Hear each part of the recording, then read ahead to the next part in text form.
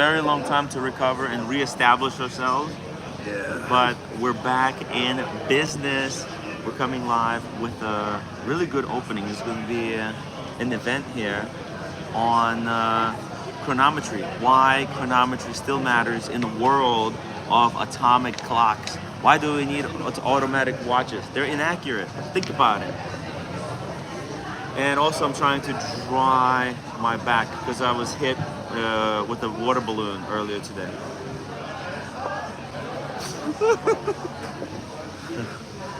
There goes the, let's see here. Maybe we have to, those are the guys there. Oh, is that Konstantin Chaikin? What do we got there? Some interesting characters. Do we change tables? Oh, maybe we'll have, you know what, I like this vantage point. Maybe the lady that was sitting there, she's not gonna sit. Or this guy, oh, it's a dude, okay, no, it's no good. Let's see, what can we do? What can we do? There's no better location. Oh, we can actually sit in the front row. What do you think about that? I think, let's see. Yeah.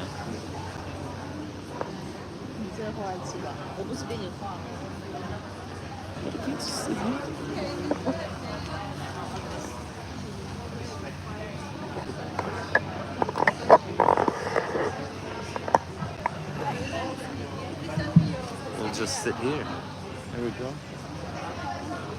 Okay, Red doesn't wanna come closer. Red is shy. So we'll just... Okay. Sorry, is somebody sitting here? No? It's okay? If they want to see it, just let me know.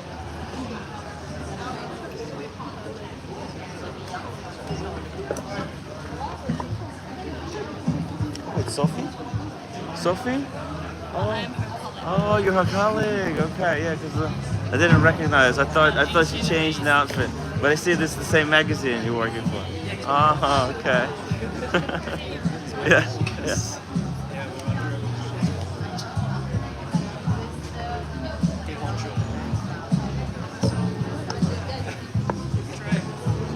We're gonna start with some with the watch conversation over here, and then we're going to follow Letterer to their place in Beau Rivage Hotel, and we'll have a private viewing of some of his timepieces, and he'll explain to us how the watch works. So today is going to be a really good show, guys. You got to follow from beginning to the end. We're working hard here. Shout out to everybody in the chat, the Oak Tree, Proof of Life, Mr. Milgaus, good to see you guys. Thank you. The shovel smell of Moet. I smell of Moet. Hungover level 0 to 10. I would say I'm like at 9. Sean, good morning, Timmy and Red. Roommate says we need to set up my phone for entry door to open. Oh yeah, okay, yeah. That's a problem, I get it. Sorry, roommate. We'll set it up when I'm back. Thank you for letting me know. Also, Manny Perez says, good morning, Timmy and Red. And Gabri, morning, guys, good morning. Hopefully you guys are doing well. It's gonna be a good show today. Now, we've got a mission to get into the pro after party. GMT magazine is going to hold a party. Okay. Hi everybody, thanks for coming. I don't know if it's easy to be here instead of being swimming in the lake. Thank you to the organizer for inviting me, and thank you Waco for having me moderating this panel, which is not quite the easiest topic. We'll talk about chronometry. What is chronometry? It's about timekeeping precision, as everyone knows, at least I guess everyone knows. It's a long history.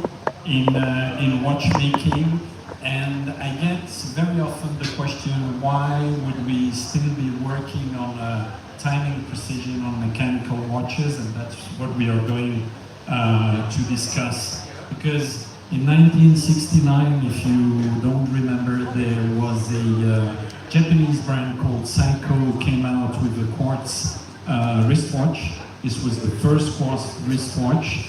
In fact, the Swiss invented the quartz before the Japanese, but as we are not the quickest, the Japanese commercialized their product before. And since then, the mechanical watches have lost their functional value, but we will talk why the chronometry still makes sense, at least in my opinion. So what is a chronometer? In fact, it's very precisely defined by an ISO standard, ISO being an industry standard which says quite precisely that it's a precision wristwatch regulated for different position and for various conditions of use. That's all it says. But then that ISO standard says a lot more about what you should achieve in terms of regulating precision, etc. I shall start with first guest, who is Andy Felzo. He's the co-CEO, the CEO. I never know if you're co or CEO. Okay, the boss is there. Okay. So he's the co-CEO of Orange. It's a Swiss movement manufacturer based in Vienne, and they just made quite some noise because they launched something called the micro rack. We'll talk about that in a minute. Next to him, Mr. Olivier Kuffer, welcome. You're the president of the SSC, Swiss Chronometric Society, ou Société Suisse de Chronometry. He's working for a watch brand, but we are not going to talk about that brand. He is in his capacity here today as the president of the Société Suisse de Chronometry. Next to him, Mr. Bernard Lederer, who is the founder and CEO? Yes? The boss, you're the boss, okay. Of Lederer Timepieces, a German master watchmaker who does also many interesting things. He's based in Saint-Blaise, Canton of Neuchâtel. And by the way, he created a fantastic timepiece, which is the Central Impulse Chronometer, which he launched when? In 2020. Okay, already. Okay. And next to him, Mr. Claude Greisler, co-founder of Armin Strom, a nice brand. I don't have to say low-toned, but it was a compliment, Mr. Greisler. I love that brand because you deliver, you create extraordinary things, and you're so discreet. I don't know if it's because you're an EM, but kudos to you. You have an extraordinary timepiece which works on resonance, and to my best knowledge, it's the only wristwatch pretending to be resonance, and it really works. So let's start with you, Andy. Yes, welcome. Thank you for inviting me. You're most welcome. You just launched a thing called MicroReg, and you dubbed your project the Quest to Zero, which is already quite daring. And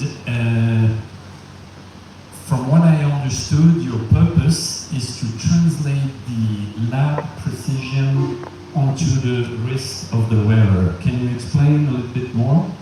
Yes, so basically we are on the one hand a watch brand, and on the other hand we are a movement manufacturer at the same time, and we go very deep into that. And when you are confronted every day with your customers directly, as we are, then we recognize, and everybody knows who is in this business, that there's a difference between what we do in the lab and what people wear on wrist. So the precision itself changes all of a sudden when people wear their watches in a certain way. And that very often, including runtime, running time, deterioration over time, changes the precision of the watch, and all of a sudden people say, oh, I like that watch, but it's not as precise as I would like to have it. And they get a feeling for that, and they say, you know, my watch usually is probably it's too fast over the week, and they're starting to wonder. And then things happen like they're sending back the watches, we need to open them up, we need to regulate that. And therefore we have started this project where we try to regulate the position of a watch from outside, and it's called micro-reg, in order to be able to adjust it actually to the preferences of the wearer. So anyone could use that device to regulate its own watch. That is target, yes. That's the target. So you're making a lot of watchmakers jobless. No, I think they will have more to do in the future. You know why? Because we create happy customers. That's a good answer. So, Mr. Felzel is saying that chronometry is apparently still relevant. You are at the helm of a society which is dedicated to chronometry. Why do you think that people still should care about how precise their timepiece works? So the primary function of a watch is to indicate time, so hopefully this time is accurate enough so that the wearer is very happy with it. So that's the first concern, of course. And our association is 100 years old now, and this concern came by history at that time, 100 years ago. All the people begin to have watches on the wrist, and they have to keep time with them, to take time with them, and they have to have it accurate. But now I start challenging you. Everyone tells you, you know, I don't care too much because time is all over the place. It's on my phone, it's on my fridge. So who really cares? Because in 1969, basically moving from mechanical to quartz, we adjusted the timing precision from a few seconds a day to a few seconds a month.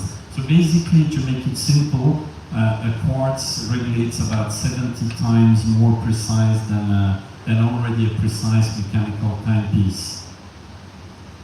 I think watchmaking is a never-ending story, and we renew our knowledge following the new issues, the new technologies, the new materials, and these new issues bring us to better accuracy.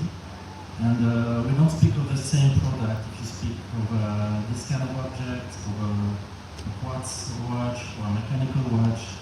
We have different categories of products, and it's not the same concern about this.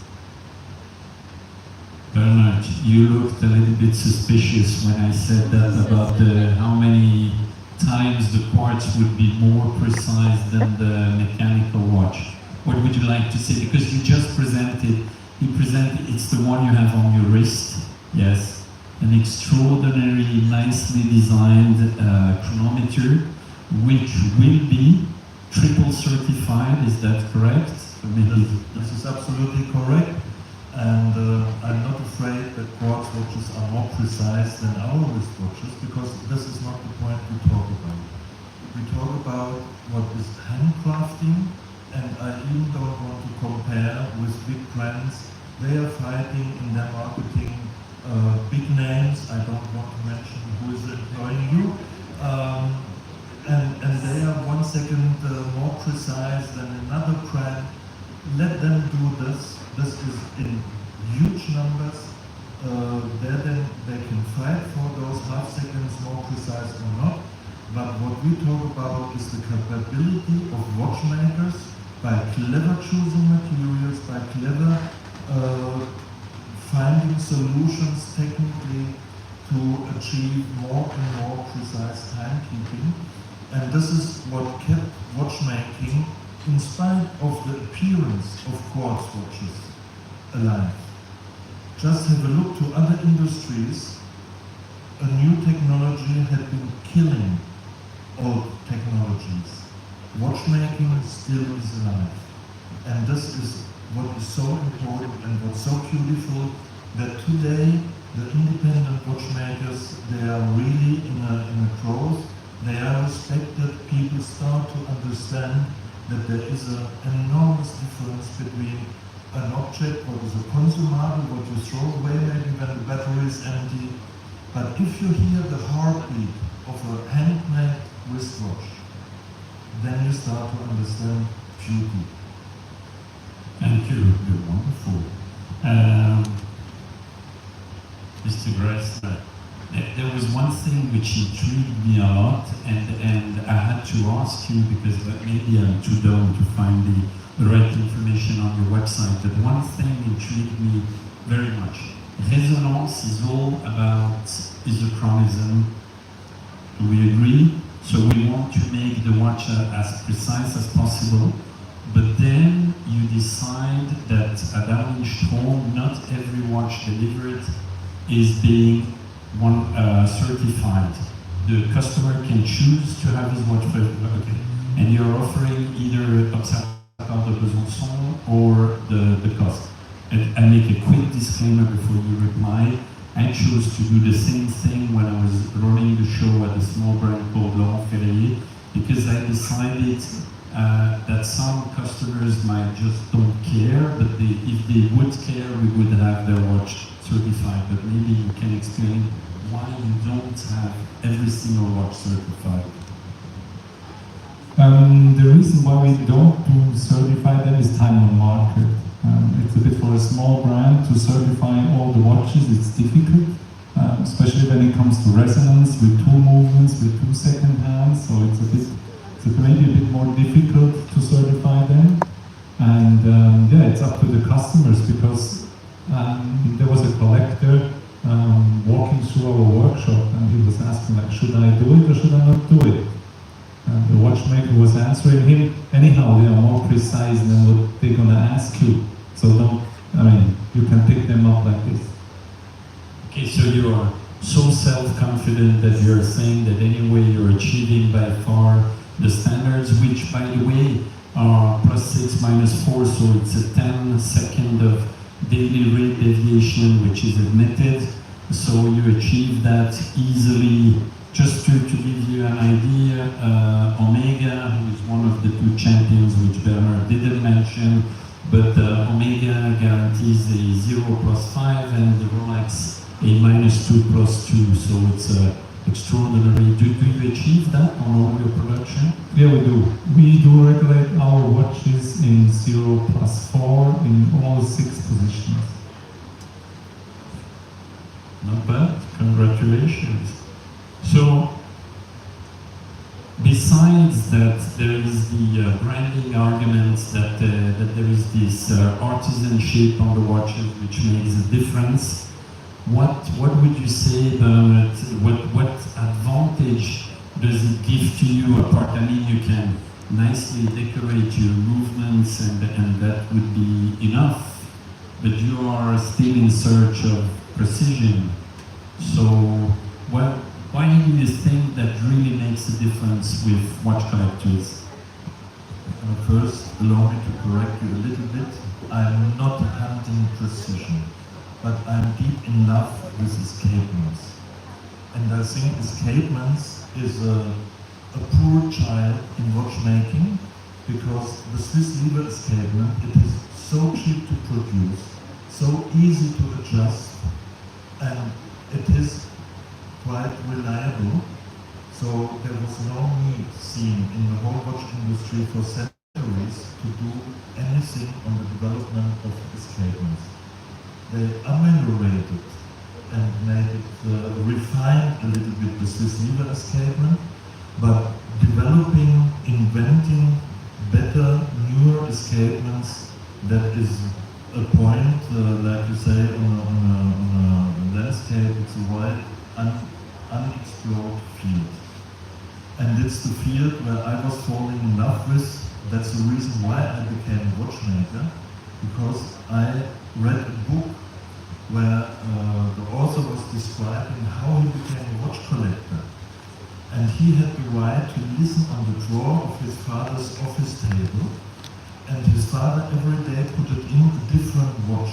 And the boy had to find out which watch is in the drawer, only by the different phonetic signature of the escapement. And this, I thought it's a very nice fairy tale, and I wanted to prove it. So I went to flea markets winding up pocket watches, listening with this ear on one pocket watch and then listening the other one. This is how I fell in love with escapements and as a logic follower with watchmaking. And I feel it is so interesting field. There's nothing where you can still develop beautiful things, and therefore I'm not hunting precision. I'm hunting the best ideas in watchmaking, and as I learned in the Watch Museum, I'm very much connected to historic developments, and there are escapements in the market that have been forgotten. They are very genius. One very well known is the Escapement from Breguet, what I transformed via George Daniels into what we have today, the central impulse chronometer, what you mentioned that I'm wearing on my wrist. And there are others, very nice, very important, and I want to put them on the scene. I want to put the spotlight for the watch collectors on this. If they are precise, very nice. They will be reliable for daily use. This is for sure. Andy, tell us a little bit why chronometry in fact is not a quest per se, Guys, but make it's sure you the take notes. consequence of manufacturing I'll quiz you later. excellence. And I think that's the very true value, because sometimes some institutional brands, sorry Wayne, now I'm going to say something you shouldn't say, because sometimes institutional brands are getting lost into some very complicated storytellings, and they forget about the true values of what Swiss watchmaking is about. And I think one of our very true values is manufacturing excellence. That's correct, and we have been talking about certification, and to say the least, running certification at scale is extremely difficult. I mean, people forget that a certified watch is not a guarantee for precision, it's a guarantee for quality, first of all. Because if you, as some of the big brands, need to run probably 1 million movements through a certification process, that is inherently difficult and it's extremely expensive. So when you do certification, like we also do that, not on all products, but it helps you to hone the processes of your company. That is the main advantage in my opinion, because as I said before, the precision on the wrist is something different afterwards. But the fact that you have to pass 100, 1,000, 10,000 movements through a process which says your watch shouldn't run faster than 6, slower than 4, and even worse, minus plus minus 2 when you're talking about super chronometer, this is an extremely expensive process for a company to do. We estimate conservatively that we need 2.2 million certifications per year in order to comply with such a precision window, that at least 100 Swiss francs extra need to be spent. So we're talking about 220 million Swiss francs every year in Switzerland only being spent to be able to run through a process. Not talking about the rest of the 4 million. And so this helps Switzerland, and I think even if we do this micro-rec stuff, that doesn't mean that chronometric certification is obsolete, not at all. Because we need this certification processes in order to make sure that we have quality. Of course, companies can self-impose quality on them, but a third party telling someone else that that has been correctly made is always an advantage, I would say. Now I'm jumping on that subject. Unfortunately, we don't have anyone from the two champions of chronometry I was talking about before, but let's put it very bluntly, there is two brands, who are making a double certification, which is Omega, where the movement first goes to the COS, Contrôle officiel suisse des chronomètres, and then the complete watch head is being submitted to a battery of tests, which is regulated by another standard, which is the METAS, which then gives you a certificate of master chronometer. Now we have another company which joined that standard, which is Tudor, the little sister of Rolex. Rolex does also double certification, but it's an internal process. So of course, I don't doubt that they do the things the right way. Do you think that, maybe I would also have your opinion on that, do you think that being certified by an external authority puts more pressure on you rather than saying that you do the Orange seal or definitely, because it's just a matter of looking at an invoice. You know, you're getting movements back and then you probably end up ahead time in your company, and out of the 100 there are 10 failing and the natural fail rate is at 3.5% at the moment. So even for the biggest companies in this game, they fail with 3.5%. That means out of 100 watches, 3.5 watches don't pass. You need to take them apart, you need to bring them back, and we do not consider the first 45 days or 30 days running time internally where you already have 10 to 15% fail rate. So it makes life extremely much harder, and finding ways to do that efficiently is our job. And therefore we need to apply technology and all these kind of things. But it is definitely a disappointing fact when you get a batch back from Prost, didn't pass, need to do it again, and then you start thinking about your company. Is something wrong in my company, or did I get a wrong batch here, or what's going on? Mr. Geisler, what would you say? Because we said before, you give the choice to the client, but you're self-confident enough that you know your watches are regulating precisely. Wouldn't it be a little bit more stringent to say that someone else from outside would come and check what you do? So yeah, definitely, but we have an in-house control, so all our movements, they are double checked. So we have like a core watchmaker who is, once the movement is fully assembled, the watchmaker regulates it, it gets disassembled, reassembled, then it gets double checked by his core watchmaker. And therefore, so we also have like a double certificate. It's an internal certificate, but as Andy mentioned, especially for us as a small company with a low production, it's difficult to handle a certification for now. But it definitely always makes sense to have a third party which proves what you are able to do. Yes, we know each other for such a long time. Actually, we had a bench in Strom when we started to do our movement, so I think it's very important to understand the difference between the types of brands operating, and of course they are in the real manufacturer world, and you expect that you spend a lot of time on taking care of that product. I would consider our side more, we are not big, but we think industrial, that's a very different game, and there price efficiency, operational efficiency is super important, otherwise we have no way to survive. Same like a big company like Omega or Rolex, that's industrial watchmaking. That's why Omega set up the Laboratoire de Précision, because basically they're taking away the work of the cost.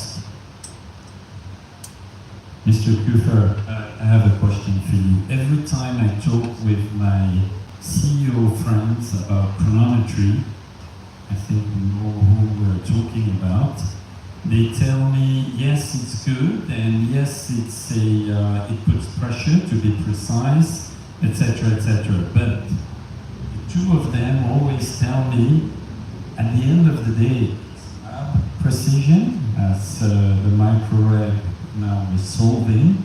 Micro-reg means the pulse from the lab to the wrist, but the standard dates back to 1976. I was born since a long time. You, I don't know, you're probably younger, but it's a long time. What can we expect one day to go maybe a new way and have new standards of chronometry? So to change these standards it's a slow-moving system, because we have this concerns also international countries. So this is a slow-moving system, and to my knowledge, my colleagues in other brands, they are talking about this, but we go very slowly, and we have to think Switzerland. We have to think all the different brands to change it. We have to do it quite good. We don't have to make mistakes if we change this. So But it's not only because we're Swiss and we are slow, it's because it's a complicated process. Okay, I got that. I'm 75% Austrian, it's a disclaimer. Bernard, would you be happy if those standards would change? We would bring them a little bit nearer real-life wearing conditions? I think it would have a very positive aspect, because from time to time we hear the customers that they say, no, yeah, I don't take care, that cost is so easy to achieve. So they talk about us, he talks about industrial achievement, which is completely different. And a few customers tell it does not give us any additional value. We learned here that it gives additional value, but it is a hidden additional value. And I think hidden things should come to light. Then it helps the customer's understanding. So yes, we should change a little bit the rules, and if it's only the rule that we have to change the way to communicate, that it makes sense, and where we find the sense of this kind of certification. I don't think that it's on the first row necessary to go from -4+6 to -2+4.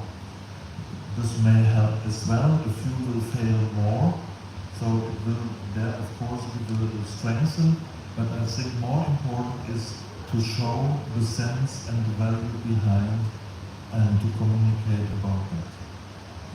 You are all happy if there are more initiatives going towards this. I wrote a few times, even at Revolution, I wrote that the next turf for watchmaking for me is definitely chronometry, because that's where you can make a difference, because that's where you can measure the manufacturing excellence. So you're all happy if it would move forward and there would be more people or more instances, authorities certifying.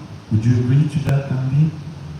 I think it's necessary for the Swiss watch industry to stay ahead, to have these certification authorities. I think the authorities itself need to up also, for sure. They need to get closer to the customer to show what they're doing, but they also need to look closer to the products they are certifying, because we are having more technology coming in. We are seeing movements with much longer runtime, for example, because of silicon technology.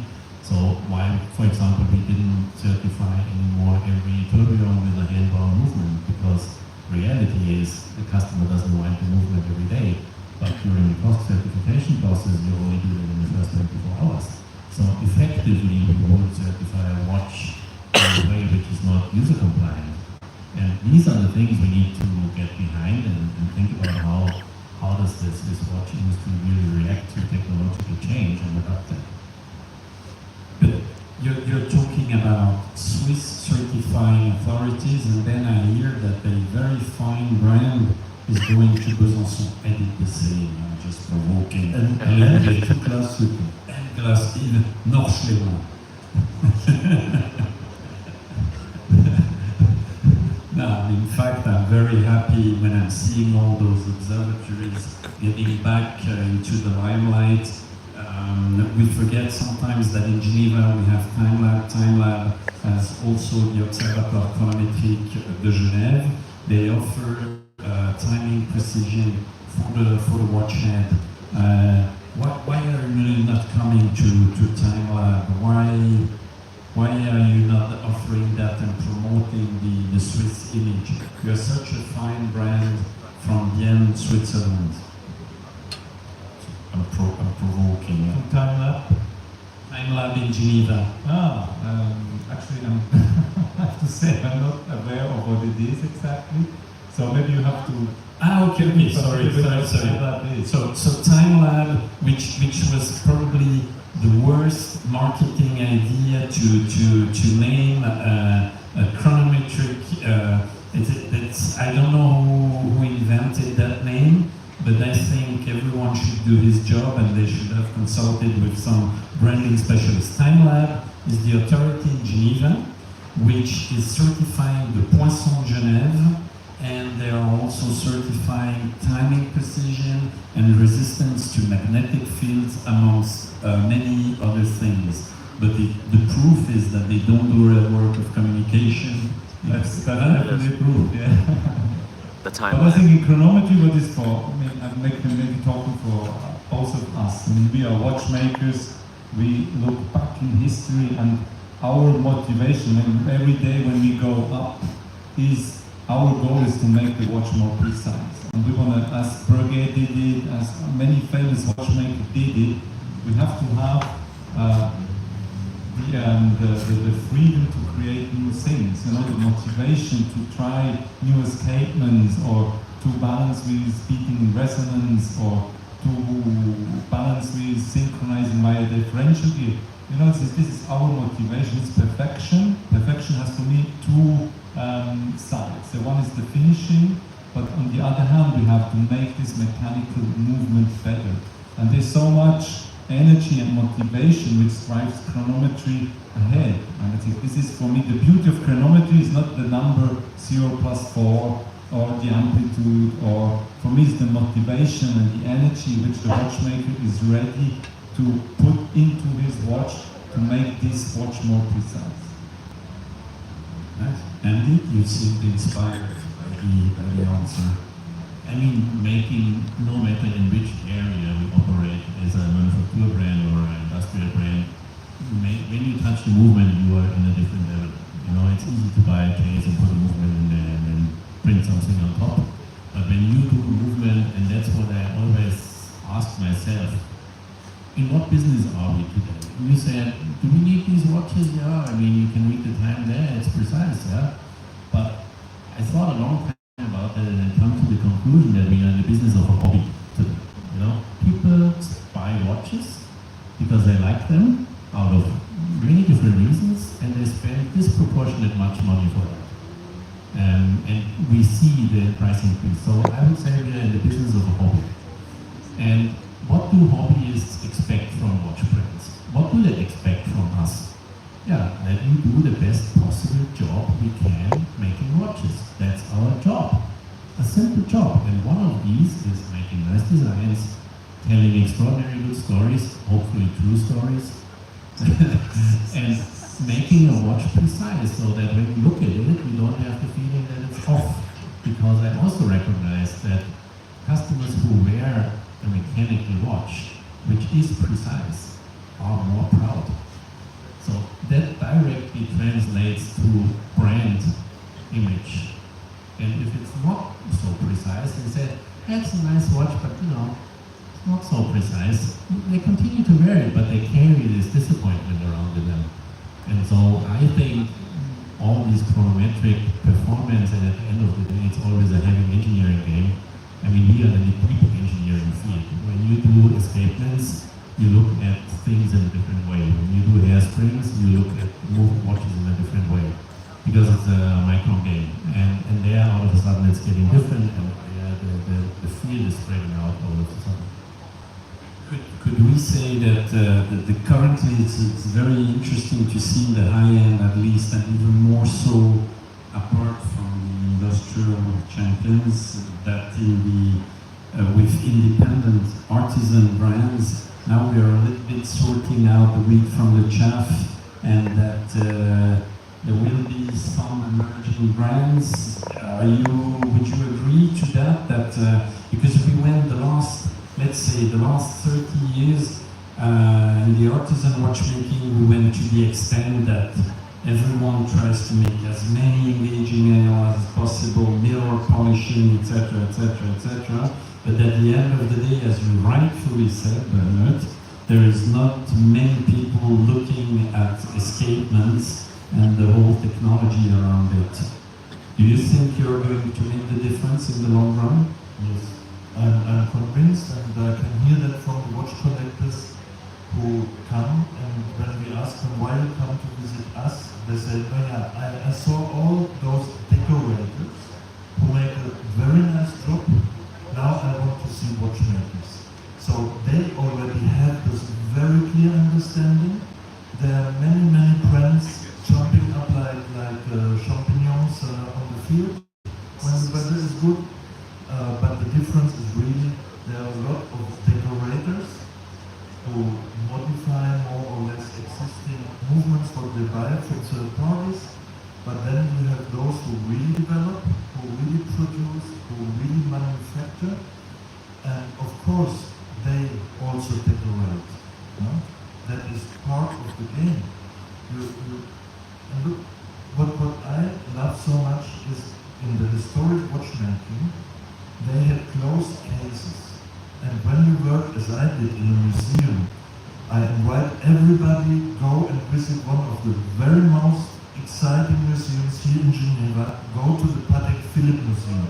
Definitely. You can see there the love of watchmakers towards their profession. It was for centuries hidden in the cases. Nobody else could see that ever beside of the watchmaker that made it. And they expressed with the beauty of how they finished each and every component. They did not want to please a customer who never saw it. They just expressed their respect and their position towards their profession. And that is so beautiful to see. You're saying basically we have to hide the beauty from the client. And we put the tourbillon back where it belonged, once upon a time. The tourbillon cage was on the movement side because it was meant to regulate the watch more precisely. So you're not going to hide it. I don't want to discuss tourbillons because then I have to refer to Breguet, who invented it and directly said it's a bad idea to make tourbillons. So there we will enter into a field I don't know. Okay, but Breguet then did the Escapement naturel, which helped a lot George Daniels and later on Omega to produce those extraordinary coaxial escapement. I'm not saying only this because I worked at Omega, but also tourbillons are the boring meeting watches. So you have one thing to look at. A boring meeting to look at the tourbillon. Okay, I would like to open up to the audience if you have questions Guys, if you have any or questions. remarks. Yes, Hamza, I expected you.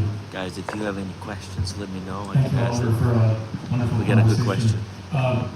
It's so refreshing to hear the topic of chronometry being discussed with such accuracy in the language and the way that the language is being used.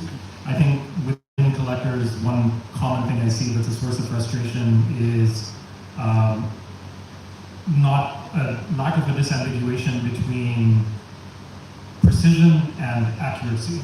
And I think everybody needs to do a better job of understanding that difference and keeping that in mind. So would you have any advice on how you think the conversation around chronometry needs to change, anyone on the panel, for how to distinguish between those two concepts and refer to them accurately?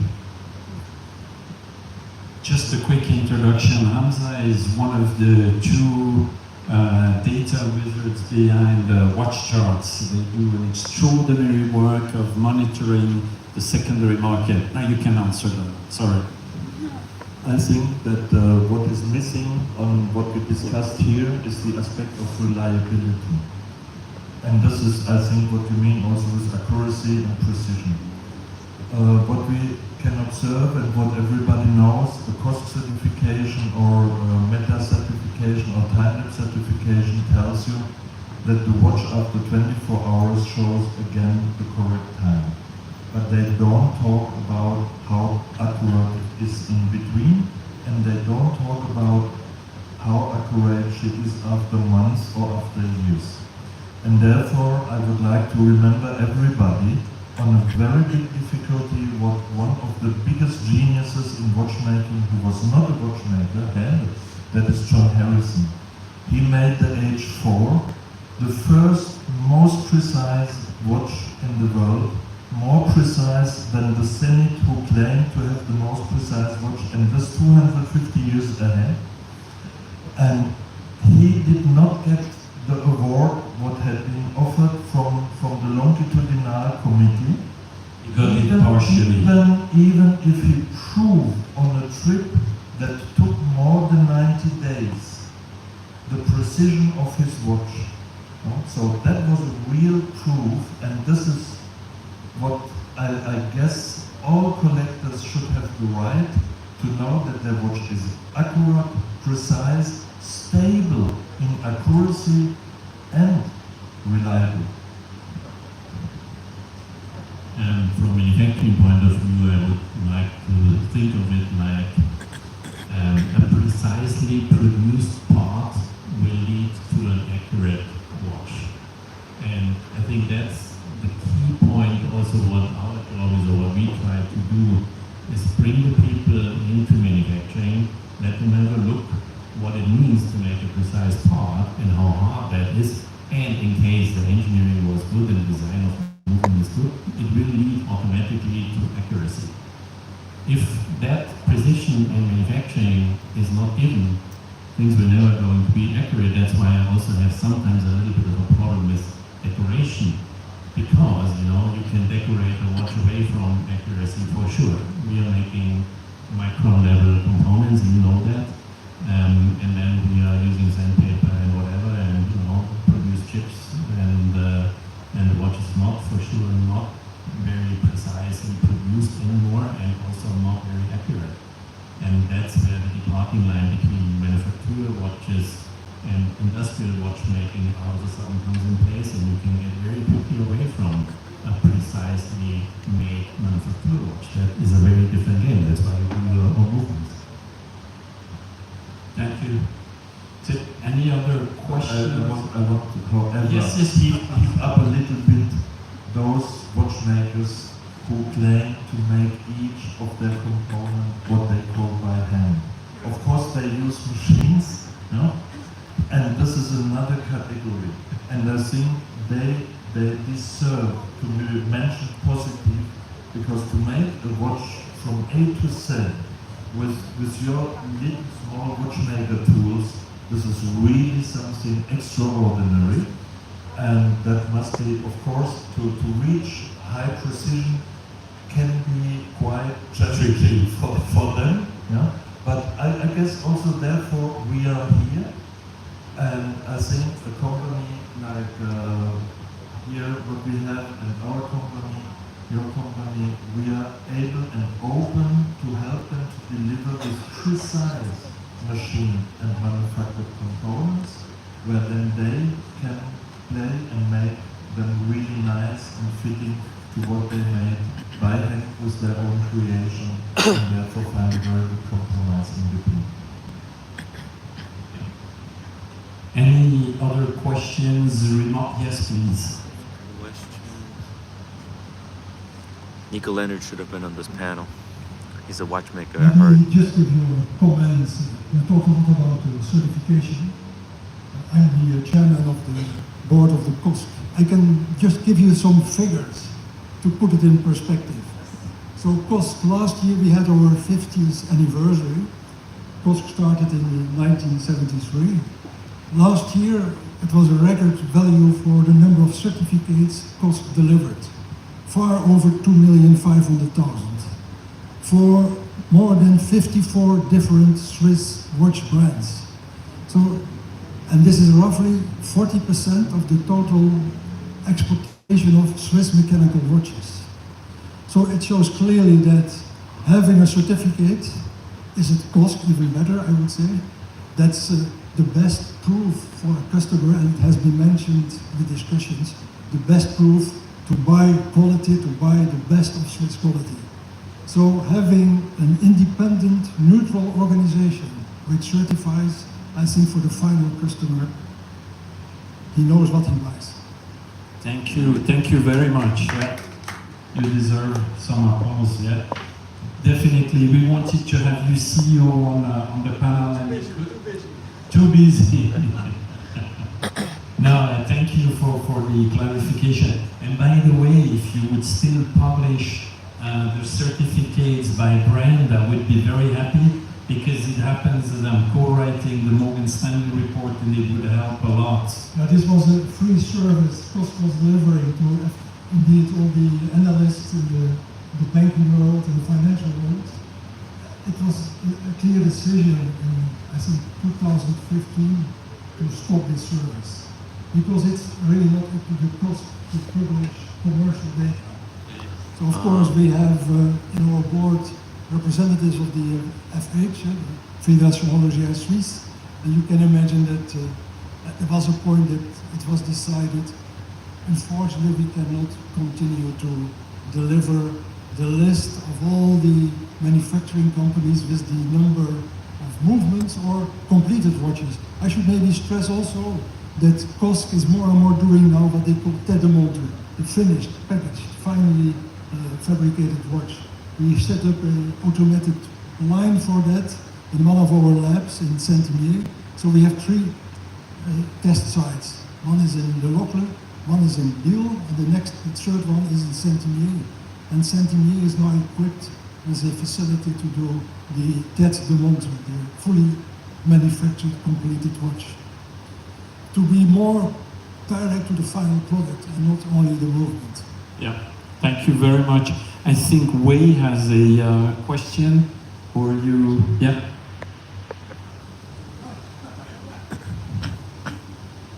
The extraordinary Waco. So Carol was just pointing out to me, just in case you guys were not aware, that's Nico DeRoy. He's a legend in the watch industry. And he is the guy that introduced silicone to watchmaking. So, Nico, in terms of cost certification, in terms of any form Not to be confused with Nico Leonard, the legendary watchmaker. What we do is manufacture the parts as accurately as possible. If we want to go after that, is silicone the way? Before you answer, you have one big fan of silicone who told me I visited his manufacturer 2 weeks ago and he told me that it was the only way to go. Should I answer? Okay. It's a if you look back in history, maybe I can also use this occasion to announce that in 2025, next year, it is the 350th anniversary of the publication in 1675 by Christian Huygens. He published the balance wheel and balance spring 350 years ago. If you look then in history, nearly every age something came to it. In a new century, I think the Harrison has been mentioned. Then probably in the industrialized world, Switzerland popped up with setting up the manufacturing sites, mostly in the Jura. Manufacturing of hairsprings and related components became really big scale.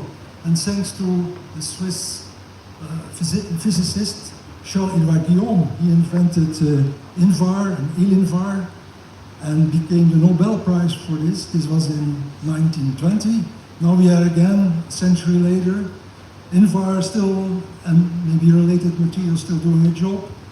Many other companies invented their own best materials like polychrome. At Rolex, I forgot the name. Paragon. And then, of course, one day, for good reasons, silicon popped up. And this is certainly not the end of the story. This will continue.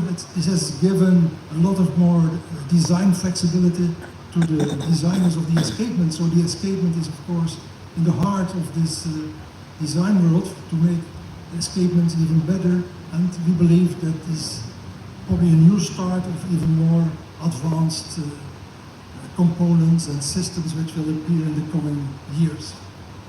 Thank you very much. At COSC we don't work on this. At COSC we are the service of the watch industry. We service, we do our best to satisfy the needs and the expectations of our clients. We are the service for them, but of course there are large brands who can do a lot of investments in research, and we have research centers.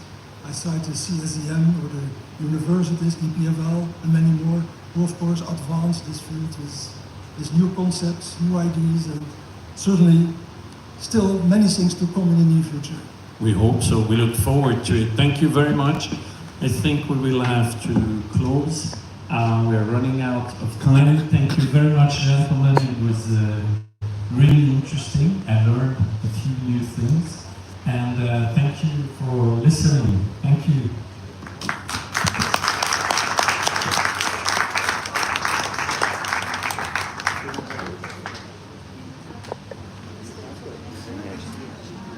Whoa, it's actually filled up the room. Excuse me, sorry. Hello, hello. Oh, hey, dude. Hello, hello, ma'am. Nice to meet you. What's your name? Jennifer. Jennifer. You are doing Wow. such a good job. Oh, thank you. I was sitting, I was doing home office. And thanks to Tim, Good. I could see all the improvements Yeah. of the event from last year to this year. So Nice. Oh. One else in the training Yeah. because someone was phoning Yeah. and said like, let's watch Tim and Yeah. then we'll put you on now. So you were on the way. Yeah. Oh my God. Oh, well, I'm glad you guys are watching. I love doing this show. We're gonna go with letterer. Oh, you got my card. We're gonna go after this ends. We're gonna go together with letterer and see some watches. Bernard said he's gonna explain to us the escapement. they are sensational. Yeah, this was actually a really good panel. Yes, and he has something very unique that his watch is like a little stone. Yeah. So when you have it in your hand, because the top and the under Yes. cover is made in crystal and you Yes. can really see Yeah. through, you have this feeling of a little cold stone in your hand. Yeah. And I really like this brand, especially for the feeling it gives Yeah. of touching it and Yes. wearing it. Yeah. And it's very rarely mentioned, the feeling that procures a watch. But it's really like a physical chemistry Yes, yeah, with yeah. leather. Because that's the thing, like with watches, what a lot of people don't take into account when they're just looking at watches online, that are just pictures. They don't know how it feels to wear the watch on the wrist. They don't know how it feels to hold the watch, you know, and see it and feel it in three dimensions. It goes beyond. yeah. It really adds something very special. Yes. And they are so unique. Every single piece is. There is so much thought behind it Yes. that it's really a beautiful product. So Oh, I yeah. highly recommend Yes. to have the chance to try them and feel them in your hand because it's once in a lifetime experience. And if you have a chance to say hello to Bernard himself, he's great. He's a fountain of wisdom. He gave me some really important advice when I needed it the most. So I met Bernard and his wife 2 years ago during Geneva Watch Days in another location in Geneva. And he revealed that he's also a very big car aficionado. He loves vintage car, and I think he still has a garage where he's tuning his old-timers. we're gonna have to interview him about that. We got lots of car collectors in the watch community. They would love to know what cars Bernard has. And car is very close to my heart because it's also one of my passion. Oh, what do you do? So I'm an event producer, Okay. but I started in Formula One, and I Whoa. come from the rainy country where we have one of the most interesting racing track, which is Spa-Francorchamps. Oh. And Where is that? Spa-Francorchamps is in Belgium. Belgium. And it's a very mythical racetrack because we have special weather on this track. Half of the track is under the sun usually, and the other half is under the rain. Wow. So for Interesting. Formula It's like a One challenge, yeah. engineers, it's an extreme challenge. Which tires do we put? Yes. The wet or the Or the dry dry. ones? Oh my God. Anyway, so Bernard is also a fan of cars, and basically it's this bridge between cars and watches. Yes. They are two beautiful mechanics. Yeah, Engines. exactly, because like this is like every watchmaker, they have like their own little thing that they're pursuing, and Bernard, he's pursuing the accuracy, and like that's the what makes his watches, his movements so special, is that he's really trying to make the most accurate watch he could possibly make. And he, like, all the technological improvements that he makes is to make the watch more accurate. And yeah, there's people who specialize in the dial. They want to create the most beautiful dial or a new shape, right? The movement is like irrelevant, right? But he's got his unique thing, and for those who are looking for the most accurate watch, that's the guy. That's our guy to go to. So Yeah. we will be able to watch this. Yes. On your Yes. account. Let me give you my card. He has Yes. one of my on cards, your YouTube but account. We sign Because There we go. I'm also a Yes. fan of accuracy. yes, Details are in the F1. devils. F1 and planning events, you gotta make sure you Yes, got everything detail sorted. is Yes, key. the correct number of champagne. You know, obviously, you have to know when two guys like me and Red Shovel walk in the event, we have 30 cases of champagne just for the two of us. So your fans are based in New York, Oh, they're all over the world. all over the world. Yeah, we but got- mainly America. Yeah, mainly I would say UK and United States. Yeah. There's a big Fantastic. portion from Australia too. Oh. We got a super chat from Terry Civil Watch Austin. Free Ken Barlow from his home. There we go. Thank you, Terry. Free Ken Wonderful. Barlow. I don't How know what that means. amazing. Yeah. I think that was message for Red Shovel. Are you okay? He's dying of it. Hey, hey, just to manage the stream for a second, I want to say hi to Davidoff, brother. Okay, no problem. Oh my god, that was hilarious. That was hilarious. Yep.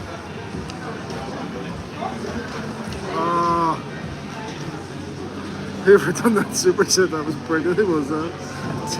Terry Civil Watch Austin, that was brilliant. Very good, very good. That was funny. It was funny. Red wearing a rabbit shirt. Yeah, it's the cycle bunny. Cycle bunny.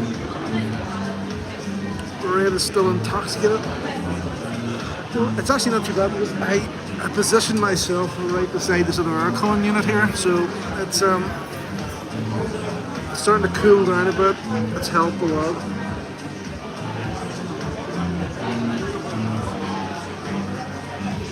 Tim's away to mingle.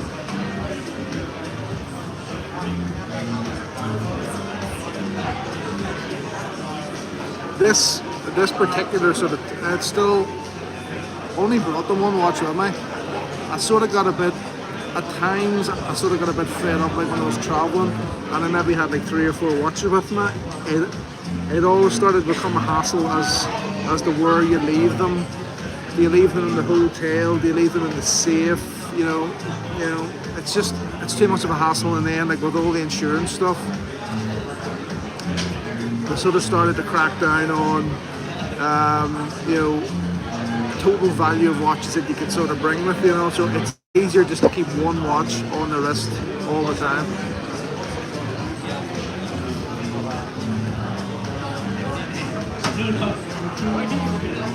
Travel with one, it just works out easier.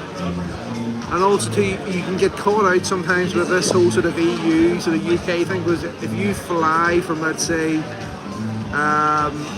if you're doing certain routes and you're coming maybe from the UK back into Dublin again, there's all sorts of customs issues because you're flying from a non-EU country into an EU country, and if you have 4 watches with you, all it does is all they do is start asking questions about them.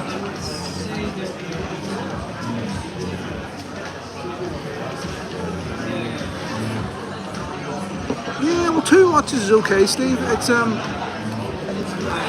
I'll say it's just that I don't want to have. I started to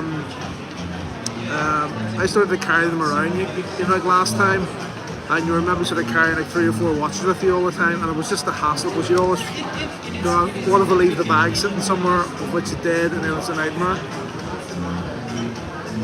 Tim with fake smile and orgasm explanation, pure heroic class.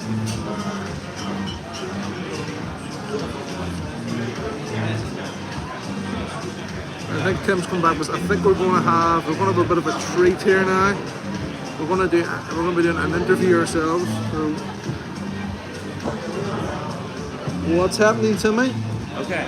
What's happening?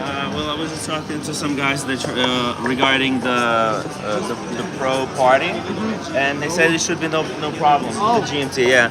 They said if you show up. Oh yeah. Hey. See you around. Nice to meet you. You're going also for the next talk? No, I'm going. Well, I'll be back here. I think I'll come back. Okay. But, I'm gonna go with Bernard to Beau Rivage, and then we'll come back down here. Go with the flow. Yeah, exactly. Thank you. Enjoy the party. Yeah. Oh, we got Mike Nouveau here, back for part 2. But let us go outside, and we'll do a little bit of coverage from here.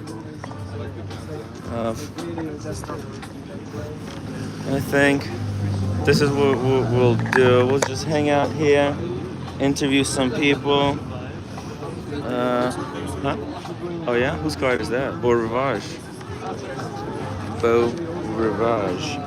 Let me see. Let me just put my charger in the bag. There we go. Okay. Okay, yeah, that was the conclusion of the event. Let's see here. What do we got? What do we have here? Is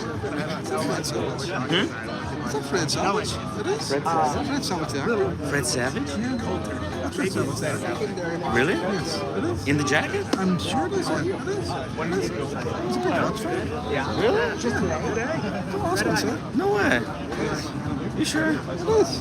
Guys, are you sure this is Fred Savage? It is. What is he known for? Which shows? The Wizard.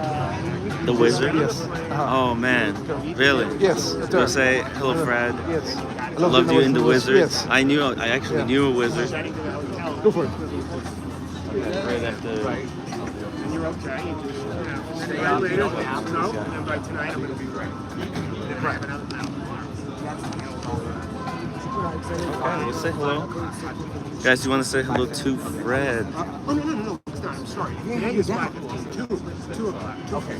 2 o'clock. I head down for this afternoon. 2:15. Right. It's 2 o'clock.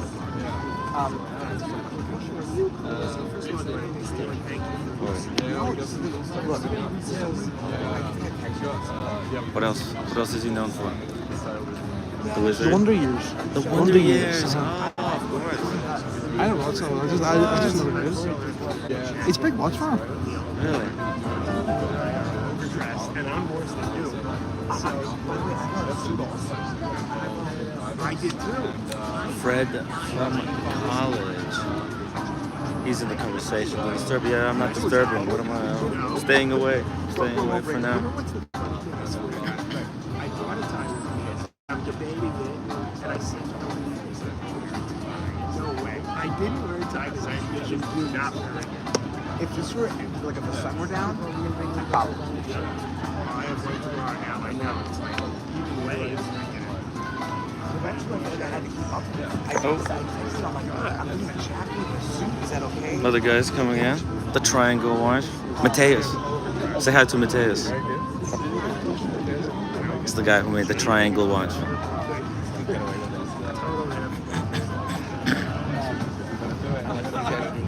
You guys are doing like a red carpet. Oh, is it okay to just say hello? We're live on YouTube. Oh, sure. And we just wanted to say hello to Fred. Hey, how are you? And what's your name? My name's Fred. Oh, yours name? Oh, of Yes. course. Yeah. Hey. Hi.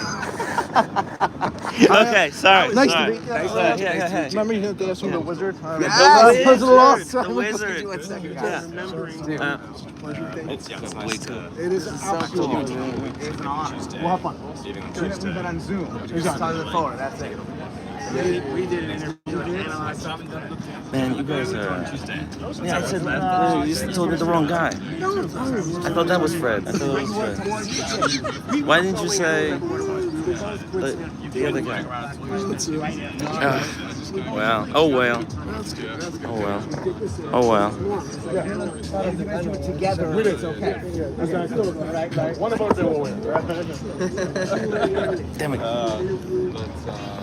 Well, there you go. I mean, that's how it goes. It's all cool. It's all cool. I don't know these celebrities. I don't recognize. He's British, right? He's British. American? English, right? But you know, we have to ask him what watch he's wearing before. You didn't get it the first memo? This guy's doing an incredible host. This guy's taking me around and putting like a king. What's the first memo? The first memo was jackets. Yeah. Something like annoying. We'll just pull that off. I was sure I have a jacket. The Weezer. The Weezer. There we go. Kind of surprised. I should have asked the guy with the gray hair because he was standing with his back to me. I couldn't see it. Where's the hotel? Oh, look at this guy. By the way, who's his friend? Move on. You're not getting a second chance there. Okay. Well, listen. That's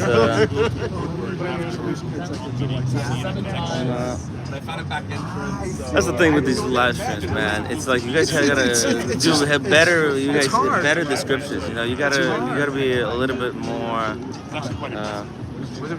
clear with these directions. You know that. Look at this guy. Thinks he's cool. Everyone knows Yeah, he's pretty cool. Love the look. Let's do it. Whoa.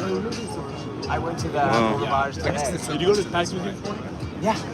Very nice look. I mean, I didn't Guys, you know, I need clear directions in the future. So I was there like 2 hours, you know, in and out, How long did you spend on the top to bottom? top to bottom.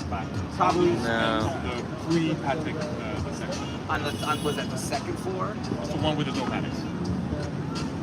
Let's ask Fred for wristwatch check before he leaves. 20 minutes. Okay. I was probably 20 minutes, 30 minutes, 45 minutes. Okay, good. I took some friends and in the pre-Patrick section, they were like, I'd like to get something more confident. Yeah. Because we spent literally 1 hour. Will be cut dead in the yellow pants. I wanted Some would say that, Tim.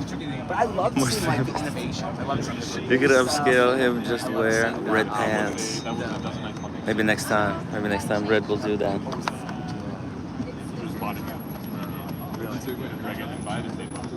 I like the history and the origin stories and all the Tuesday longitude stuff and Maybe. chronometers.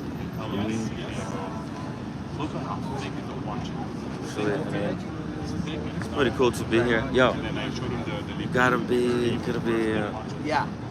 scoping stuff out. By the way. Okay. The who? Who? The guy in the red shirt. The guy in the red shirt? Oh, this is Davido. Davido. He's gonna try to help us get in the GMT party. Yeah.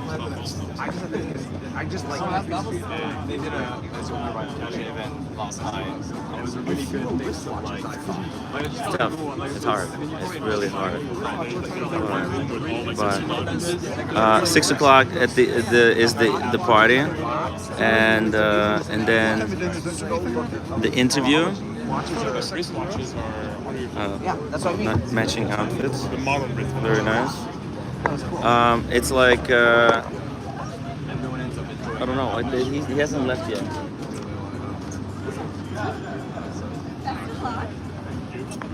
By the way, Fred, what watch are you wearing? Oh, I'm wearing 5402. A series. Oh, wow. It's very beautiful. 15202. Very cool. 5402. Oh, 5402. Yeah. How's it different from the other? Is it tantalum or? No, this is the original. This is 1973 steel. Wow. Yeah, A series. How'd you get into watches? Oh, I just always enjoyed collecting. Just always watches. liked it? Yeah. Well, that's a really special piece. Thank you so much. Nice to meet you guys. Hey, thank you for saying hello. Damn, it's got the vintage one. Holy F, man. Fred is just killing it over here. Okay. Now, is the letterer still inside? Let's just go inside and see. He's still here. Oh yeah, okay. He's still here. Very cool. Hello, excuse me.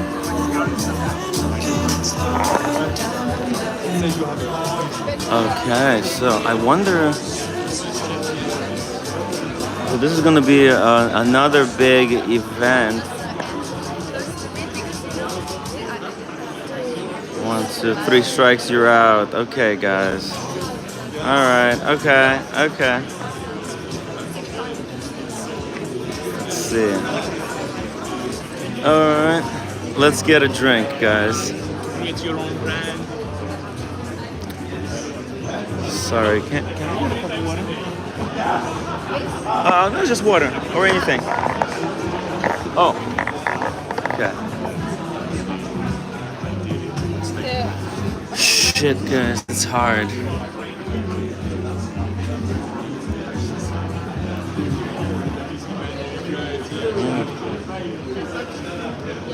Now I wonder if Fred is gonna be on the panel or he's just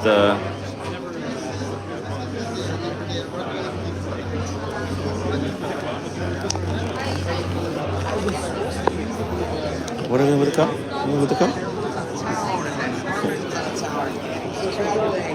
Well, I think what's gonna happen, we might actually stay for this one. This is a full house. What's going on? What is gonna be here? You don't need to be over at the other place, no? Bernard is still here, so I think we might as well stick around. Maybe even ask some of these people what watches they're wearing. Red gets drinks coming and charges ready to stand by. It's like a flavored water. That's okay. The Yellow Pants was wearing the Pepsi, but maybe we'll say hello to him. Roman is giving a talk. Oh, you think Roman is going to be on this panel? There's going to be a panel, I think maybe today or tomorrow, where it's like gray market dealers. Yeah. Oh, Nico's going to be here. Yeah, there's going to be... Roman's going to be giving a speech. Hey, yes I am. Hello, what's your name? Dan. Dan? Oh man, I've been watching your show for about 3 years. Yeah, you gotta rewind 30 minutes ago where I didn't know who Fred Savage was. Oh, bro, it was brutal. brutal, man. You know, it's a wake-up call. But how long have you been watching the show? For about 3 years. 3 years? What? That's really cool. I actually Thank met you at London Watch Show. Oh, the original one. 2022. Oh my God, that's when everybody got COVID. That's when you got Archie. Yeah. The good old days. Pre-war, whatever they call it. But hey, you got it. What is that? A Submariner? Yeah. Let's see. 4060. Oh, very nice. A no date. No date. Yeah, that's the one I want. You know, I have the date version of this, but I really prefer the no date. Yeah. It's just so much cleaner. I'm wearing the Maurice Grossman. Yeah. I've not seen you before. Is that you? Huh? May I have the pros to the stage,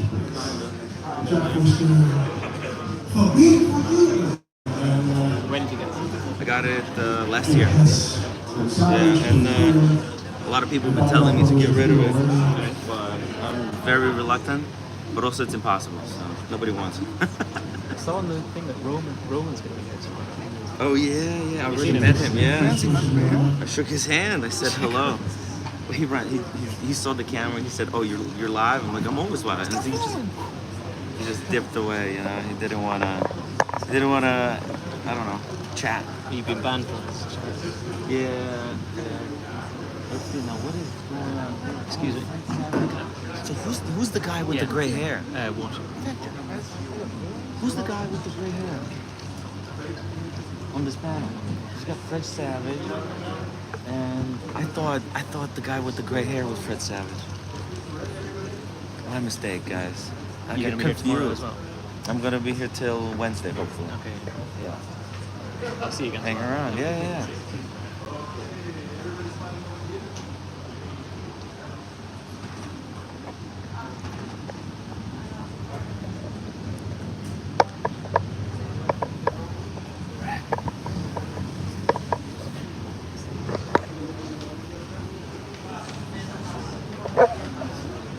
We just sit here. We're just going to stay here. We're just gonna stay here for now, at least. I think I look at Dave. You think Bernard left? Yeah, I think I see him walking right there. You think? Do we? What do you want to do? You want to watch this, and then we go? I'm gonna ask the question. Which one of these guys is Good, Fred the Savage? question is good. So we might- Ladies and gentlemen, thank you so much for joining us to pouring the water. one of our watch prevailing themes in secondary watch market. I would like to introduce our guest. Well, first let me introduce my extremely handsome, hat-wearing, really dude, hat-wearing co-moderator, Sasha Davidoff. Sasha. Thank you. One half of the Davidoff brothers. I don't want to blind the audience with my shiny forehead. Thank you very much. Tony Trainer is a man who needs no introduction. He's usually kind of quiet in the beginning, as usually the person who's most intelligent in the room is. He was formerly a tech and media lawyer, has come into the world to become a watch nerd, a professional watch nerd, and what a watch nerd he is. His media platform, Escapement, is one of my favorites. Incredibly insightful, and has some of the most intelligent writing around. And on the subject of intelligent writing, good God, it's Jack Forster. Elder statesman of American watch journalism, probably the greatest technical writer. Jack Forster looking great. Okay, let's just say it. He's the greatest technical watch writer on the planet. Jack Forster, how are you, sir? He says he's just old. Dude, I'm old. Fred Savage, beloved actor, director, producer, watch connoisseur, and also now entrepreneur in the watch space. How are you, sir? Jeff Hess, the incredibly handsome and always incredibly dapper Jeff Hess, right? Now I had to watch the Oh, okay. and revolutionary in the auction game. How are you, sir? James Oh my Hess. God, so lovable and handsome. James Hess. That's who I thought the Now, Fred Savage was. You remember vintage expert, but kind of like I would say he's the spiritual mayor of Geneva. Would you agree with that? I'm going to put it out there. I think he's kind of the spiritual mayor of Geneva. Okay, here's my intro, then I'm going to hand it over to Sasha, right? So you can't, hey, I'm not listening to you, brother. You can't help but avoid this bombardment by the news. Every time I wake up in the morning, I take out my phone, I awaken my computer. Oh my God, secondary watch prices are dropping. What the hell is going on? Is it the end of the world? It's as if it's a constant existential chicken little crisis going on. And here's my take on it, right? Yes, we had 3 incredibly crazy hype years where watches got decoupled from their primary raison d'etre, which was to give us pleasure, to be beautiful objects that mark the intersection between science and design. And as a result, now prices are correcting themselves, but Jack Forster and I have been around so long that we've seen every single correction that's ever happened in the watch market, from the SARS crisis to the decoupling of the Swiss franc crisis to the COVID pandemic. We've been through 25 years of crisis together. Go ahead, Jack. And my takeaway is this: the net growth in watches has been huge, and it's not going to go away anytime soon. And I would say, how do I know this? Just looking at popular culture. There's not a major sporting event, just at the Olympics. Everyone was talking about the watches being worn not just on the podium, but also in competition, right? You've got a rise of new influencers on social media and on video platforms like the incredible Mike Nouveau. What's up, dude? Woo! Everyone everywhere is talking about watches. And Tim Wright. The cultural event today happens without us And talking Tim about Wright. watches. I don't think that's going to go away anytime soon. But there has been a market correction, but there's also a market redefining. And interesting things are happening right now. So for example, Fred is going to tell you about a new business that he's launching. That is a certification and rating platform for pre-owned watches. But let me first pass the microphone to the still hat-wearing Sasha Davidoff. Thank you, Wayne. So I think we're going to dive right into it with what Wayne was mentioning about the third-party authentication. Yes, we've seen the market come up and down. I don't think it has anything to do with the fears that have come about in the vintage watch world, which is where that's my domain. I don't think that has had a huge impact on the secondary market kind of cooling off. I think we're talking about secondary market in a bigger picture sense, where we're looking at mostly secondhand watches and how the role of secondary market watch prices have become so much more important today. So I think that, you know, in my past, I used to watch, kind of like look at the novelties coming out at Basel World and SIHH, and those were kind of the market drivers. And during COVID, I think the discussion began of the secondary market value basically made that watch important to buy.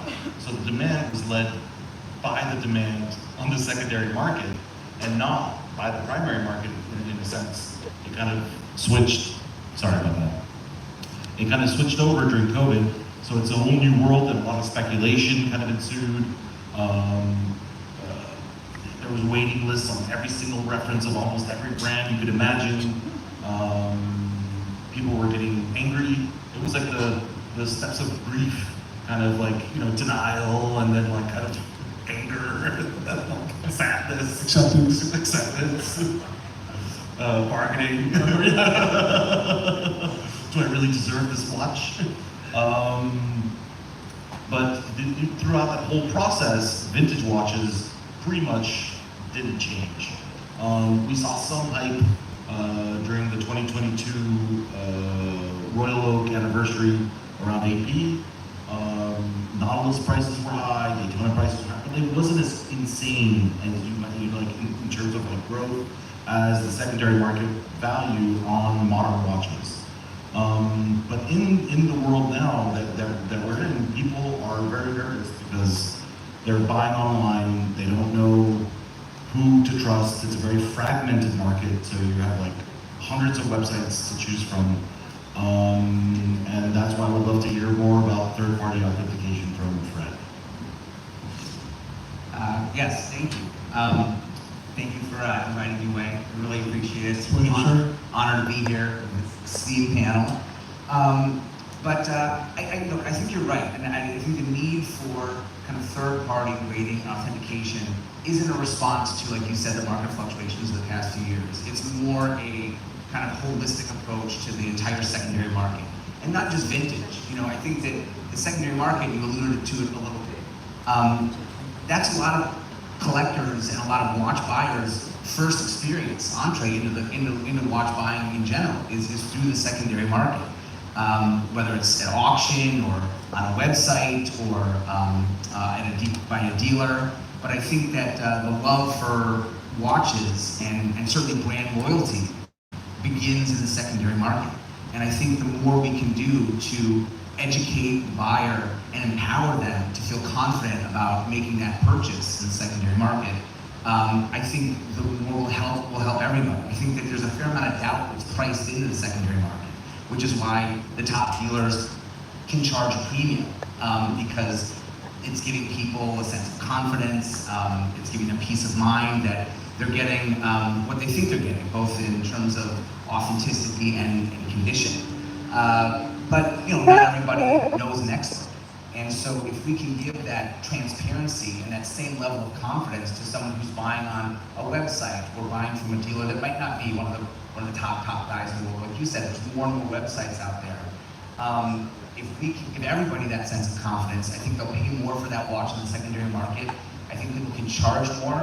And then most excitingly, you know, for me as a collector, you're going to invite all those people who are on the periphery of the watch world who want to jump in and get a watch in the secondary market, but the opacity of it kind of scares them off. If we can lower that barrier of entry, there'll be more people getting more watches with more confidence. I mean, it's meant to empower, you know, the growth of the watch community in general, because I think so many watches are transacted at the secondary level first as well. Yeah, exactly. Can I actually push this question over to Jack? Because Jack and I, as we are extremely old, we remember the good old days when you basically walked off the lot, basically expecting to lose 70% of the value on your watch anyway, right? And I remember Francois Jean once said, you know, I just miss those days because people actually care about my watch, not what they meant as speculative objects. But Jack also works for one of the game changers in secondary as well. In 1916, which before that was Watchbox, which were the guys that drove the Jordan frenzy. So what's your perspective on this? So what is my perspective on And are we ever going to buy watches again without first checking what the secondary value is? I don't think we're ever going to go back to, we're never going to go back to Eden. We've all been the apple and been nice with us.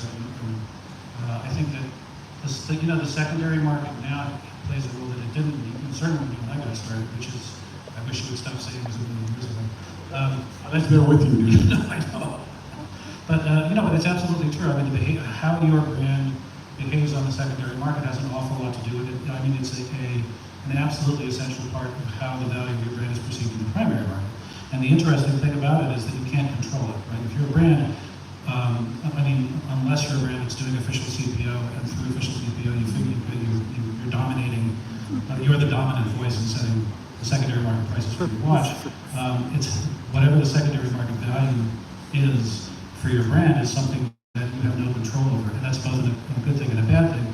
The bad thing is obviously if there's a decrease in value in the secondary market for your brand, people will see that as a reflection on the not even the investment value, but on the quality. Yeah, it's not seen as a vote of no confidence for investment value. It's come to be perceived as a vote of no confidence qualitatively, and which is not always fair, and it's not always true.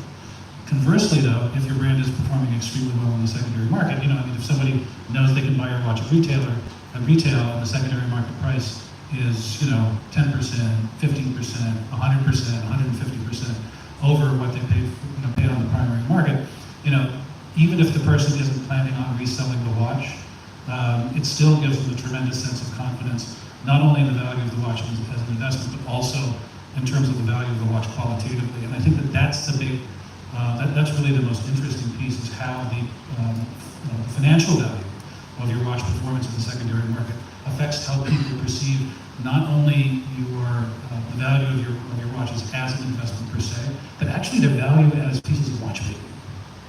I mean, it's fascinating. What's interesting and what has risen up also is data, right? And the people who are analyzing that data all the time, there's watch charts, that was Fred. Buy there, right there.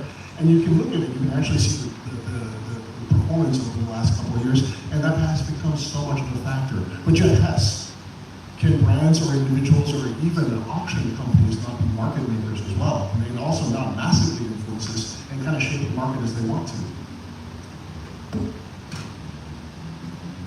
I think this triggers a lot of thoughts. In 2018, you and I did an interview, if you remember, and we talked about the balance between passion and investment, and how at that time I perceived collectors as almost struggling to find an equilibrium between passion and investment. And in the beginning, in the old days, because I'm from those days too, if you even said the word investment, it was taboo. They slapped you on the wrist and said, just buy what you love, you can't think about the money. As time went on, 2020, 2021, the notion of investment became very real. And it was a fair question to say, hey, is this an okay place to put money? Am I gonna make money? Am I gonna lose money? Can I sell this if I need to or want to? What I think we're seeing now is a paradigm, and Tony actually recently wrote about this, where there's a new shift, and sort of the fun is a little bit more back in collecting. And I think that it's much more about passion now.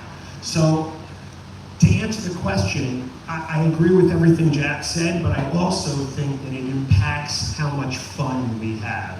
I think most people want to buy watches not thinking about, am I going to make money or am I going to lose money? Most people are collecting watches because they love them. It's a passionate hobby. I always speak about the importance in a collector owning the watch and the watch not owning them. If I buy a watch for $10,000 and it's soon trading at $8,000, Jack is right. It's a little bit of a vote of no confidence, but it also impacts the level of enjoyment, you or me. I look at my watch and I don't feel as good, even though I didn't buy it to make money. But if I buy a watch for $10,000 and it's worth $12,000, we're all human beings. That feels good.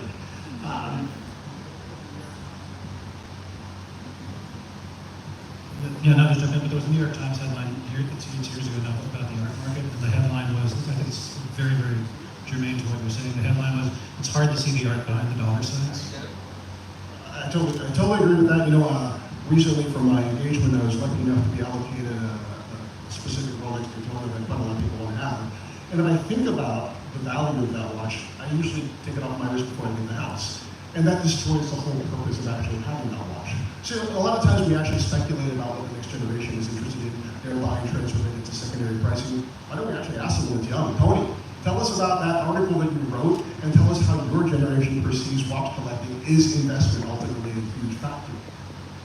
First of all, congrats on the Le Mans. I would never endeavor to speak for the entire sort of millennial generation or even younger than mine, but I kind of came up in watches in the past, say, decade or so, and it has been sort of, as Jeff alluded to, I spoke about the increased, I call it the investment mindset kind of that dominated the narrative in watch press and mainstream press, honestly, over the past decade, 15 years even. You see headlines in the New York Times and Hodinkee and everywhere else about how watches are another way for people to make money or invest or whatever it is. Some of that's because data's become more available, watch charts, chrono. And for some people, I think the way in which maybe looking at a brand may have been a perceived shortcut to quality, now people perceive retaining value in the secondary market as like a shortcut to ascertaining quality. I think oftentimes something that you guys have kind of been alluding to. If this maintains its value, that must mean it's a good watch or that people value it, whether or not that's actually true. But it's funny because in what I alluded to in the article that Jeff mentioned, if you kind of look at the overall pie of the primary market, in watches, I don't talk about the secondary, but I'll talk about the primary just for a second here to kind of make the point. You know, the biggest thing that sort of happened in the past 10 years for the watch industry is the Apple Watch, and that kind of is when mechanical watches or the Swiss watch industry peaked in terms of exports, and it's kind of been relatively stable since then, while there's all this discussion about watches as investments and rising prices and all of that type of stuff. So to me, sometimes the discussion and the narrative around increased investment opportunities in watches is the worst way to make them feel as though they are assets that retain their value. And if we dedicated more time to talking about craftsmanship and heritage and all of those types of things, that's sort of a longer term way to hook people in. It's kind of, for me, it's interesting to see, say, a celebrity wearing a Cartier or a Richard Mille or whatever it is. That can be a nice hook to get people in the industry. In the same way, a record-setting auction price or whatever it is can be, but there's got to be something more there to make it a sticky hobby for them. Otherwise, they're going to leave the industry. So it's a nice hook, but I don't think it's the way that we're going to get people sort of interested in the hobby for the long term. I think that the value of educating and creating value in that way is very, very important. But we had a huge discussion about indies and especially ones that go direct to market, having retail prices that are essentially more watch than brand, because most people don't even know who they are. And I think that it's also important to keep in mind that every time that you're buying a watch, there is a very odd ratio between the actual watch that you're buying and the amount that you're just paying for the brand name. And obviously that money is spent by those brands on marketing, which then gives you recognition, so that when you're wearing a watch, somebody will be like, oh, that's an Omega Speedmaster. And that's a feeling that you're getting, but that's been paid for somewhat in the price of the watches you wear. Not just through marketing, but with brands actively participating in the secondary market, right? I mean, and actually this dates back to Philip Stern and the complicated Patek's back in the day. We should support the price of, but Audemars Piguet participates, Richard Mille participates. Watchbox took a position in François Paul Join watches and rode them to the moon, but it stayed. A lot of this stuff stayed, right? Which is interesting. The market has cooled off, and that's the reality. But it's not anywhere. I mean, like a lot of things have landed still higher than they were before COVID. I don't think we're getting back to that kind of pricing anytime soon. But I think the biggest changes from COVID until now that haven't been canceled out, let's say, because AP went, but still, I would say Cartier and a lot of the independent brands have a secondary market, whereas Cartier 2019, not such an easy watch to sell. Today, like maybe 20% of our stock, which is like, unbelievable. Who's that guy? It's my That's why they sent him a helicopter. They just sent him two. Let me switch subjects for a second if you don't mind, because I want to get back to what Fred was talking about, but I want to ask Roy this question. Okay, can I just say that everyone on this stage is kind of a vintage guy, right? Yeah. So I kind of was a vintage guy at one point, got really into it. I actually still have a whole bunch of vaults in the master.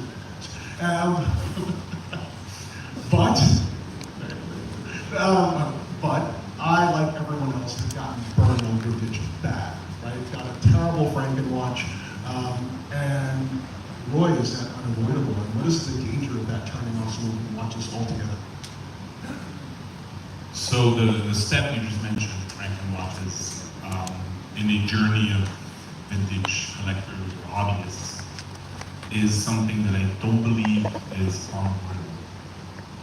One of the rules that my brother and I set for ourselves for business is that we try to only work with trusted sources. That, like, they say this is what it is, we set a price, we receive the watch, we look at the watch, we're like, no, we can send it back. If you work with the public, we take more time, do more due diligence, or whatever it is. I remember very clearly, very fondly, when I worked at the jewelry exchange, also in the late 90s, one of the jewelers says, if you don't know jewelry, know your jeweler. He wasn't to be trusted, but it's a great slogan.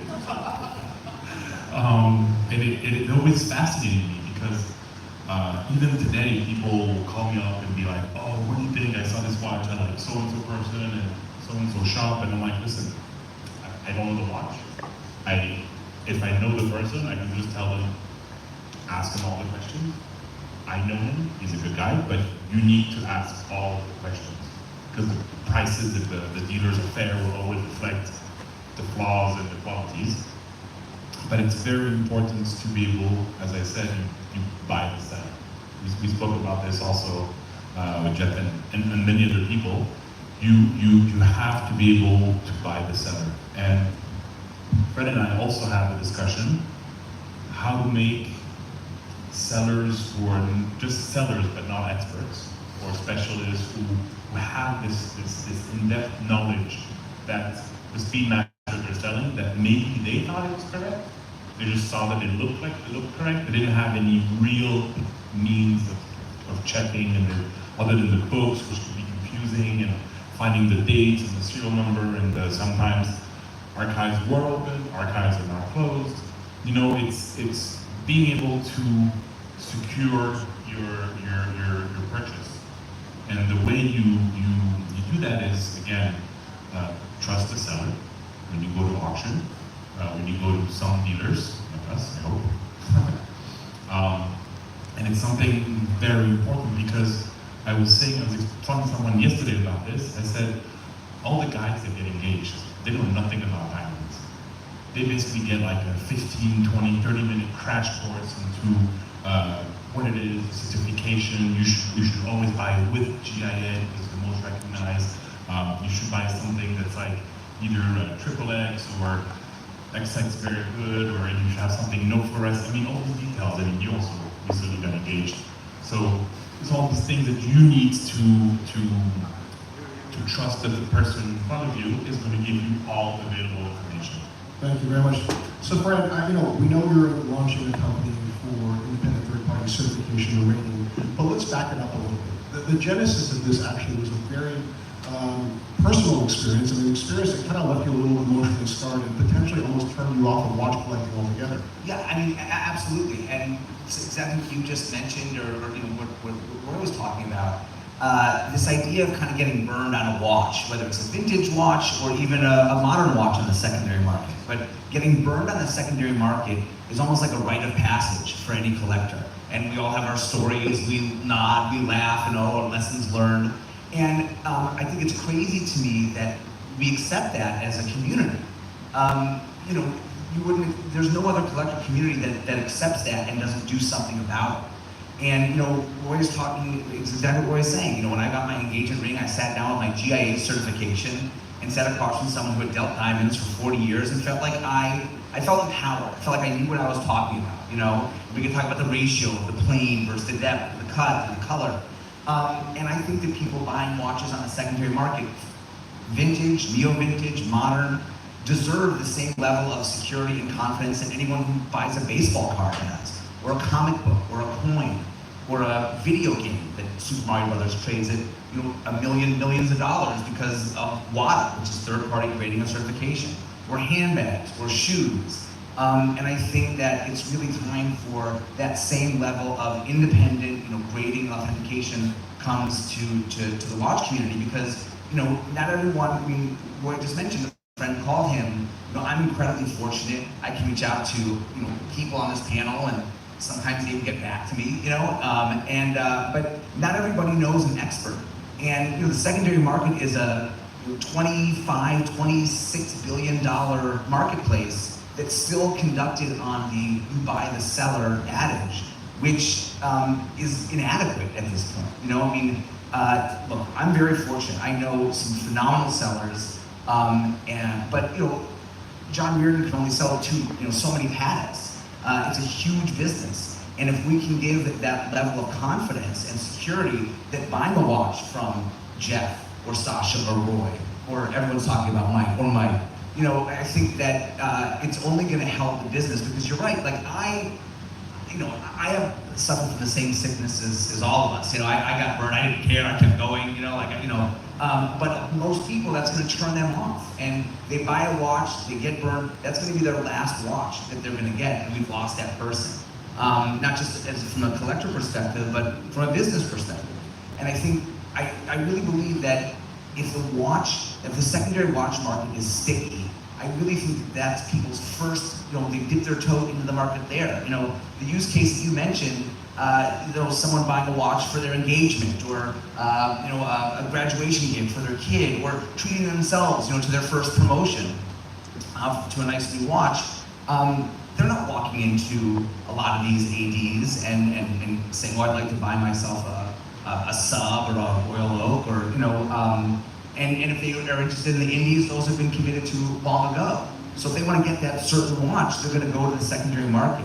And if it's a great experience, then the community is going to have them, the business is going to have them, and the brand is going to have them as a client for life. Jeff, I'd like to get your perspective on this. I think what Fred is also saying that this applies in particular to a kind of a volume business, which is actually the majority of the secondary market as well, and probably the more accessible price. I mean, I know you sold Sylvester Stallone's Grandmaster Chime for $5.4 million, but we're not talking about that. We're talking about the hundreds of thousands of transactions that happen every day. That's right. I am now thinking about social media and its impact.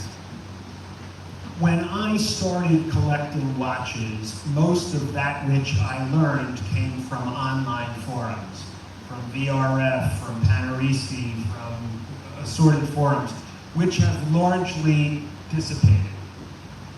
The benefit of those forums is they provided fantastic discourse and education. And when we speak about the importance of buying the seller, the one thing I guess I took for granted as a lurker and a participant on those forums is the forums told you who the experts were. So I think one challenge now is that the watch community is so dominated by social media. Instagram is such a material part of our hobby, and it's terrific in many, many ways. It's bridged people, it's bridged cultures, it's brought community together, which is really what, you know, is more fun than anything to people. And it's super fast content, but it lacks education for the most part. Instagram is not the best place to learn about watches. You can see pictures, but you really can't decipher.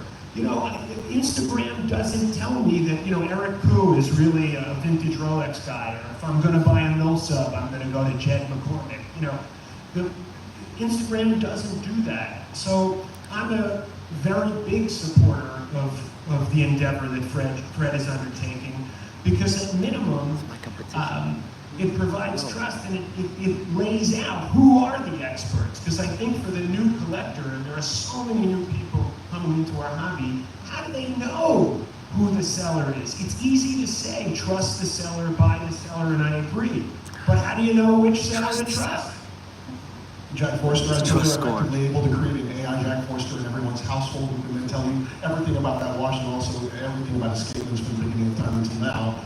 Do you think there's actually a need for third-party certification and rating, and do you think it's a good idea? I think it's a great idea. I think that there's absolutely a need. I mean, it depends on where you sort of look, where you kind of cut into the market. I mean, if you're talking vintage, then it really becomes, you know, as I think everybody in the room knows, it really becomes kind of a nightmare, because unless you're prepared to do the kind of very, very expensive, you know, like chemical, analytical, and historical forensics that nobody can afford, and the archives are all closed.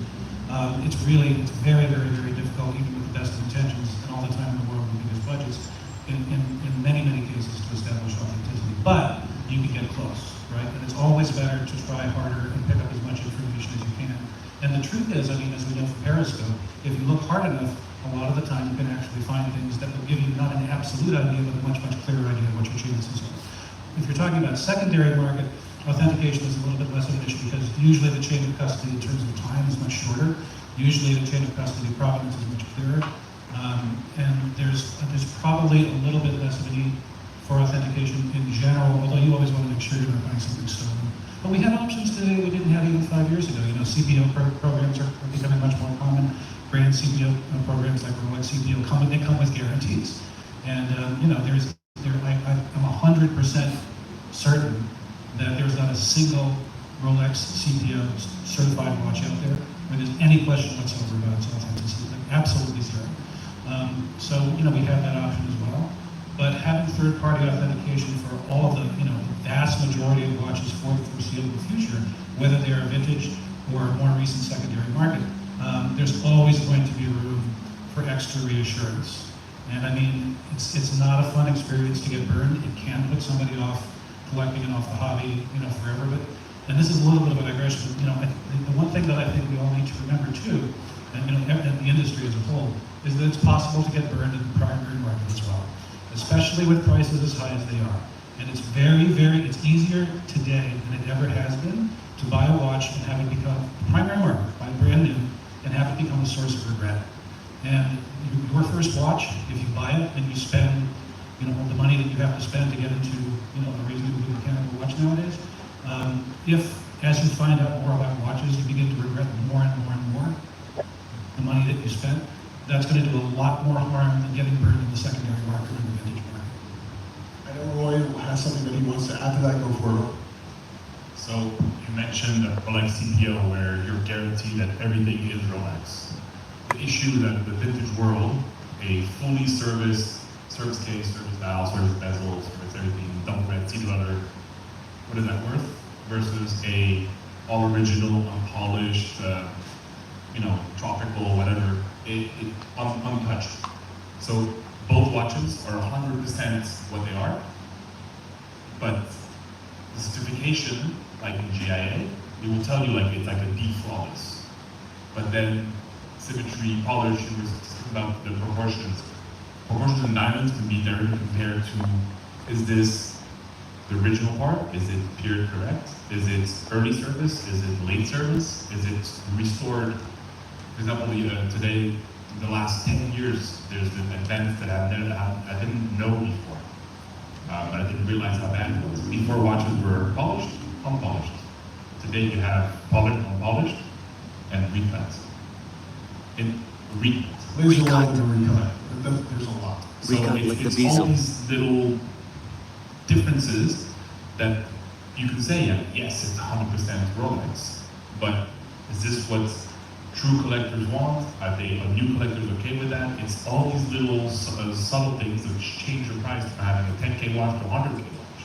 Well, the flip side of that also is the fact that, and forgive me for having, you know, a very contrarian perspective on this, but I'm old enough, Jeff and Jack, that I remember at some many years ago, 30 years ago, people actually liked restored watches. In the same way they liked restored cars. Like when you bought a car, they wanted to be like, everything restored. Frame off restoration was the way to go. And people wanted their watches like that as well. Today it's all about originality and condition, originality and everything. Patina, I mean, it should look like it was pooped out of the ass of a civet cat. You know, like that. There was a wonderful forum at Dubai Watch Week about restoration, and there was Max Bernardini and a gentleman that's in cars, and comparing that, and they basically concluded that in the car world it is way better documented. So there's like pictures of the car like before, the car taken apart into pieces, every single thing that they've changed, modified, or restored on the car, and then the result of that car, and it's like a big binder.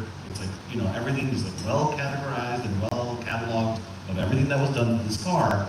Whereas in watches, you have the honest avenue, so like an Eric Koo, Bernardini, Jacek from Tropical Watch will say, you know, this case was, you know, professionally finished, or the dial loom was, you know, professionally restored, or whatever it may be, and divulge that. But there's also a big part of the market which won't divulge that, or will not know what they're buying, essentially thinking they bought an unpolished watch and then resell that watch thinking that it's you know, fully original. And the reason that that's an issue is because there is no passport in you know, as such for a watch, a vintage watch, that is like well kept. So all the books, like when you buy a vintage car, you ask, like, do you have a service history? Do you have, like, I have the names of every single owner of this car, what years they owned it from, what services they've done, what's been changed, they know everything. There's a huge stack of documentation. I want to get Tony involved in this conversation. Tony, you know, it's funny to me, apparently every single watch was found in the back of the drawer because everything was like new old stock, or, you know, that fabled in car collecting, that car that was found in the barn underneath the hay bale, right? But how many of those are there? And in the end, should that be the prevailing range of Judge Valley? No, probably not. I think for all its faults that Jeff rightly pointed out, social media and the way in which people are connected, more information, more data, all of these things, people have become much more aware of the fact that oftentimes stories are embellished. You know, the fish is this big, then it's this big, and then it's this big. You know, all of these original owner watches that surely cannot be, all of these unpolished cases that surely cannot be. I think people have become more wise to the fact that you can take a lot of these things with a grain of salt. And I think you all have kind of mentioned the emphasis on originality and condition and how much that's changed in the past 20 or 30 years. It has created an incentive for sellers oftentimes to embellish the stories, to give the client or the customer what they want or what they perceive that people want. But I think it's starting to flip. You know, I think people are becoming much more aware of the fact that maybe it's not that important. People just want a cool watch, man. People just want a cool vintage Patek. Maybe the dial's a little dirty or whatever, but they just want a cool watch that they can wear. And I think I've begun to view, that's how I view watches at least. I often take these stories with a little bit of a grain of salt, unless there is documentation, provenance, letters from the owner that can prove these types of things. But I think there's a flip that's started to happen because of how freely information flows nowadays. I totally agree. I think that Tony and Sasha make great points, and I agree with you guys 100%. I think one of the advantages that we have at TGS, being third party, is that the value or the price or the investment in the watch is not, we're totally agnostic to that. And so, you know, I'm come from a perspective, and I'm a deep believer that there's a buyer for every watch, 100%. And that watch that is, that Boy mentioned, it's completely restored and polished and spit shined, and it's an old, there's a buyer for that watch. That might not be a watch that Davidoff brothers sell, but there's a buyer for that watch. I think my sister all the time, she wants to buy a watch for her husband, for his birthday, and they really want to get a 1675 root beer.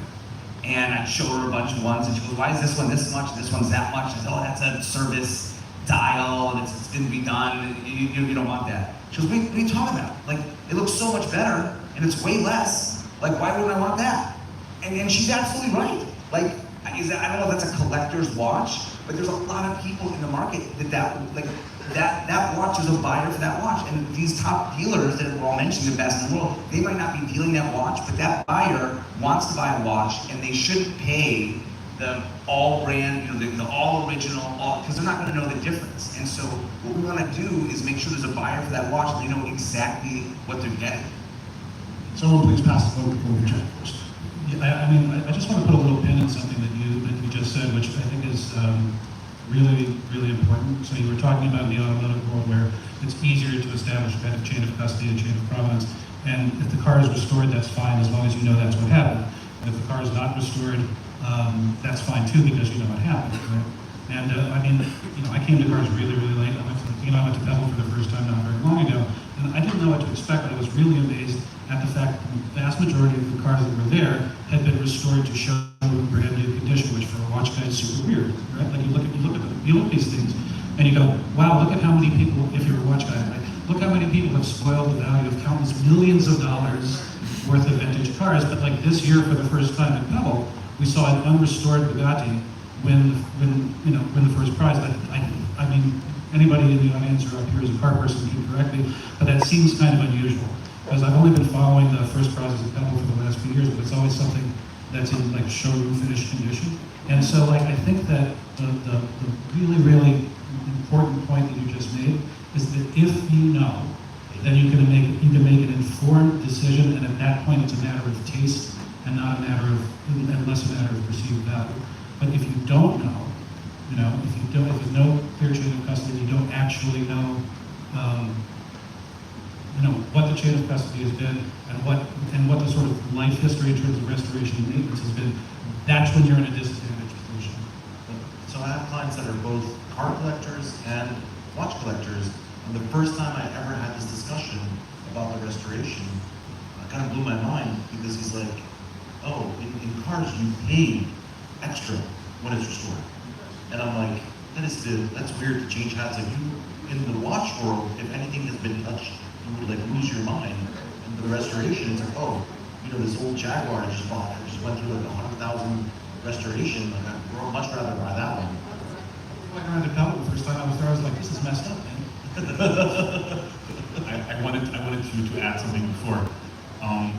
If you think of a car, you don't want a car that's going to stop on the highway.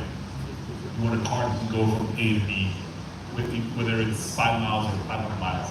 But if you wear a watch, even if it's like unrestored, the movement is seized, it's going to be right twice a day. So that's the first point. The second point is, when I started vintage in the late 90s, people didn't care. They would pay $800 for a Submariner, and if it was a little bit nicer condition, they would pay $900. The delta was so little that nobody cared. It is today where you'll have like a big crown sub for $2 million and a fully serviced big crown sub for $25,000. The delta has become tenfold. And this is the big difference. When certifying something we talk about, is going to be the value. Because you're right, someone wants to spend $1 million, but they still want to have a big crown. But on the other hand, how do you, they're both correct, how do you differentiate?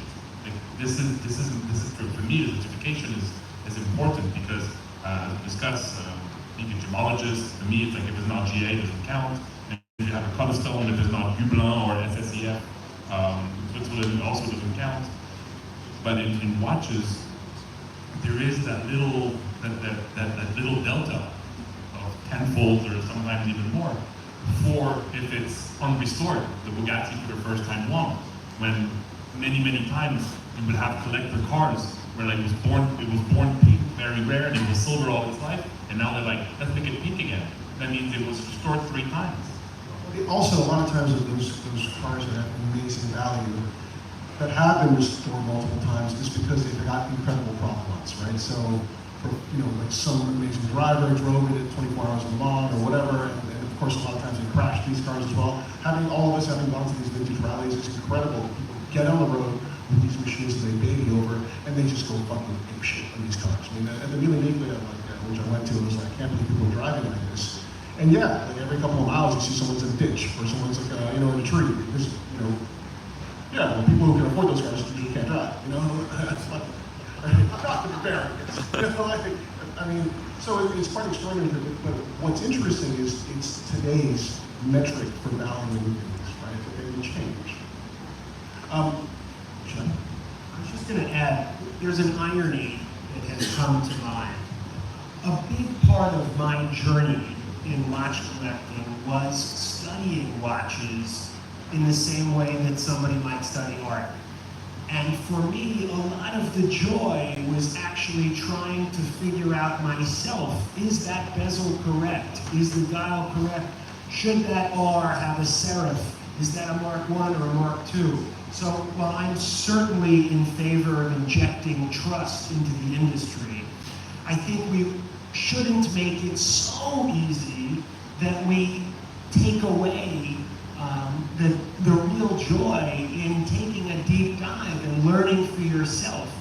That was always the difference between vintage and modern collectors. Modern collectors wanted to go to the store, they wanted boxing papers, made easy, I don't have to think about it. Part of the joy in vintage collecting was taking that deep dive, figuring out who are the experts. Let me converse about this watch. Geez, the date code on the bracelet is wrong. And that was fun. So, as psychotic as that sounds, and as terrific as it might be to have trust, we should still bear in mind that a part of the fun is figuring this stuff out. Well, yeah, I think that's, we're all nerds ultimately. And I think that's exactly why independent watchmaking is blown up. You get to apply the same nerdiness to new watches, right? Look at that escapement, it's a mustache escapement, I mean, it's exactly that. I think Jeff is absolutely right, and I think that is a lot of fun for all of us. And I think one of the things that we're trying to do is not to erase scholarship. You know what I mean? That's what you're saying, but we want to democratize that scholarship. So what you guys are saying, years ago you knew exactly where to go, you knew exactly what forum to go to. There's still a lot of great information out there. There's probably more not great information out there. And so sifting through it all, for someone who wants to do that deep dive, it's very difficult to know what's what, and who to trust, and who to listen to, and who knows what they're talking about. And so, one of our big kind of driving kind of ethos is that we want to democratize the knowledge that's out there so that everyone feels like they have an expert in their pocket. So, not everyone can call Jeff or Roy or Sasha or Tony or Jack, and say, hey, what do you think? And TGS can be that resource. There's still going to be scholarship, of course, and everyone's always going to be learning more. There's always going to be that watch that kind of redefines things. But for the scholarship that exists, we're hoping that we're an easy access point for people who might not have the deep drive and in the esoteric nuances of watches that Jeff has, and that a lot of us do. That person still might want to watch on the secondary market. Of course. Just to switch things up just a tiny little bit, I participated in an article that came out. We were talking about Franklin watches earlier, which, albeit was terrible for the market, was a good wake-up call for a lot of people who didn't know the terminology. What is a Franklin watch? It is a watch that is made of parts that were not born on that watch, and often make it anachronic, and so it's not correct. How difficult, so this is for Jeff, how difficult, my comment in there was that auction houses can't possibly have the expertise for everything. Maybe they've got a good Rolex guy, maybe they've got a good pocket watch guy, but I said that I firmly didn't believe that auction houses as a whole had the expertise to authenticate the references CK2915-1 with the first Speedmaster, because there was only a handful of people that could really look and tell bezel, hand, style, case back, movement holder, crown, like everything is original. Only a handful of people could authenticate that watch.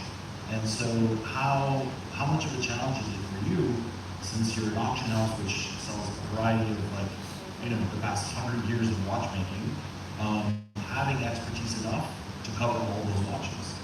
It's a great question and something that I know we take at Sotheby's very seriously. And a lot of it comes from experience, not just in the watches themselves, but to your point, knowing who the experts are. In truth, if a Speedmaster is presented to us for consignment and I have any questions about it, I'm going to call the Davidoff brothers. And look, it's really the beauty of the community. Generally speaking, we help each other. I must have reached out to hundreds of experts over the years. If it's, in some instances it's harder. If there's a vintage patek, I'm going to call John Reardon and say, what do you think of this? I need some help with respect to this watch. Blancpain, we see this all the time. There's so many nuances with that brand.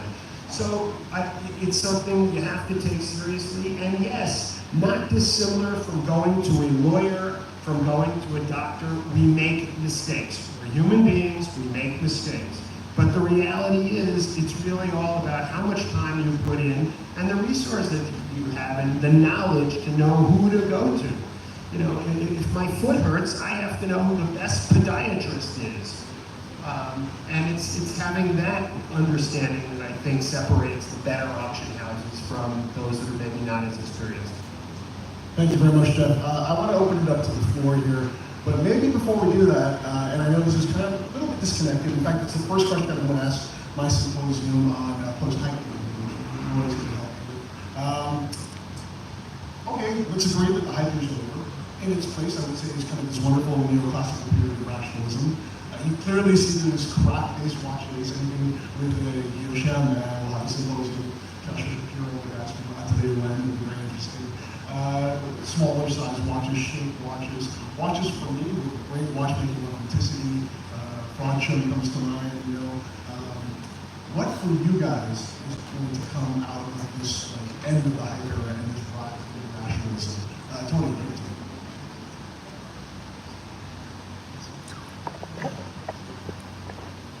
I think you're hitting on something there. I think there is more information has become available in terms of data, how these things are actually made, what stories are actually important in terms of brands, watches with provenance, whatever it is.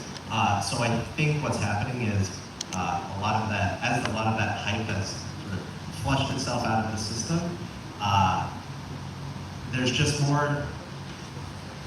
I'm just excited by the increased transparency I feel like I've seen, not only in terms of the secondary market, pricing, stories, condition reports, and all of that type of stuff, but I feel as though, especially with the independent brands, some of them it's even in their name, right? They've been more transparent with the suppliers they use, the supply chains that are backing up their product, and I think I'm excited about that, and I think a lot of that is because of the increased flow of information that has made clients and customers so wise as to what they should actually ask for in a watch. Amazing, thank you. And Jack, even though you may have been running for a long time, much like the titular character in Highlander, we know that you are immortal, so tell us, what does the future belong to? Oh, God. Well, I mean, these things run in cycles, right? I mean, you were saying before, you stick around long enough, you see lots of ups and downs. And one of the it's easy to sort of look back at what we're calling the hype watch era, especially if you're somebody who, remembers, kind of like the period that, that we were talking about earlier, where you really had to kind of like do your own work in order to, learn what all the, minutiae, all the nuances are. There's an enormous pleasure to that, absolutely. But I think that it's going to start happening again because there have been a lot of people who have been drawn into watches over the last 4 years who weren't interested in watches before. I was thinking about the psychology of the whole thing. It's like when a Paul Newman Daytona goes for like $15 million, that means that I get to go to Thanksgiving dinner with my in-laws, and all of a sudden I don't seem so weird anymore. The market is full of people who have done their first round at this point, right? Like they've got the boxes with the names on them, the shelf that they want to see, and sure, some of those people were there just because it looked like, a hot investment at the time.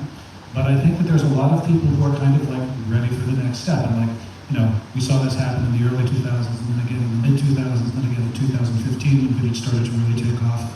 And I think that, you know, there are always going to be times when the market is driven by different things, and I think we're reaching a point now where people are really going to start asking questions about like what is, and it's happening already. You know, I mean, people weren't talking about lumen finishing with on Instagram 2 years ago with the passion that they're talking about lumen finishing now.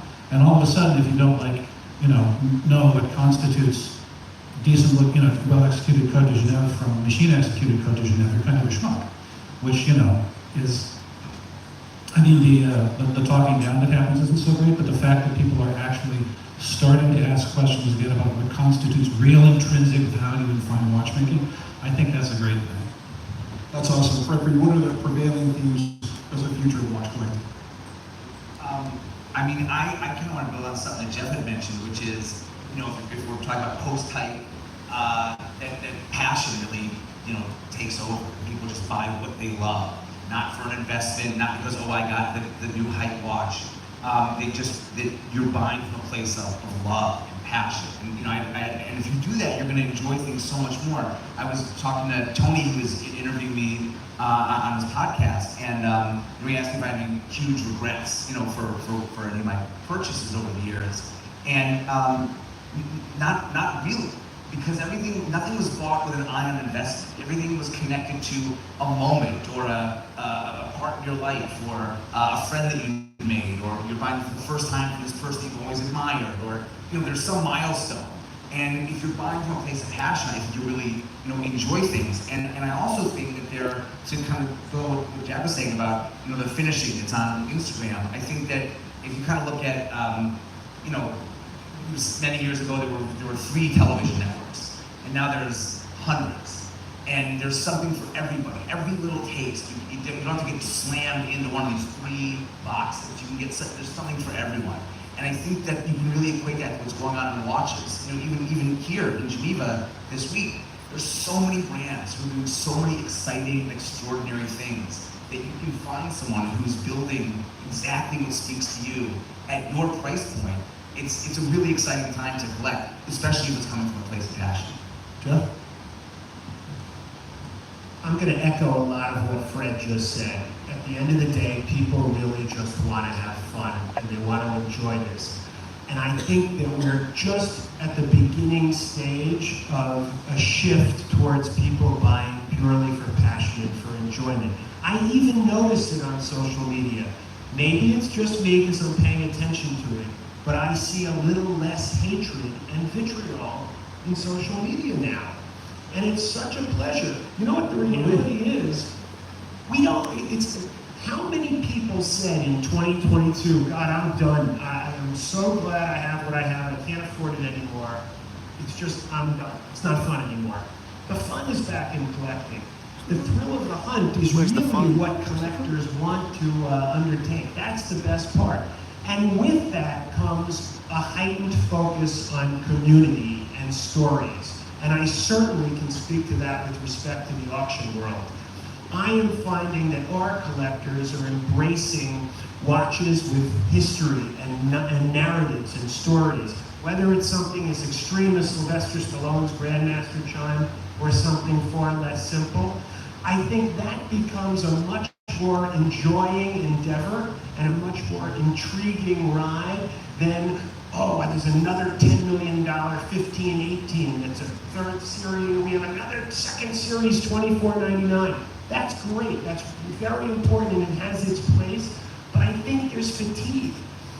I think people are starting to tire about hearing about extreme dollars and extraordinary prices. That's really a lack of access. So I think people want to have fun, and I think the more we embrace community and stories and getting together and sharing that passion, the better place we're going to have. Roy? Yeah, I totally agree with that. I think it's nice also to see it in our shop. For years, people will come in and say, what can I buy that can make money? And now people just come in and they're like, oh, this is really cool.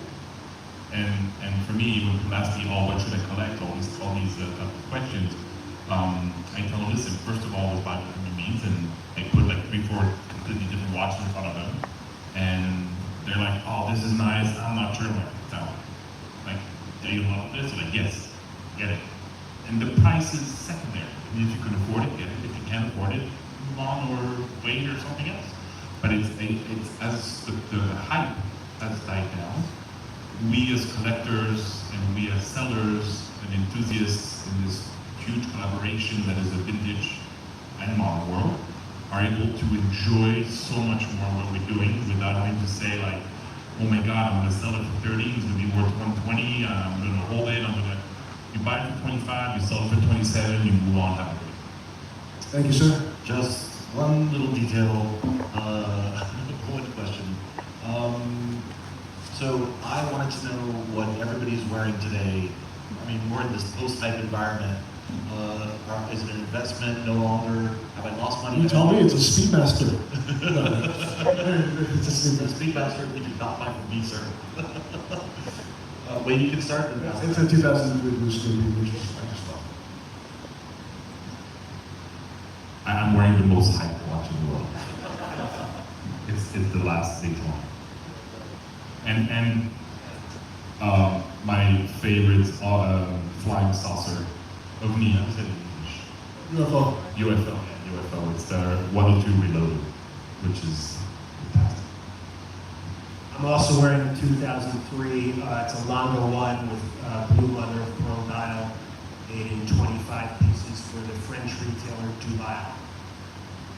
I'm wearing an AP 5402 A series. That's probably about half of what it was, 3 years ago. I got it before that, but the point is, I think I love about this as just a collector, is I love looking at this, seeing what AP is and what AP's done, what the Royal Oak means to the collecting community, knowing that this is kind of the one that launched 1,000 ships.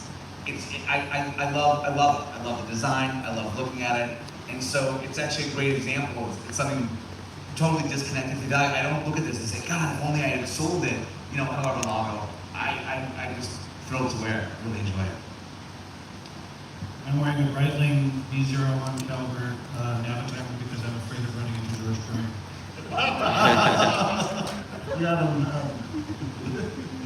I'm wearing a 1970s Cartier Tortue. I am wearing the 2019 re-edition of the gold Speedmaster because I cannot be trusted to wear a vintage watch because I tend to be very careless with them. Oh, really? I have no idea. Let me just open it up to the floor now. I just have a quick question about Fred's business because I don't know anything about it and kept talking about it, but I have no idea how it works or what it is. Yeah, thank you. It's called Timepiece Grading Specialists. We're going to launch next month. And we have a website, timepiecegrading.com. You can go check out. They'll give you all the details. I don't want to take the time and walk through everything, but we're partnered with a great group called Stalin Company. They have an incredible bunch of watchmakers, about 40 watchmakers, huge service center. They serve about 15,000 watches a month. And so there's an expert in just about everything. And then to Jeff's point,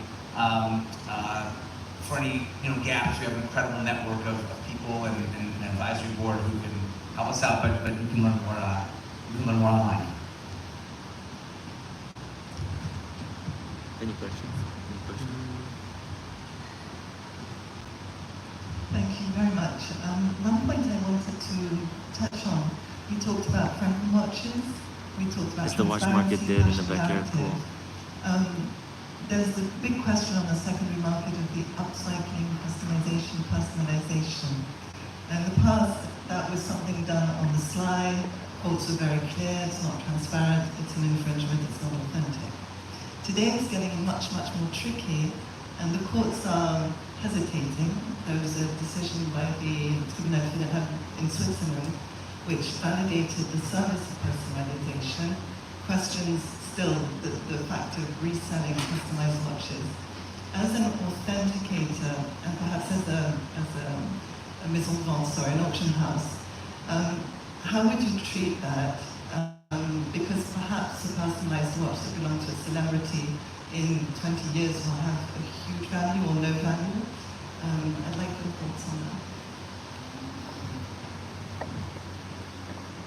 I generally believe that collectors, for the most part, and auction houses to a degree, I think they appreciate the craftsmanship and they appreciate the creativity, but for the most part, at least at Sotheby's, we generally try to shy away from presenting watches that have been modded.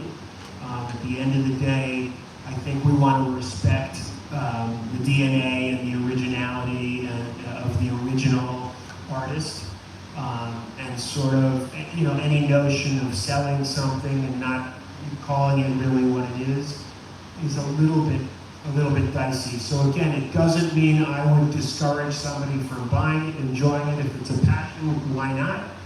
But I'm not sure that it's the best watch to put on a public stage to highlight, because at the end of the day, it's sort of trying to be something that perhaps it originally was not.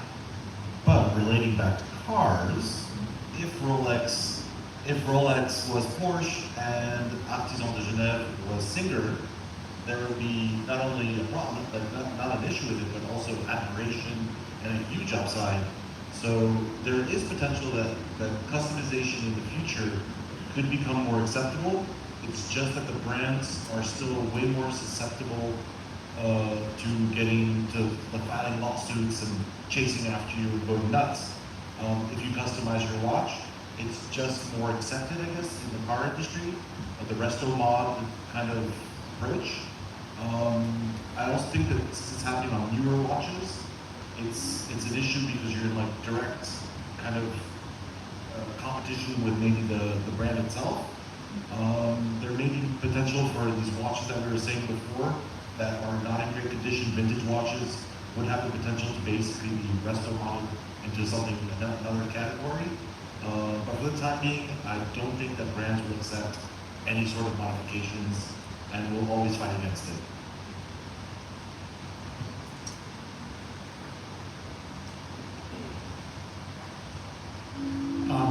This is a question for, I guess, Roy, Jeff, and Jack. Your companies are in the business of selling pre-owned or secondary watches or vintage watches. Would you consider third-party authentication of the sort that Fred is setting up? Do you think customers would ask for that? Would you seriously consider sort of providing that service to your customers? It's a very good question. Fred and I have debated that a little bit. I'm going to say for later watches, I am perfectly fine for, so authentication doesn't, it's authentication that everything is correct. My job is to tell you the condition when purchasing and make the client feel comfortable understanding of the price they're going to pay for a certain piece. For example, if you have a Cartier, shout out to Mike, with a later dial, the dial is still correct, but the dial is going to be, the value is going to be a little bit less. And then authenticating, understanding that the dial says Paris and has Paris import marks, or the dial says Swiss and it has like regular 18 karat marks. So the authentication service will tell you everything is Cartier, but only certain experts, kind of Mike, will tell you whether it is, for which market it was tested to. As an auction house, it's really all about perception of trust. And collectors can sign watches to us knowing that the watch community looks at Sotheby's to a degree as a stamp of approval, a good housekeeping seal. So if we think about what a specialist does each and every day, he or she is utilizing tools. That could be a spring bar tool, that could be a UV light, a loop, it could be a telephone to call the Davidoffs about a Speedmaster, or it absolutely could be the education that a Fred's company delivers. So we would undoubtedly embrace it, for sure, as just another tool, and it's another thing that we can say, hey, you can sleep at night buying this watch. In my case, it lets me sue Fred when he screws up, so it gives me an added thing, and you know, it sheds my liability. It's great. One last question. Sure. How are you guys? As you said right as you were wrapping up, all you guys are obviously professionals and collectors when it comes to independence. The true watchmakers versus watch designers and their longevity within the secondary market, auction, whatever it may be. Just curious from a professional standpoint, from obviously you guys as sellers and as collectors, do you see yourselves and or your clients leaning more towards one versus the other now, and or how it will go in the future? So there's three main categories of the artisan independents today that were either founded by a designer, a watchmaker, or an engineer. Each have their own values and styles. So like Simon Brett he's not a watchmaker, but he is an engineer and movement designer. Sylvain Bernard, not a watchmaker, also. So you have, kind of these three different kind of like approaches to the same ends. And everybody has their own taste. So it's not about like what the genesis of the watch came from a watchmaker, or was it a designer, or was it an engineer, or was it just some rich guy who had a big ego? It was, does this watch speak to me and do I like it? And they were saying, we were saying before that there's like so many watches today that everybody can find their own little place. They don't have to fit in. You don't have to buy a technologist if you don't want to. You can find something that's for you. And I don't think it will have a great impact whether the founder or the CEO is a watchmaker or he's an engineer or other. Yeah, I think it's a really interesting question. And I think that to a certain extent, the whole idea of designer versus watchmaker is a little bit of a false dichotomy anyway. I mean, the truth is, you can have a watch with a fantastic movement, beautifully engineered, really clever watchmaking, but if the design is, clunky or awkward looking or otherwise unappealing, the watch is not going to be successful. And conversely, you can have a watch with a really, really fantastic design, but, and it depends on how you position it. If the design is great, but the basic quality of the movement is somehow disharmonious with the level of sophistication you're presenting in the design, and that's a problem too. And I think that I don't think that there really is a dichotomy. I think watchmaking exists on a continuum of both design and fine watchmaking. And what you really want, I think, at any price point is you want a sense that what's going on inside the case makes sense with what's going on outside the case and on the dial.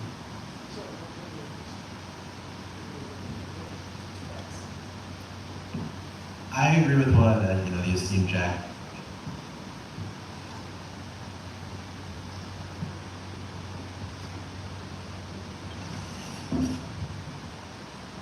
I think Jack made a good point. The only thing I wanted to add is, the question was about sort of the long-term value and sustainability, and I think this current generation of independent watchmakers and designers seem to be really thinking about succession and the long-term viability of their businesses in an exciting way. MB&F had news just recently about what they're doing to set themselves up for the long term, and I think there is an increasing acceptance in the industry for keeping independent watchmakers, designers, whatever they are, independent in a way that's exciting to me and setting them up for sort of long-term businesses and not just sort of these one-generation watchmakers, designers, companies, whatever they are, that get swallowed up by a conglomerate in a generation or two. Ladies and gentlemen, panelists, thank you for joining us in not only one of the most fun, but also the longest symposium that we've had so far. Thank you very much.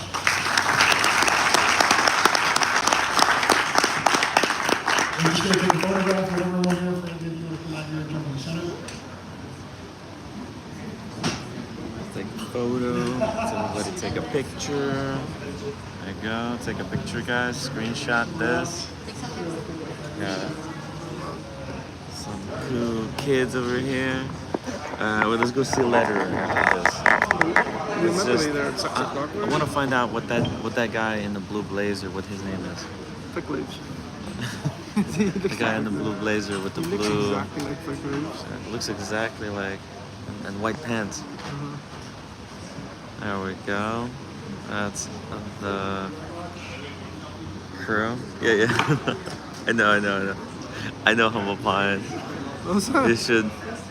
By the way, when you told me, like Fred Savage is behind me, you know, I can't see on the left, right. No, he was completely out of my field of vision. I thought you knew who Fred Savage was, if you know what I mean. No, I didn't. Well, no, now I know. Yeah. I know who he was, but like I can't recognize him from Princess Bride. He aged, right? But exactly the same as but when you were telling me like, oh, Fred Savage is behind you, look, right? When I turn around, I couldn't see him. He was out of my field of vision. I couldn't even see him. I only saw the guy in the group with the gray hair, and there was somebody, you know, to my back, and I didn't know. So, but I wouldn't have been able to recognize him anyway. So it's not an excuse. But like, I didn't even see the guy. That's why when I turn around, I'm like, who is this? Like Fred. Fred has made the day. He hasn't. He's only 6 when he's in the Prince. He was 6. He was 6. Oh wow. Yeah. Well, how am I supposed to recognize him from the Princess Bride? Come on, guys. You're expecting too much from me. Right. Too much. Let's go see Letterer. Let's go. And then we'll go get something to eat. Oh, dude, food. Let's go Letterer. And then you were we'll meant to be there at 6 o'clock, like. Were we? Yeah. No, I don't think so. No, it was, yeah. Or after 6. After 6. Let's do it now. Let's just do it now. Let's walk out of here. Okay. Anyways, that's a good show there. Good show, everybody. Okay. Let's go see Letterer. Oh, very nice watch. What is that? Is it Verlaine Marie? Verlaine Marie. Oh no. Oh, Verlaine Marie. It's beautiful. Yeah, and then the Yachtmaster 37. Two-tone, rose gold. It's the same watch that my wife has. Exactly. We talked about it earlier. Beautiful, beautiful. By the way, nice Pepsi, sir. You've been getting a lot of compliments from people on my stream. They love the pants. Gotta do the pants. Look good like Big Bird. What's your name? Greg. Greg. Okay, nice to meet you, Greg. Are you gonna be at the party? Yeah. The GMT? Okay, cool. We'll go together. Later. All right. Okay, let's go say hi to Bernard. Let's go say hi to Bernard. Guys, by the way, thank you so much for all the super chats that people have been sending. I saw there was Humble Pine, whole bunch of people have been sending super chats, and I wasn't able to read them because it's a crowded room, and I didn't want to be rude. But let's see, I'll try to scroll back and see if I can read some of them. Also, there was somebody who was struggling super chatting. I'm sorry about that. That's nothing to do with me. It's all, I blame the YouTube. Humble Pine said, tell them to watch the timwrite show to see how to do a fun panel. Yes. Yeah. Exactly, Humble Pine. All right. Well, these guys, it's all business, right? They're launching new platforms for authorization. Look at the Porsche. Woo! Very cool. Simon Hubbard. No, you're not blocked. You're not blocked, Simon. Just reboot the app. Just start, crash it and restart it. By the way, this is where we're going right there. They got the full wing in the corner. Hopefully we're not too late. We were meant to be at 6. But anyway. We were meant there to be at 6, but the panel went longer than expected, and it just is what it is. Hey, there's another GT3 RS. Okay, let's go this way. Hopefully they're still there. Oh, look at that Toyota. What is that? Sexy yellow. We got the H. Moser Alpina car, proudly parked. There's, hello. Bonjour.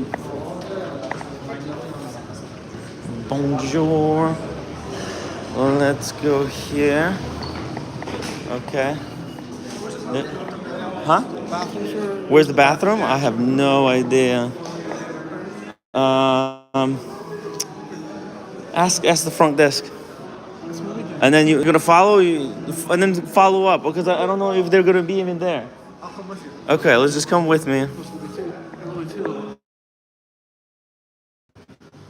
reconnect.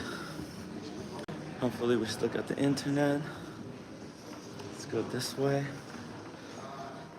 Flip the camera. Whew. That's the watch, by the way, the new piece. Whew, I'm out of breath. Doxa, by the way, look at this. Doxa over here. Let's see what are they here? We're late again.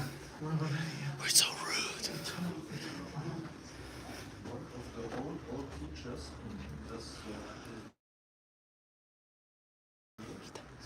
They're doing a meeting. I think we will do. Is it too late? Not late. Too late. 10 minutes. Okay, we'll be in Doxa. Okay, cool. Okay, we'll be back. Guys, in 10 minutes. Perfectly.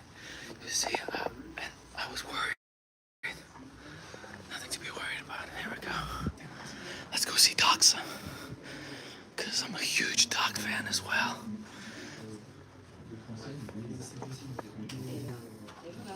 Hello. Hi, bonjour. Hi, is it okay to live stream? I'm live on YouTube. Is it okay if I show some of the watches around? We're huge fans of Doxa.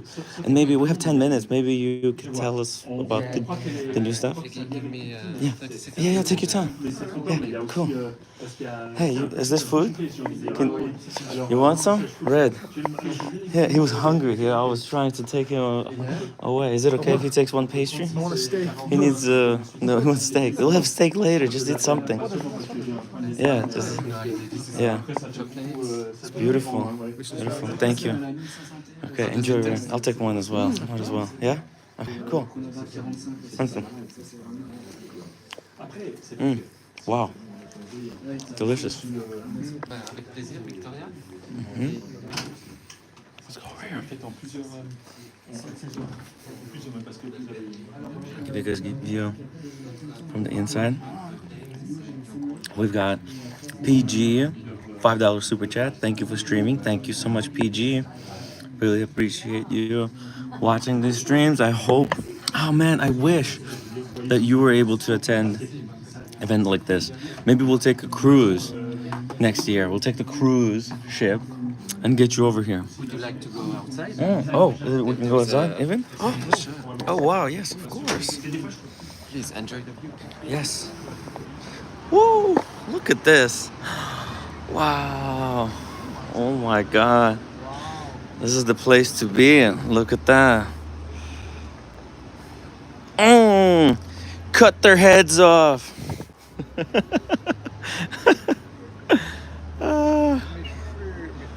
Wow.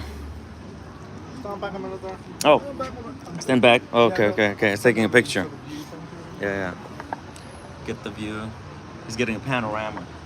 Yeah, some watches. Oh, here we go. Introduced, Oh yeah. This edition, Doxa goes green with the sea emerald. Maybe we sit down here on this little table. How's this? Look at this. This is perfect. Yes, it's almost like we got a special view. Who else is getting, doing watch reviews on the balcony of Beau Rivage? All right. So this is all the models now in green. We introduced in April the sub 200T 39 millimeters. This is the new thin one. Yes, from Geneva Watch Week. Wow. Okay. Can I see that? It was the first Doxa sub with a 39 millimeters and green sea emerald dial, and it's doing so well that we implemented the sea emerald to other 6 all major the models. Yeah, including the sub 200 carbon. Even the carbon gets the.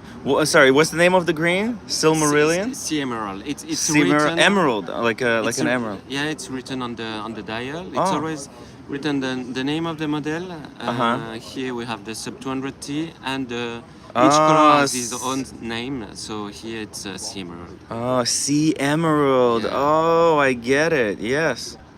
That's very cool. I got a lot of fans of Doxa. I have the Tiffany blue Doxa. Oh yeah, the aquamarine. Yeah, the aquamarine. It's beautiful, and I love the way the Doxa, how it wears on the wrist. Thank you And very this much. new case shape is Yeah. excellent. Oh, and the bezel, very good action. I feel like it's been improved. Very nice. The beads of rice. It's gorgeous. Yeah, It's okay. yeah, it's it's okay. 120 clicks. Mm-hmm. The Oh, bezel. and that's the big one. That's the We got the big 200T, one. one of the Yeah. most iconic Yes. sub we have in the collection, Wow. with the famous helium release valve. Yes, the helium escape valve. It's amazing that it's been so many years and Omega still wasn't able to figure out how to do it like this. You know, then you have to unscrew the thing. It's ridiculous. I mean, what's the point of the luxury watch? You have to do all the work? Come on. Wow, this is amazing. Yeah, Thank it's you. nice. It's nice and chunky. I will bring you the. Yeah. Oh yeah, sure. Nice and chunky. Which one is that? Oh, the carbon. Yeah, that weighs nothing. Carbon's actually quite good. Mm. Look at this one. Whoa. This one's got the crown at 4 o'clock. That's the sub 600T. Oh, it's like a Gerald Genta designed case. Very cool, like integrated type of bracelet. Let's see. Red shot. Ooh, that's casual AF. Wow. NATO straps.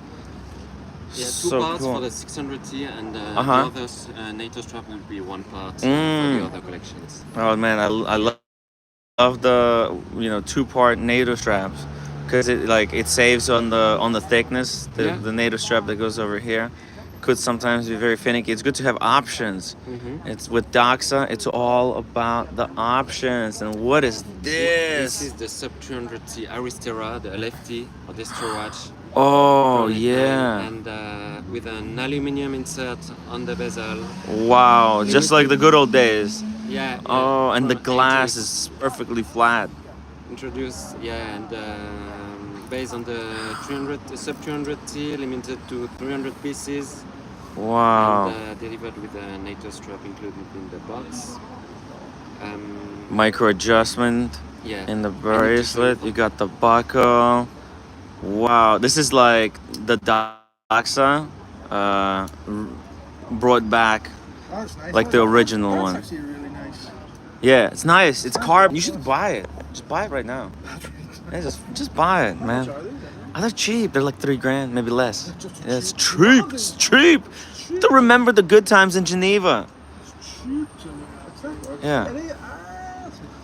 Are you Mhm. familiar with Clive Cussler? Yes, actually, one of my viewers, he got the Clive Cussler watch. We were there at the launch party in New York City. Yes, in the Boats Club, the Yacht Club. Yeah, it's freaking amazing. And this is the follow-up, right? Correct. Episode 2. What? Let's see this. Here we go. Episode 2. Look at the presentation. I love it. The book. Wow. And it's got the iconic. Yeah, it's like a bead blasted. Whoa. Look at that finish. I hope I don't drop the watch. But you wouldn't be able to tell if I did. That's Limited to so 93 cool. pieces. 93 pieces. Yeah, Clive would have done 93 this year. Oh. 15th of July. That is so cool. And, yeah, this is. He wrote all the famous books on kind of like adventure books and the cool about. thing is that Clive Cussler was the founder of Mm. the Numa. Oh. And here on the case back engraved all the shipwrecks the Numa found over the years. What? There are submarines, ships, airplanes, cannons. Yeah. Wow. And this is still made of steel? Yeah, aged steel. Oh, how was it aged? It Do you know the process? It is black PVD, and then you put it in a wash machine. Yeah. With some steel. Like stains, wool with and, wool and brushes. You turn it. Yeah. And, you stop when you want the Yeah. patina. Wow. It's like epic looking. I love like the shine of it on all the edges. It just looks so epic, and it's got the compass on the dial. It's Clive Cussler sub 300T. It's beautiful finish. This is a like, I feel maybe even improved version of the first edition, but it's definitely different. And remember, this is the non-limited. oh, let's see this one. In New York. Oh yeah, that's it. This is it right here. Boom, the two side by side. Oh, you know what? No, they're both great. The new one maybe is a little bit more legible, but I loved like that map look, like old map look. The patina on the loom and the hands. Fucking awesome. Look at these two. Oh, and the process looks like it was changed from this one to this one. What was this one made? Also steel? Yes. They're both steel, but there's got to be different DLC applied because this one's got yellow warm hue. It has been where Yeah. yeah, on an adventure in Namibia and Australia. Oh, yeah. Was this your watch or you've been wearing it? Oh, dude, that's awesome. Oh, and that's the NATO strap. It's like a perfect field watch. Hell yeah, guys. Doxa. If you own a Doxa, send me an email. I'll feature it on the next live stream. Send me, guys, your Doxa pics. We love the watches. Yeah, check it out, Red. Yeah, very cool. Let me just quickly run through these models again, just to show all the different greens. And thank you so much for the presentation. We love the Doxa. I wish I wore my Doxa today, but I didn't bring it. I broke already too many watches. Yeah. Next time, definitely.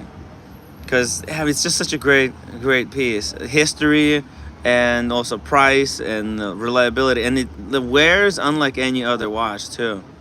Oh, you guys are putting in the new buckles on this one. Ratcheting. Yeah, with the ratchet. Yeah, I have the regular with the stamped buckle. Yeah. But see, like Doxa, you guys were one of the earliest brands to also have the micro adjustment. Like there's a lot of independents that struggle with making like a glide-like system.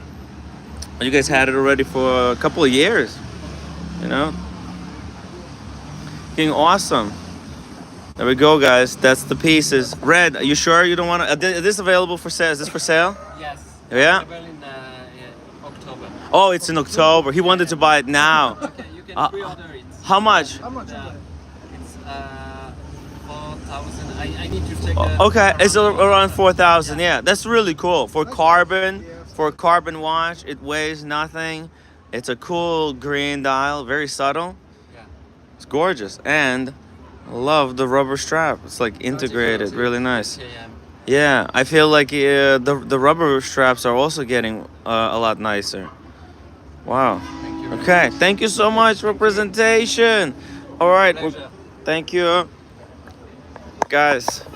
One more time, shout out to the Doxa crew. They're doing a fantastic job.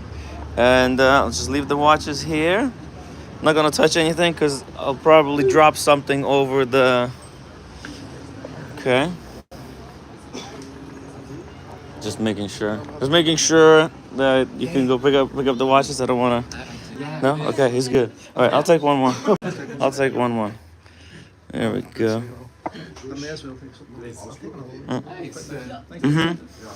Thank you. Okay, guys. Thank you. Bye. Doxa. All right, now we're going. Oh, it looks like it's good. They're leaving. There we go. All right, man. All these things must cost an awful lot of money to put on. You know, today, that asking Fred Savage what his name was like the most humiliating thing. Was it? Bro, because I didn't even, he like came into focus. You see, I would have thought I seriously thought you knew who Fred Savage was. I'm not good with celebrities. When I said you there's Fred Savage, you went, wow. I only know YouTube celebrities. Dude, like if I see Humble Pine, I recognize him. If I see Sheen, I would know like some YouTubers. Some like some years ago, but I knew Fred Savage on that. Yeah. I think you were following like film a lot closer when you were growing up? See, I was in my favourite Fred Savage film is The Wizard. The Wizard. Wizard, 1989, that film was out. The Wizard. I was obsessed with that Super Nintendo or Super Mario game. Yes. And the whole sort of tournament that they had on it. And the wee boy Jimmy, you know, who was the video game. It was a brilliant film. Dude. It's a good film. Yeah, it's a great follow-up. Because, you know, he played a super minor role in The Princess Bride. That was nothing. Just the beginning at the end. I never watched The Wonder Years now. But he's not doing much now. Like, what is he doing now? I think he's been in some, I think he's had some, you know, like cameos in some other films, Yeah. you know, he's had cameos in certain things. Did he, like, strike it big during his He childhood? seemed to be really into these watches. His name was at her. Yeah. Remember, we were at another show, and he was, Yes. and we just missed him. Hello, hold on. Oh, okay, you're still taking? Yeah, it's okay? All right. Okay, yeah, no, I'm not putting you on camera. Yeah? Okay, we'll wait over here. Thank you. All right, let's take a seat over here, Red. There we go. Wow, what a place this is. Another view for us to enjoy. And you can see the fountain actually over the trees. It's awesome. That's what this is all about. Oh yeah. Let me give you guys a flip view. You can see it, the fountain just going ape. That's gonna be the after party. And that's the glass box where I asked Fred Savage what was his name. What the F? Who are you? Cause like, He looked at you for a second and went, cause like in my mind, I'm trying to talk to that guy with the gray hair. I think it was Jeff Hess. His name was Jeff Hess. He sold. By the way, that's another guy. That's the guy who sold Sylvester Stallone's watch. yeah, but I thought that you would have even known who that was, even because I even like half recognized No, him. I didn't even see him. No. He was facing. His back was to me the whole time, and when I turned, he was like lower down the steps, and I can't see on the left side. So he was like out of my field of vision. In fact, I was trying to kind of go for. I thought the other guy was Jeff. I thought the other guy was Fred, and I was gonna say "Hi, Fred," and who's your friend? And it turned out, you know, he turns around, shakes my hand, and was like, "Oh, who are you? Who are you?" And I'm like, "Oh, it backfired." Backfired, but it's humiliating, man. That's humiliating. But hey, it is what it is. Whoa, why am I losing reception? Why are we losing reception? Guys, let me know how the internet is. Let me see it. Can you check resolution if it's good? Can I check? Yeah, how the stream is going, yeah, if the resolution is okay. It just you know, I understand now. I have a system. I learned something, okay? Next time I'm being told, hey, look at that guy. That's Fred Savage. I'm gonna clarify. Oh, the guy with gray hair in the blue blazer with white pants. Like be specific. But not just like super general, just over there in that general vicinity. And yeah.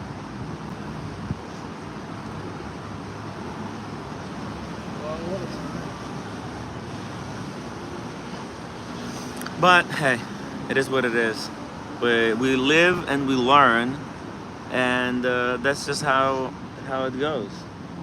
You know, I think he was okay. He was very patient with me. He gave me multiple. I think, as a few people say it in the chat, he was probably sort of thinking about, the stage thing he was going to do, Yeah. And he probably didn't want to get too deep.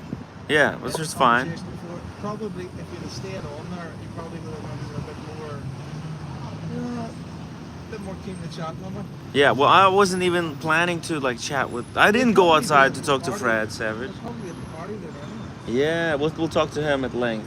Hey, there goes Roy. Roy said he's gonna get us in. Roy and Sasha Davidov. They're gonna help me out. They're in. They're in. but it's 8 o'clock. So It's 8 o'clock. yeah. So it's right now. They have like just general stuff going on. Somebody said you were savage on periphery. That's a good one. Yeah, it wasn't my intention.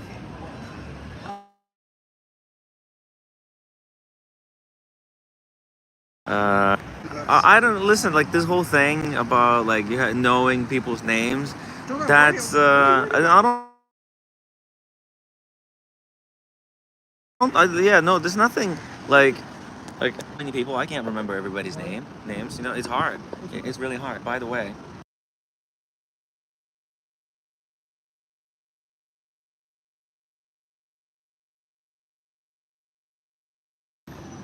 Try to find it. Find it right now. I'm so fat. Maybe I don't need sunglasses for this interview. We're just gonna chill out and chat. Just drop my sunglasses. Jesus.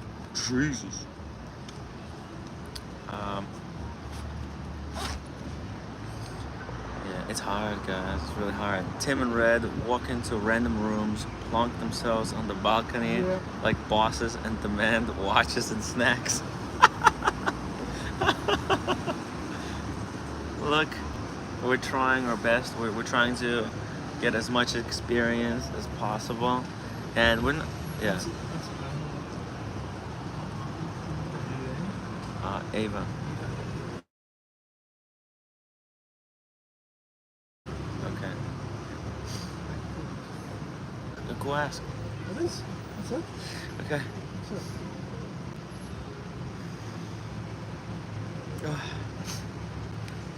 David H says it's a non-issue, probably refreshing to a famous people not to be recognized. Yeah. Probably. It's not everybody. I was going to ask for the photograph of the meal until Yeah. you like insulted To them. tell, it wasn't an insult. I wasn't planning. You know, I was actually insulting to me that you didn't go in and just just initiate the conversation. That way you wouldn't have fucked it up. Because you knew. I knew it But was. you didn't translate it to me well. Like, Fred Savage, that guy over there. No, don't assume anything. Just assume I don't know anyone, anything. Yeah, just don't Assume assume. you don't even know yourself. Don't exactly. I barely know myself. I don't know what I am. How do I identify? He, him. I think I identify as a busted boiler. As a busted Okay. A busted boy. I mean, I definitely look like one. No. Hey Tim. Yeah, it's hard. It's really hard out there. By the way, guys, how is the connection? If the reception is good, give me a thumbs up because it's 1 o'clock. It's perfect. We'll have a great. I can tell it with my world. Yeah. Oh, nice. Hey, by the way, shout out to MJ. Good afternoon. Billy Jeans PhD says you should stop for the famous Hublot cheese. Well, in Geneva, I never heard of it. We got Dr. Bob Snipey says when you see famous people, just point at them and laugh. It really pisses them off. Ouch. Homer says did Lederer forget you were here? No. They got a client. They got a VIP. Probably somebody who's buying one of the watches. That's I incredible. love the way that you literally have a Doxa in there. It's a good-looking Doxa. It looks sexy on you. I don't know if it's. Do any other dial colors on there? By the way, Gladiator, thank you so much for the $5 super chat. It says great content and view, Timmy. Okay, hey, no, don't need to look at me. Let's show you guys more views. Look at the view. That's why we're here. This is the $1 million view. This room is $17,000 per night. This one right here. How much? 17,000. I checked. Yeah. How is it? How is it unbelievable? Like the amount of money they spend on these things. Yeah. Well, maybe they got a group discount. Group rate. Yeah, because everybody. Oh, look at this, J.N. Shapiro in the top corner with Ming there. Hey, maybe we'll go and say hello. Get an Oscillation, Handmade, Gerald Charles, Fortis. There's some brands. I wish the internet inside the building would be a little bit better, because whenever we go outside, it's like lose reception. But yeah, look at the views here. I love, like, what is this mountain? It's like the mountain range you see over there. Like, look at, like, we're sitting here, and then we got these giant mountains. Okay, like, imagine waking up to these mountains every single day. It's pretty awesome, right? And I bet they got like climbing stuff there. You could actually climb them. So epic.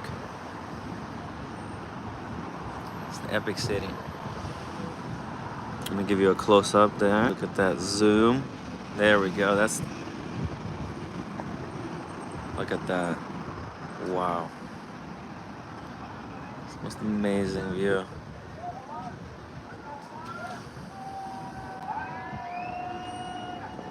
Look at that.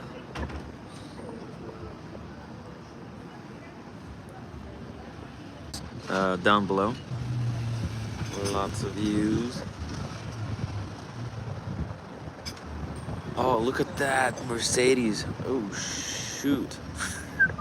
What the F? I've seen that car parked earlier today. I have a high definition picture. I'll share it in the WhatsApp group. Oh, Bernard! Bernard is here. Hello, sir. Hi, how All are right, you? are you ready for us? Sorry for all the delays. We've been trying, but it's, you know, the scheduling, obviously. Very easy answer if you allow me. Yeah. You need the right watch to organize your day correctly. Yeah. No, I'm kidding. Well, I'm not wearing a really precise watch. To be on a watch show like this here, it is very clearly very easy to understand. There's so much to see. It is so fascinating. How many products, how many ideas behind, and how the results look of all what you could see here. Yes. So I wish everybody he could be here. Unfortunately, not everybody can, but you have the chance because of those live channels to participate at least a little bit. So enjoy. We are going now to talk a little bit about watchmaking, about littéraire, to promote our own brand, of course. Oh, well, and they already got a little preview. Yeah. Whatever you would like to talk about. Yeah. I'm here for you. All right, and guys, for you guys. Get all of your questions for Mr. Letterer over here, and we're gonna start. We're gonna start looking at the stuff, philosophy, the watches, and the life experience. You know. All right. So we go inside. Let's do this. Flip the camera here. Oh. Let's go maybe over here. I'll be over here. You take that seat. How it is with the light? That's still okay? Let's see. I'll check. Let's see here. I think it's good. Yeah. We still have lots of natural light from the window, so we should be okay. If not, we move outside and take the picture of the watches outside. No problem with that. Yeah. No. I think yeah, we could see everything clearly. Yeah, I'm not gonna need this. Yeah. No. Okay. Don't need it. Okay.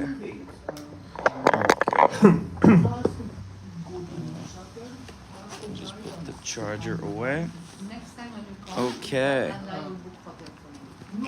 Okay. Let's do this. Bernard, welcome to the show. Please. Thank you to invite me. It's a pleasure to be here and a pleasure to show to everybody out there what we are doing in some place close to Neuchâtel, where a German watchmaker came to Switzerland because falling in love with a lovely lady what is from Poland. Oh. And here she is. Hello. Hi. We saw each Hi, other Eva. yesterday. Yeah. We keep bumping into each other all over the shows. Yeah, listen to him. Yeah. So much to tell you. Okay. Thank you, guys. All right. Thank you. Thank you for scheduling this. She was instrumental in making sure that we'll be here, on time. Voila. All right. The story of the central impulse chronometer, Mhm. the watch what we are actually presenting, and where we have different models to show, started in 2020 and had been shown here on the Geneva Watch Days. And we had the big pleasure that 1 year later, Mhm. during Geneva, the Grand Prix de Horlogerie de Genève for you guys, a very difficult name, for me too.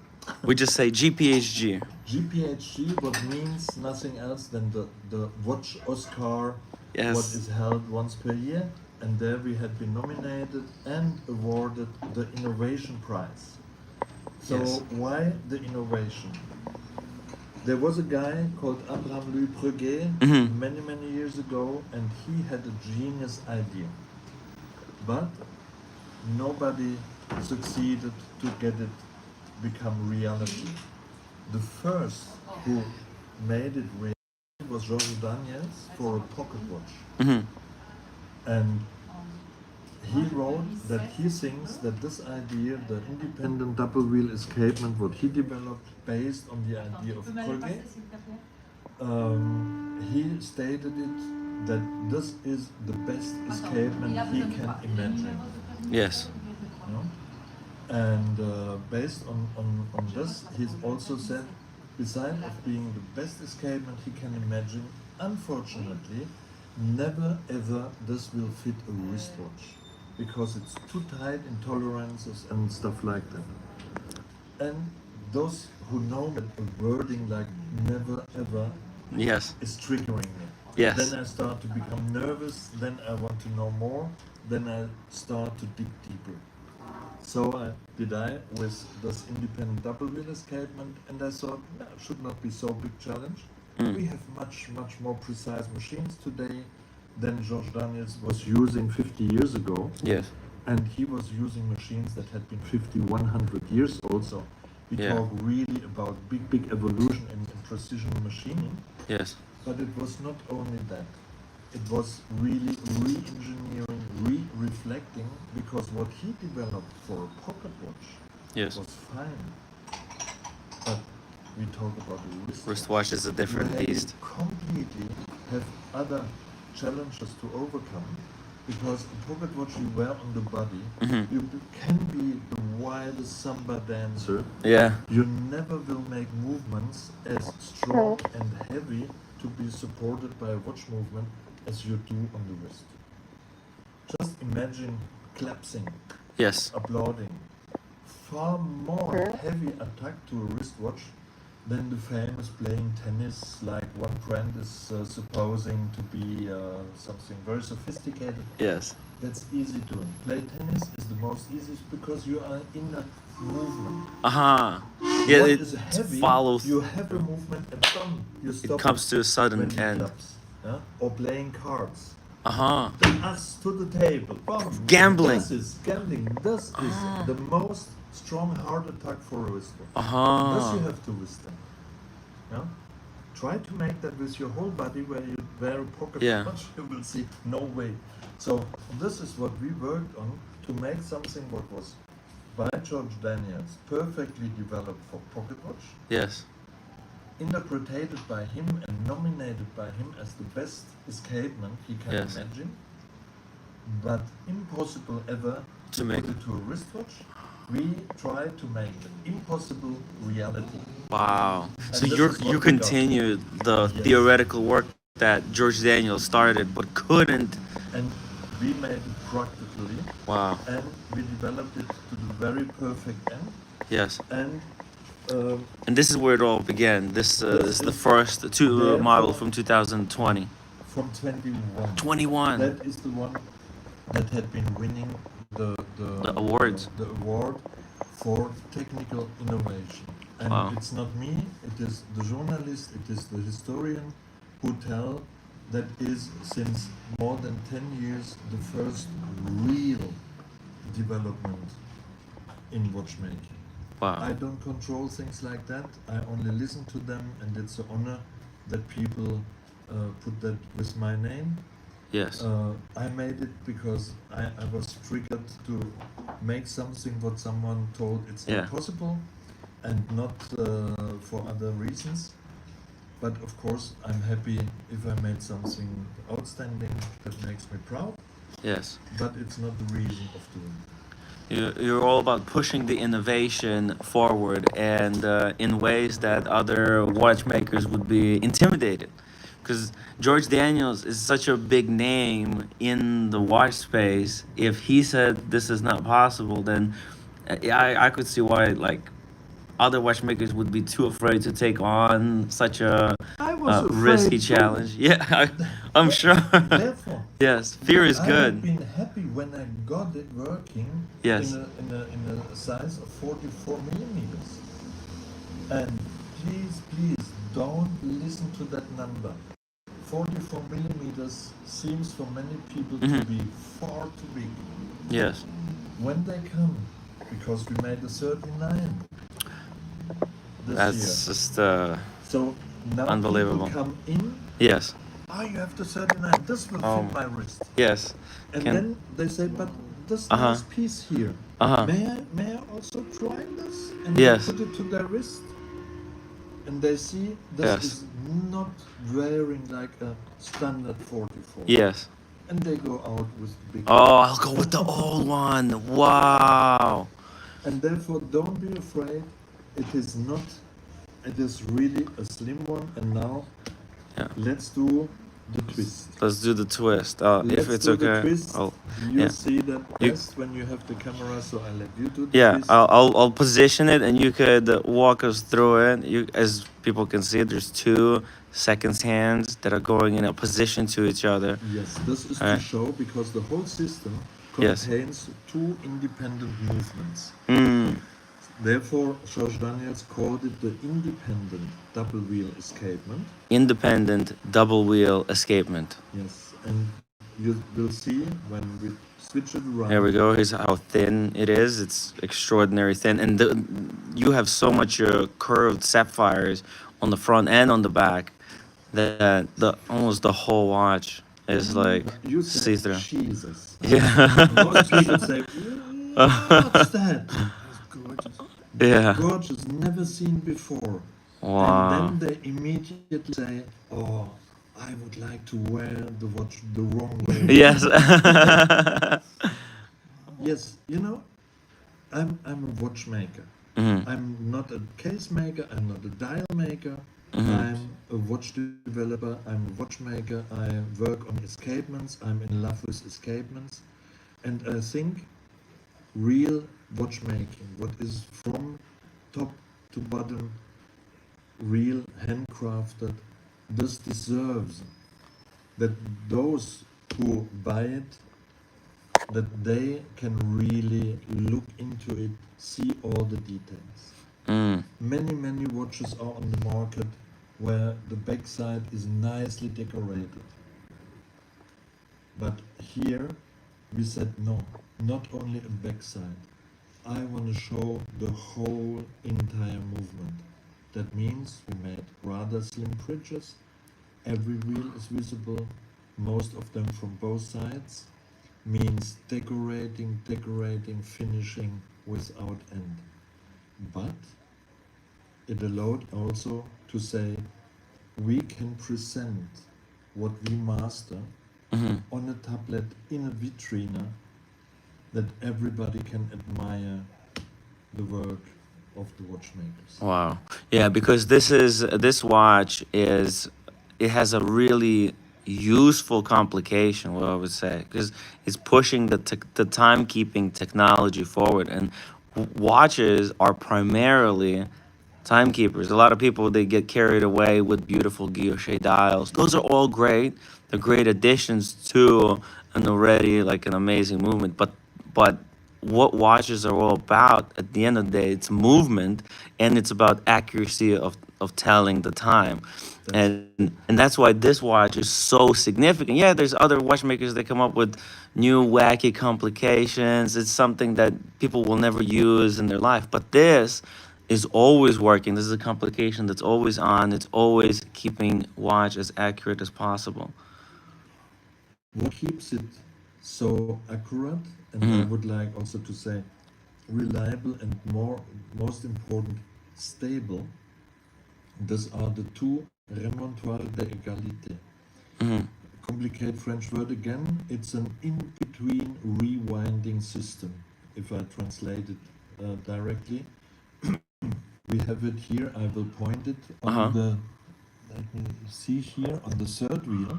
Uh-huh. On this side and on that side, Uh-huh. you will see a mechanism, and you will see if you keep the camera stable, Yes. within 10 seconds, one of those two wheels who are coaxial is making a jump. Let's see. Let's watch it together, guys, and let me know when you see the jump. Oh, I think the left one just made a jump, and then there's gonna be the right one. Boom! There it goes.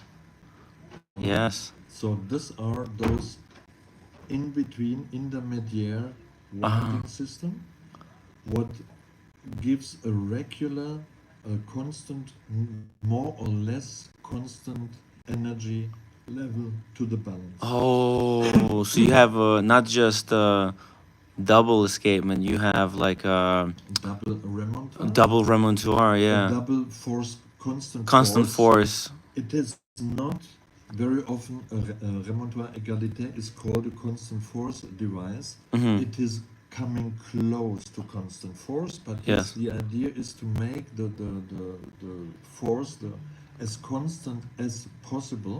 Yes. Because then you have the swing, the angle of the swing of the balance wheel the most regular. And that makes the swatch also so exceptional. You may know that when you certify a watch with a COSC certification, Yes. they take a picture of the hands, and 24 hours later again a picture is taken, and then they control if you are within the time frame. Oh, okay. But how quick or how slow the watch is in between those two pictures, Oh, yes. there is nothing what they talk about. Right. And everybody knows it. You wind the watch completely, what does it do? It winds quicker. Yes. Then it slows down, and the whole tricky thing for those who regulate it for a COSC certification is to find the good, too quick running in comparison with the slowing down and too slow running, that after 24 hours you are on the right time again. I see. So let's go back 250 years or more. Okay. And let's think, where does precise timekeeping is coming from? Okay, 1 second. Because we have a bit of an audio issue, so what we'll do, we'll flip the camera like this towards you, Okay. and then you can talk into the camera. There we go. Maybe Okay, I'll sit next to I you take here. it a little bit up, Yeah. that my face Yeah, is yeah, visible. Position it. Can fix it. 1 second. Yeah, if you want, you can make it higher like this. No, that's fine, fine, fine. Now my face is visible. Perfect. That's super. Okay. There we go, and I can help out here if anything Yes. is needed. There we go. 'cause So- the audio is better when you're talking like this into the camera with. And Perfect. also we have chat, so if people have questions, you can send them. I cannot send them. Yeah, they'll send the questions. Yeah, but as I said, let's go back a little bit in history. What was the reason for precise timekeeping? Yes. Who pushed it and why?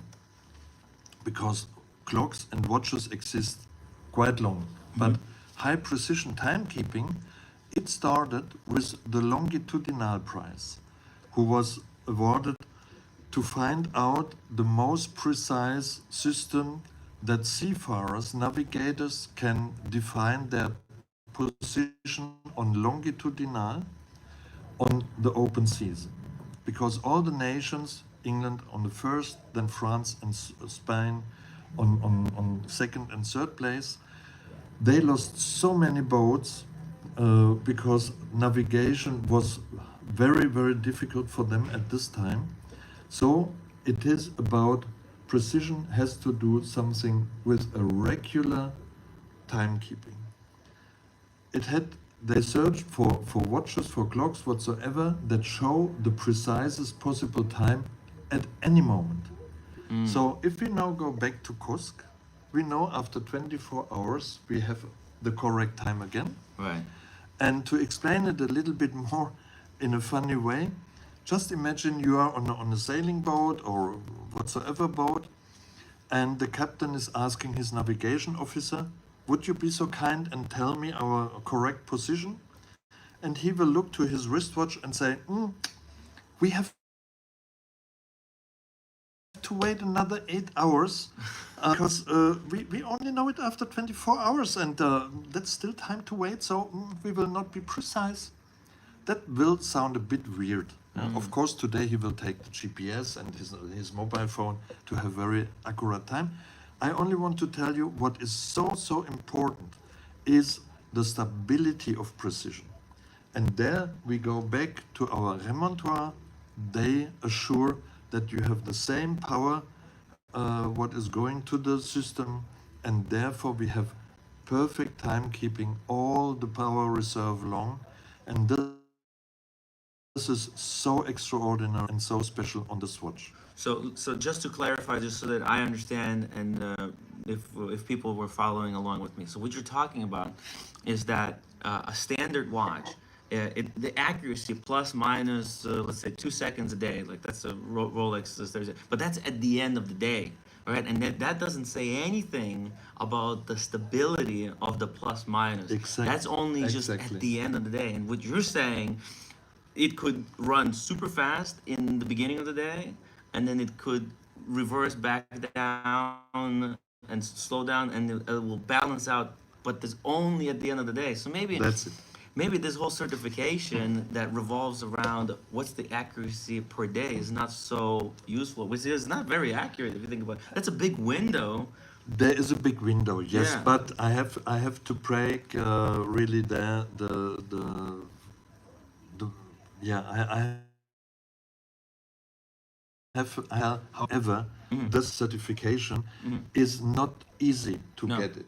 Right. So it already is very clear sign of a high precision watchmaking. And therefore it is very clear it has to be defended. Yes. It has to stay, and the COSC certification, Besançon certification, whatsoever, or Geneva Observatory,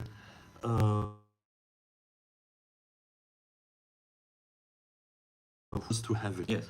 I think the renommee of a very well-known brand who has a little corona, a little crown in its logo, they understood the importance, because they, in the very beginning of their brand, they had been not a Swiss brand. Yes, It British. is a British brand. Right.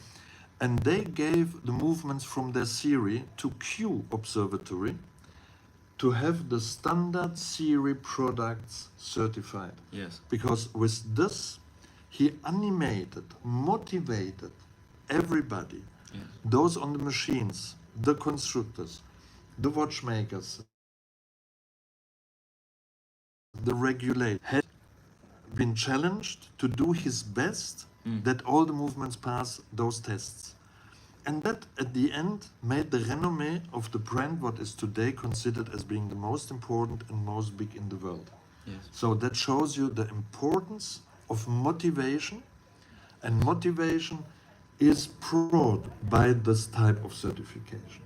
Yes, definitely, and it would be good if there was new kinds of certification. It seems to be a little bit limited right now, cost cutters, but would be interesting to see how can the certifying, how many seconds that run plus minus at the end of the day. Yeah, I think, this plus minus how many seconds became relatively irrelevant for really the measuring of time. It makes a pleasure to a collector to know my watch is really so well assembled, so well adjusted that it is really super time keeping the time. Yes. And we had an idea, what I considered was quite a nice idea, and what goes a little bit in the direction what you ask for, to go a little bit further in certification. And I said, look, in the past, it was of Rolex, they gave the series products to Q for certification. Later on came up the so-called chronometer competitions, where companies developed movements for nothing else than to win a chronometer competition. And I said, no, let's do something what is a mix of all of that. And we took out from the standard production of around 30 watches a year. To talk about a standard series is a little bit funny. But anyhow, we took 8 movements who are completely similar to all the movements what are in our standard product. We gave them for the cost certification, and then we said, in addition to this, to top it, we give it to 3 observatories that still are active in Europe, which is Glashütte by Dresden, where you know everybody knows Lange und Söhne, Glashütte, Original, Mühle, Nomos, and brands like that. Then we have the observatory in Besançon, what is an affiliate of the Center of Measurement Keeping, what is Paris. There you have the atomic clock, and the affiliate is Besançon. And then we have the observatory of Geneva. So therefore we developed a watch, what I will show you now, very classic design, to go ahead with the memory to the seafarers, to sea chronometers. So very clear, very detailed dial where you can see, I hope everybody can see it quite nice. I'll do it this way. Let's flip the camera again, and now we'll go from this angle. There we go. Let me just put this here. That way, there we go. Everybody should be able to hear you. Oh, actually, you know what? You could look at that and look into the camera, and I'll hold it for you here. Voila. There we go. Voila. So it's a very, very classic design. It's a solid sterling silver dial. It is steel hands, hardened, polished, blued on fire. All is handmade, all is made in our own factory. And I'm happy that when I learned watchmaking, I had a teacher who showed me a very old technique how to treat solid silver, in that case sterling silver, to turn white like fresh fallen snow. And this is the technique what I use here on this dial. By this you avoid oxidation on the silver dial, so it will stay as it is. And we mention on the dial, this is 3 times certified by observatories. So it's a 3 times certified observatory chronometer. And as we may not mention printed on the dial where it had been certified, Glashütte is a protected name for the region. Same as Besançon and Geneva. So we had the very nice idea that's difficult to see now, but inside of the second dial, we engraved the GPS positions of the observatory. So we indicated even more precise. Yes. So it's not only Glashütte, it's the exact position of the observatory in Glashütte. It's the exact position of the observatory in Besançon, and bien sûr also in Geneva. And so by being forbidden to name, we show it a little bit linked to where precision timekeeping came from global positioning. Wow. And furthermore, it is limited to 8 pieces. Oh. And everybody wants to have number 1, everybody wants to have number 8, nobody wants to have number 4. And this we do not like. And we want to make happy everybody. And my wife Eva had so lovely idea. She said, stay with your seafarers. Take a sailor who is on the stair, where he is looking at. Oh, he's looking at 4. He is looking at the compass rose. Yes. What has 8 cardinal directions mentioned. Oh. North, northeast, east, southeast, south. So we put the compass rose on the back side of the movement. It is down here. I'll zoom it in. Very tricky to zoom in now. Very tricky, yes. But yeah, we can imagine that it's there. So good. Let's see. I'll get it out. Here we go. There's the compass rose, and on the other side in the movement is the numbering. So One can have the number north 360 degrees. Uh-huh. Another owner will have northeast 45 degrees. Yeah. Or someone loves west. So he will have west with the degrees. That's brilliant. That's, That's brilliant. that's so and, cool. and so everybody is happy and nobody says, I did not get the number one. And it's also a reference to the C chronometers that started this whole need Yes. for this type of accurate watches.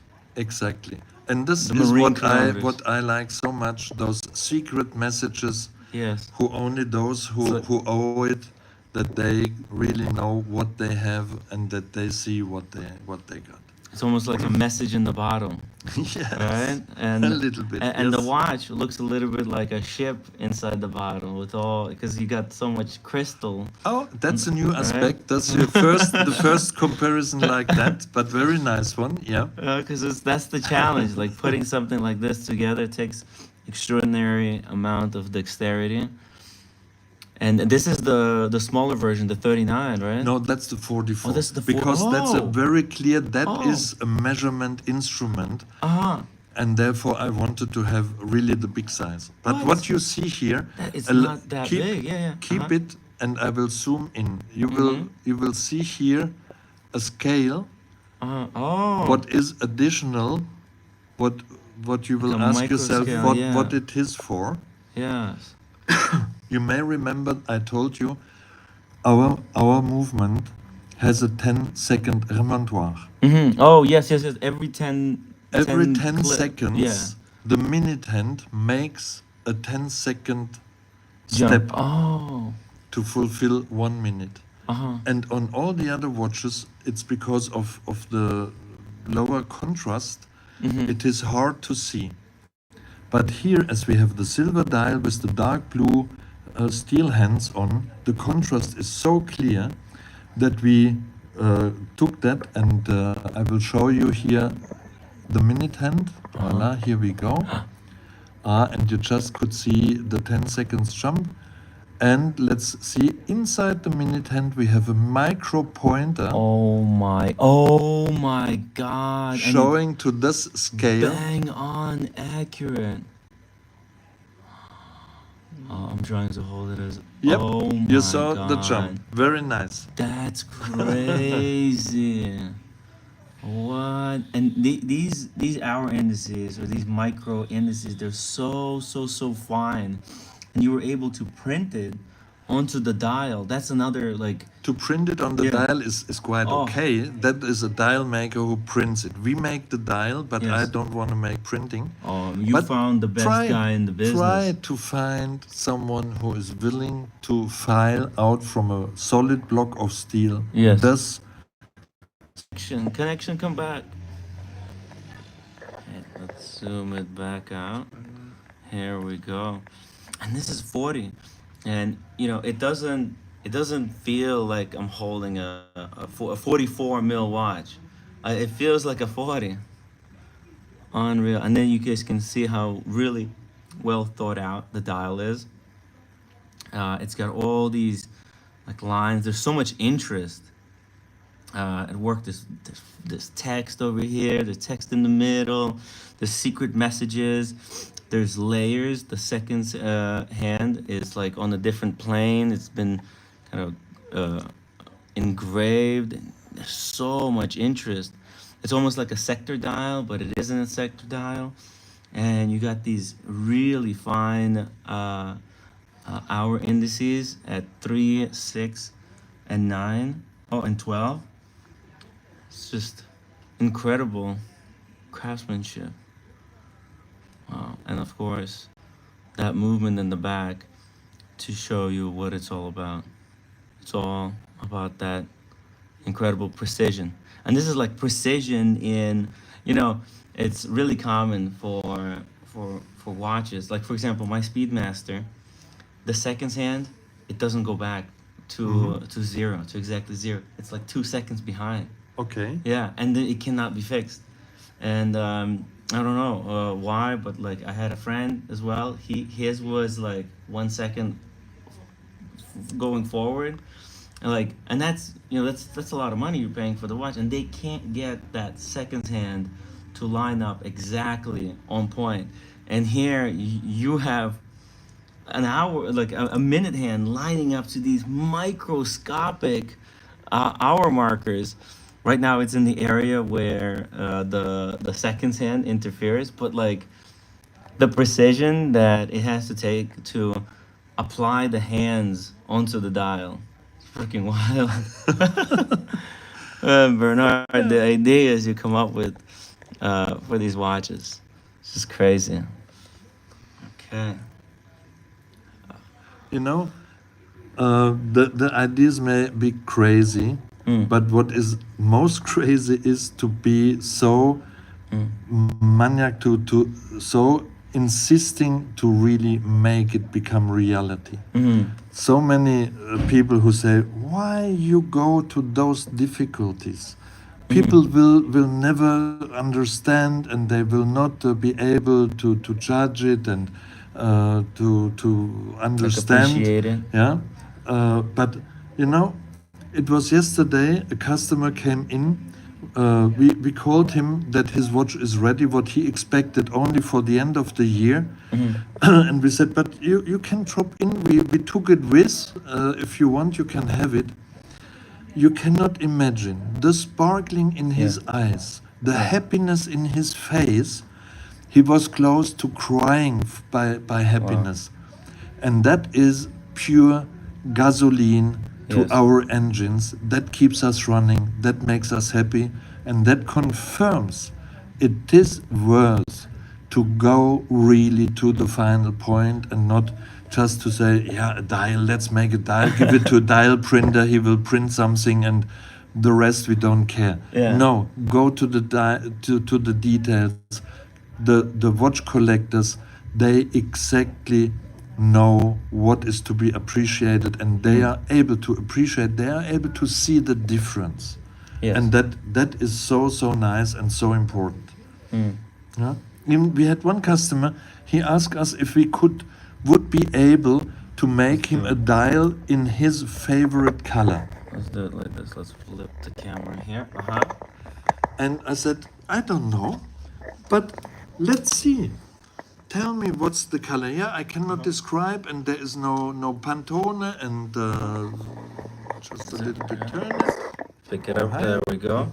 There we go. Yes. And he said, Naya, you have to see it. So I said, no, so just give me something that I can see it. Yeah. And he sent us pieces of fabric, how you call it, tissue? Like a shirt. Yeah. Yeah. What had been made by dyeing turned into his color, what he wanted to have. Wow. So we made trials and trials and trials, of course, and failures and failures and failures. But at the end, we had his color. Wow. You know how happy he was? Huh? He had chosen a special pattern, what we engraved then on the dial, and all in his color. And you know, we don't make mass production, but we make outstanding, very special timepieces for very special people. And even if this slogan, let's call it, is used by the one or the other brand, one thing cannot be copied by any other brand. We don't make only watches, we work on the heart. We make escapements. And go around, please, and find between all the independent someone who has the courage to really make new escapements. Yes. Yeah. And that is something special, and I think something what I know watch collectors are looking for, watch collectors are able to understand it and to judge it and to find that it is worthwhile to go to the real thing and to have a look to escapements in modern watchmaking. There are a few examples. You have Girard-Perregaux. They made a very nice one. Everybody knows the constant escapement. Then you have the Freak from Ulysse-Nardin, but these are very little. Yeah. And compare it with the millions Actually, and they millions discontinued and it. millions of the Swiss lever escapements. Yeah. And very often I say, just switch, go away from watchmaking and try to understand what it would mean. It would mean that your Corvette, your Lincoln or whatsoever, all the cars would be equipped with a Mercedes-Benz diesel engine. You think you would be happy? No. I think a Ferrari and a Lamborghini could Yeah. make a bit more pleasure from Yeah. time to time during the day. Of course. You But gotta have the watch variety. industry tells everybody, be satisfied with a Mercedes-Benz diesel. Yeah. Huh? You're not gonna know what's the best one if people don't try and experiment with the new methods. Yes. Because if when we find the new method and it proves to be better, that's going to become the new standard. Yeah. Huh? Yeah. We shouldn't settle on the cheapest way to make the escapement, right? Because that's like what a lot of the industry is. Oh, it's the most reliable, it's the cheapest, it doesn't gonna cost us any issues. It is reliable, Yeah. no doubt. Yes. Like the Mercedes-Benz diesel Yeah, engine. yeah. It is super reliable. Yeah. You have engines that have been driving more than a million kilometers. Huh? Yeah. But sometimes But where's the fun? It's not about reliability. Reliability is not gonna win you a certain race. You know, if it's a certain circuit, right? You need specialized tools, specialized watches. So Super. that's why it's good. Okay, can we see? Can I just compare a few of these? Yes, go more, ahead. and then we'll ask some questions. Yeah, Red, you want to take a look? At the two sizes. Yeah, that's what I want to show people. The comparison between the two sizes. Here it is. Compare them one to one. And they're side by side. Yeah, look at this, right? That's the 39, that's the 44. That is huge difference. And you were able, so not only George Daniels said this type of escapement is not possible in a wristwatch, you made it possible in wristwatch. And then you said, no, I can also make it even smaller. With the knowledge what I gained during 10 years of researches and trials to get it reliably working in the 44. Yes. I learned so much that when that work was finished, it was clear it is possible and we will be able to make it smaller. But without that step in between with the 44 mm, I think even me would have not had the courage to directly go to this small size. Yeah, I mean that's kind of the whole process. You have to first, it was in the pocket watch, then you want to slim it down from there, and then see, what you learn. It's easier to work on bigger movements because there's a lot more room, and when you're going really tiny, like 39, then you have to be so much more precise because the precision it's exponential. Wow. Look at this, guys. Yeah, and for all those who love the movement more than everything, oh, of course, wow. In December, the presented the watch, the Inverto. Wow. Oh my God. So for those people who were wearing their watch upside down anyways, you said you guys can now stop wearing my watch upside down on the wrist, and here. And you can start wearing it upside down and read the time. Yeah. You can see the show and tell the time. Well, kinda. And still, I love how you put the dial on the back. That's so cool. Yeah. Back is what every customer can choose by himself. It is a part of the movement. So we overscaled the movement, and you can go around and search and say, voila, this part of the movement I love most. Yes. And that will be the backside of your watch.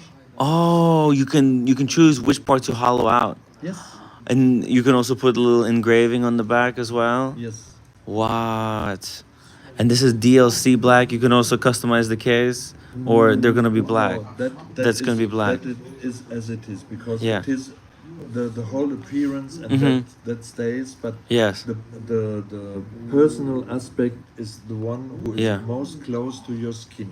So Yes. it is on the side where you wear it close to the skin. Wow.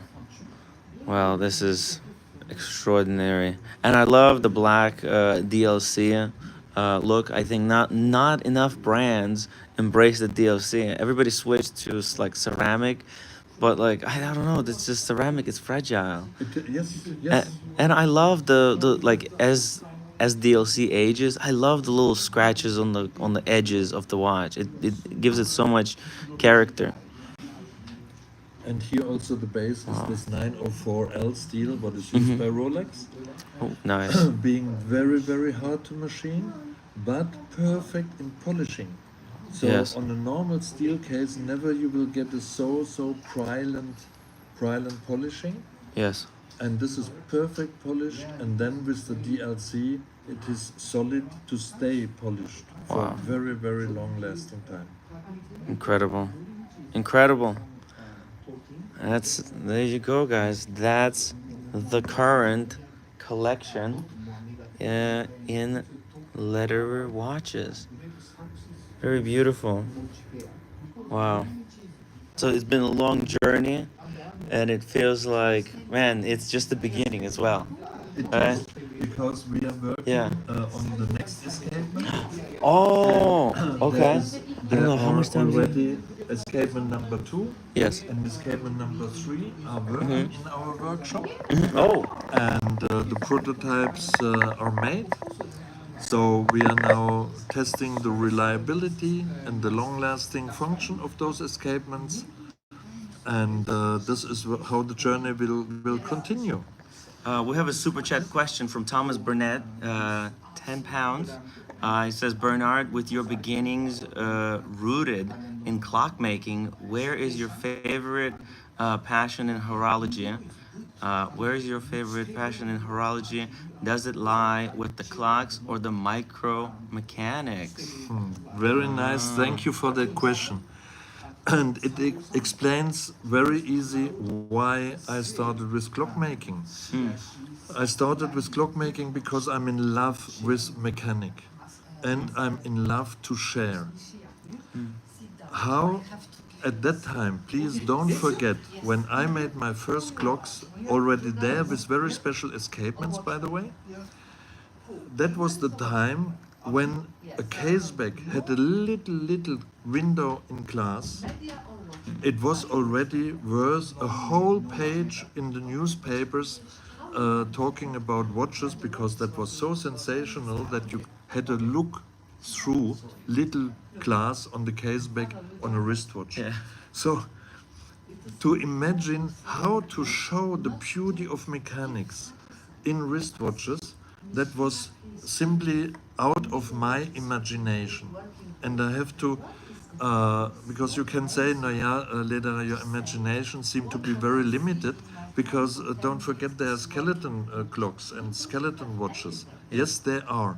But please understand, I want to read time on a watch. And a skeleton watch confuses me completely, because there are so many lines from all those bridges and here and there, and I don't find the hands anymore.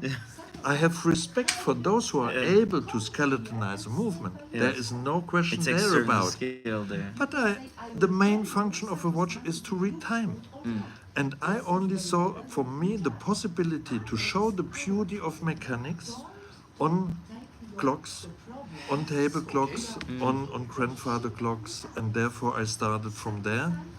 And then step by step, the first well-known and very important watch what I made was when I had my little microprint BLU, what means Bernard Lederer Uhrmacher. But Uhrmacher too difficult to spell, so we turned it Bernhard Lederer Universe. So it was my, and still is my universe. And there we made the MT3 Magic Tourbillon.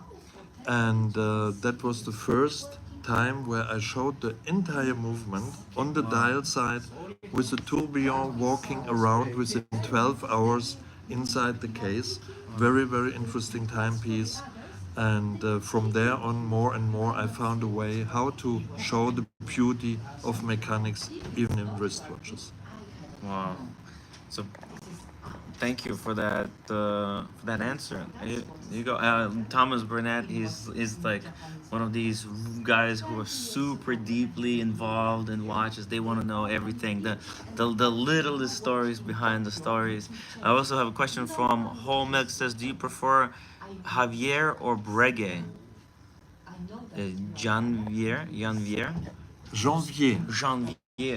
Or Breguet, whom I like more? Yes. Janvier. Janvier. Directly, very clear. Alors, I have high respect for Breguet. He was for me the John Beaver of his time.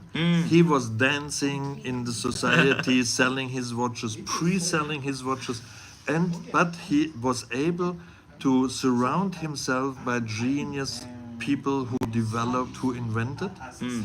But for me, the most genius inventor and watchmaker, very clearly, is his competitor, Janvier. Janvier. Yes. Janvier. En-titre Janvier. Oh, that's awesome. Let's see. So, yeah, because you see, most people they don't know a lot of these behind the scenes stories because Breguet is just so much more famous than Janvier. Yeah. You know, but that's just as people know Jean-Claude Biver. It's just marketing. Yeah, it's marketing. Yes. That just because somebody is more well known doesn't mean that their philosophy or their watches, what they contributed was better. By the way, Red, can you take a picture of a few of the watches? Because I want to make a post on Instagram and tell people to watch this segment and subscribe. And if they want to contact and buy one of these incredible timepieces, contact letter. Maybe we'll have some kind of an email form. What's the best way to contact you, Bernard? Just on our website, Lederer Timepieces in one word, lederertimepieces.com, and then you will find then email addresses. Selling is one aspect, Yes. but please, here we talk about Yes. watchmaking. We are here to talk about all questions you may have. Yes. This is my biggest pleasure, and if anybody wants to make me a pleasure, Yes. write me your questions. I will be the most happy if I can answer them. If you want to make happy my wife, order a watch. But make happy me, ask me a question. Exactly. It's like it's more than just buying a watch when working with you, because you're so passionate about the hobby, and you're promoting like the really important stuff that it's in. My father once, when I was protesting, but that was when independent watchmaking did not pay your bill at all. Yeah. I was shouting, and I said, "It's a shit, this watchmaking. I even cannot allow myself to take holidays." And my father, he looked at me and said, "Are you crazy?" I said, "No, it nerves me." And he said, "You must be crazy. You make nothing than following your passion. Yes. You enjoy your hobby every day a year. What you are shouting that you don't have holidays? You have nothing else than holidays." So somehow he is not wrong, but however, this is passion, and if passion is really, really deep, and that is the reason why I love to explain, to share, and that is all about. And I think today the interest is so high in independent watchmaking, and therefore I hope for many, many questions from your side. Yeah, and I think you got into doing independent watches, like you said, like you got in early, way early, before that what's happening right now. There's so many new independent watchmakers that are coming out, but they're not making their own movement. They're just kind of putting stuff I together. think, and I heard this from collectors. They already make a big difference between those new independent brands who are decorators. Yeah. And watchmaking and decorating are two different things. Yes. And yes, you are right, and please don't remember me anymore. Huh? Because what you tell is that 50 years of experience are here, and that remembers me that I'm already in the stage of retirement. And that is, but I will not retire, and everybody who is reflecting and thinking and says, oh, Lederer, how many years he will still be there, and if once a watch of mine may have a problem. Don't worry, don't mind. Every watch, every single component, we document so detailed. We have so many, all the components in stock. There are so many people who would like to continue if once I retire. Yes. And I don't want to retire. I have so big pleasure to make one escapement after the next. So if you don't like me, you are in a bad position because I will be many years still there. That's so good. There you go. And it's also some good words of wisdom for the new watchmakers who are coming in, and they have to think about what they're going to be building their brands, not about today or tomorrow. It's about the extent period. Should be a hobby for life, and continuing to innovate forever as long as you can. And this is the nice in watchmaking. That is one of those professions that have so big variety, so big quantity of inventions, because it's one of the longest lasting developments what we have. We got a super chat from Humble Pine, $50. He says, thank you for taking the time to speak with Tim and his audience. You are a gentleman who has created a truly beautiful timepiece. Hey, and I'll have a talk with Humble Pine. Maybe for one of his future watches, he'll get a letter. And are you going to be at the Watch Time New York, or are you going to Singapore this year? Neither nor, but I will be in New York on 2nd of December. I will have a lecture at the Horological Society of New York. Everybody is welcome to join us. We will have a party somewhere around that event at Cellini.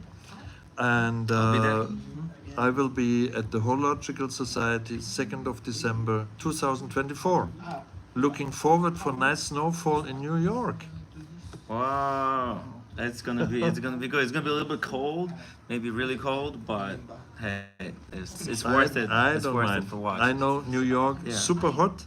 I'm looking forward to see New York super cold. Yes, it's hot here. It's gonna be cold there. Red, are you coming? December 2nd. Consider isn't another excuse for Red to come. Yeah. How much more time do we have? Just so we know. Just. Okay, let's keep going, guys. If you have any questions, keep them going. Tim can now retire. Meeting you cannot be topped to 100%. What can you tell us about this new escapement that you're working on, by the way? What do you think? Like a little clue, or like how is it related to these timepieces? Alors, you know that I learned in the watch museum. I'm very close in history, and I studied hundreds of escapements, and I figured out a couple of them. They are worth to be put it on stage, to be put it under the spotlight. They are worth to be reworked to fit today's challenges, and that is where the whole work started from. And so what we have in the pipeline are three kind of escapements that are based in historic developments, in historic inventions. We re-engineered or further engineered on them, as we did here on the idea of Breguet, who already had been re-engineered by George Daniels and now finalized by us. And like this, we have another two historic escapements, and then will come still at least two escapements that did not see daylight yet. Wow. They will be They're only been like ideas. completely new. These are own developments, and it's just a few weeks ago that the patent office of the United States of America confirmed, yes, this is USA. worth to give a patent on it. So we received a very nice document, by the way, with a very nice golden seal of the Eagle of America. I like it, very nice looking. It's the most beautiful document what we have in the whole series of our patents. Those are always the Americans. They know how to work, how to show off. Very nice to receive those documents. America is a country of documents. No, that's Germany. That's right, yeah. Germany is of laws and rules, Yeah, and maybe America of documents. Yeah, we love our documents. Thomas Burnett, £20 super chat. Bernard, you said in the HCCI book that your ideal soundtrack to work to would be Paganini. Can you make a comparison with yourself and a famous artist, composer, or musician, etc.? Sorry if it's embarrassing. Don't be shy. It's a great question. Both, but that is a question what I can explain why Paganini. This is a music where I can switch off completely, and Eva, my wife, she lived that. That was in 2006. In 2006, I wanted to expose in the Basel Fair and present the first MT3 Magic Tourbillon. And I was so hardworking, and it was quite difficult because still I was depending on suppliers. So I received the last components far too late, and I had only 4 days to go to the Basel show. I switched on Paganini, and Paganini non-stop. Eva came in from time to time to see if I'm still okay, brought me something to eat, something to drink. Yes. And I was encapsulated by Paganini in her own world and worked 4 days and nights completely. Then the watch was ready. We drove to Basel. There was the moment when I was falling asleep. But Eva knew about the watch and could sell it. So there was no problem with that. Wow. But that's why I love so much Paganini.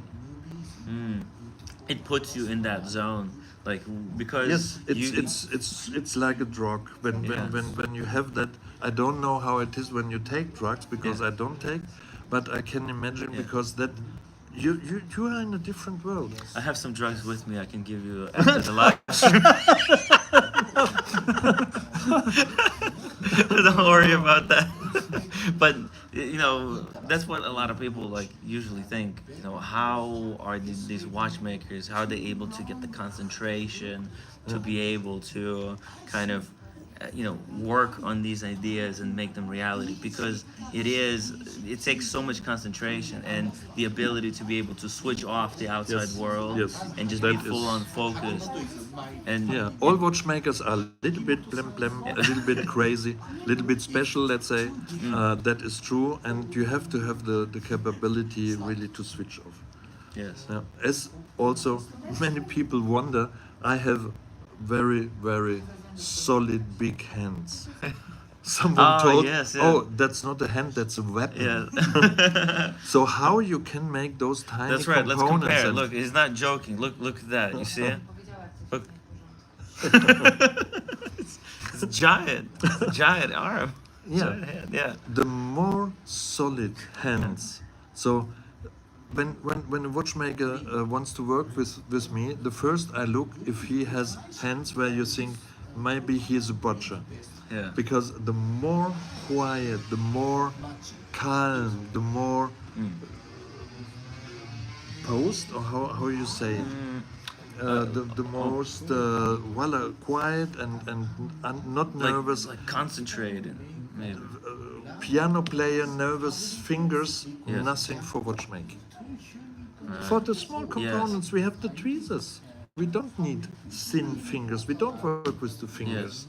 we will work with tweezers, but we have to have hands that are Steady. steady. Yes, you need like extraordinary amount of because I was trying to put I was at some Grand Seiko event, and they had these stations where you could put a balance cock onto the movement. Yes. And it's like, oh, it's so easy. It's the tweezers, and the watchmaker in front of me, he picked them up with like a flourish. Right? First of all, I was like, whoa. And he's like, it's so easy, and he scooped it up, it went like that, boom, and it's done. And then I tried, and my hand went like that, and it just scratched up the movement, just a big jagged canyon in the middle. And I knew it, like that's done. That whole Cote de Geneva there was, it's over. It's done. Yeah. You have to start from the beginning. So it is, I like. It takes a lot of practice, first of all, to be able to train to this concentration, but then to be able to have that steady hand.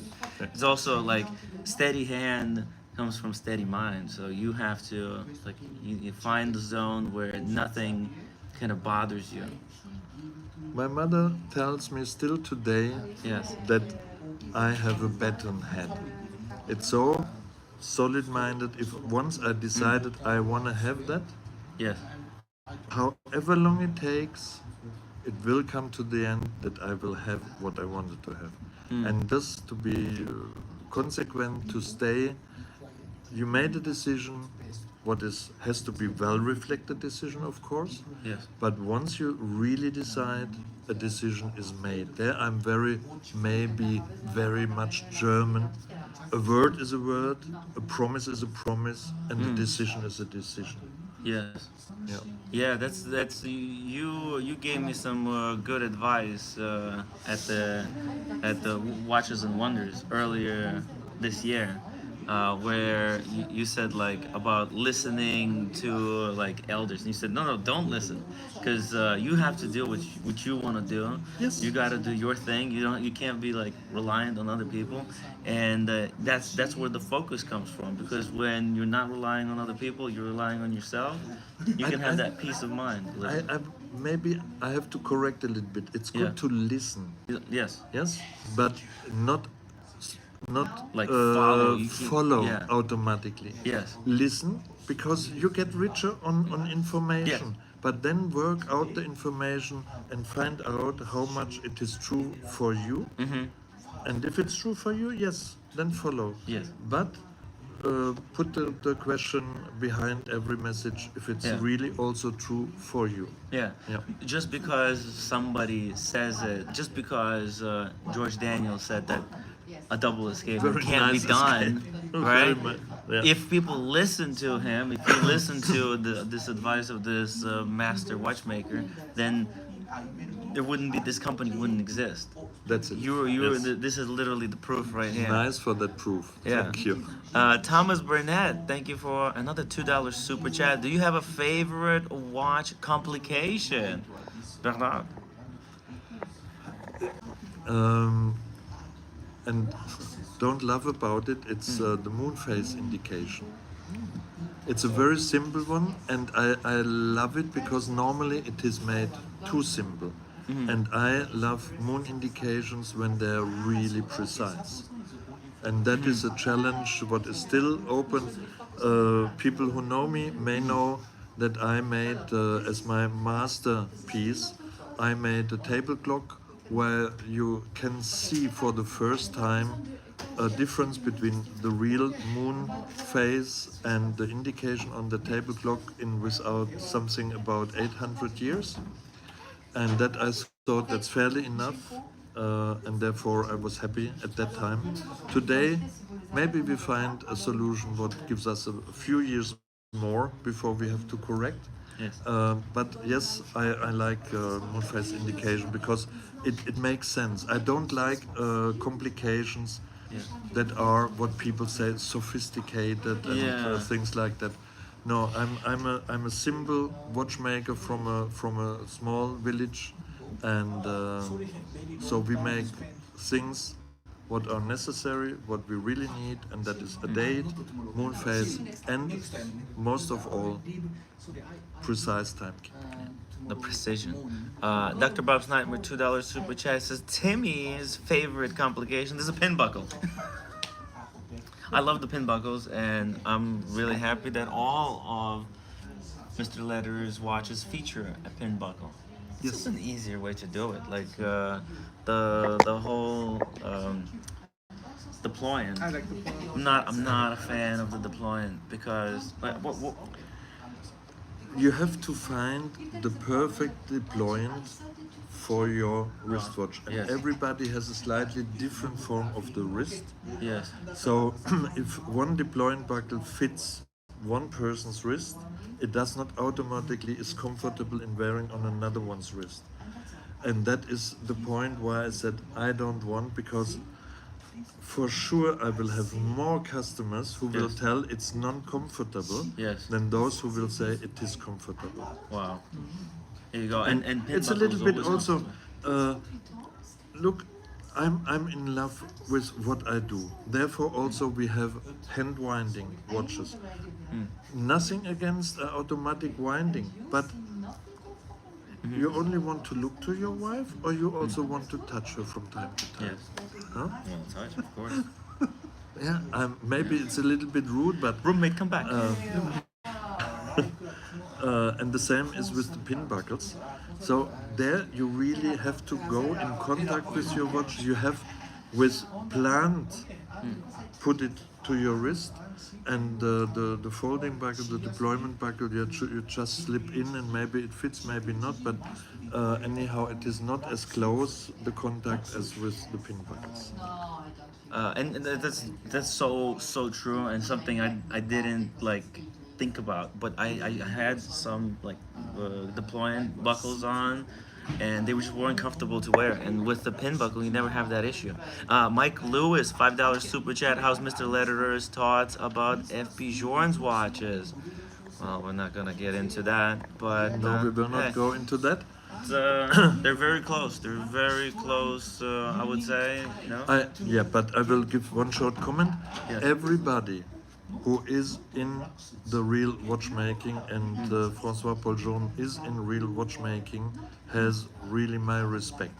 Yes. Yeah? Yeah, he's an important figure. He's done a lot. Yes.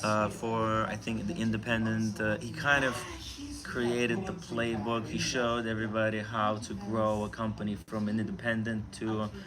I wouldn't like even call his what he does alone independent. He just makes 1,000 watches every year. It's a big production number, but it's business. He showed how to do business, and he expanded it into now a restaurant. You know, he's doing interesting stuff.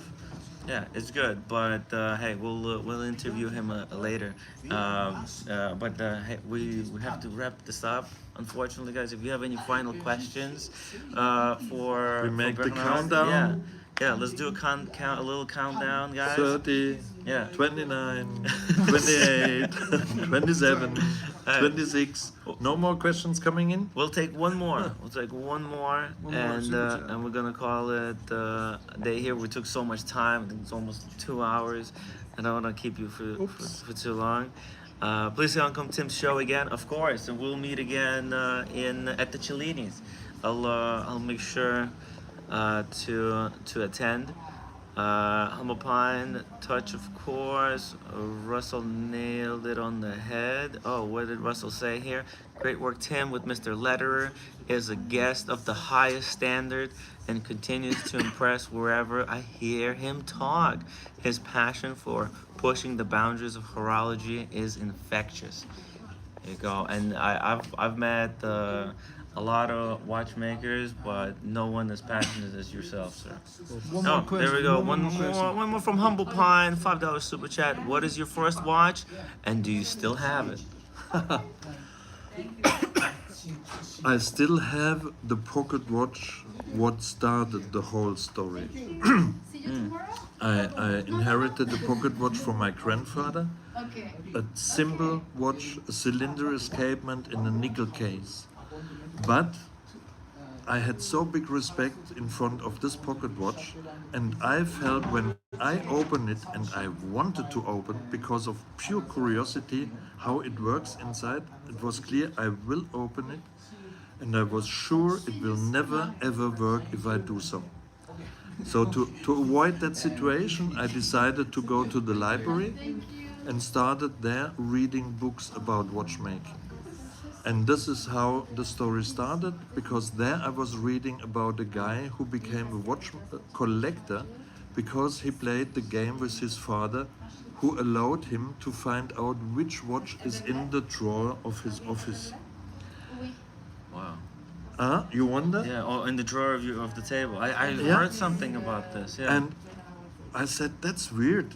Is Yeah. that a nice fairy tale, or Yeah. can that be true? Can Yeah. you detect which watch is in a drawer only by the phonetic signature? Yes. And he explained it that his father was collecting pocket watches with different escapements. Yes. So, there are different escapements. Interesting what it is. So I wanted to directly learn more. Yeah. And I started to go to flea markets, winding up pocket watches, Oh. listening on that ear, then listening another one on that ear, and back again. And so I started to see, to check if that's fairy tale or true. Yes. It is true.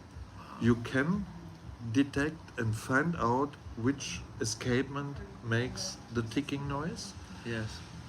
I don't care about those differences, but that is Yeah. simply the reason Mm. why I stopped school and why for any price I wanted to learn more. I wanted to become watchmaker because that Wow. was so fascinating. Yes.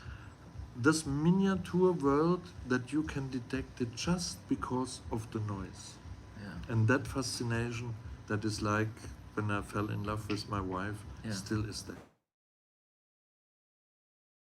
Still fueling you to this day. I think one more. We have one more. One final question from Thomas Burnett. What are your thoughts on silicon being used in watches? Something you would never embrace? Question mark. Is it because it's not adjustable, or are you in pursuit? A purist. A purist. Oh. It has nothing to do with purism, but it has something to do with handcrafting. And I once used it. A lot of people know it. I made once a watch for the German special squad diver for the German Navy. They needed a watch for the divers who have to go to disarm sea mines, and they may not wear any item that may be magnetized. So I made for them wristwatches that resisted a force of 100,000 Gauss and had absolutely no residual magnetism. And there was exceptionally, I used silicone hairsprings, but in general I am against all kind of material what you cannot manipulate by hand. And that has nothing to do with purism. That is simply, I want to avoid that one of my watches will be unrepairable after a certain time. Just imagine you have a silicone hairspring in one of those beautiful watches. Your grandson let it fall down, and then you find out nobody is able to do again one hairspring what you would need for your timepiece.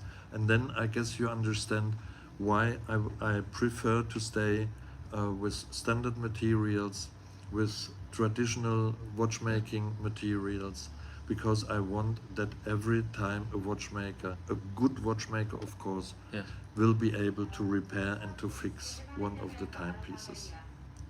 That's like the best reason for it, I think as well, because the silicone, it could just crack and then it's gone. And how do you make the same hairspring? You need to have like a PDF file.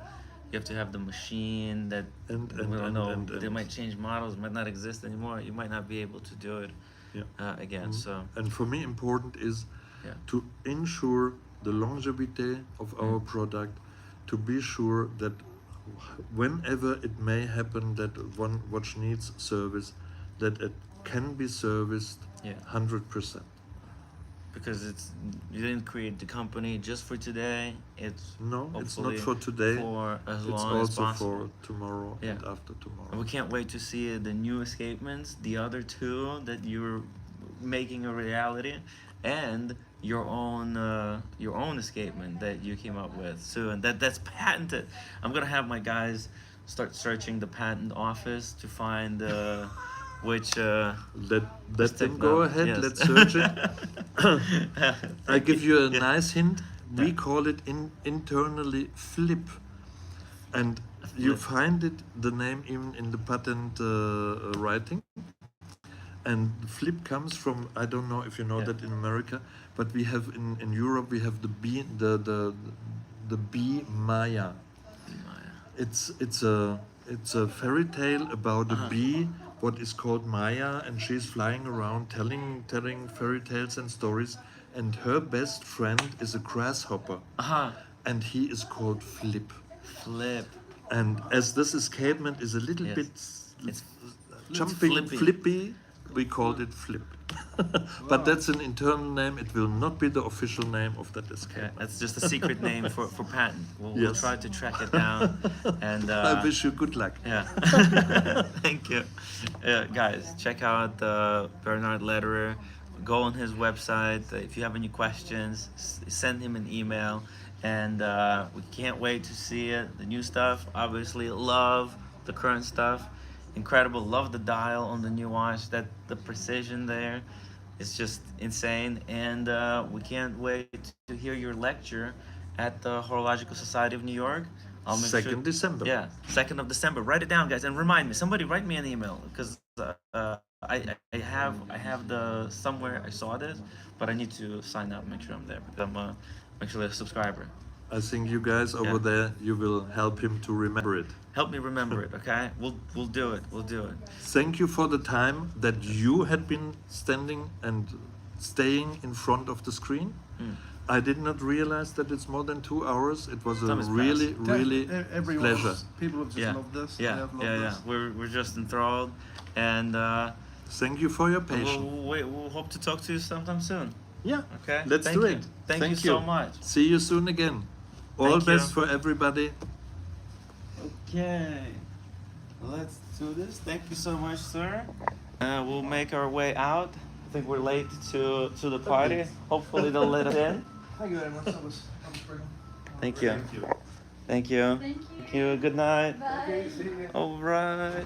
Let's see this. By the way, I didn't wind my watch correctly or enough in the morning, and it ran out of power, so I don't even know what time it is. It's now 8:30. Yeah. Oh my God, I completely lost track of time.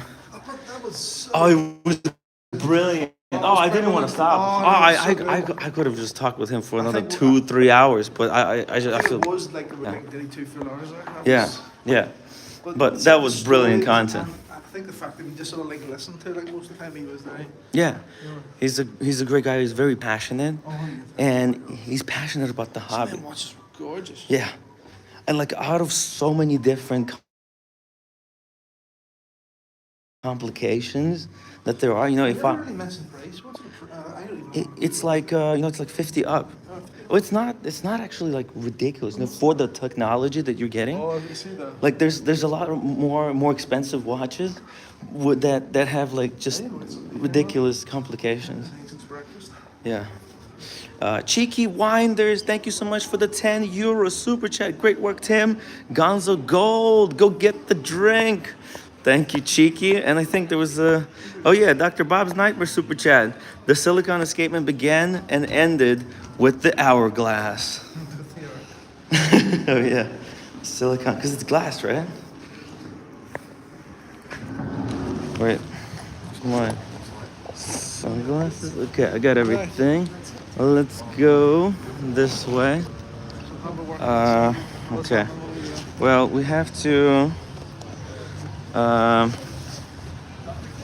second here. Okay, we have to talk to Sasha and Roy. Sasha or Roy, either one. I spoke with Roy Davidoff earlier today, and he said, so, yeah. Let's do this. Let's go this way.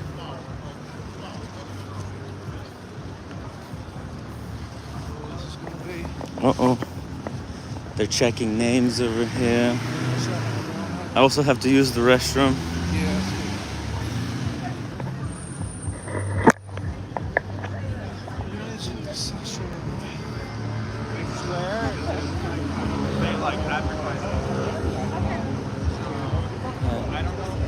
Let's see.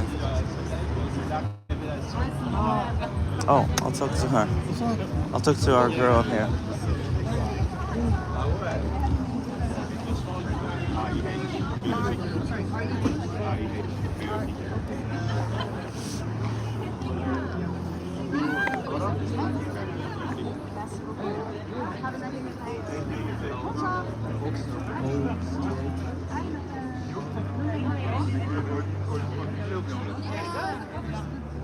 Thank you very much.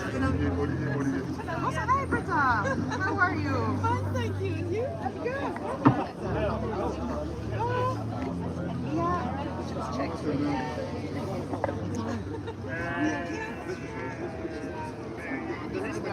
Yes. Still good. Up and running.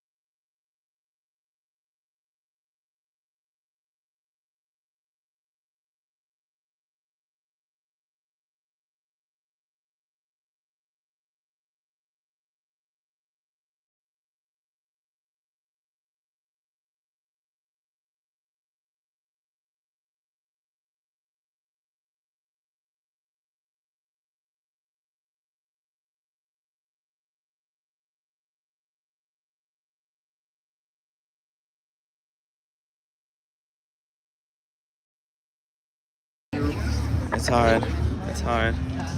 Hopefully she'll get us the invite. Make an exception for us. She's on her phone right now. Yeah. Well, we'll see, guys. Hopefully, we just had an interview with Letterer. You know, I would love to promote and talk to other watchmakers who are going to be there, because there's going to be a lot of watch people. And I would love to have a little interview with them and get them. Oh, hey, look, this is our friend from yesterday. How are you doing? Hello, fine. Are you attending?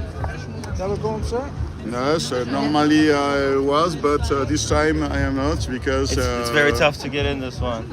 Yes, because normally I made a master in exhibition management, so I know most of the intervenants dans la fondation de la horlogerie. My teachers were from Richel. Bah oui. Et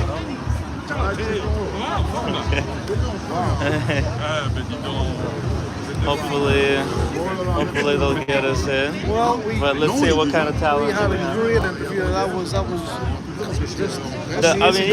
That was great. I mean, we could just look, if we can't go inside, we could just go get dinner and let's just call it a night. Don't wanna. Yeah, or we could just wait outside and interview as many people as we can. No, that would be really cool. Get to know some of the people here. I've been told you can stay 1 hour. Yeah? Oh, okay. Thank you for the coverage. Yes. I just had a great interview with Bernard Lederer. We were showing his watches. Yeah.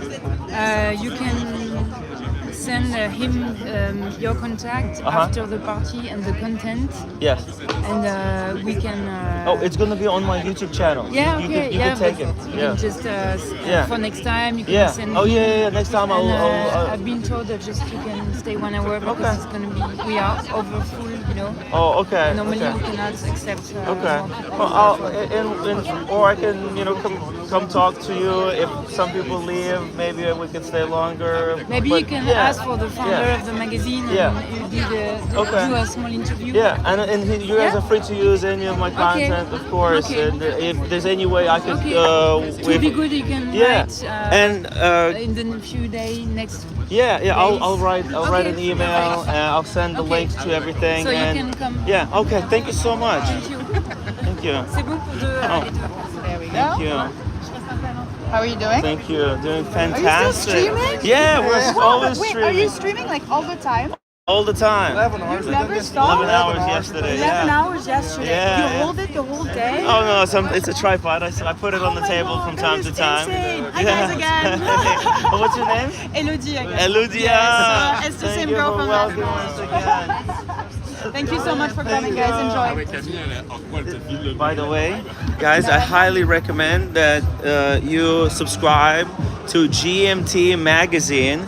They are the ones who are hosting tonight's party. Look at this. They make some of the most beautiful magazines. You give us a show us how big it is. Look, that's Red Shovel, and he's big. And look how big the magazine is. Show us a few flaps, open it on the inside. Look at that. Look at this. It's like a coffee table book magazine. Yeah, it's a proper watch magazine. I'll maybe get one at the end of the night. Yeah? Yeah. Make sure. What I'm gonna do, I'm gonna take one. I'm gonna display it on the back of my wall to promote the brand as a thank you. Okay, let's just go inside over here. Hello. Go inside. Let me use the restroom here, okay? Yeah, okay, go you use, and then I'll use the restroom. Wow.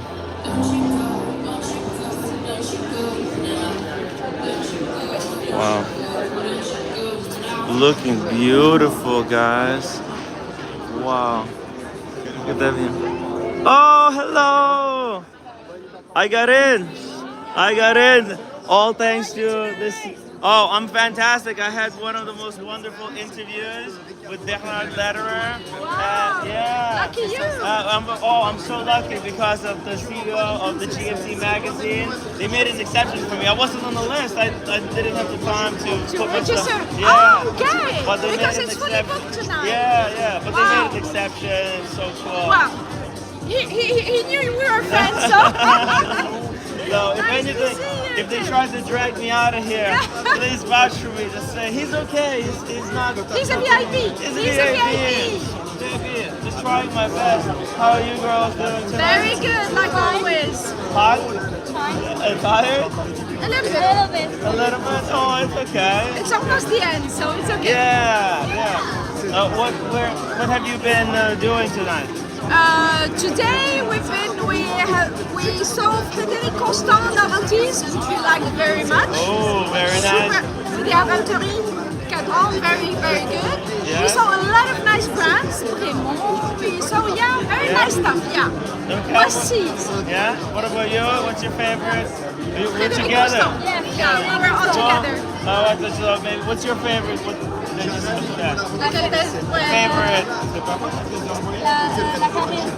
Frédéric Constant.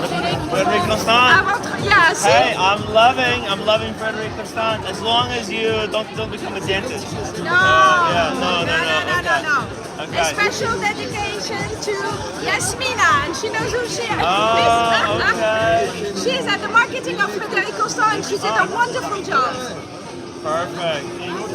They're doing excellent job. Yeah, really. A lot of brands are really nice. What watches are you wearing tonight? You still wearing got the Epic X. Very nice. Look at that. That's the Ulysses Nardin. Yeah. Beautiful. And with white ceramic bezel, and you got some jewelry there. Very nice. Oh, very cool. This is from Venice. This is from Rome, because we went to visit the Pope. So the trip doesn't end here. No, it doesn't end here. We're always traveling. We always discover the world. Where are you off next to? We're going back to Paris first. Back to Paris, lovely. And then the next stop, New York. And in New New York, York! oh, I live in New York. Oh, really? And if you come to New York, just reach out to me. We'll do a live shoot together. We'll go to K-Town. With pleasure. You have my card from yesterday, right? I kept it, of course. Okay. We'll do something Send me a nice. text. Send me a Of course, text. we'll do, Okay. we'll do. Thank We'll you. go together. Follow All right. Tim. Very nice. Thank you. Bye-bye. We'll bump into each other again. Of course.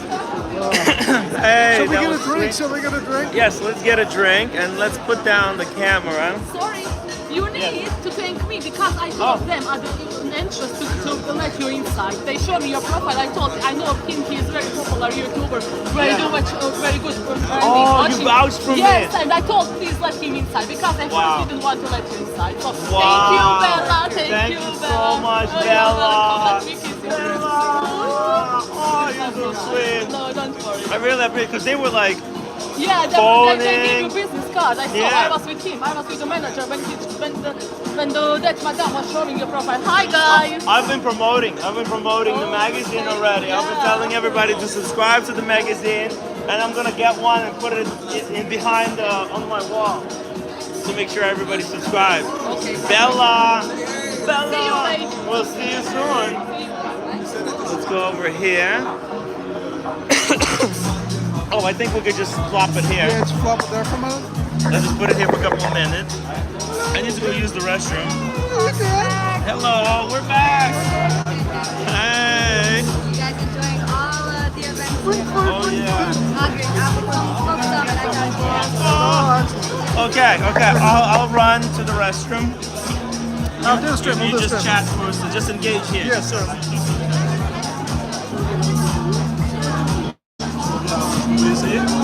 What does it say? Du ravioli. Yeah. Whoa. Thank you.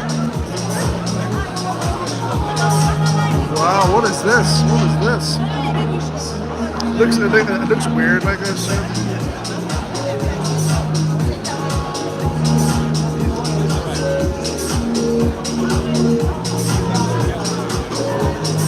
That could have been anything. I have no idea what that was. No idea.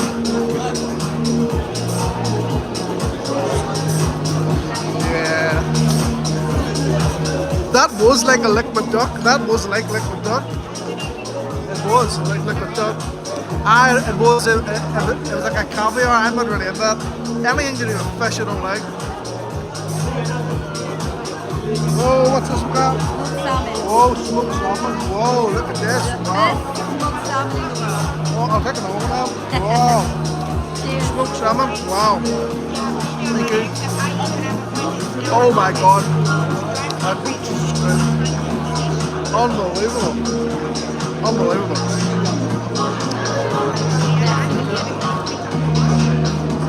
Right. Wow. Unbelievable.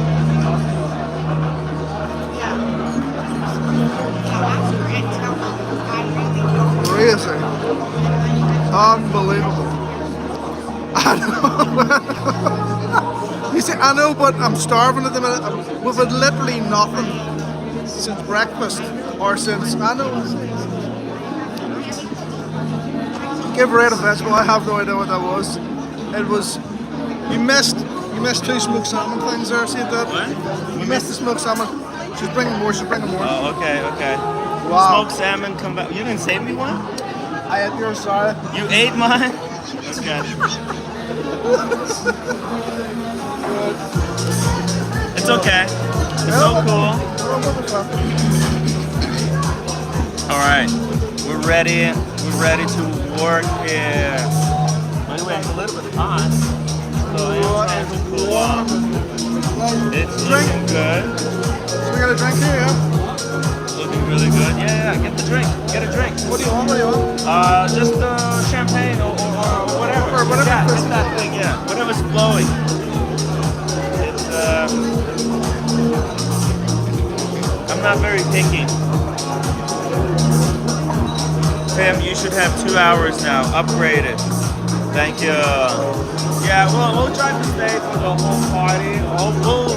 If there's too many people, we'll be asking people to leave. So I'll be telling a lot of people to leave. Make sure that they don't stay. We'll make at least 2 people leave early, just to so we can take their spot.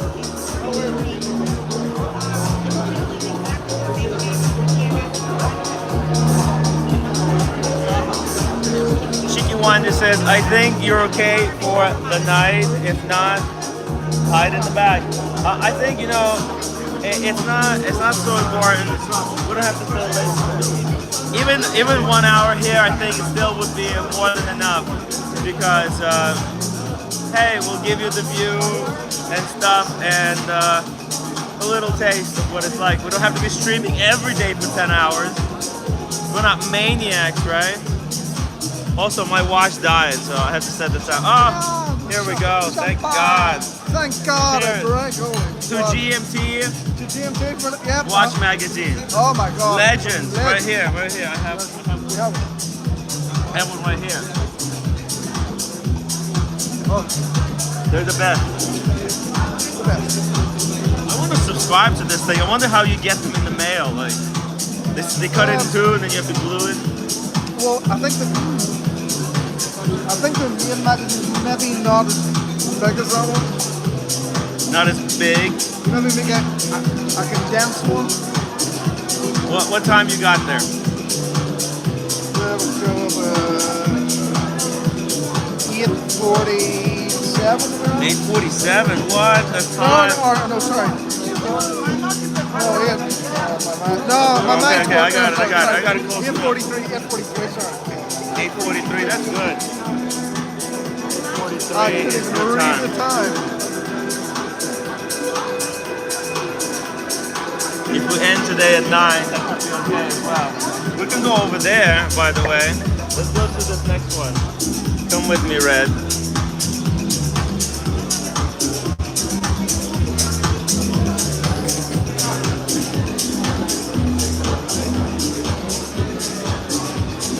Oh, what's happening here? Is this chicken, like pasta? Yeah. Oh, and this you're making the sauce? It's a reduction of chicken. Wow. Oh, like a chicken stock. Yeah. Very cool. Wowzers. And there's the tuna. Hey, the salmon. Yeah. I'll have one salmon. Salmon or tuna? Salmon. Thank you. He ate my salmon. He took 2. He said he was gonna save one for me. I think he told you. I came back and he said you just missed it. Wait, what do you mean? How did I miss it? Yeah, I'll have one more. Oh my God. Oh, so good. Wow. This is like a caviar thing. Oh yeah. Oh, and it is being prepared. Wow. It's beautiful. I wanna try whatever that is. But let's get the spot over here. This is what we're gonna do. I think. Okay. Dr. Bob's Nightmare, $5 super chat. $5 super chat. Find someone wearing a G-Shock and I'll super chat another $15. Okay. Okay. So Red. With a G-Shock. Okay. Give me a second here. Just save the table, okay? I'll just do this challenge really quickly, okay? Let's go around. Hello. Excuse me, what watch are you wearing? Oh, it's not a G-Shock. Okay, I'm looking for a G-Shock. No G-Shock? No? Okay, all right. Well, enjoy the party. Let's see it. G-Shock. Who's wearing a G-Shock? Let's see. There's an Oris. Hi, guys. I'm looking for a G-Shock. Somebody who's wearing a G-Shock. Yes. You don't have one here? Okay, well, what do you got? You got an Oris. Whoa. Black mother of pearl. If you see somebody with a G-Shock, you send them over to that table. We have a challenge. What about you? A G-Shock? No. What do you got? Oh, an Oris. Very nice. You guys working for Oris? Oh, okay. Well, say hello to my viewers. We got a lot of watch collectors, a lot of fans of Oris. A few of my friends, they're big collectors. I'm wearing the new Oris NFT limited edition. LFT limited edition. What's your name? Marco. Marco? Yes. Marco, nice to meet you, Marco. My name is Tim. Nice to meet you. What's Tim. the name of your friend? It's Sonia. Sonia, nice to meet you. Sonia, and where do you guys work in Oris? He's doing PR. PR communication. PR and communication? And I'm director of Europe. Oh, okay. Very nice. So if people want to buy watches, they can reach out to you guys. Yeah, they can reach Yes. out. Okay. Or visit our boutiques. And orders at the boutique. That would be easier, right? Like if I Yeah. call you, but maybe you can give us a scoop. What's the next Oris that's coming out? Do you know? Yes, Or I is it know, a secret, I know, right? I So know, you have to but- kill them. It's one of those things. If you tell someone, you have to kill them. No? There is coming something quite cool. Quite cool. And it has something to do with water. Oh, water. Okay. Yeah. You know, is there going to be any more follow-ups to the Kermit watch? Because the Kermit, that was amazing, but the Sesame Street, there's other characters. You never know. Oh, You never know. know. But you know, as we say, you can have big fun only as a team. So Kermit is alone for the moment. Exactly. We want to see more friends. Yeah, that's what it's about. It's about the party. It's always merry with other people. Exactly. Well, Thanks, thank you so much, Marco, for your time. You're welcome. And I hope to chat with you guys sometime soon. Bye-bye, guys. Bye-bye. Shout out to all the Oris wearers. Okay, now we need to find the G-Shock. We need to find the G-Shock. They had Orises. No, it was Orises. Okay, we'll find it. I forgot to give them my card. So I'll just leave some here. Actually, I'll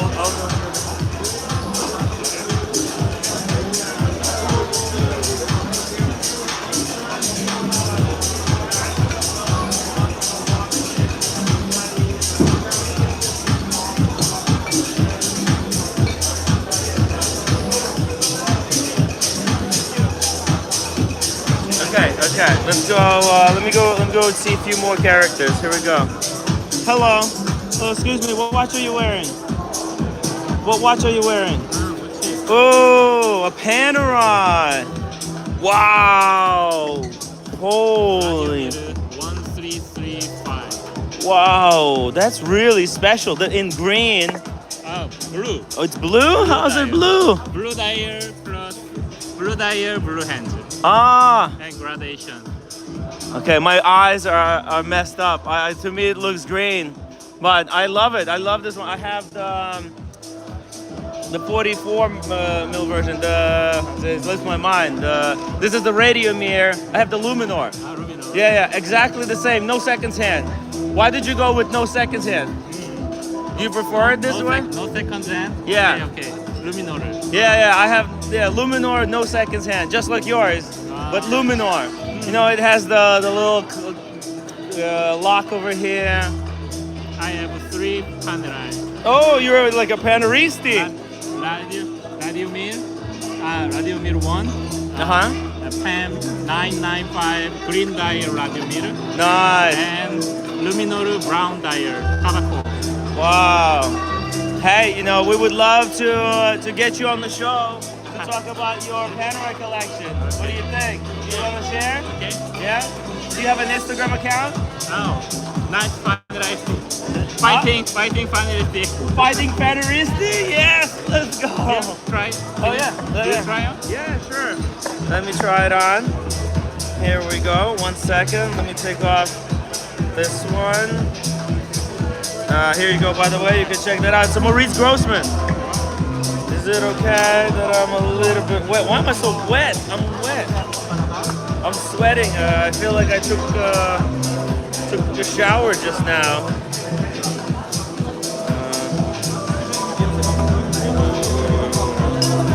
I have so many ribbons. Let's see it. What's your name? Hi, my name is Sang-woo Lee. Sang-woo Lee? Are you from Korea? I'm from Korea. I'm a press. I'm press GMT Korea license magazine. Oh, you represent GMT. Oh my God. I wasn't on the list. but you know, they found out that I told them that I do YouTube and I wanted to cover this event. I just didn't have the time to apply in time. But the CEO very generously allowed me to come inside and do this. So thank you guys for amazing watches. Yeah. Oh, look at that panorama. I love it. And the fact that it's so waterproof is the best. Wow. Look at this. What do you think about the Maurice Grossman? Maurice Grossman, best watch. I know this brand. You know it? I know. Oh. Tim is fearless.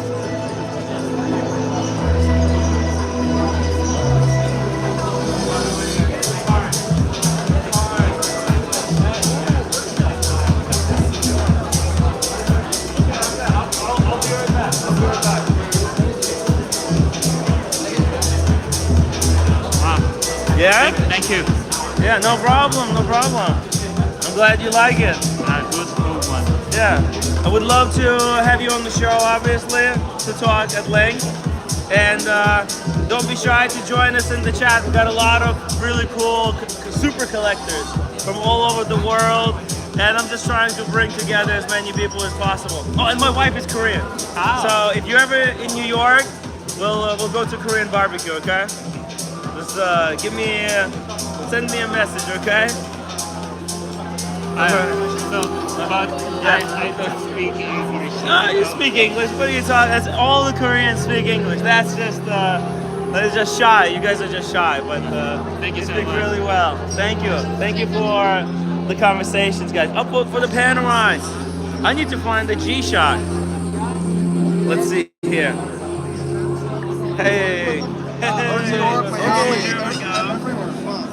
is that your watch? Let's see here. Let's see. What's your name? My name is Anthony. Artemi? Anthony. Oh, Artemi? Anthony. Anthony? Yes. Oh, okay. Anthony. It's very easy, yes. And what is this? Anthony. Wow, it's actually pretty wearable. Okay, I was skeptical from afar. But what is this watch? It's a new brand. It's a new brand? Yeah, it's Emerald. Emerald? Collaboration with one engineer and one designer. Oh, it's like better Authenticating. Now, what's the inspiration? Are you guys inspired by cars or? Yes. Which one is mine? Is that mine? Okay. Thank you. Cheers, guys. Do you have a card? You have a card? Sorry? You have a card? My car? I don't have card. Yes, is a. Oh, this is like your personal watch? Yes. It's your personal watch, or you're like helping develop it? Yeah. He helped the creator of the brand. Wow. Make him famous. Yeah. Okay. Just show you. What do you think, guys? Pretty interesting. It's a tourbillon? Yeah, it's a tourbillon. What the engineer work at il travaillait où l'ingénieur? Omega, Philippe Grubel-Forcey. In Omega and Grubel-Forcey in the tourbillon. What? To make the tourbillon. He made the tourbillon for Grubel-Forcey? And Grubel-Forcey, yeah. Wow. And that's pretty serious. Yeah. And he created this brand with a designer. Well, what's the design supposed to be? What's the inspiration here? Anthony, le design, on est d'accord, c'est un peu cyborg Transformers. Yeah, it's a cyborg.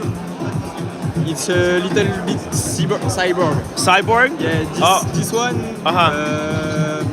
The name is Cyborg, I think. Cyborg. Yeah. Okay, it's pretty cool. It's pretty cool. The Cyborg watch. It actually works. Like it's good case size. It's obviously not gonna be everybody's taste, but it is interesting for what it is. It's shaped like a car actually. It's got this front crystal here. Let me show you guys. pretty cool. Ooh. We got this. Here we go. It's got like the crystal here at the front, and then bam, the tourbillon. Dr. Bob's Nightmare. Timmy, don't ask security. They might kick you out still.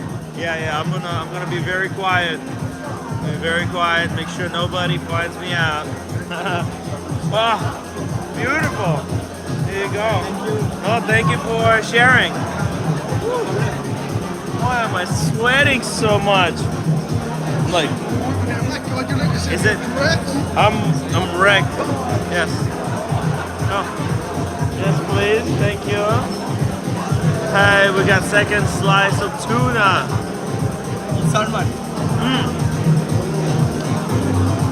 Oh yeah, salmon. I keep saying tuna. Salmon, delicious. Have you guys tried the pasta? What happened with the pasta? Red, go get the pasta. They're bringing it? Okay. Now, what about you? What watch are you wearing? My watch? Oh, it's, Yeah. What is this? You know, 50 Phantom. 50 fathoms? Yeah. But Yeah. it's a collaboration. No, it's not sorry. It's all good. It's Spinnaker watches. Oh, okay. Oh yeah. The ghost. Yeah. Second. Uh-huh. It's how to say. It's for the celebration of the 50 years of the 50 Phantom. Oh, look at that. That's with the ghosts. The ghost dial. You have a big ghost. Yeah. It's a reverse. Wow. And oh, it's got a ghost on the back. Wow. It's the Ghostbusters limited edition. Very nice. How much something like this costs for? How much did you pay for this watch? Only 400? 500? Yeah, 1,000? 100. Oh, 100. Okay, Yeah, that's it's really low cost. fair. It's low cost. Yeah. But Low cost. it's edition limited edition. Oh, okay, yeah. Oh, excuse me. Can I get But this year it's a watch for Halloween, you know? Halloween. Oh yeah. And this year, new one. Oh, is this a Halloween limited edition? Oh, they're gonna make a new one. Yeah, new one this year because we meet the creator of this watch here, and he tell us new one this year. Nice. Yeah. Nice. So maybe if you want to see that, would love to see that. How long have you been collecting? Oh, you gotta go? Okay. No. Okay. How long have you been collecting? So you're a young guy. Yeah. How long have you been into watches? Yeah. Yeah, it's my brother who have social media on watches. Oh, what's the social media? It's Watch and Company. What? Huh? Watch and Company. Watch and Company? And what is it based? It's on Instagram. Instagram? Yeah. Watch and Company. Yeah. Hey, guys, post the link in the chat. Watch and Company. Yeah. And how is he involved with that? With that other company? Sorry. How is he involved with making that watch? Like the tourbillon one? The Emerald? Yeah. It's my brother work with the creator because it's a new brand. Yeah. And they wanted to make famous, you know. Oh. So my brother helped the brand to expand their activities. You know. Wow. Okay. How long has he been doing social media in watches? Sorry? How long has he been doing social media? My brother? Yeah. 1 year and a half. 1 year? Oh, that's a really short time. What? I've been doing this for 3.5 years. Nobody wants to do a watch collab with me. Yeah. How much? Huh? Like 3.5 years. Okay. Yeah, it's hard. It's brutal. You know, your brother is very lucky. Okay, cheers. Cheers, brother. You already got a watch collab going on. I'm grinding away over here. But we need to find someone with the G-Shock for me. If you see anybody with the G-Shock, just call them out. Wizard? The wizard? No, with the G-Shock. A G-Shock watch. Yeah. G-Shock watch. Yeah. If I saw it, yeah, I call you. Yes, please. Here we go. The infamous pasta.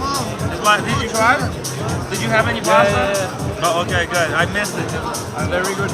I was running around, guys. It's the caviar pasta.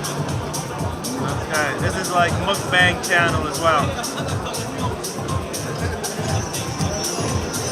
Get me another one. Delicious. Delicious. And what's the name of your video? Yeah, I have. right here. I have. Yeah. I am Timwrite in on YouTube. Okay. Humble Pine, $20 super chat. Gotta make Dr. Bob's challenge easier. Find someone with a watch.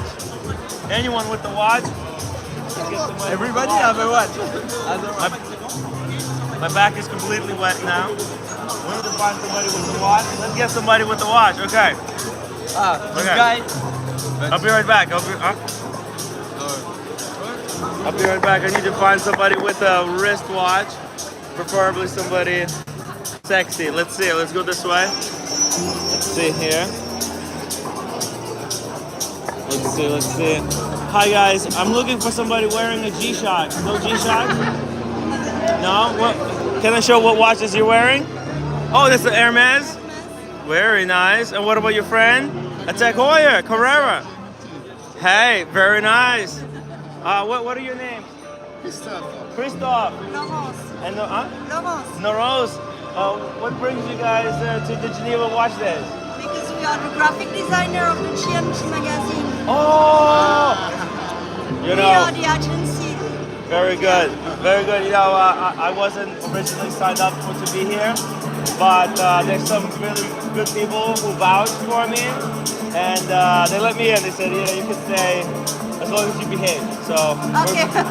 So what I'm doing, I'm interviewing some people on the floor, asking them about watches, and bringing a lot of people who couldn't make it to the Geneva Watch Days with us. And I had like 100 people already contact me, say they're coming next year.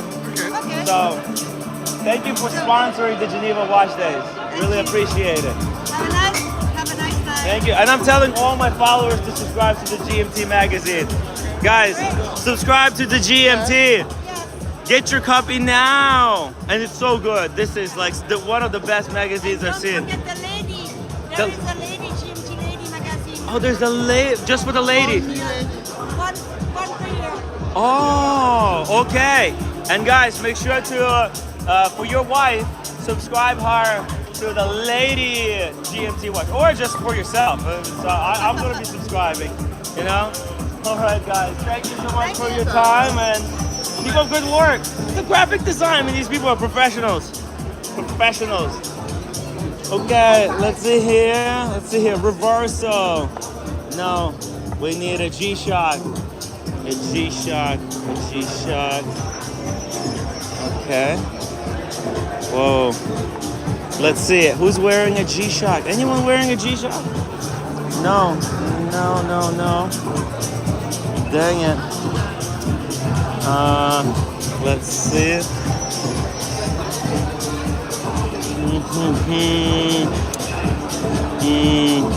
Okay. I can't find G-Shock, man.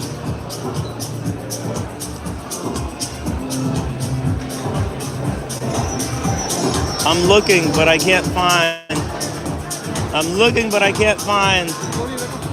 a G-Shock. I found a watch for Humble Pine.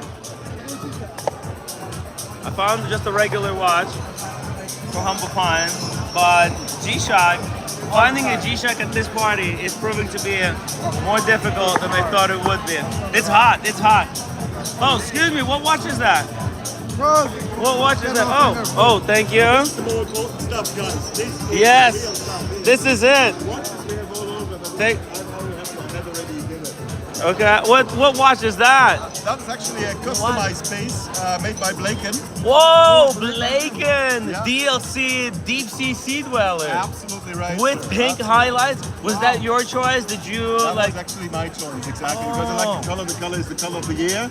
Magenta, basically, or different, let's say a little bit different than magenta. I wanted to have a little bit more loud. I just love it, you know, I just love it because it gives the piece a certain kind of aspect, a deep aspect, which other pieces don't have. So I like doing that. Yeah, you know, like I used to like look down on like customizing watches, but you know, over the past like following the hobby, realizing that Rolex makes 1.2 million watches a year. Maybe Now 1.6. Now 1.6, yeah. You know, it made me realize that actually these Rolex watches, they're more common than we think, and I have no problem with doing something like this. Because it turns a watch that's actually common into a unique piece. That's the whole idea about it. How much did it cost you to do this? This round about 12,500 US. Well, what do you mean 12,000 for the whole thing? No, of course I brought my own watch because you always have to bring your own watch. It's a service. Wow. Can I do up close? Yeah. Wow. Let's see here. Look at this, guys. So it's DLC'd. It's a complete DLC. Everything is custom. So you have custom bezel with pink lume, with pink. It's all original parts. Are very important. There's nothing custom made in this case, but they work on the original parts. Meaning that they refill everything. They completely redo all the indexes. They fill in the superluminova. And the idea about it is actually that they give out also the warranty. They replace the warranty from the original Rolex. Supply, from Rolex. 5 years. You got 5 years again. And you can send in the watch there. So I just like it black. You know, black is beautiful. Wow, that is really set. And this is DLC or PVD? What kind of DLC. PVD is not for watches actually. It's like for changing colors. But if you wear the watch, basically then you need a DLC coating because DLC is like basically the hardest version. And by the way, Blake can not only code, they can also decode, meaning you have the option to, if you scratch the watch somehow, you can bring it back and they completely de-coat it, repolish and code again. Very impressive. Oh, no, my glass, sorry. Wow. That is sexy. Hey, I would love to find out more about that watch. If you ever get a chance, check out my YouTube channel. Maybe say hello to us in the chat. We're live, by the way, on YouTube.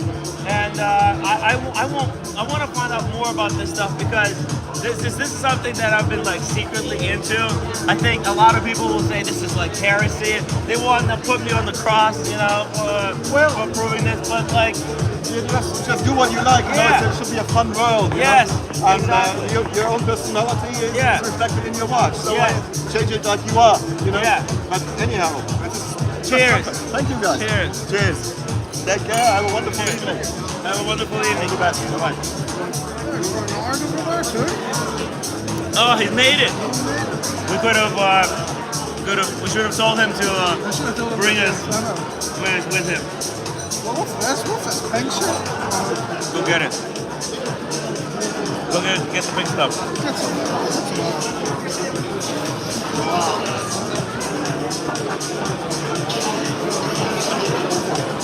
Who is this girl anyway? Which Who's one? the girl? Bella? Is her name Bella? Bella. She got us in. What does she do? I don't know. No, you don't know? No idea. But she's looking good. Hello, David. It's good to see you too. And she vouched for us. That's the most important thing in the watch community. The vouch. The vouch. The vouch. She put the vouch in for us.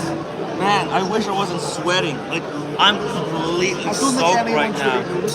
Yeah, the light, right? I need to stay in the shadow. Oh my god, I'm sweating. Did you say that someone spilled the drink over here?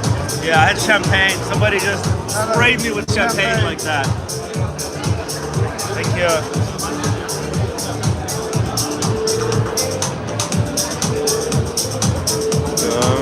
Thank you so much. Wow, that's gorgeous. What I don't understand is why they left these cactuses on the table. Because you accidentally can like fall on it, or you can put your elbow on it and get completely screwed.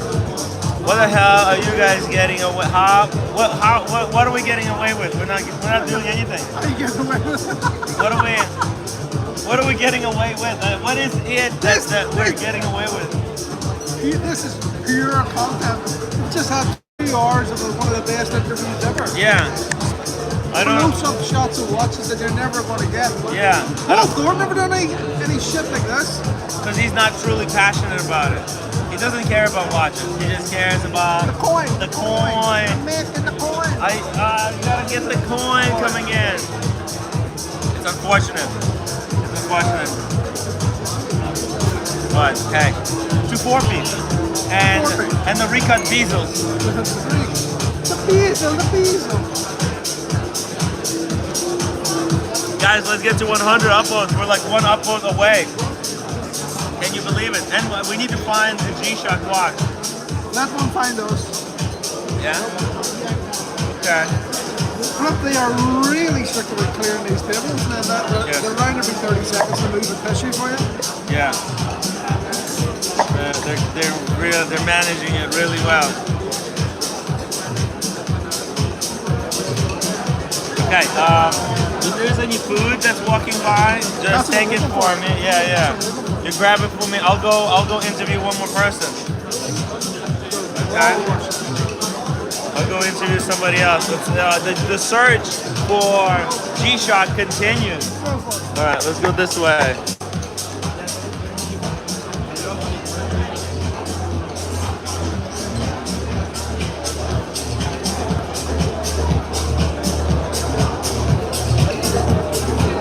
Oh, excuse me, guys.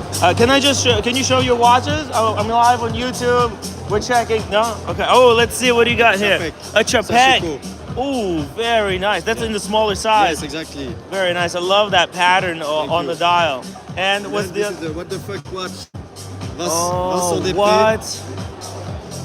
What is this? It's what? Independent that launched a few years ago. Wow, that's actually a really nice finish on this. He does everything by hand.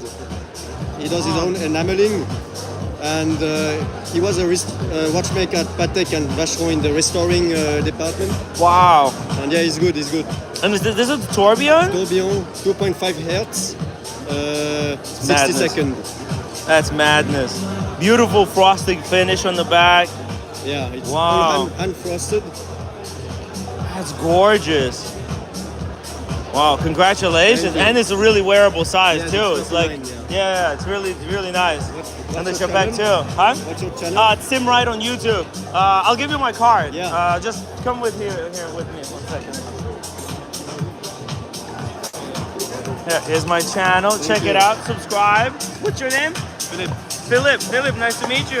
Are you in the industry or you just? I work at Chapek actually. You work for Chapek? Oh, we were doing like a whole show at the Chapek. Oh yeah. Yeah, really? we saw everything. We saw the new Aventurine with the new Chapek diamonds. Like it? Nice, huh? Oh, the diamonds and the way they're sunk into the dial. You guys killed it. And we saw the other one. What's the glitter dial? Osmium. Osmium, actually a friend of the show, has the Osmium dial, Chapek, yeah. We got lots of Chapek fans. They love what you guys are doing. And what do you do? I'm product manager. Oh, you're product manager, okay. Very cool. So, trying to improve every small details because we still have some stuff to do. Yeah. But yeah. Oh, well, hey. It's a blast. If you ever, want to give us a shout out or something to show, yeah, I'll take that. You want half and half? No. That's for later. Okay, I'll give you my room number. I'm kidding. But, no, we love the Chapek. And I want to know about this brand as well. Because I've never seen this independent. There's so many independents this year here at the Geneva Watch Days. But this guy, is he here? No. He's not here now. He's actually walking right now. Ah. He does 2 watches per year. Wow. Yeah. Wow. He's just next to the mountain in front of us. Oh, the big mountain. Yeah. Nice. He's in the basement. Has all his machines. Oh, that's incredible. Ah, good-looking guy. I love the beard. Vincent Depez. Vincent Depez. Wow. Brett, give me your phone. Put the camera on. We just wanna take a picture. Take a picture of this. We're gonna take a look at it later. Thank you. Thank you so much. Thank you for your time. Huh? How many followers? Oh, we will have 128 people watching live and 107 upvotes. Yeah, it's a great community. They're gonna try to come here next year. It's all about like getting to know. There's so many cool collectors who are in the show. There's every day a new brand. Yeah, so that's always something new, and this is like the spot where we all come together and debate. Exactly. That's the new releases. Yeah. Exactly. Yeah. Nice to meet you. Okay, enjoy the show, Take care. and thank you for saying hello to us. And that's Red Shovel, by the way. You're from the States, I guess. Yeah, I'm from the States. He's from Northern Ireland. Okay. How about you? Switzerland. Yeah, Geneva. of course. Geneva. Product manager for the Chapek. Okay, there we go. I'll try to remember. Okay, bye-bye. Enjoy the show. Hey, that was very cool. Okay, Chapek product manager. There's so many important people in here. Now, I should have brought a second shirt with me because this is so. I can go and I can rinse it out like this. And how are people staying so dry? Are you dry? Yeah, I'm a bit. It's the heat in here. It's the fact that it's so much to drink last night. I don't think it has anything to do with the drinking. Either. No. I usually sweat. That's just the thing with me. I sweat a lot. I should have brought an extra shirt with me. And then when I came inside here, switch. I'm totally soaked, man. It's embarrassing. Totally embarrassing. Not sexy at all. Maybe we don't go too hard here tonight. Just take it easy, yeah. We have nothing to prove to anyone, right?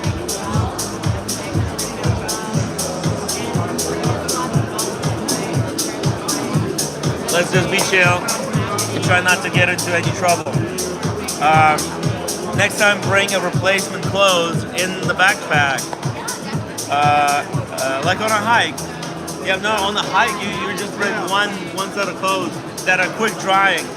And because this shirt is with the collar, it doesn't dry as quickly as possible. He's got the really nice Octa Finissimo. And by the way, it's a really nice Octa. Oh yeah. Maybe he knows me, that's the problem.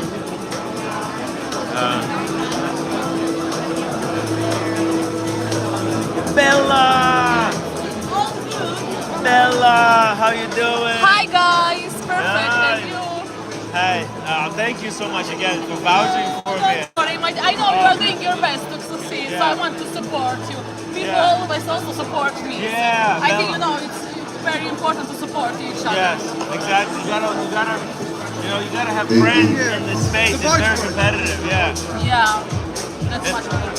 I look so good on camera. Look fantastic. Without makeup. You have to join us on the streams more often. Yes. Yeah. Hi Bella, we love you. Kiss Timmy. Kiss Timmy. Oh, she already did once. No, that was the free one. Maybe we'll go for lunch afterwards. Yeah, or why not? Dinner. Don't Tim, you regret it. Don't touch Tim, you'll regret it. Maybe Tim I'm shouldn't sweating. touch me. Bella, what is happening? When I walked in here, I just Oh my god, I like to eat. Do you like sweaty salmon. guys? What? Do you like sweaty guys? I don't like sweaty guys. No. Yeah, there you go. We'll change shirts with you. Who is the full gold Daytona in retail?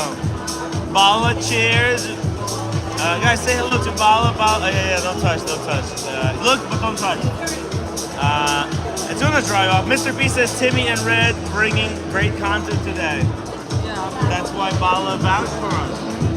Otherwise, what would we do without you? I'm also a YouTuber. No, I'm just a hanger-on. I just sort of go from show to show. He's a wingman. Sometimes you need a wingman sometimes we're doing these shows super late, and then you need somebody to get you home. Yeah. So. Oh, it's Bella, good. always classy. Thank you, GT. Woo! He is being spicy. Okay, that's not Puma dress. That's the Hermes. Sorry. Is that an Hermes scarf? Hermes scarf. Yeah, sorry, I forgot the name. And that's from new collection. So with the panther you got. Yeah, with the I like Panther because I feel like Panther. I really, Bella, you are so good. Thank you. Roden, he's from Switzerland, I believe. So But you are a kid. you should come here. Abu says, even better. Even better. Bella, give Red a kiss. And we'll need a super chat for that. Yeah. $100 super chat. Yeah. $100 super chat. We'll take Bella out for dinner. What are you doing later tonight? I still don't have any. What time? Oh, okay. I still don't have any plans. Still no plans, okay. Because there's after We party. get kicked out, yeah. So, hey, if you're not doing anything, you just let us know. Panther at the Panthers bar. They're talking about What's that? Where's that? the Leopard Lounge. Oh, what? You know the Leopard Lounge? Yeah. Yeah, it's a very cool place. Yeah, but what time do you want to go there? Because at 10:30 here is the after party. Yeah, I think we're gonna go there tomorrow. Tomorrow evening. Yeah, after the event of the day. I will come only if the manager behave nice. Yeah? Yeah, because he didn't behave nice last time. So cool. Guys, you can still write me on my email ab3269204@gmail.com. Thank you. Where is Bella from? From Russia. Greetings from Russia. Ты говоришь по-русски? Да, я говорю по-русски. Tim's better sound was just like a real panther. Yeah. APAZ Bella, give a guy next to you red a He kiss. always pay. He always Yeah, he's always paying. Thank you, APAZ. It has to be $100. $100. OnlyFans. No, I don't have OnlyFans. Nothing wrong with OnlyFans. I was thinking about starting OnlyFans, but nobody wants to pay to see sweaty guys on OnlyFans. Oh my god. It's not something that turns many women on. You will be surprised what some women likes actually. Oh yeah? Yeah. Ooh. They like to break the sweat. He's #1 plumber in Northern Ireland, by the way. He's got a big plumbing company. Government contract. biggest plumbing company in Northern Ireland. Fred, are you gay? Don't turn down a kiss. But wait, sorry, you said Kayaman Island. Huh? You said Kayaman Island. What is that? No, you said for him. Where you have company? Ireland. Northern Ireland. Northern Ireland. Island. Not Cayman, no. That's my viewers. My viewers are in the Cayman Islands. Oh, really? Oh yeah, a lot of people from Cayman Island, because it's a lot of collectors there, because it's such a Yeah, that's like a money wealthy. laundry of the world. Yeah. It's called the what do they call it? The Cayman Islands. It's like a tax loophole haven. Tax haven. Yeah, tax haven loophole with Ireland as well. It's like Ireland and the Cayman Islands. They're two like supposed to be locations that work together to. It's called like an Irish double flip sandwich. You hear about that? The double Irish. The double. Yeah. It's when you transfer money from Cayman Islands to Ireland. It's a loophole. Oh, Mark the Shark, #1 pro. Oh, hello, Duncan. How are you? Nice to see you again. Bella, I can make you pizza. Come to California. What's that? Pizza hot shop. Oh, yes, that's the meal. Yes, that's the meal. Oh, you know what that is? Yes, but are you sure you know how to make that? Oh yeah, he does. He kills bears with his bare hands. Yeah. Yeah. Oh, thank you. Yes, I'm very tall. I'm 180. I'm very tall. Do you have a watch, Bella? Here, not. He's got a collection. Yeah, I have several pieces in my collection. Very nice. Oh. But some of them, are exclusive, so I don't want to show it around. Where are you staying, by the way? Here in Geneva. Here in Geneva for how long?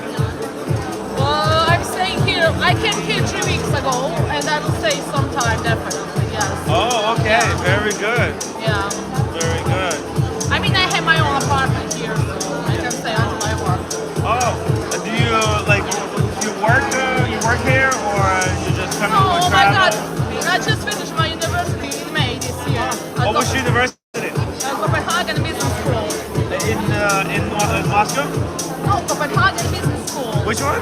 Copenhagen. Oh, Copenhagen Business School. Oh, Yeah. okay, so it was like here. Yeah, so I came here, yeah. Oh, that's very nice. Yeah, thank you. Yeah. You should educate yourself. Yeah. That's what I'm doing. I'm here, you're educating me. Oh my God, You're the Switzerland. best teacher. Thank you for Yeah. teaching me.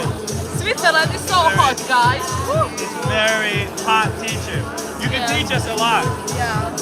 You want to teach us about business? Guys, if you have any business questions for Well, Bala, oh my God, are you from all oligarchy? I don't want to give answers. Bala, you from oligarchy. I don't want to give answers. I don't want to get into that. Maybe. She didn't say no. Does she like toad in the hole? I don't know what that means. Me neither. What's that? Yeah, toad in the hole. What could that mean? No? Okay. That's terrible. Terrible. It's, Well, I like going into business. Ooh, maybe. I like big profit. yeah? Well, Duncan wants to go with you in the business. Yeah. The leads, Timmy. Yeah, it's all about the leads. The business leads, Bella. Bella Lugosi. You should always be a leader. Yeah.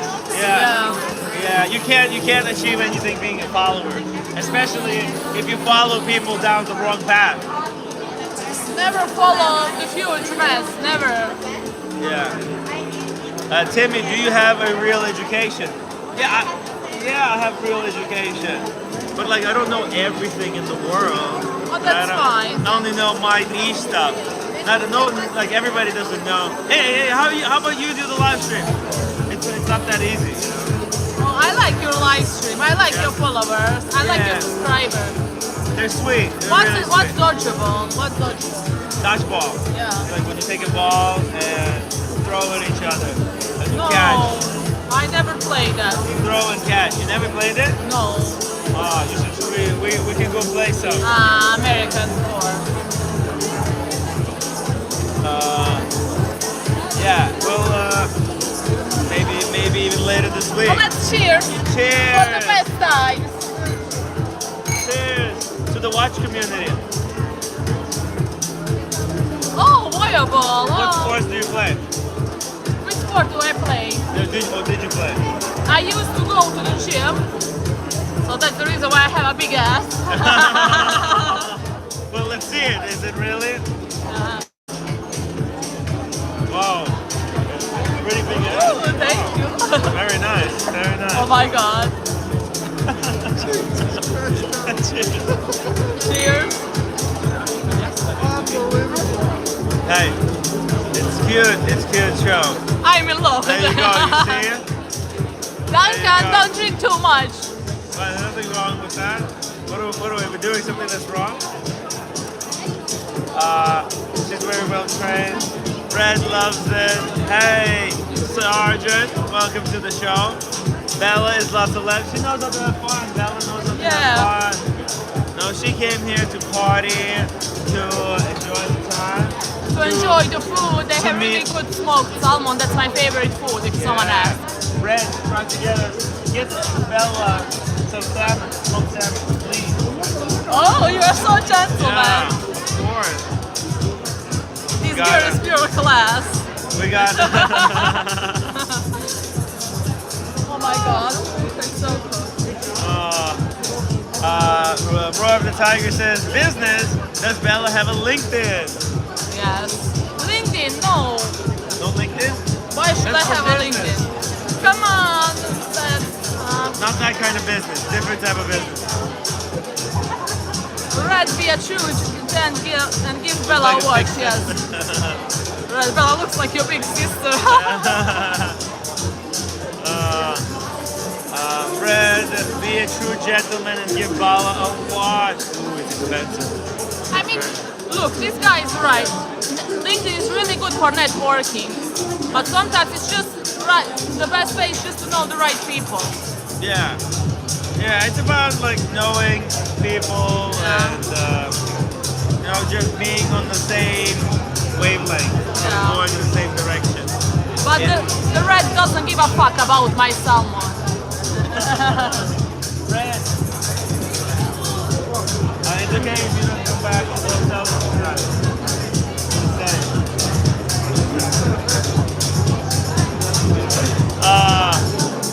Where can I buy some drones?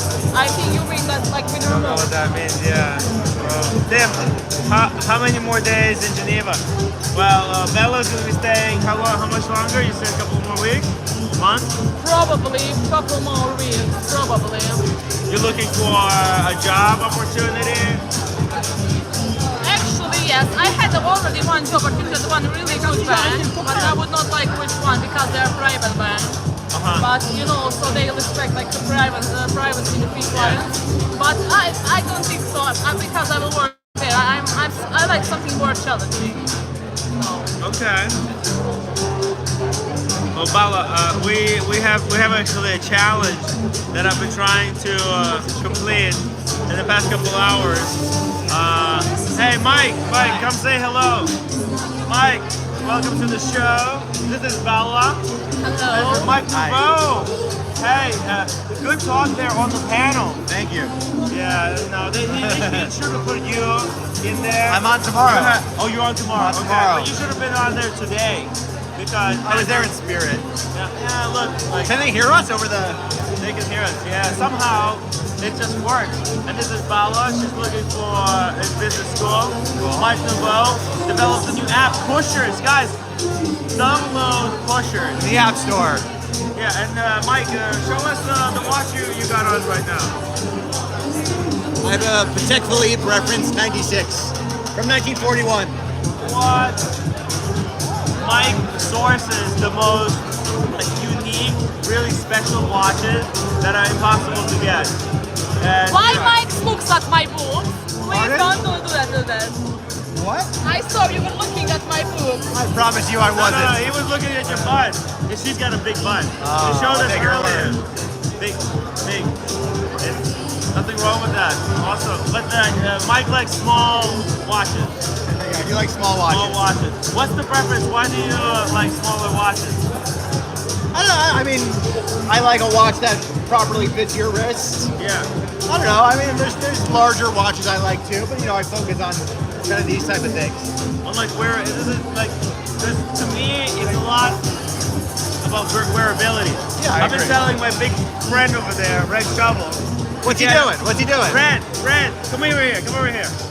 Red. Okay, Mike over here. Just squeeze in. Okay. Look, he's trying to decide between 36 day date and the 40. And I've been telling him, get the 36. It doesn't matter that you're a bigger guy. Look at Mike. What size is this? What's a 42? I think a 36 would be too small. Honestly, like normally I would say definitely 36, but I think if anyone could pull off a 40, 41, it's probably you. He can pull it off, but he doesn't have to. Right, I agree. Yes, Yeah. I also agree with that. I think he doesn't have to. I think if he just does, like, not what looks best, but what feels on the wrist best. Because I think part of the reason you're wearing it, you said you like how it feels on the wrist. Yeah, for sure. Yeah. What size is this? What size is this? 31. 31? Yeah. 31. So there's nothing wrong with wearing smaller watches. Like these 34 was considered huge in the past. Yes, that's correct. Yeah. So Mike, I'm gonna get some water. Hey, listen, good to see you. Thank you so much for saying hello. See you guys. To the stream. See you Love later. the fans, and good luck with the app. Thank you for having me. Yeah. Would love to chat more. Hey. Hi, hello. Huh? Yeah, of course. course. Give me some water. Oh my God, Geneva is so hot. Yes, please, sparkling water, please. Sweating. Yeah, me too. Sparkling water, please. Yeah, thank you so much. I got a river down my back. Can I? Oh, sorry. You like kayaking? Maybe. Okay. Bella. Bella needs another drink and a real man. That's Yeah, Bella, you need another drink. Emergency, immediately.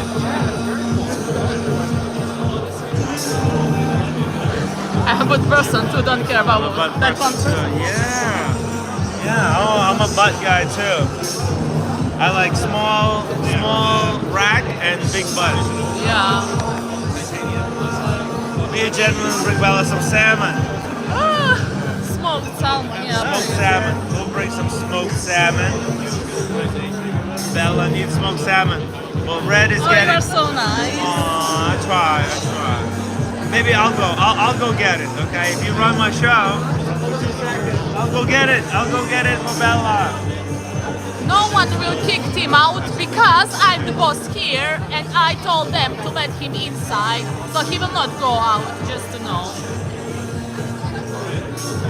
Okay, here we go. Oh, this is just water. All right. Cheers.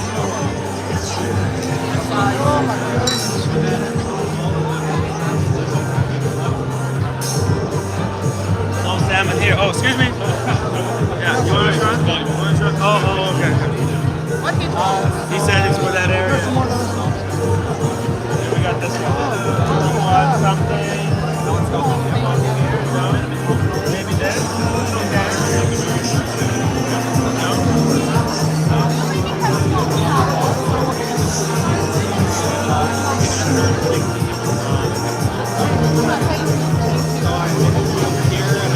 Right. We'll get that salmon. Where is Pierre? Well, hunt it down. Sim sneak Russian with Bala. We all do, so go ahead. Rutski. Okay, so let's say. Так, Бала. Давай поговорим по-русски. Да, я говорим по-русски. Здравствуйте. Окей, расскажи мне. Здравствуйте, Антим, как дела? Как дела? Расскажи мне про своего последнего бойфренда. Okay. In Russian, nobody understands. But why they insist on speaking in Russia? Да, говори по-русски. По-русски объясни. Yeah, but your followers doesn't speak Russian. No, he's joking. Nobody speaks Russian. Oh, okay then. To be of my new wife. Oh, my dear, don't tell that. Yeah. Just switch to Russian channel. So. You like the caviar? Что я люблю? You like caviar? They have really good caviar. Caviar? Love caviar. Yeah, they have really good caviar. Yeah, if they bring the caviar, we're gonna try. But whatever the little tomato in the spoon, that's a no-no. No, I By don't the way, like that. did you try this tomato that they were giving out yesterday? That was covered in like the sticky sugar. Glaze, Yeah, it almost ruined all my teeth. Almost ripped. Me too. I didn't like that. I don't like so much sweet stuff. Yeah. What's your favorite food? My favorite food is smoked salmon, and I like some green vegetables, and I like Italian pasta and pizza. It's very. Yeah, very extreme. It's mainstream, but you know it's good food. It's nothing too crazy. Yeah. No, there's actually different levels in that food. So there's some high-end stuff. There's not just regular pasta. There's like the super exclusive pasta. But that risotto here was really good. Oh. I don't like risotto, but that one was really good. I had 2 bowls of the risotto. He had a risotto too. Whoa! Humble Pie! $100 super chat. Oh my God! He gave you $100. What? We gotta see the button again. No. Who is that? Joking. Thank you so much, Humble Pie, for massive $100. Why did he give you $100? He loves the stream. He's enjoying the show. Can I get some gift from you, Humble Pie? Maybe. Are you coming to New York? He's from New York. Well, if you come to New York, we can schedule something. I don't know. I like him. Yeah, he's a great guy. #1 lawyer. Lawyer. Yeah. Yeah, oh yeah. So you have to be careful.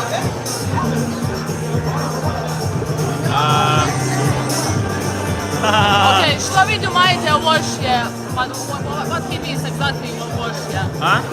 He asked us what we think about вообще. No, войне. Войне. Войне, sorry. Думаю про войне. It's no good. It's no good. Война is no good, right? I mean, what else can you say? Booty shake. Tim, can you introduce Bala to Roman Sharp to work with him? Yes. If Roman is here, do you know Roman Sharp? No, who is that? He's a really famous gray market watch dealer who's responsible for creating the timepiece Gentleman. But I think that guy, he's Russian, right? Yes. Because I think he has his Ruski. Yes, Ruski. He Wait, has no, Ukrainian. He's originally from Odessa. Because he has his own watch collection. Dr. Bob's Nightmare, $5 super chat. Bella is better than G-Shock. Пожалуйста, Timbo. Thank you. I'll still find the G-Shock. God damn it, I need that super chat. You know, the show does not pay for itself. I got rent to pay. I have to pay rent in like a couple of days. Oh, don't worry. It's coming up. Take your money. Yeah, it's hard. It's really hard. How are you paying rent? I'm not paying rent. I'm owning apartment. Oh, so you just pay like maintenance? Yeah, but sometimes you need to pay it annually. You can pay it like every month. Oh, in Geneva? Yeah. Well, how did you get this apartment? I mean, my father owns the whole building. Oh, respect. I know some people who own the building. Just go. They sold the building to bought a bunch of watches. Don't sell the apartment to buy watches, please. Yeah. Don't do it. That's a mistake. Watches are not investment. The apartment is an investment. Yeah, you're right. Especially in Geneva. By the way, Bernard Lederer, one of the most famous watchmakers. We just had an amazing interview before this. I think these are his daughters. Tim can paint your door. By the way, in the apartment, if you have to paint some doors, next time you're in town, we can do it. When you come next time, I can. Timmy, marry Bala, but she's got assets. Okay, somebody with an apartment in Geneva. If I wasn't married, I would marry. Not that you would want to marry me, but would drop everything. You know, JDMTL $7 super chat. Timmy, remove your shirt and let Bala decide. No, look, that's what I'm saying. I just said. Tomorrow. AB3269204@gmail.com. If you want me, send me there the message if you want me to continue the filming. Yes, for the after show. Yes. Yes. Oh, that's when the real party starts. Mr. G, who is Mr. G? Mr. G? He's a great guy. He's from Philly. You know COVID? You know COVID, the COVID virus. He's the one who helped make the vaccine. Oh my God! Yeah. He's probably hidden sucker. Huh? He's probably hidden sucker. Oh, hey, he did it. The legend.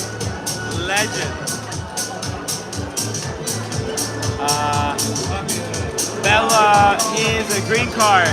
Oh, no.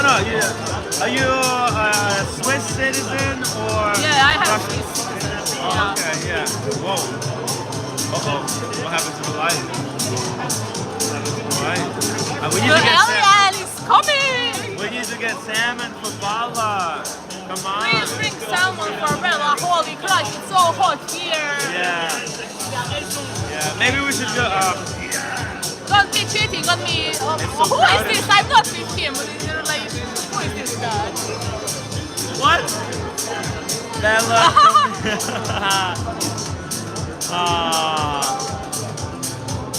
Bella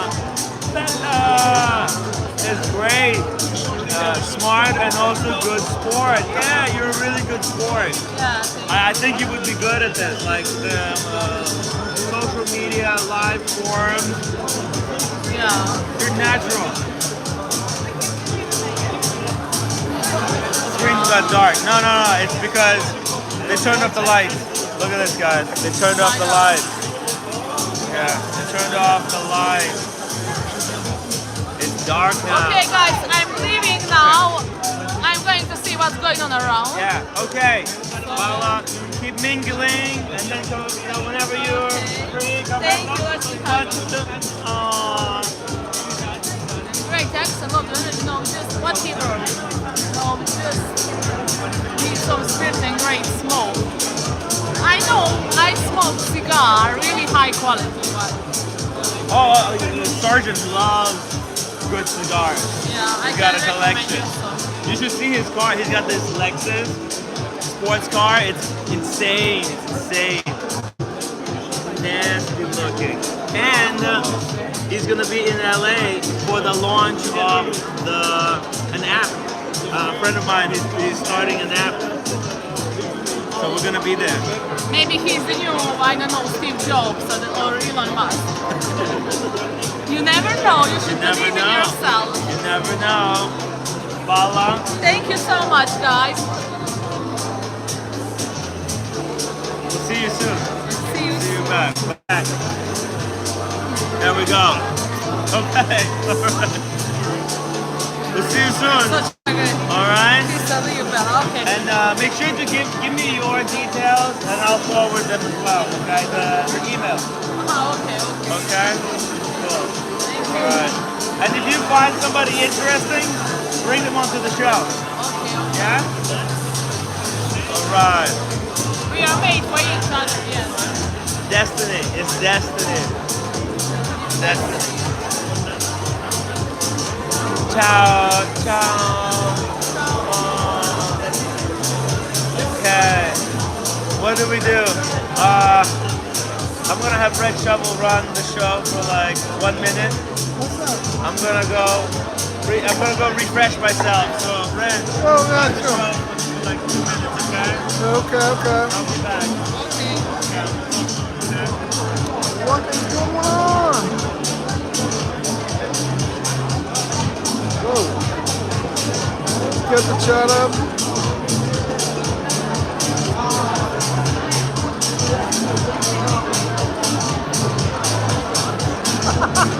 Frank B, very good. I like that, Frank B, yeah. Oh my God.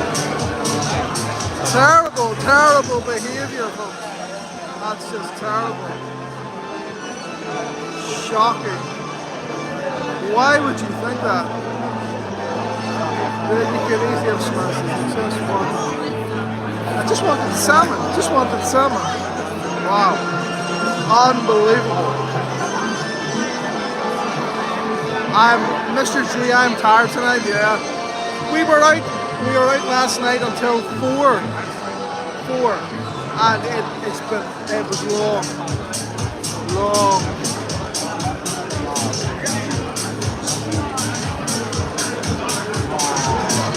Very good. Timmy Clement. No, I haven't decided. Well, no, I'm going to go for the full gold GMT.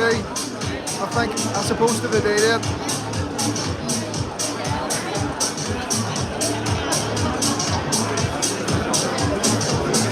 These guys are maniacs.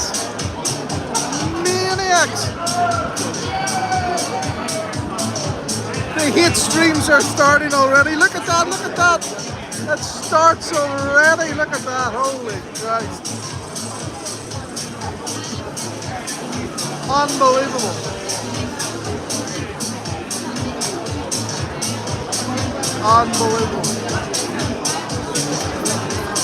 GMT on the Jubilee.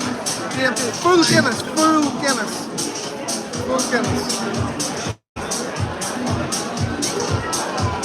Hold on, let me get food. You want? No. These are nice. These are nice.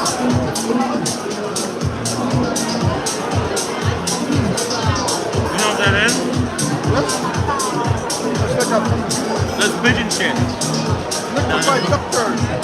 Liquefied duck. Any more liquid duck, guys? No, it's delicious. Whatever it is, I don't care. I'll eat it by the bucket. Wow. It's so cool.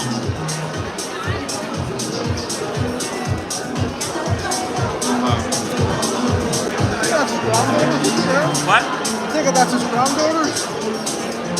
Is it? What? Oh, granddaughters? Granddaughter, yeah.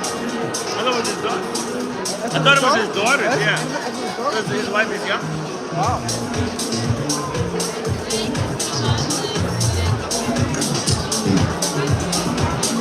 So we're currently over on R. We went about. No, it's okay. I think we're still okay. Yeah. Look, if they tell us, I'm not gonna be fighting. I'm not gonna be like grabbing something and like I will not go. Yeah, we'll just go thing. We'll just go. We just don't want to overstay our welcome. We want to be cool. Yeah. I don't think we're bothering anybody. No. I think we're bringing actually a lot of joy. By the way, guys, look at this. See, the party is in the full swing. It's going down. Oh, that's the letter of the system. That looks like his daughter. Oh, you think that's the daughter? She's got that beautiful skirt. This is the roommate loves that skirt.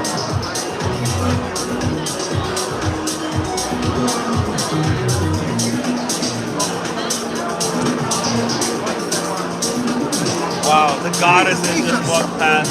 Some fucking sexy Goddesses, man. There's some actual goddesses at this place. See already, look, the hate streak started. What? What? What's going on? Nothing happened.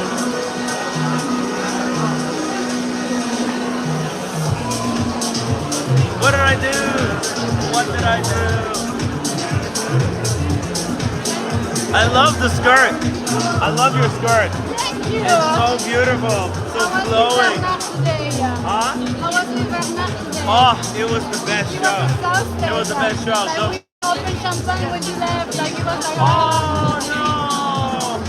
people were for 2 hours. Yeah, for 2 hours. It was the best show ever. They enjoyed it a lot. What's your name? I'm Begonia, Begonia, the flower. Yeah, Begonia. And I'm the head of marketing from Leather. Yes. But I left because I think you were arriving like a small. Yeah. So I went on the streets and then I left. And, yeah. You know, And then I arrived super late. you know what happened? My watch ran out of power. And I was like, I didn't know what time it was. Yeah, I was supposed to like do 2 hours. I didn't want to push it. But we ended up doing like 2.5 hours by accident. But it was the best show so far. So it's already was alive, right? Yeah, it's actually part of this stream. It's all connected. We'll break it up later. But they're enjoying it. They're loving like the vibe. Because earlier today we started out with Bernard doing a symposium. Then we followed him upstairs. Now we follow down, and then we're here with we're seeing. By the way, are those his granddaughters or his daughters? His daughters. Oh, his daughters. Oh, hi. Hi. Sorry, we were curious. Is his granddaughters or his daughters? I think it was daughters. Ah, yeah. Very cute. Very cute. Yeah, what's your name? Michelle. Your father is really talented, Michelle.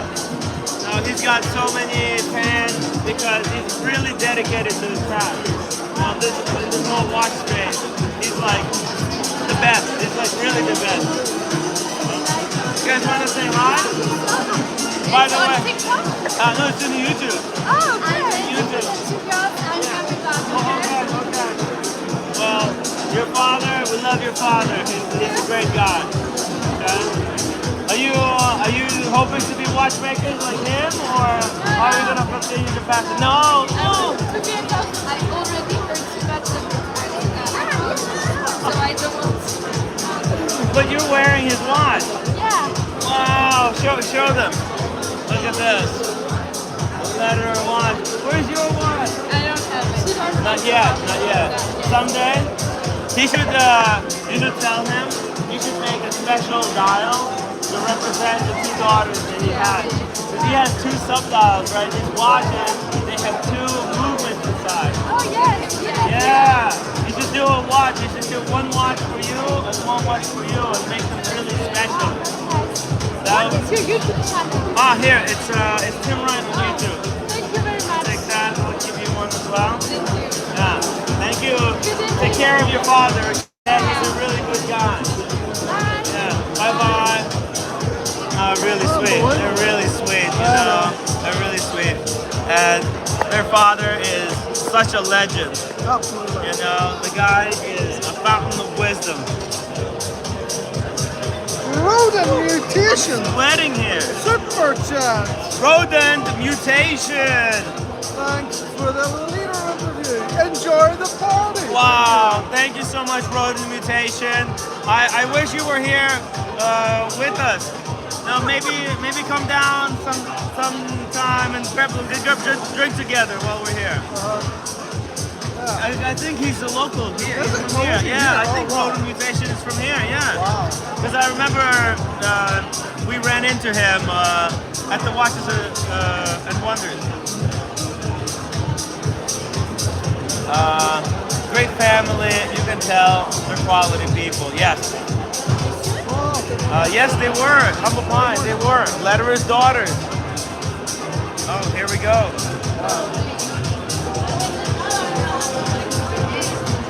Where's my drink? I'll go. You want me to go get one? Or go get one? I'll get one. Okay. One more champagne? Yeah.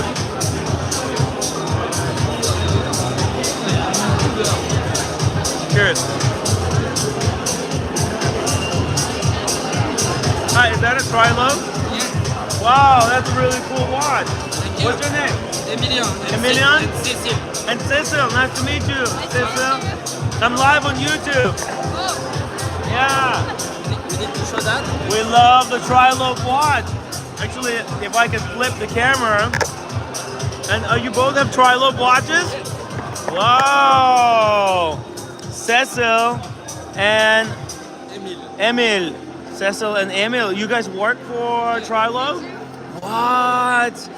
That's incredible. You know, I've been following this brand for a while. At first, I didn't understand it. But now I'm really coming around to it. It's so beautiful. What? It's like three-dimensional. And this is one with diamonds. Oh my God. Oh my God. That is so cool. Wow. And this one? This one is the more classic one. Oh yeah. Yes. That's beautiful. It's beautiful. His and hers combo, right? Guys, consider getting this watch for yourself and your girlfriend or a future wife. They're beautiful. A Trilo. How did you guys join Trilo? Yeah, how did you guys started working for Trilo? At the beginning of the brand, so Cecil was Bonsoir tout le monde.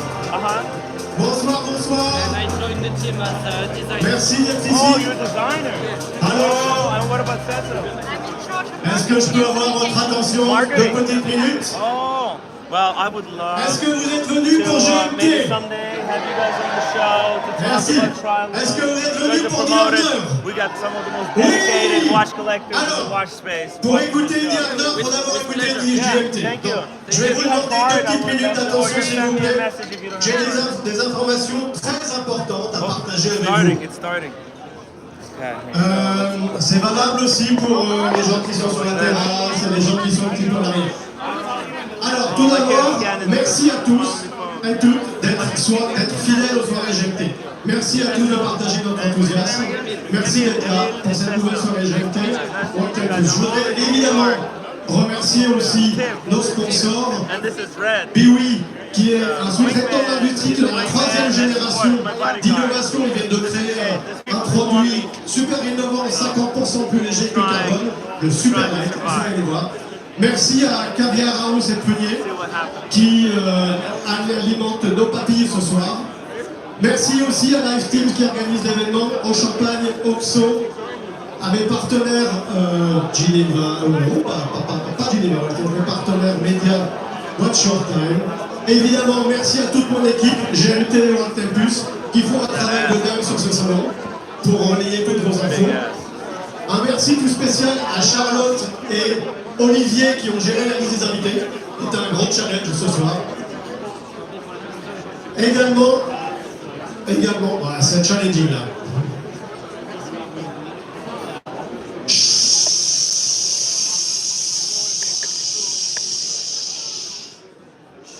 Allez, encore une minute d'attention s'il vous plaît. Je voudrais dire bravo aux organisateurs des Geneva Watch Days, parce que cette année, ils ont fait venir plus de marques, plus d'exposants, plus de monde, ils ont créé plus de contenu aussi pendant toutes ces journées, ils sont plus inclusifs, il y a beaucoup de diversité, beaucoup de richesse, beaucoup de convivialité, et de l'avis de tous les gens qui sont venus, qui découvrent les Geneva Watch Days ou qui viennent là depuis plusieurs années, c'est une édition super réussie, très conviviale, et pour moi, plus que jamais, avec les Geneva Watch Days, on peut dire que le temps, c'est de l'amour. Voilà, alors, ce temps, cet amour, on va le passer en plus ce soir en musique. On va le partager avec vous en musique. Et je voudrais remercier tout spécialement une marque qui partage avec nous son ambassadeur. Cette marque, c'est Frédéric Constant, qui partage avec nous son ambassadeur, Diavner, qui va vous faire danser. Donc maintenant, c'est à vous de bosser. Je compte sur vous pour continuer à mettre une bonne ambiance cette soirée et à danser dedans, dehors, comme vous voulez. Merci beaucoup Tristan, c'est à toi, merci à tous.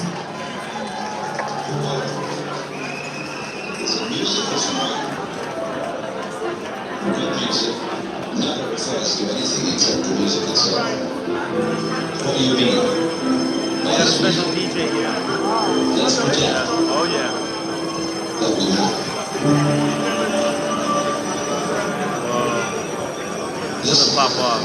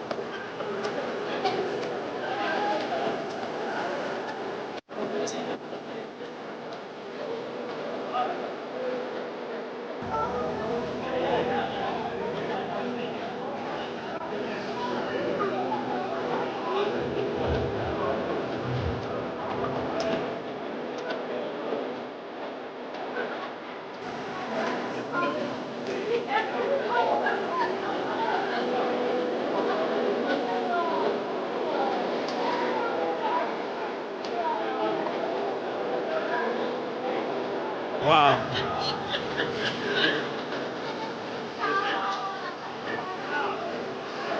Hey.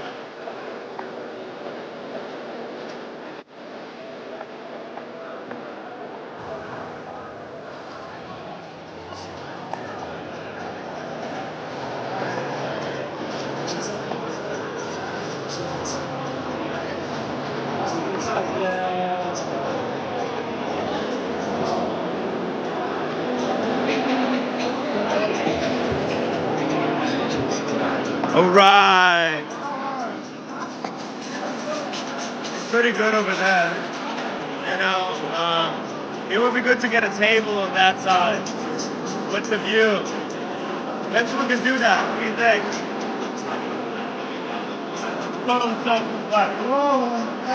It's just scary, right? It's scary. You think it's scary, right? Like, how am I sweating? Wait! I need a new shirt. The coach fit. That's why I wear those dry fits. I should have worn the dry fit. I made a mistake.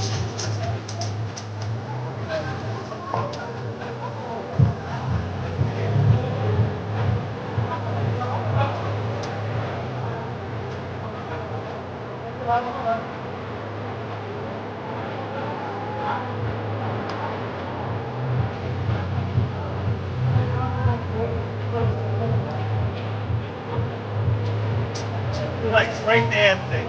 I'm rough for it.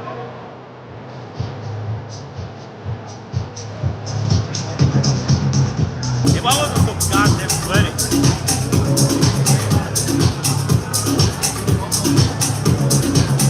The problem, if I had a backup shirt, I would put it on and would get wet immediately again. I'm gonna burn this shirt when I'm done.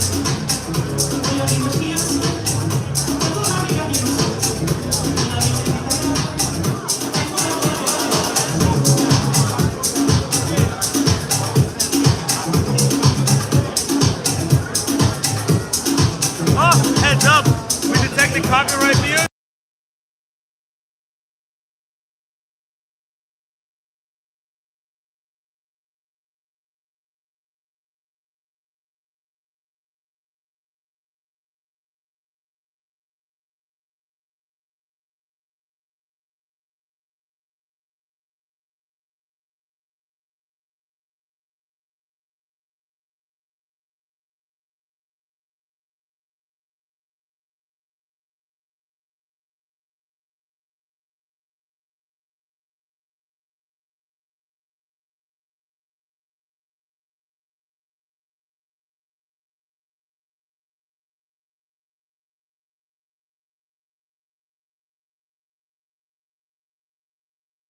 I know, heads up, we detected audio and the stream belongs to someone else. Your stream may be temporarily blocked if you plan to continue.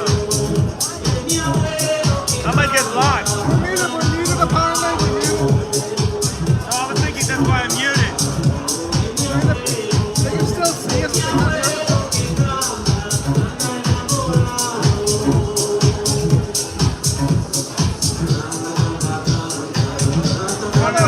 Oh, they can see it? Can you hear the audio?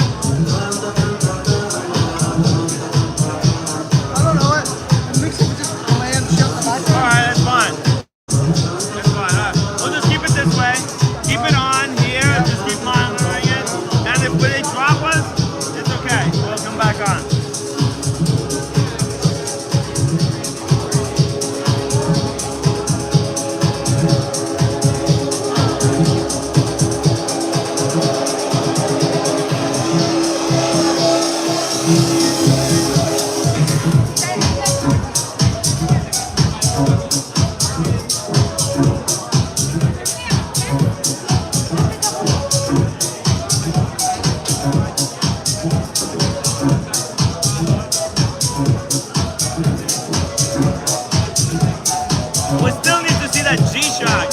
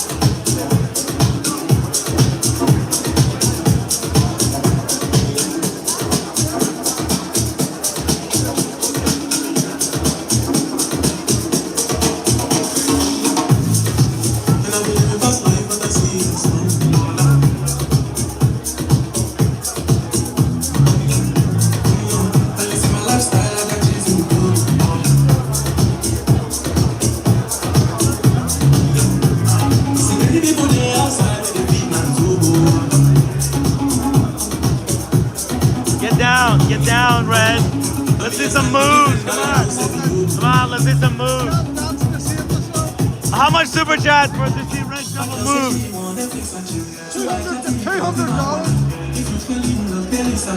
$200. Yeah, guys, if somebody super chats $200, Red Shovel is gonna bust a move. He's gonna get down to the dance floor and do it. Why is that guy wearing a suit jacket in here? I have no idea. Full jacket.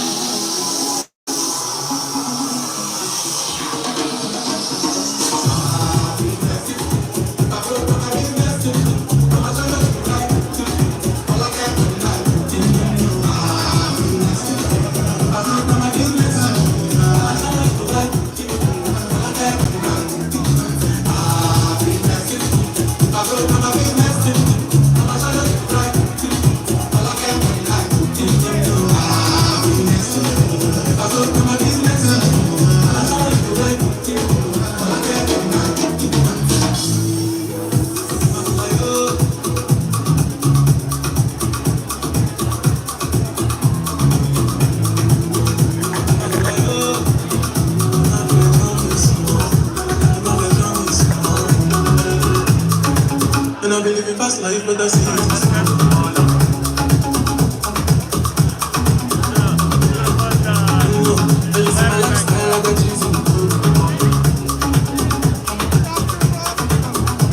Dr. Bob Sniper!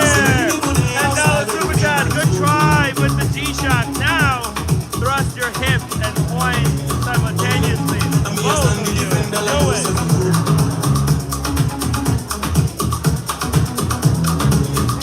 Say she wanna fix a chick, so I just need to get one. If you fall in love, get excited. You go to breakfast, I'm not happy. When you see people, I'm not catching. I'm not faking this, no fantasy. You see these feelings, I'm not catching. I'm not face that feeling.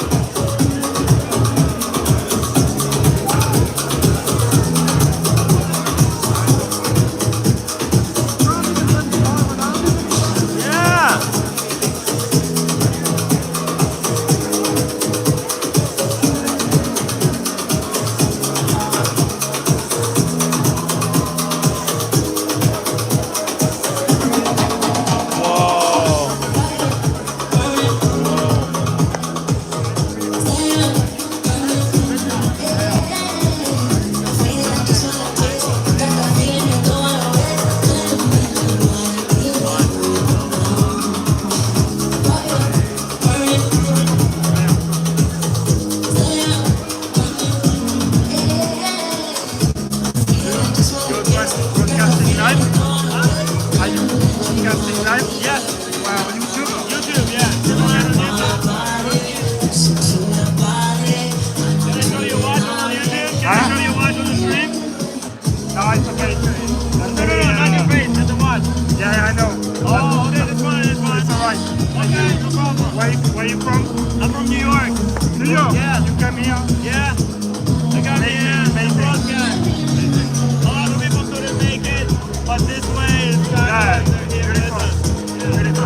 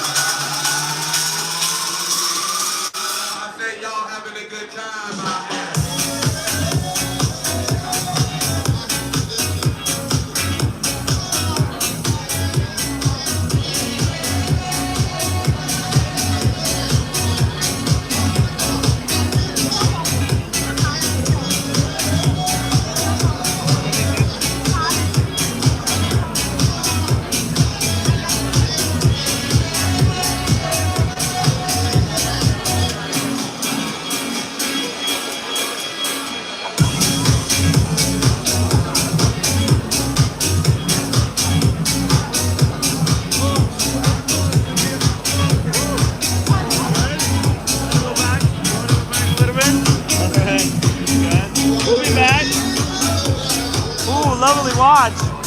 Wow, it's a bluesy. Very cool. Ah. What's going on? You gotta go dance. You gotta go dance. Mama, there's all the girls. They're shaking booties over there. Go have fun. That's what it's about. Come on. If I wasn't totally wet, drenched, I'll be there. Then so hot here. Come on. You gotta do it. She found the salmon. Did you find the salmon? Ah, that's good. This is weird gonzo madness. Came to see it. Be ashamed to end it. Okay, we're not ending it yet. Not gonna end it yet. We gotta keep the madness going. We need to find the G-Shot. I'm still looking. It's a cheap watch. It's like a $100 watch. Very popular. It's Casio making a G-Shot. I'll find it. Red, tell her. Red is going to the dance floor. Red, take Paula to the dance floor. Come on. Come on, go. Do it. Do it. Come on, guys.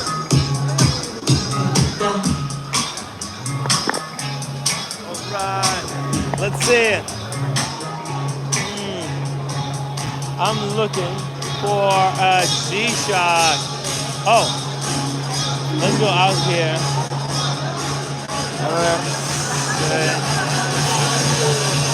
Let's take a, wow, that is crowded. Very crowded out here. How is it so crowded out there? Wowzers. Uh-oh. Very crowded. Let's go through here.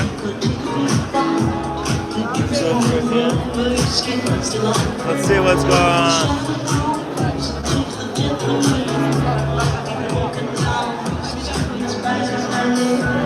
Whoa. By the way, the fountain is taking a break. It has overheated officially. Wow. That is... Oh, hey, Sophie. Sophie is here. Sophie's watches on Instagram. Hey, that's pretty cool.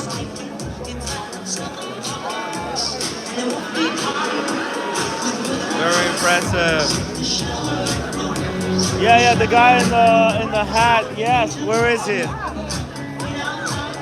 Yeah, I've met him before at the Independent Watchmakers Forum. Yes, we could say hello.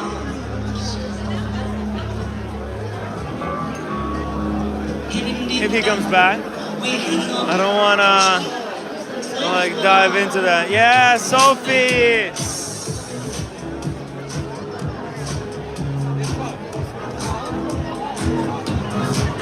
Maybe we'll say hi to Sophie.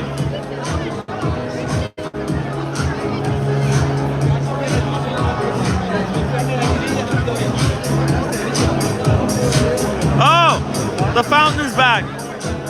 The fountain is back. Look at that.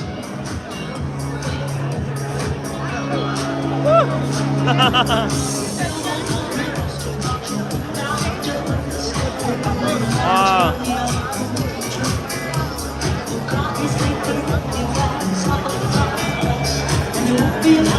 Good. Well, we'll say hi to Sophie.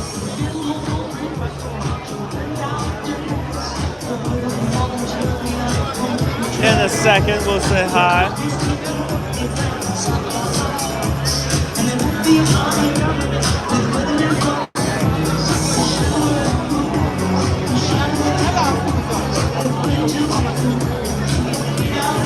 But by the way, can you just say hi to Sophie?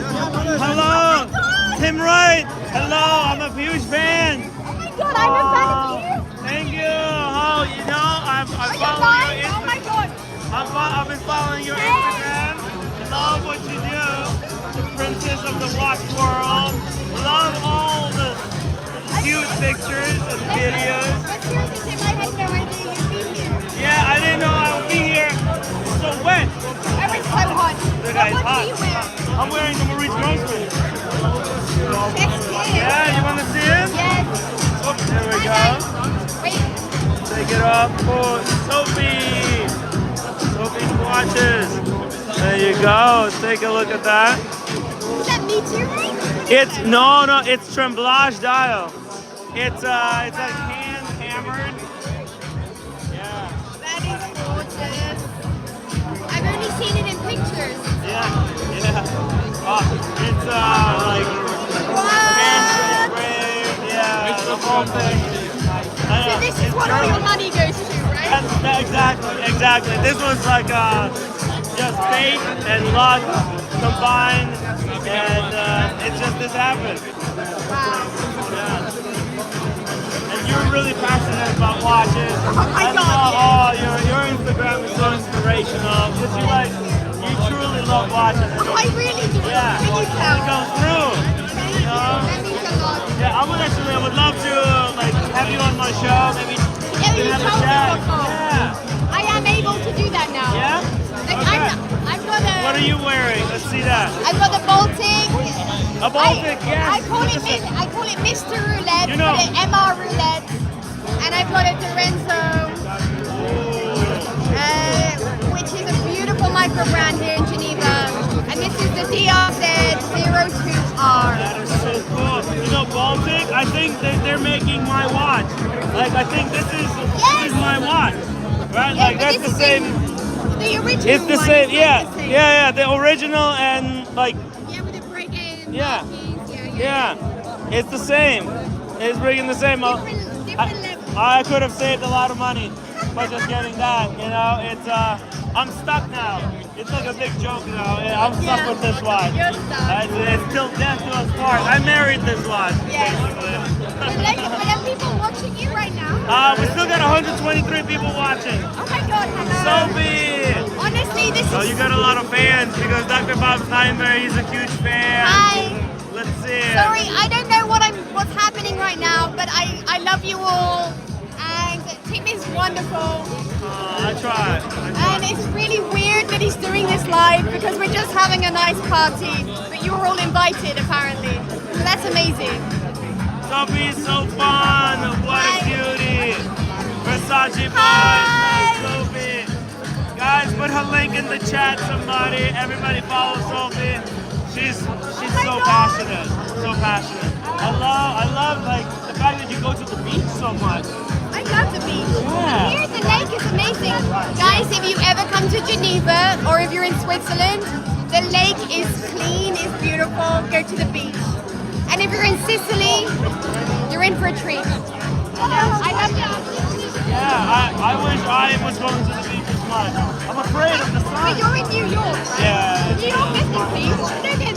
There is, but Long it's Island. really dirty. Yeah, gross. I'm scared of going in there. To be honest, a lot of my friends they kind of don't care, but I don't want to die.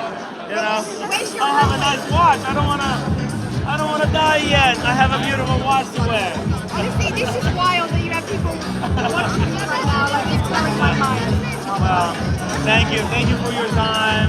And I hope you get. How long are you staying here?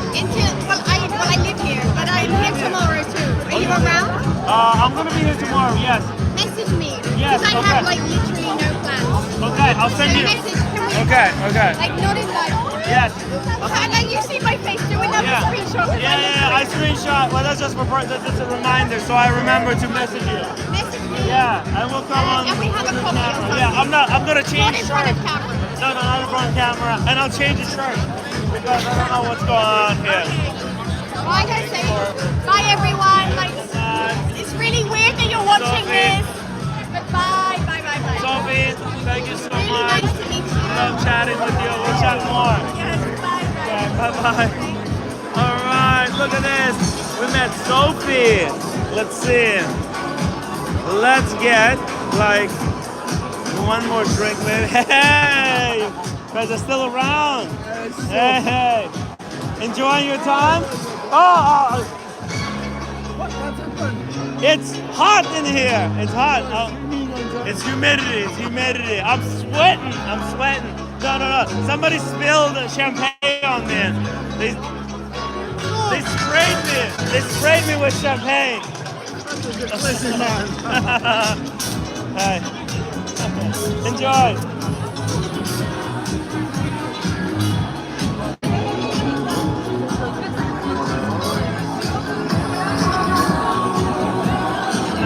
Excuse me.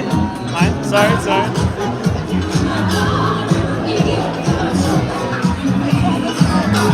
Oh, sorry. All right.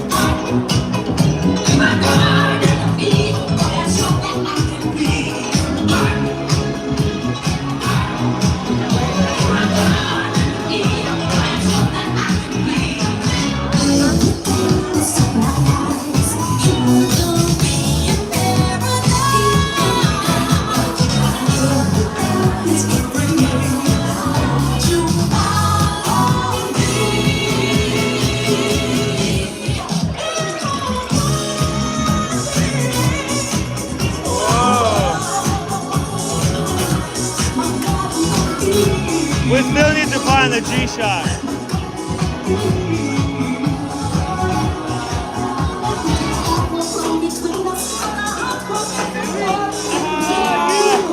How you doing? We're still streaming, yeah. We meet again. Come on. Still enjoying the show. You still good? Yeah, hang in there. It's hot. It's hot. You're wet. I'm going to dry off a little bit.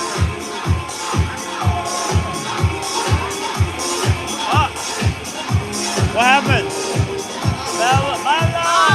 Trouble. Oh, you're getting to know each other. Okay, sorry, I'm not going to do it. How you doing? And you look. How is this guy able to dance in jacket? Like, how is that possible? He's got to be doing something. He's doing something right. How are you able to do this? I'm dying here. And you're in full jacket. Glaring. Okay. How's that man alive in that? Holy I don't know. He's a super. Actually, when you have something like this, you have a microclimate. They hot it outside, but it's got the cool inside. Oh, it's a microclimate. Whoa. Microclimate. It keeps the cool inside. We're exposed to the elements.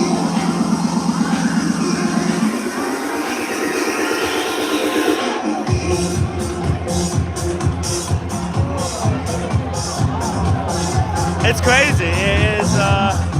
It is truly crazy. Tim, take some saliva and you will stop sweating, Tim.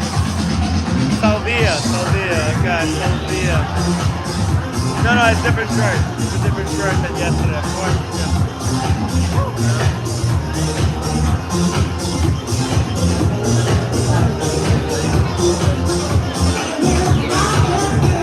Oh, what's on the wrist? On the wrist. Oh, wow. Whoa. Very nice. Oh, wow. That, hey, it's pretty good. This is the original, this is the copy. Ah, nice. Hey, that's some good pieces. See, people don't waste time here. They wear. I don't think there's a single G-shot in here.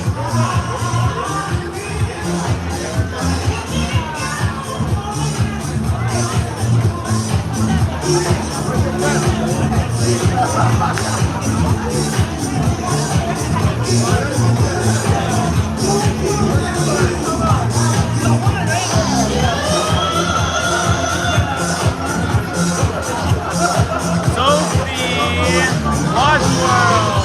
Yes. Guys, follow Sophie Watch World.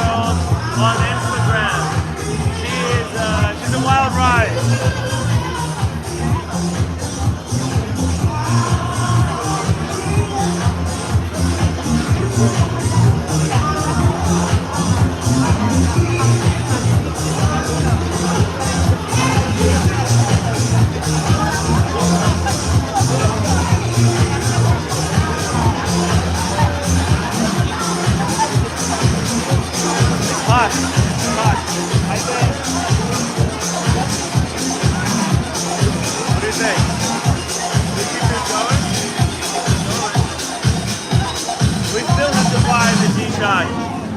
Sean, $20 super chat. Tim asked the classiest lady in the room to dance with you. Sean, I am. It's not possible. Tomorrow, I'll have an extra shirt with me. I'll do it. I'm sweating a river over here.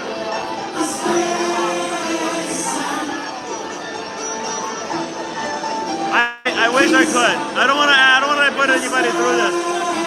I don't know. It's just something happened, and I wasn't sweating during the day. Just suddenly, if temperature is 1 degree higher than it has to be for me, I just start sweating.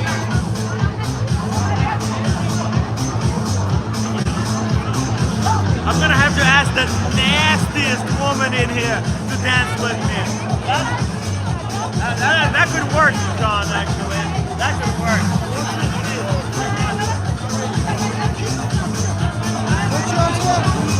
What do you think? Who's the nastiest girl here? Hello. Oh, she's super famous, the red hair. The red hair. She's really famous. She has an Instagram account. Influencer. Super famous. I forgot what her name is.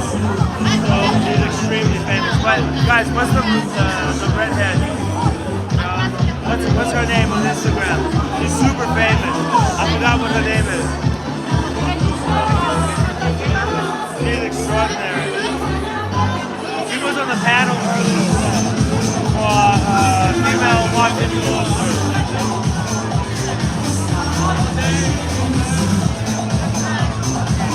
Amaran? I'm not sure. Wanda? Right there, with the red hair. With fire red hair. Jessica Rabbit.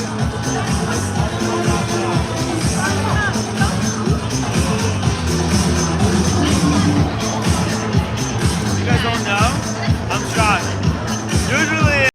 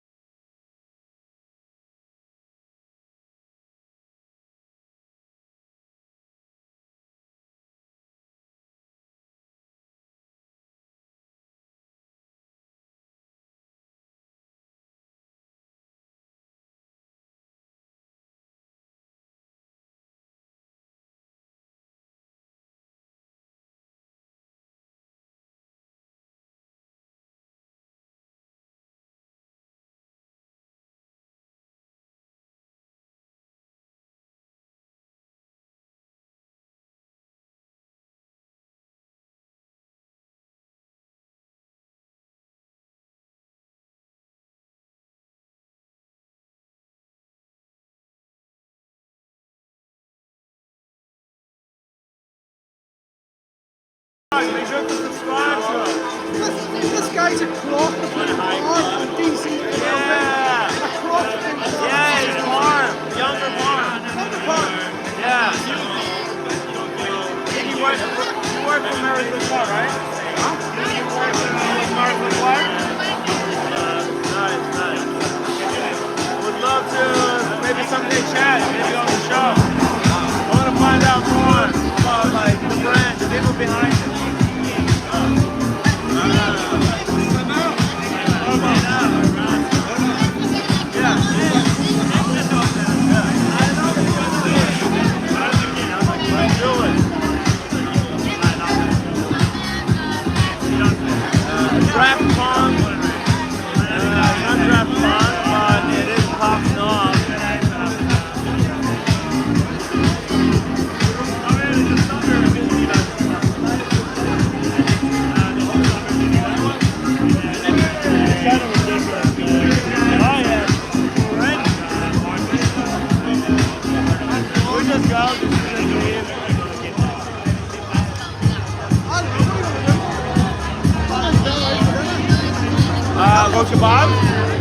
take Vala with us for kebab?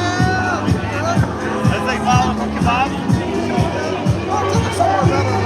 Somewhere better. He deserves better, right? Let's just stay till the end. Might as well. I think it's gonna end.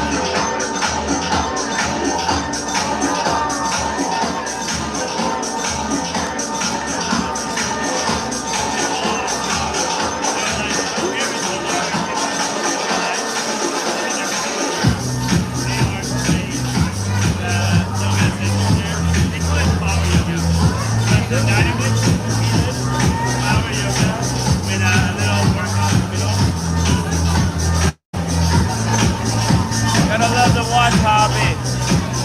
Off the move for the watch community, man. Come on, Frank. Oh, yeah, you get a refill. This is done?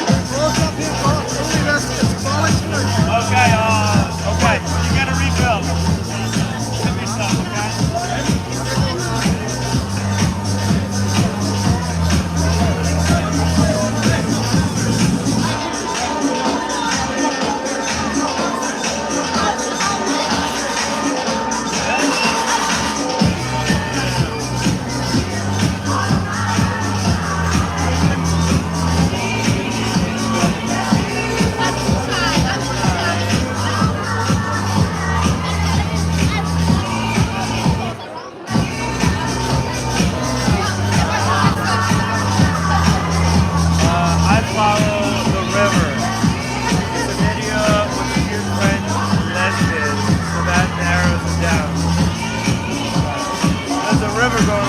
Back right now. Sausage party? What? Mr. Skydweller, are you serious? It's more than 40% women. Sausage party.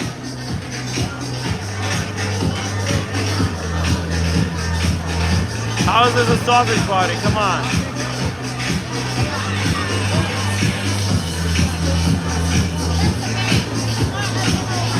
Come on, Mrs. Skydweller.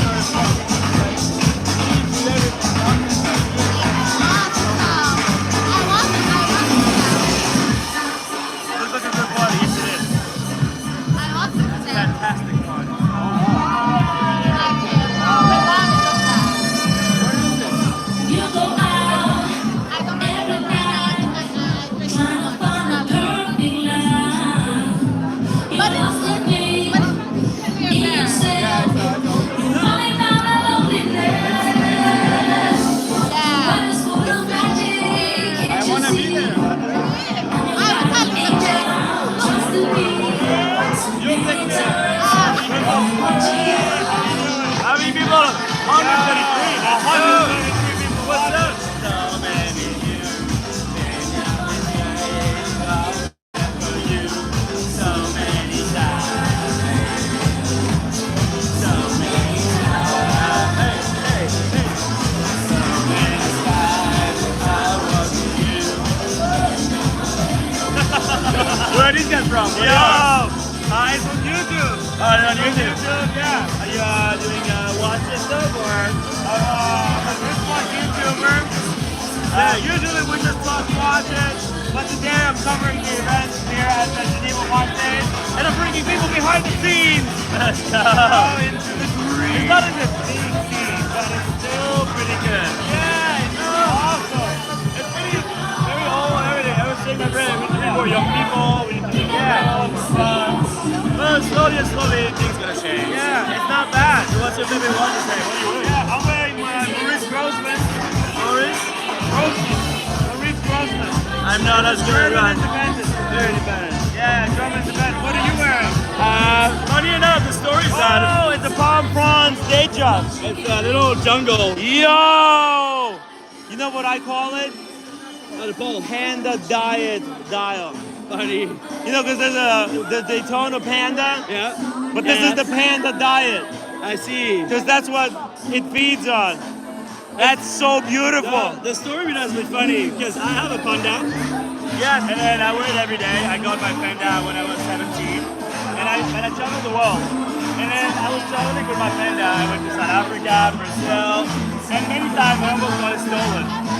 So I decided one day I took my watch and I threw it to the park to avoid the stolen. And then I went 2 hours to find the watch in the park.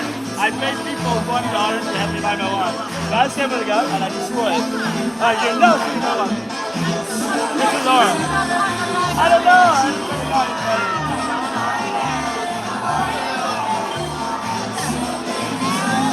Kind of.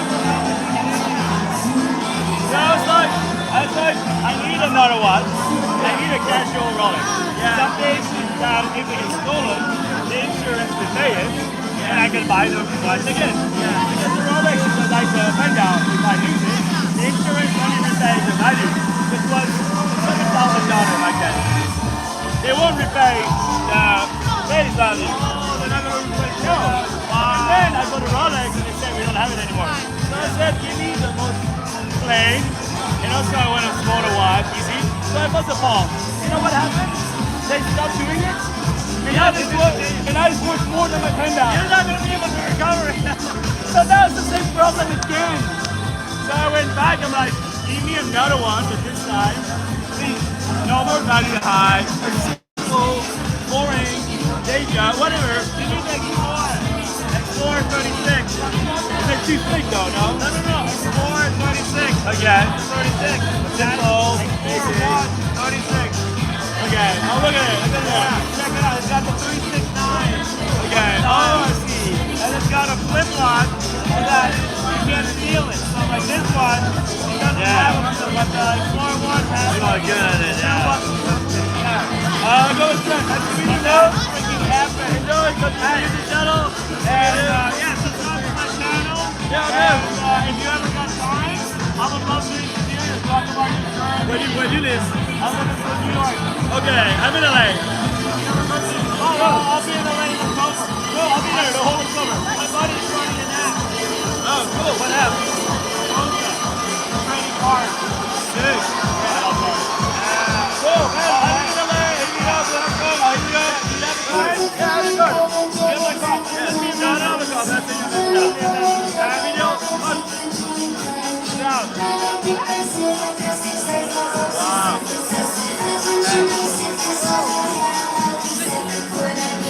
The last two go on. Are these go on?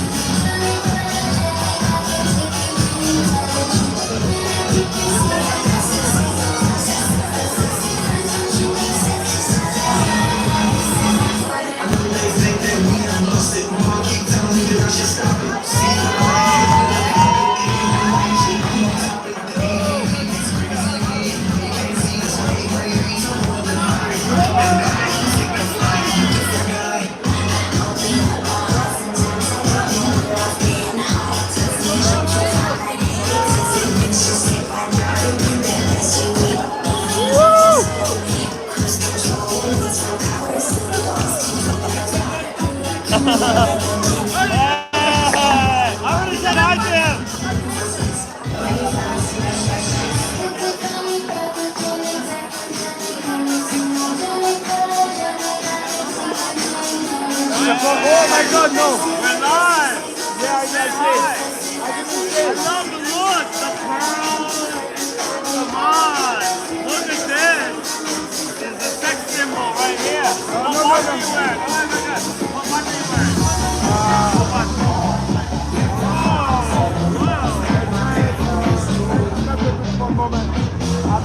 I don't want to be fair. Okay. It's alright. I respect. Take the card. Say hi to us in the chat. Love the gearing. Thank you so much. I'm in love it. I'm so sorry. Yeah, it's all good. Not everybody can use the stream.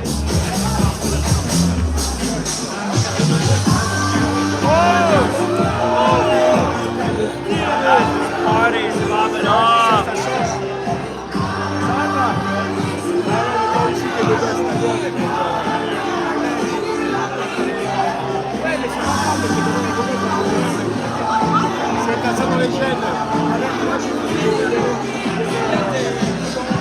Guys, make sure to subscribe to GMT Magazine.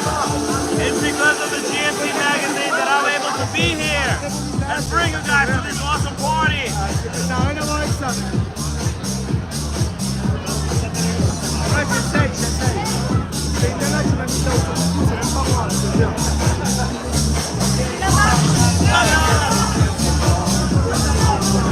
I think you should you can go stay with Bala tonight.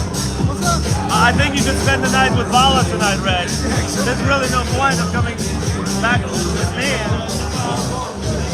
She's got her own apartment. Great girl. Big butt. Queen. Seriously. Go work it out. Go work it out.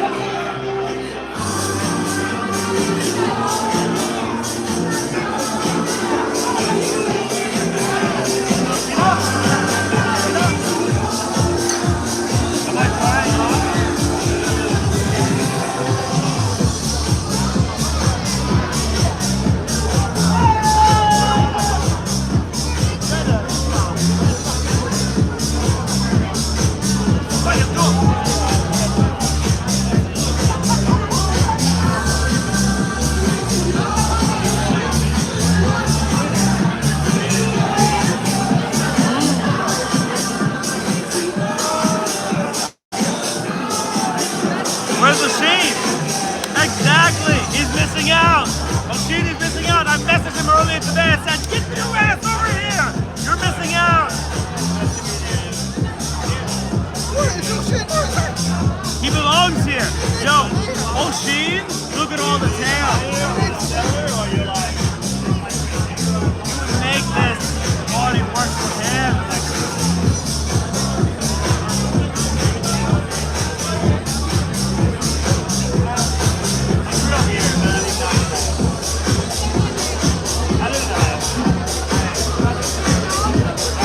Why you laugh? That's better here.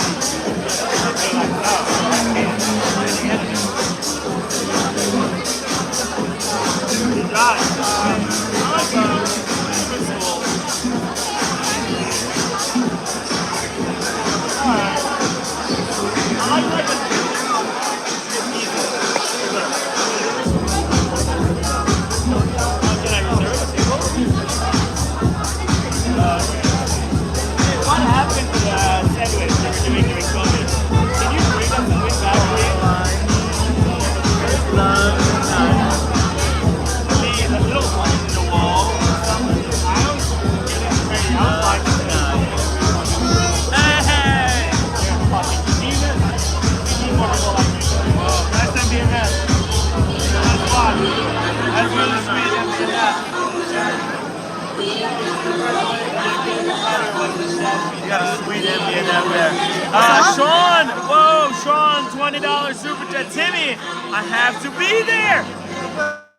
Sean, you belong. He needs to be here, Sean. Yes, think about it. This is like going on for 4 days now. What, Sean?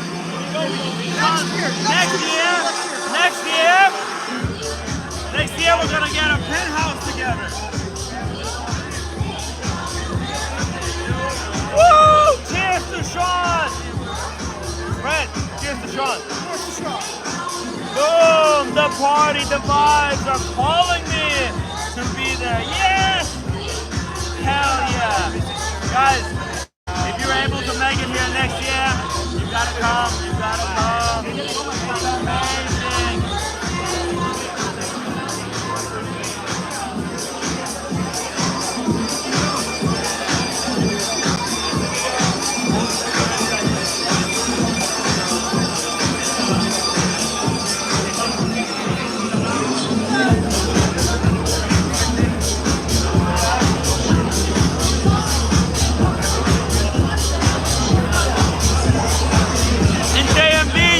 As well.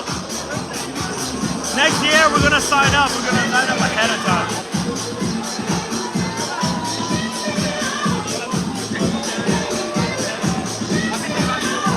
Whoa! He's a famous Instagrammer. He's a famous Instagrammer. Super famous on the Instagram.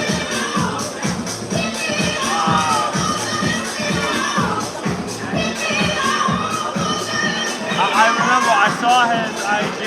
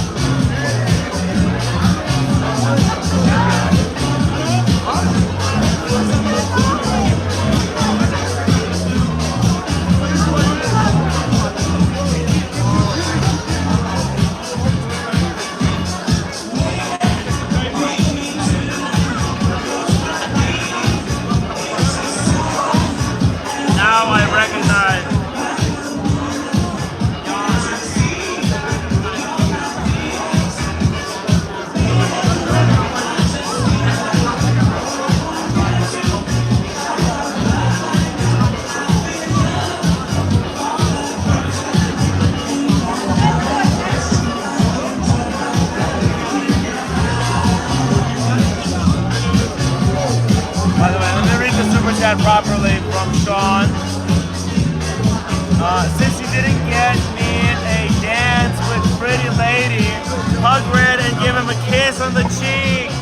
Hey, Red. What's up? I have to give you a hug and a kiss on the cheek from Sean. Oh, that doesn't work. It's all busted. No, he asked me to give you a hug and a kiss on the cheek. No. Red, thank you for coming here. I'm exhausted tonight. Yeah! You've been working hard, enjoying the views, enjoying the party. Look, I think it's going to start wrapping up soon. You can't keep partying like this, right? I think it'll probably another like 15 minutes. I think, yeah. Yeah, I think when this ends, we'll go for kebab and then we'll call it a night.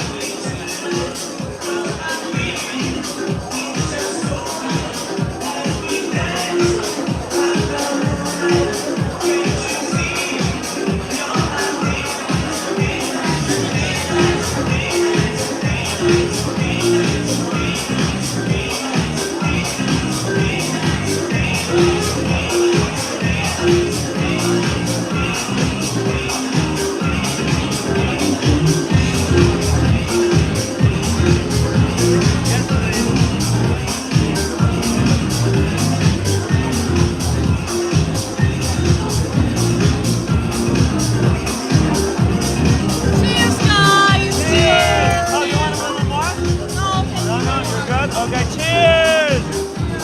Cheers, Bella! Woo! Yeah, the front is amazing. We're still live.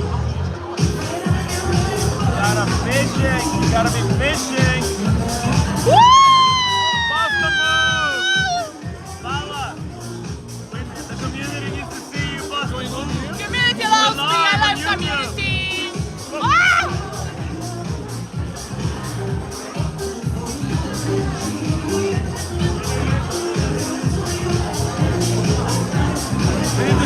Let's see your move. Let's see your moves. How do you dance? I got this one. Hi guys. I got this move.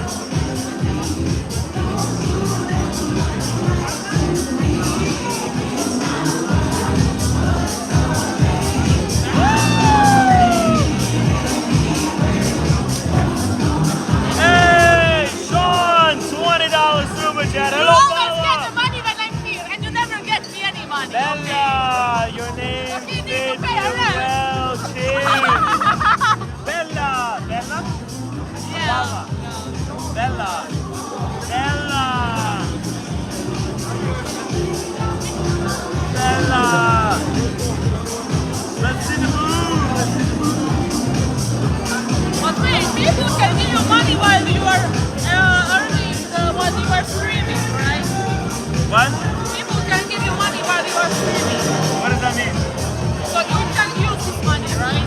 Not right now. At the end of the month.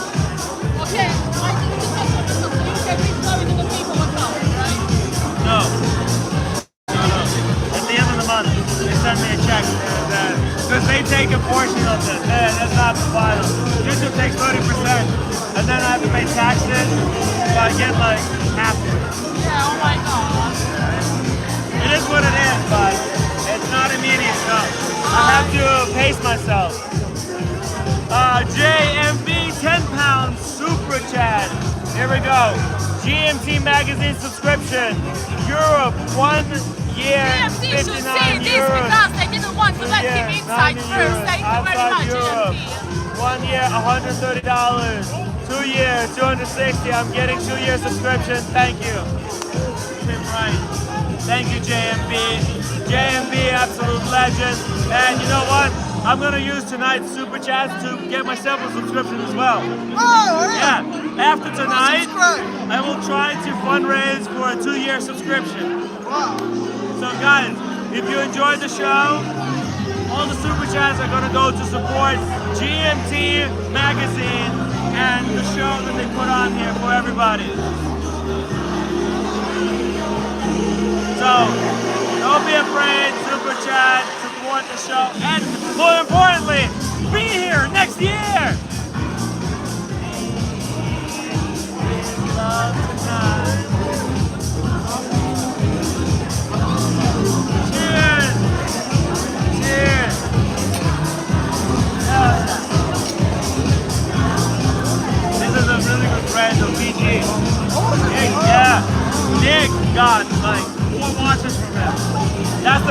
Bertolin. He's the guy who made them. Yeah, that's the CEO, bro, of Linda Bertolin.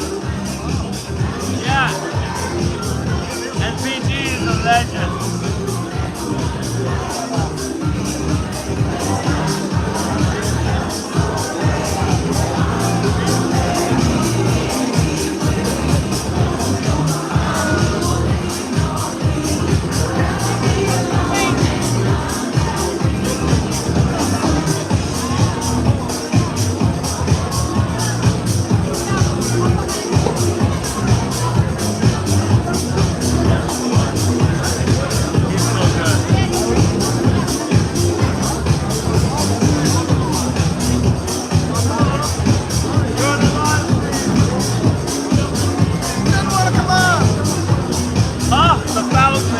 Background. Look at that.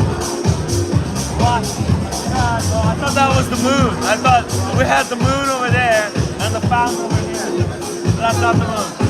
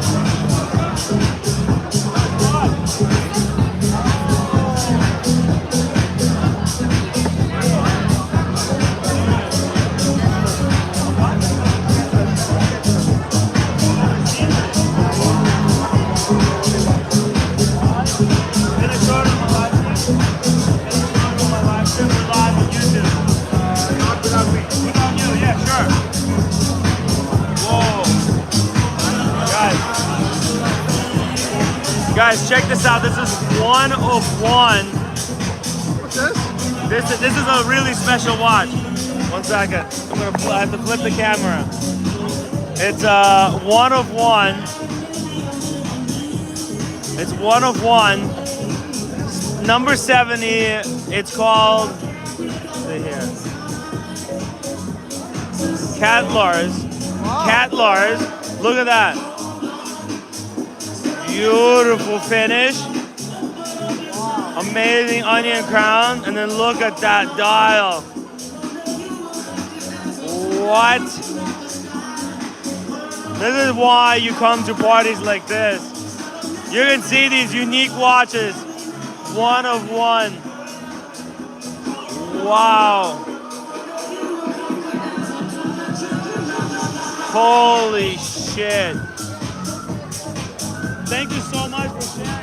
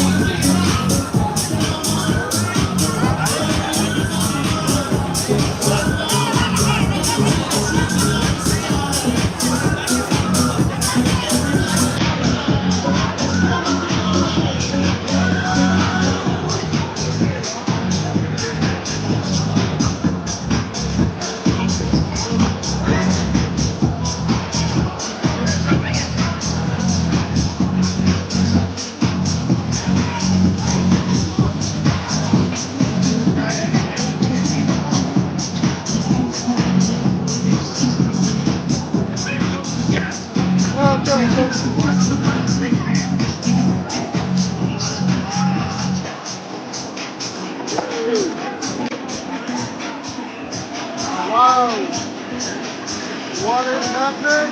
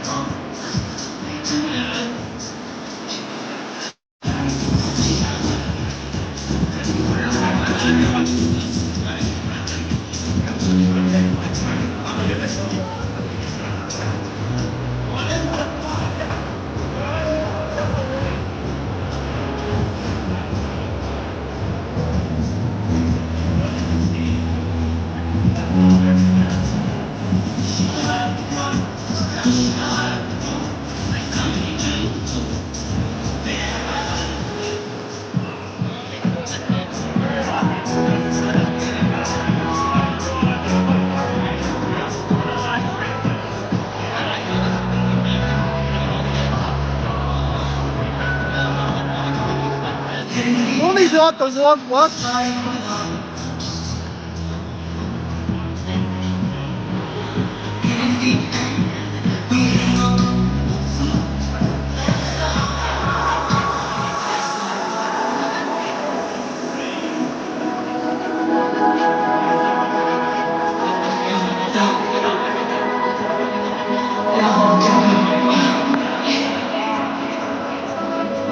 Okay, check this out. Guys, look at this. This is the Purple Rain, the ultimate purple watch. Look at that.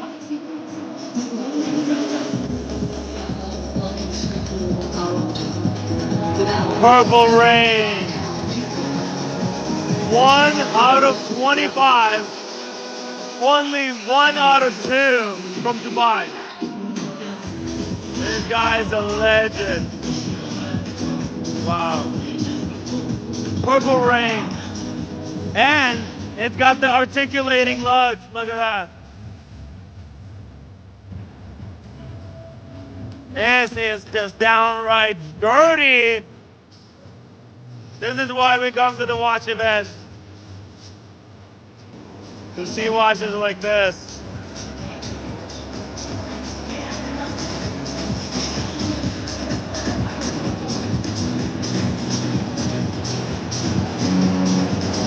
Wow.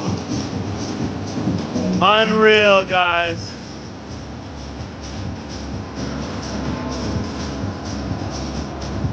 It's just sick. This hobby is an illness.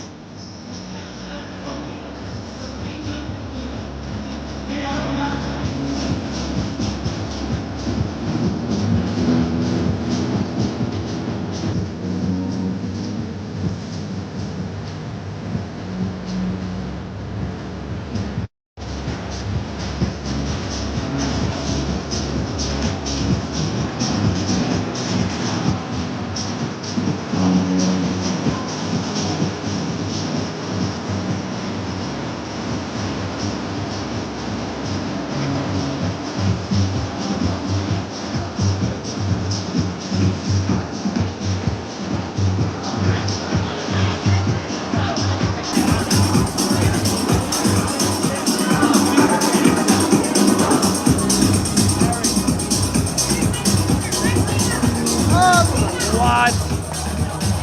Sorry, that was freaking epic. These two dudes just had like two most epic watches. I had to say hello.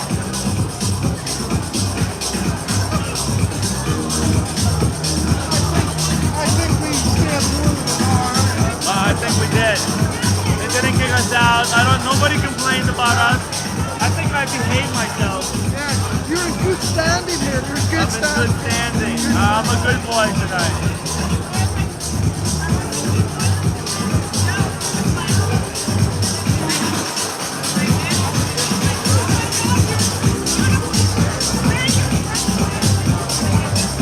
Good job staying cool. Lady with the bag.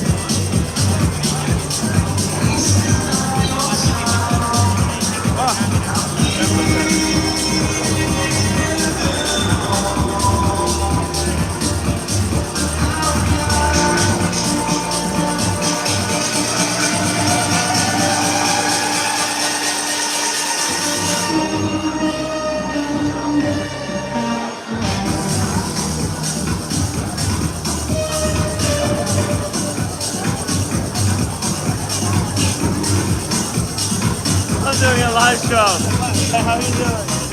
What's your name? Nicholas Vertiger. Nicholas? Nicholas Vertiger. I'm the founder of Identity Watches. Oh, Identity, yeah. Wow. This is the new collection. Whoa. Can I show it on the stream? Yeah, let's do this. Hey, first of all, introduce yourself. Hi guys, I'm Nicholas Vertiger, founder of Identity Watches. And you're wearing tonight a really special. Exactly, this is a 37mm Elements collection. Recently we got the investment of Leo DiCaprio. October 2023. Let's do a close-up. Let's see the watch one more time. Wow. Right? It's actually very clever. Look at the bracelet. The way it's finished. What is this dial? It's more photonic technology, so it's the same technology as Swiss passport, you know. Really? So it's really very high tech. What? Swiss technology. And is this titanium? What is the case? Stainless steel? 100% recycled stainless steel. Oh, nice. The bracelet. Oh, hey, it's ID, yeah. What? That is sexy. How much? 3,240. That's really good price. Wow, man. Mechanical automatic. Well, listen, I would love to get you guys on the show to talk about. You work with a company by any chance, or you're just passionate enthusiast? Do you work with a company, or do you passionate enthusiast? Oh, I'm with you. CEO, I would love to get you on the show and talk about how you started the company, the passion, why you doing it. But there's not so much how to do it. Yeah. Where are you guys from? I'm from New York. Yeah. He's from Northern Ireland. I'll be in New York on the 22nd to 30th. And also, send me a text. I live in New York. Send me a text. If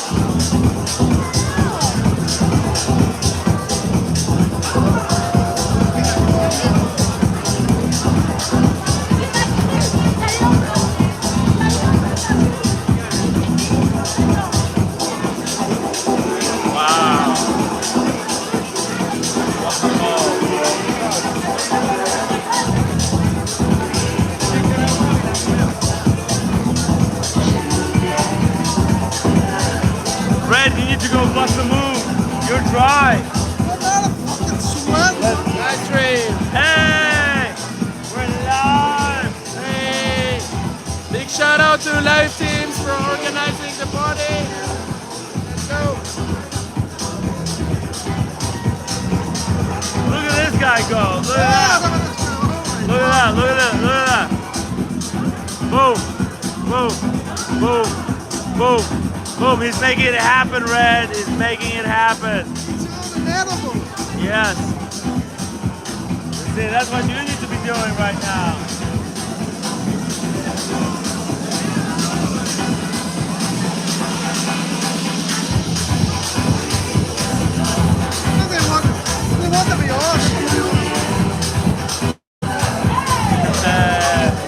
That guy is the man! That's right, Ben Lux!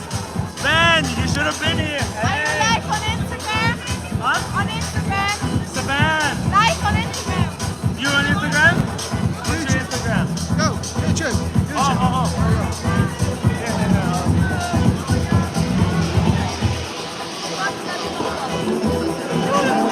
But it's not the Instagram, you gotta go on YouTube.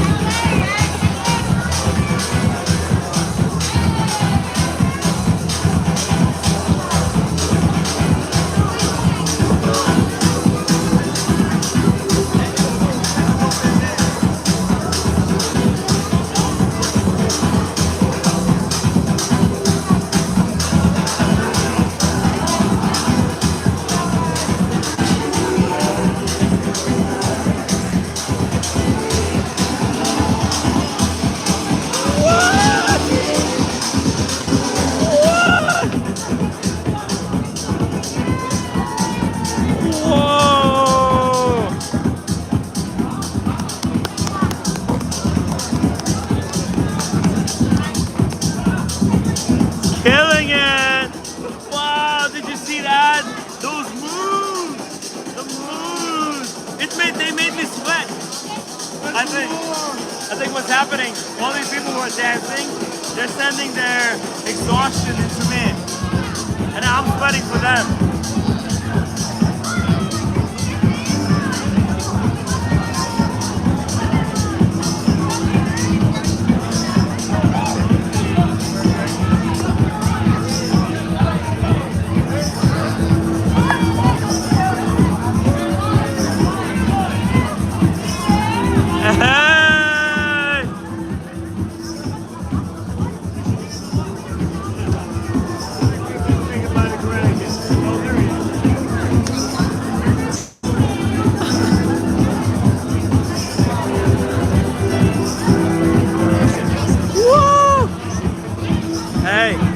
Try to challenge more people to a dance floor.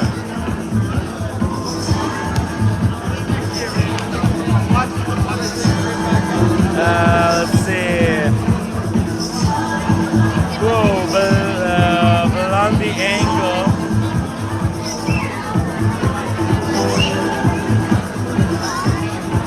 Ben Lux says, I think Red can back this one. What does that mean? What does that mean?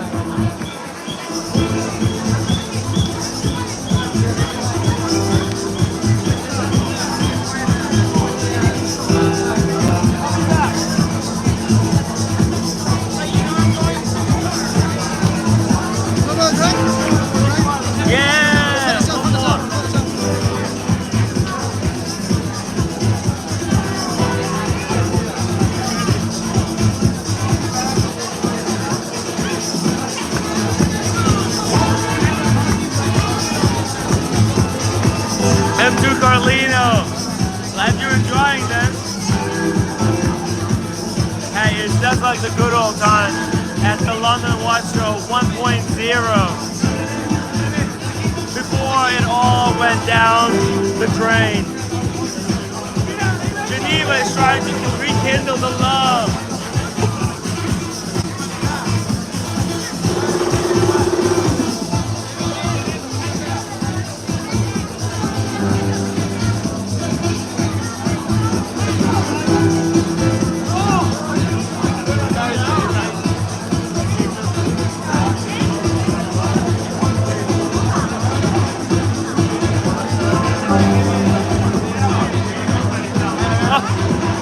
Oh, she's good. It's love.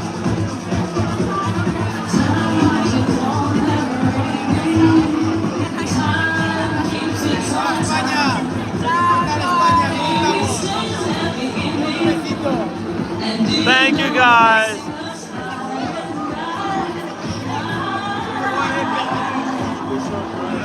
Hey, I should ask them to do a special dance just for the watch community. Hey, how much to request a dance? Private or public? Public. What did you mean the request? Well, request and then you do a dance with the lady. Oh, but I do it for free. You'll do it for free? I won't pay for that. Yes. Let's do it. By the way, quick shot of your watch. You Yes, got a please. beautiful. Whoa. Yo, that is sexy.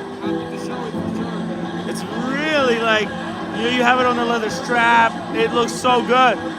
And the pearls. And what is this on your neck? It is a jewel from jewelry maker here in Geneva. Like very Wow. 50, that's not that much. Wow, that's beautiful. But get out there. Get on the dance floor. But you gave me the lady, Yeah. Go. Look at me, I'm wet. Do it.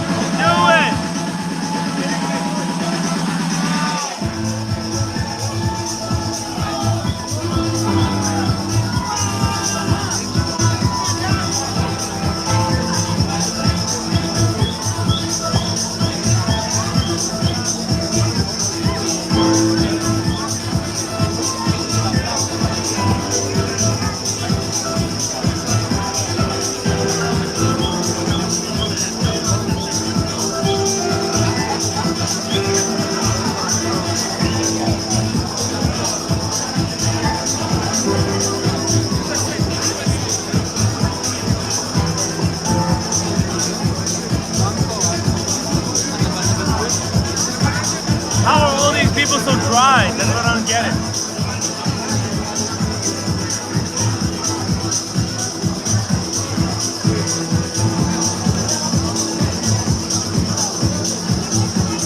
Is that a Tiffany watch? Is it? Oh my god! Can I show it on the stream? It's so beautiful! Guys, I just want to show you. What's your name? Dominique? Caroline. Caroline's got the most beautiful Tiffany watch. Oh my god. That is so cute. The crystal, look at the cut. And then the bracelet is like Tiffany and it's reversible. Wow. Oh my god. You know, you don't often see a Tiffany watch. And like to see it in person, that's really special. I think lots of girls, they're missing out. It's just so beautiful. Tell us, how did you get it? What made you get it? I do work for Tiffany actually. Oh, you know, where are you from? You're from here? Oh, you know, I'm from New York. Oh, no way. Yeah, so I go to the Tiffany store all the time on the 57th Street. That's where Breakfast with Tiffany happened. Yeah, I'm part of the team where we launched watching to the brand. 2.5 years. Wow. I'm so happy you recognized it. It's beautiful. I've been eyeing it for a while, and I'm glad you came to tell us and show us the watch. Wow.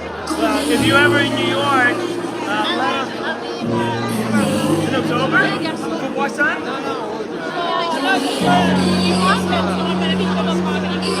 Okay, I'll give you my number. Oh, whoa. It's got my information, like on YouTube. You can say hi to the watch community. They're incredible guys. They're all into watches, and they're into amazing watches. And this is for the first time ever we get to see a Tiffany watch. That's so gorgeous. Because, you know, Tiffany's mostly known for the stamp, but that's beautiful. I think that's so much more special than some stamp. Who cares about stamps? That's what it's about. Beautiful watches, beautiful jewelry, amazing people. And when you're in New York, send me a message.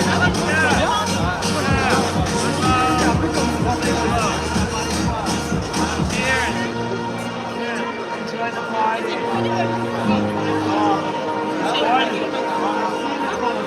Many times it's like, oh my god, is that Tiffany? Could that be the Tiffany watch? And it's thank you so much. Tiffany and Caroline. I'm gonna treasure this. Send you a message. Thank you so much. We're gonna meet in less hot circumstances. I'm dying here. Cheers. Cheers to Caroline.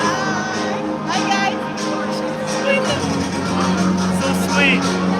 And we love the dress. The dress. Oh my god.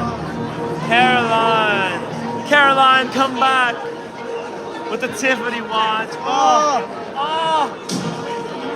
All I need is love tonight.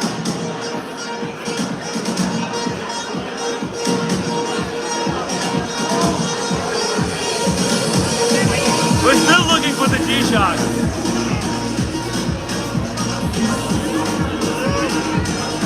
Tiffany.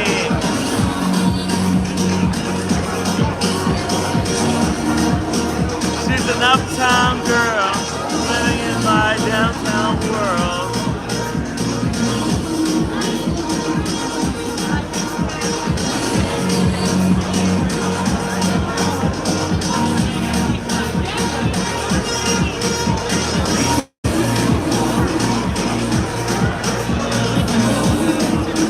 What's going on over there?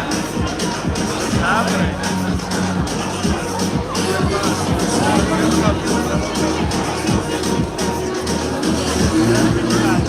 Oh, Doxa!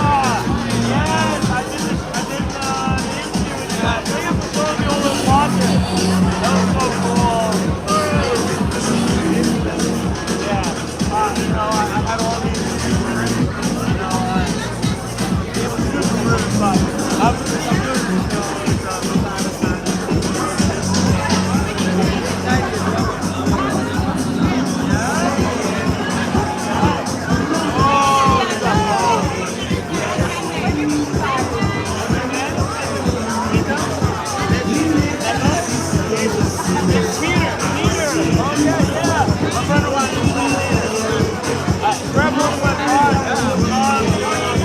have you on the show.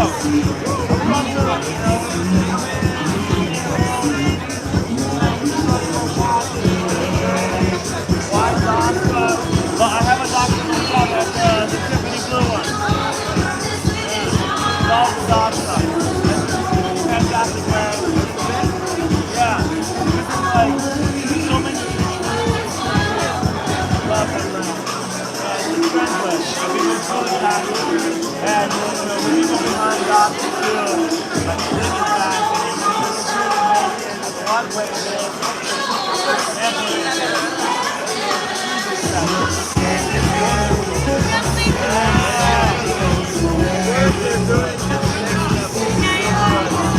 He took us on the patio and he gave us a whole tour.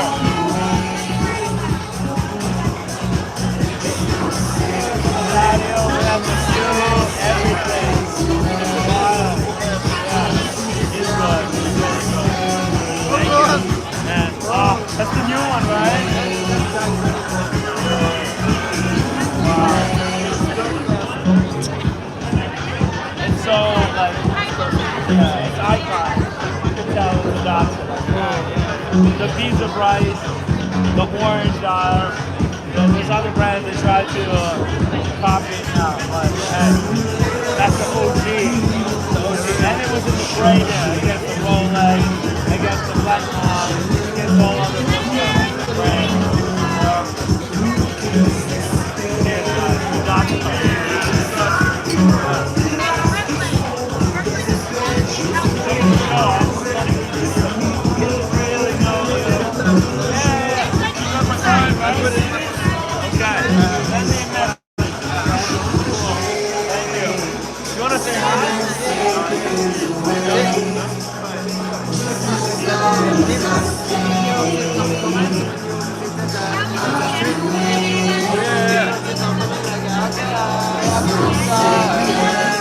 Oh yeah, we love Doxa. My watchmakers, they love Doxa. Because we're like, we love watches for what they are. We're not like if it's a high. Oh yeah, still live. Yeah, it's already almost 500 minutes. I don't know what that means. But yesterday we were live for 11 hours. So yeah, we're gonna stay as long as this party goes on, and then we'll go get some kebabs.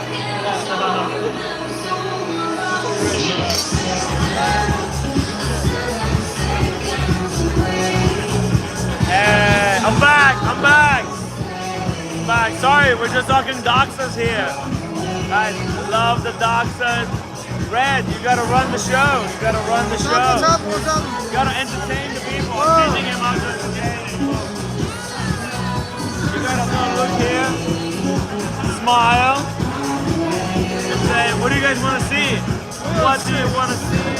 What do you want to do? And a lot of backsides of the doctor. Wow. Yes, David, we're still going. Wow. Beautiful stuff going on. Let's just right here. Oh, the GMT.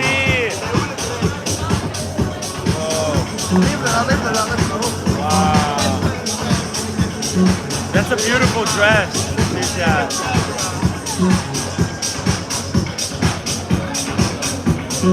Wow.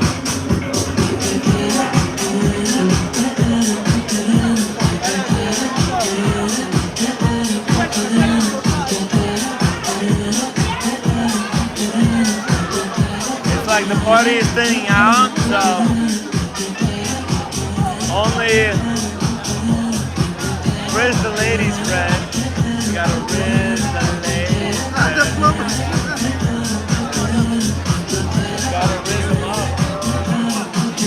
Yo, huh? It's still live. Oh yeah. Huh? No. Yesterday we were up to 4 a.m. So not today. Not today. Leopard room? Oh yeah. Where were you? We were here and then we went to... Here I saw you around, like with the phone, and I was like, what's happening here? But then where? Where did you went? Oh, we went to the pub. The Duke. No idea. It's over here. It's the brand new. Straight behind the Leopard Lounge. Ah, okay. Yeah. Never been. And then we were there until like 4. I'm kind of new. How retarded is this? I always wonder. Huh? It's like 30 seconds retarded or something like that? You mean like a playback? Yeah. It's like 15 seconds behind, I think. Yeah. Maybe less. Yeah. It's live. It's basically live. It's only a couple of seconds. It all depends. There I am. Yeah. Look, right? You can see it. Look. I'm gonna put this, and then you can count. Yeah. Do you think I look pretty enough for the camera? What? Do you think I look pretty enough there? Or You look fantastic. Yeah, no, you look great. You look great. Talk to the guys. Say hello. Which guys? The guys in the chat. Let's say hi to One Day Retro. Look at Dream Power. Got Chelsea. Yeah. The Watch Apprentice. Schools Red Trousers. Al pobre señor en paz. No, estoy conectando los comentarios. Say hi. Introduce yourself. Somebody say something. Hey, hello, my name is Francisco. I'm from Madrid. Show them your I'm looking for a job.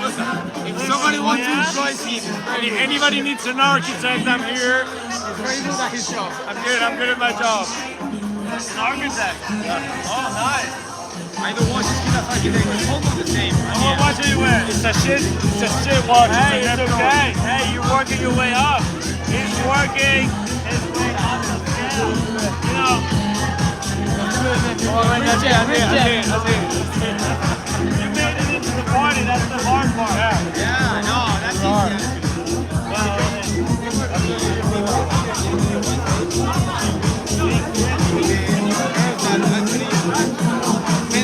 People say it. Yeah. You're a good looking guy. It's easy for you. Sweaty YouTuber is not as easy to get rid of. Hey, something's gonna happen. Here we go. Wait. Watch this. You have to show that. We gotta keep the show going. Yeah. Okay, here we go. Wow.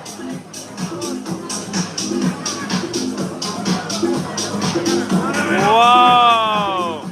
He can work the runway. It's all about working the runway.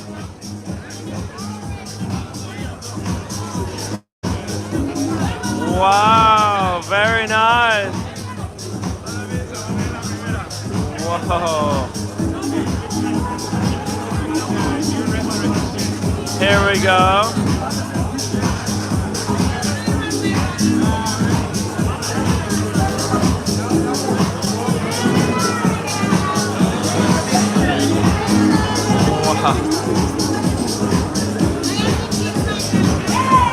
Whoa!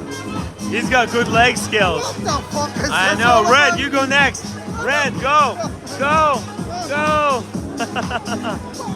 You have to go. You have to do it, Red. You gotta do it.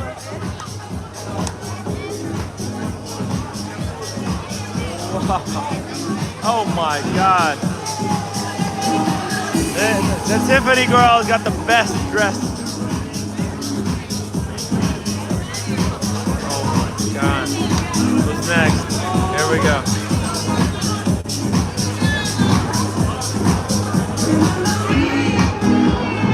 Uh-oh.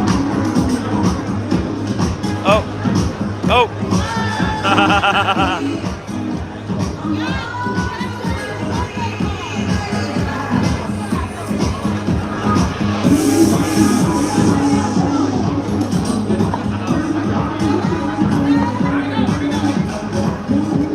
I think I'm drying off. Like I'm getting dry. Whoa, let's go.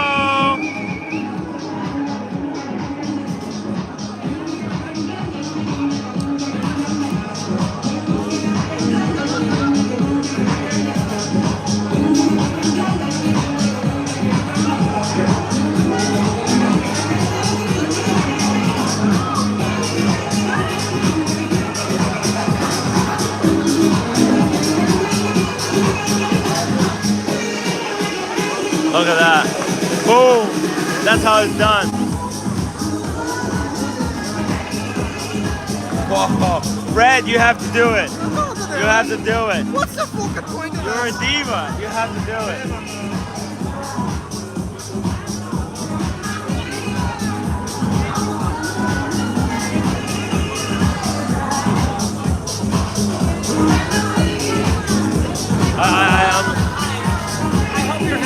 Oh, you're fantastic. Good job.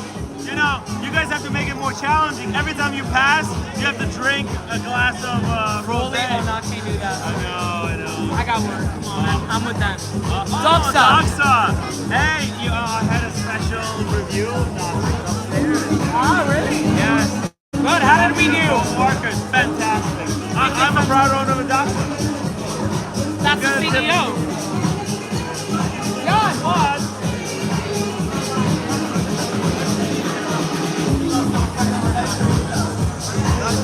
Nice to meet you. My name is Sam. Yeah, thank you for reviving such an incredible brand. We're live on YouTube. Please introduce yourself. yourself. So hello, this is a wonderful evening. It's Geneva Watch Days. I'm Jan, CEO of Doxa, and happy to meet all the people here spontaneously. Oh, Doxa is such an amazing brand. I have the Tiffany blue dial one. Which dial? Sky blue. I call it Tiffany blue, but it's... Do you know that our aquamarine is much longer in the market? Oh, really? Well, we play with colors since over 50 years. See, we didn't know that.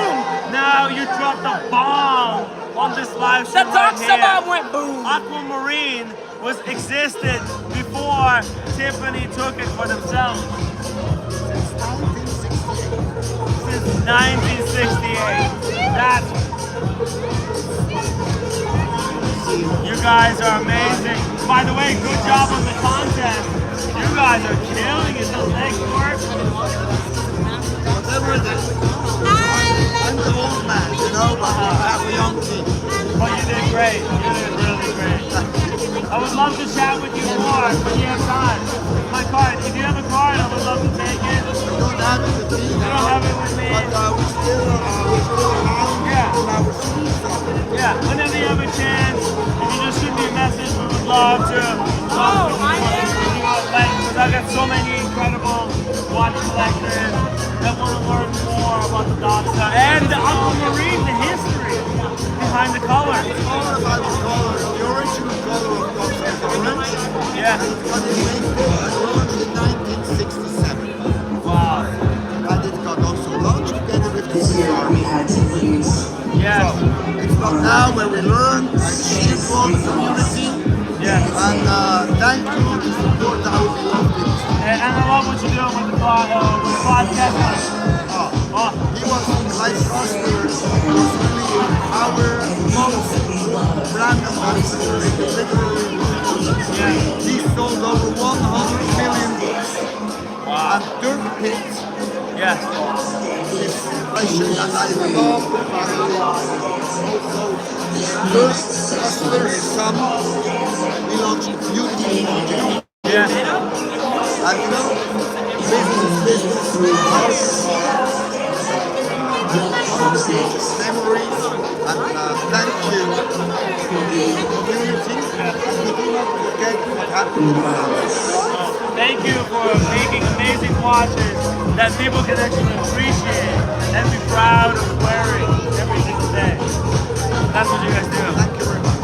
Thank you. And we have a good evening. Cheers. Cheers. Enjoy the party. To Doxa. Wow. Bro, that was the CEO of Doxa. What? Unbelievable. The people you meet here. By the way, the Tiffany. The Tiffany girl. Tiffany girl.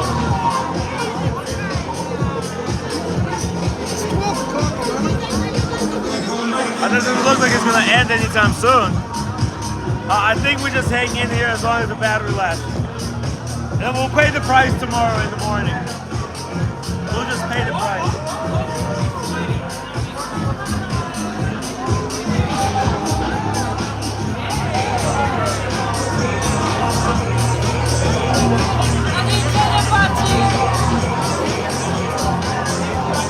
How do you enjoy the party? Huh? How do you enjoy the party? Oh, it's the best.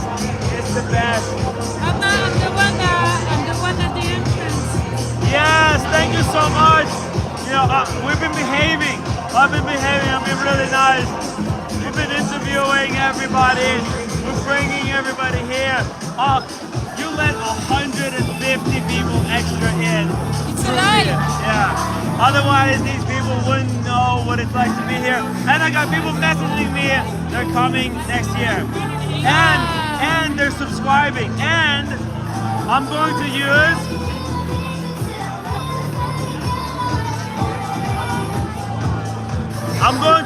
the money from today's show to subscribe for 2 years of GMT magazine.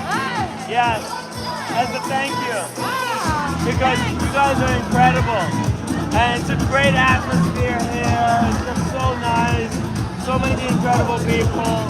And I'm really glad you guys let me stay and just enjoy the party with you.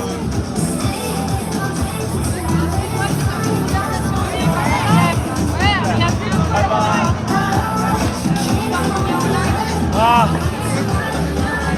You let us in. I'm getting 2-year subscription to GMT. And shout out to JMB.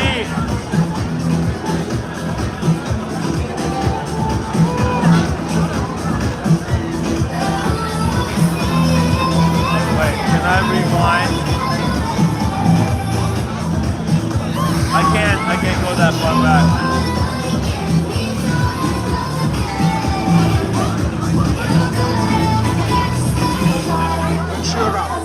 Thank you. Come down when I collect pens, watches. Yeah. When you come down, I'll we'll let talk you know. soon. Yeah.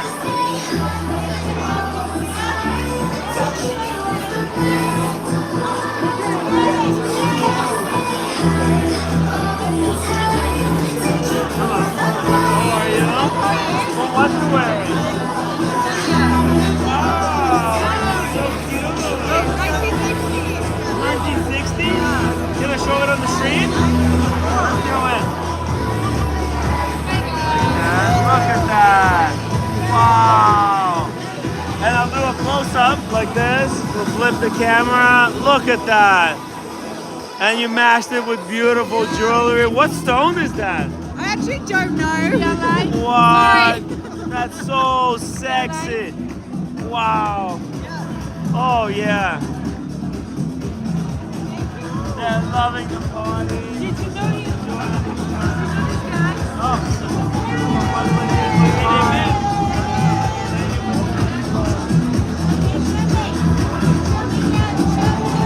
What? The ladies. So sweet.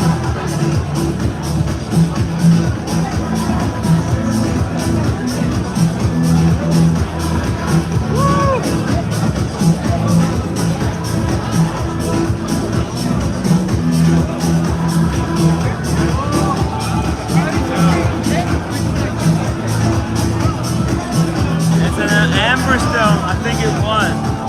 I think it was an amber stone.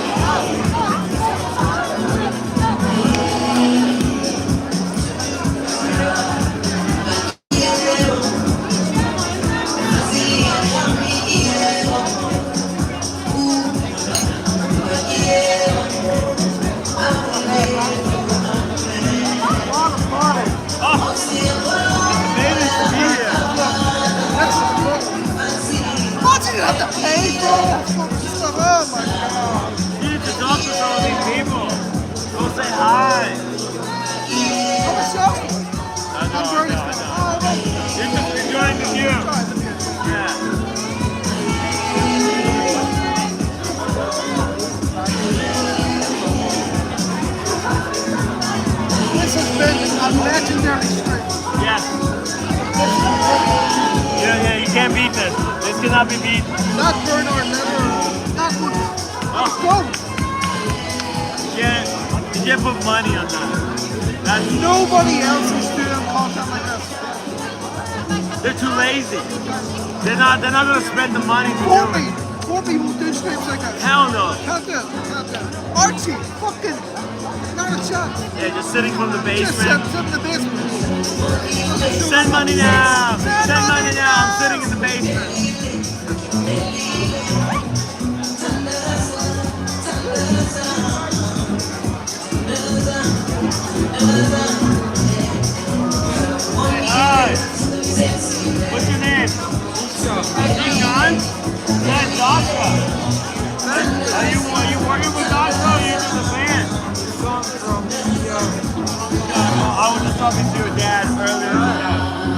5 minutes ago, I was talking to your dad. You should be really proud. I mean, he's really created something. And so many people who are proud.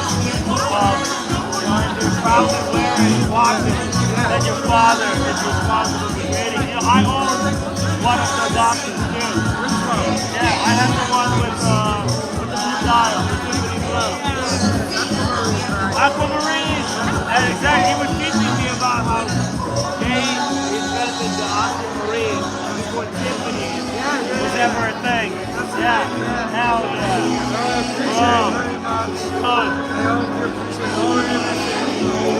Hey, and look, those are big shoes to fill, and I hope you're able to live up to your father's expectations.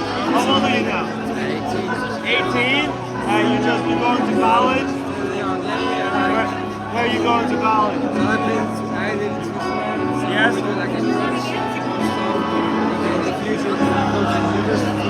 Yes. I like studying some stuff. Yeah. Are you hoping to go into watches? You should. It's a great field. It's really rewarding. If you're going the right direction with the right reason, you can do great things. Yes. Support Doxa CEO. Hey. Thank you. Hey, take care. And if you got any questions, if you ever want to chat about watches or about career or about Doxa, we'd love to talk to you on the show, okay? Thank you for the crowd. Okay? Wow. That's CEO son of Doxa, yeah. Doxa CEO son. Young kid, really passionate. He's 18 only. There's a big shoes to fill for a young lad. Cheers, Doxa. We've been through Doxa. We keep running into Doxa, yeah.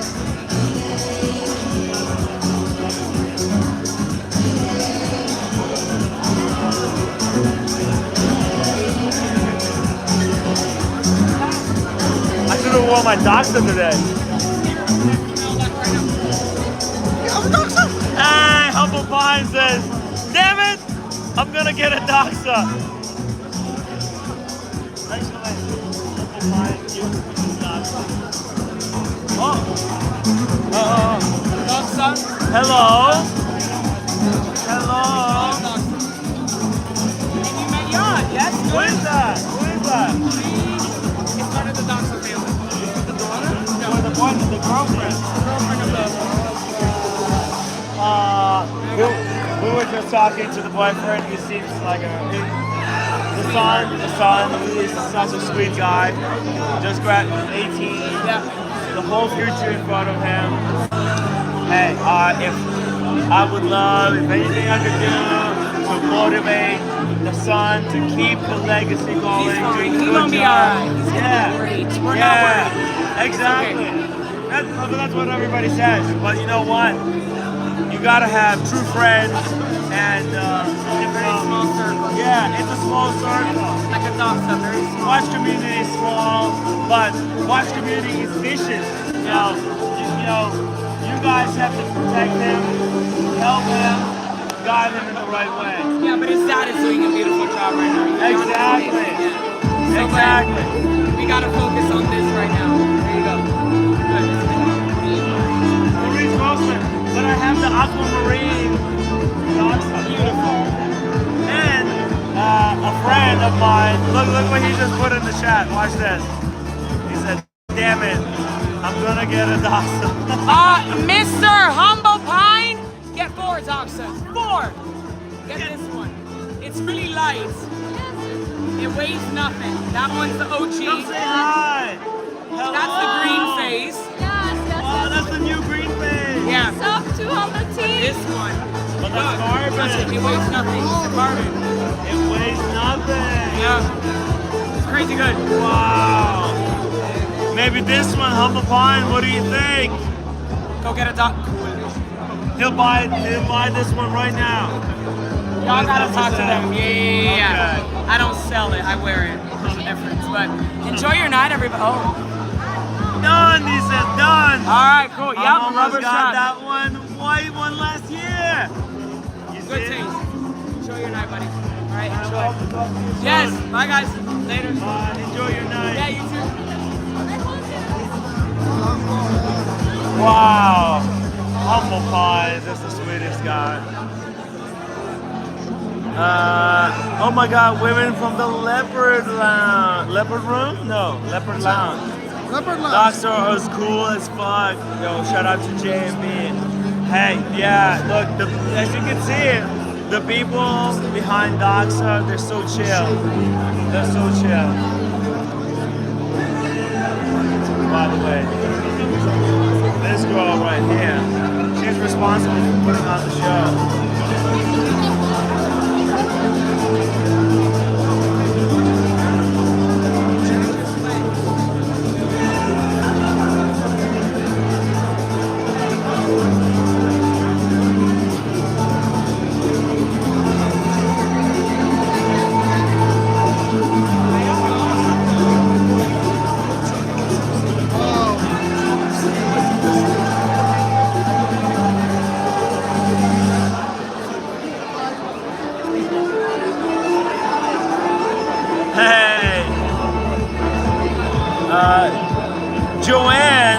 Joanne says, I was so tired from last night. I couldn't make it today. Why is the music so good though? That's why I'm here, because I know a lot of people wouldn't be able to make it. But that's why I'm here to remind you every single day to get out there. Even when you're tired. Even when you're tired, get up, get out, go meet some new people. That's what it's all about. Like, watches are designed for bringing people together and having fun, enjoying life, enjoying ideas, and sharing the fun. Wow, it's warm. It's not as warm as I am.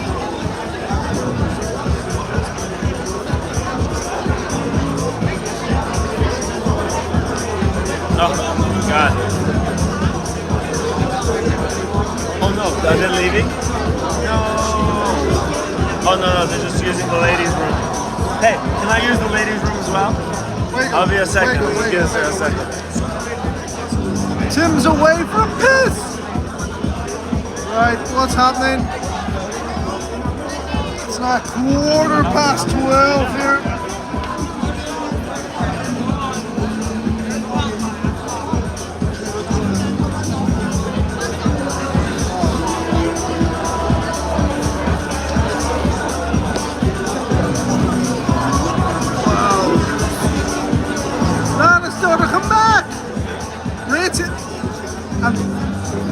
To be honest, David, it's just not affecting me tonight. I was so gone last night. It's just one of those nights where you can just keep on drinking and drinking and drinking and nothing happens. Just exhausted, but not drunk.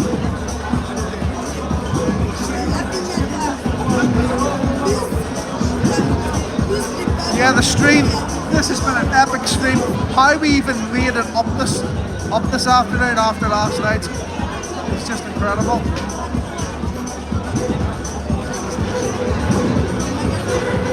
Oh.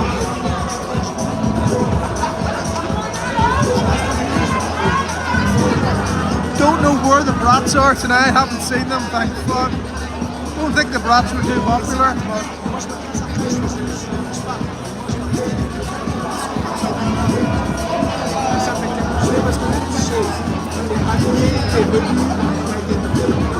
what's your favourite song? I have the fun. Yeah, it's scoring tonight. Scoring what? That's the question. That's the question. Ray, tell us what you've liked the most so far. Wow. Well, the letterer watches were amazing, and to hear the story behind them was just incredible. I actually, you know what I actually really liked was that Doxa Carbon. That was a really nice watch. I tried the green dial version on earlier when we were up with Doxa, and that was a really nice watch. Really. Now, I'll be honest with you, I don't really like the other Doxa watches because of that bracelet. You know, that sort of rice, what I call it, rice link bracelet. I don't like them. It just and it puts me off the rest of the watches. But I can certainly get on board with that carbon one. Yeah, David, the letter editor, oh, it was just amazing. Is Barlow's bird still there? Oh, Barlow would have smashed that, would have smashed it open. The back doors would have been kicked in. Back doors would have been kicked in. I love the jokes just for certain people. Snuggle gives him medal, he must be starving. I have fucking, well, I've had like loads of salmon, loads of them little fucking hors d'oeuvre things here that they were giving out. I have no idea what I got tonight. Not a fucking clue what half that shit was. Not a clue. Whoa, it's really starting to feel a bit empty now. So it is.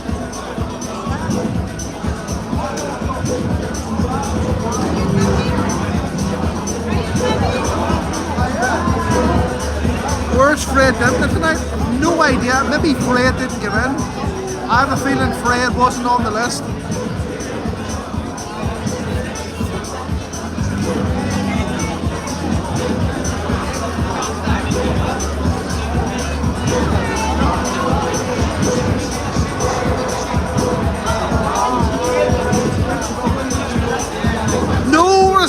No risotto tonight, no.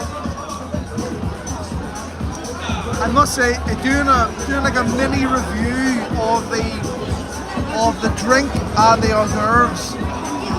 Last night's were better. Watch Pros had better champagne and the better hors d'oeuvres.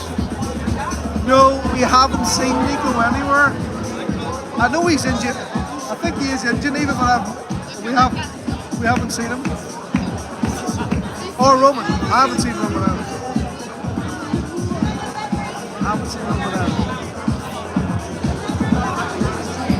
Colombians been arrested. They might have been. They might have been. I don't know. Could have been arrested. I have no idea.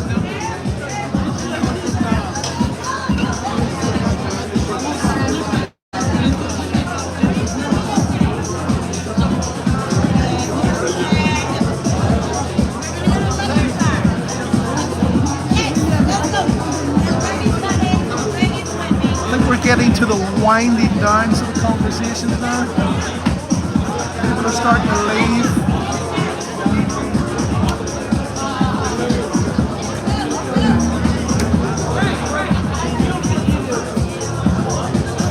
What's wrong with the t-shirt? It's Cycle Bunny. What's wrong with Cycle Bunny? Cycle Bunny's good. Cycle Bunny's good. What's wrong with that? Unbelievable. What's wrong with Cycle Bunny?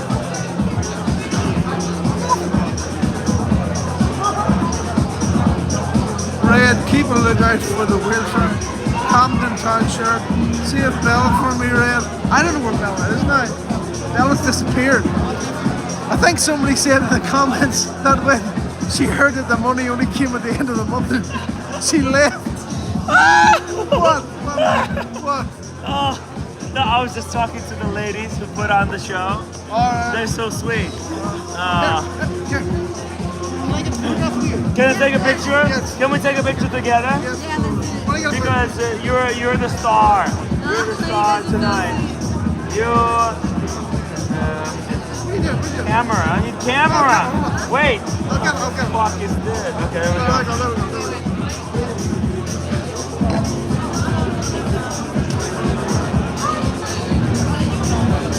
Do you have one? It's a pleasure. 3 times. Yeah.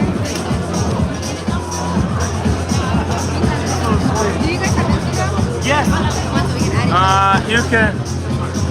So this is all my information. Oh yeah, okay.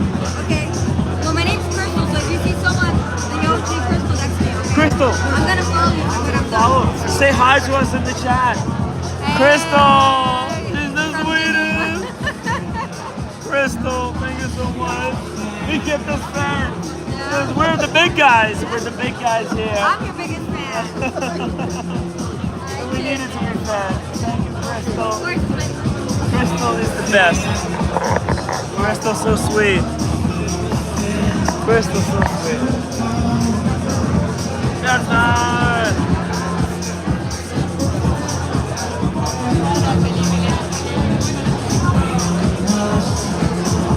Unbelievable.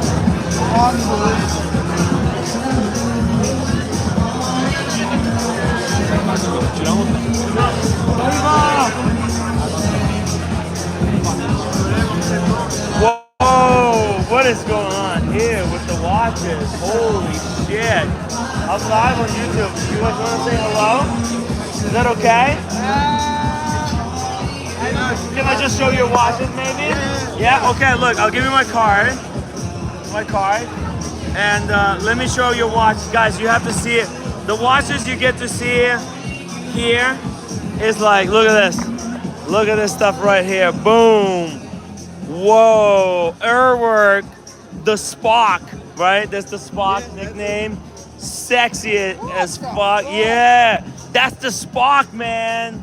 Wow. Yeah. Holy shit. And this is the Bulldog. Holy fuck, the MB&F Bulldog. It's got teeth as the power reserve. The teeth, does it bite? Does it actually bite you? It doesn't. A little bit. It crunches on your wrist. Oh my God, look at these two dudes. Holy shit. You guys gotta be super collectors. How long have you been in the hobby? Well, we're not collectors. Not I collectors. work at MBNF. You work at the MB&F? What? Well, and what about you? You work at the Airwork? I'm like an Airwork ambassador. Oh, ambassador? Yeah. Well, hey, huge respect for making these brands a reality. Because I want to have one of each. Actually, one of my really good friends is a huge MB&F collector. Okay. So it's freaking respect meeting you. What's your name? Augustin? Yeah. Thank you so much for doing what you do for the brand. And Max, he's a really great guy. Yeah. I love the way he built his brand and just the passion he has. The new Mad 1 S. Did you have anything to do with that? Yes, I am the manager. Ah, you son of a bitch. Okay. All right. Good job, man. Good job. Thank you. Dude, enjoy the party, guys. You too. Bye. Have a good time. These dudes, the dudes. Hey, that's why we love being here. It's all about meeting incredible people.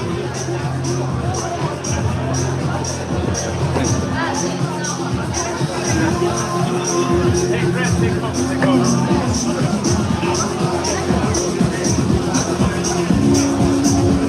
Whoa! Take her out with you and Tim. Hello. What's your name? Zoe. Yes. Oh yeah. I'm Red Chubby. Nice to meet you. I'm to the Tim to the wingman. I sort of look after things when he's sort of talking to people. So. That's Vera. I'm Vera. Oh yeah. Nice to meet you. Nice to meet you. Watching the house. Wow, this is wow. Let's see it. That's nice. What's this? What's this? It's vintage. It's tiny. It's really tiny. I have a tiny arm. So tiny. What size is that? I think it's 28 maybe. It's 12 mil. It's 12 mil. It's really small. That is small. That's a small one. Yeah. Wow. So, I did a good show. Good show. Yeah. Nice. Pretty much done. We had, me and him counted last night, we had 32 glasses of champagne each. No way. Yeah. It was still here. we were a bit tired this morning. We were a bit tired this morning. 32 last week. Fair enough. Yeah, you want to get value. Yeah. It's free, but you still need the value. Next year he's working at Cartier. He's You watch Cartier? He's a very famous person. Oh, Wearing a Cartier, but he's working at Cartier. He's not wearing a Cartier, but he works. Oh my God! This is spy tonight. Oh, it's terrible. He's not on brand. He's not on brand. You gotta be on brand. You gotta be on brand. Where are you from? What's that? Where are you from? From Northern Ireland. No way. Yeah. Yeah. And your watch. Yeah. And the watches. I met him about maybe 5 years ago. Okay. And I would sort of any of the sort of trips that he does, I would sort of go around. So whether it's New York, Las Vegas, Miami, I sort of travel around with him. This is the guy you gotta talk to. Why is this? He's like the king of the watch industry. No, I'm not. I'm No, really no, not. go ahead. I'm super happy to meet you. Nice to meet you. How are you? So what do you do? Why is he? It's a nice opportunity to be in Geneva and to meet all those nice people. Who do you work for? Is it Cartier right now? I do, but I'm also a watch enthusiast myself. What's it? I mean, He won't show.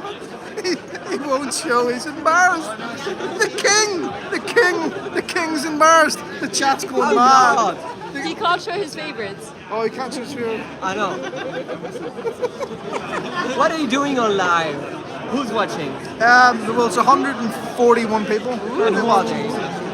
People from all over the world, just people who like watches. That's really cool. And they like this sort of stream. This is called a Gonzo stream. Okay. And it's where we just basically stream. We've been going now for about 9 hours. Oh, nice. Yeah. So it's just a constant Yeah. stream. So we had, so we showed part of the show earlier. We had a great interview with Bernard Leader there. So he done like 2 hours with us. Ooh. So does the watch. So people just love all this. But they do have a little bit of.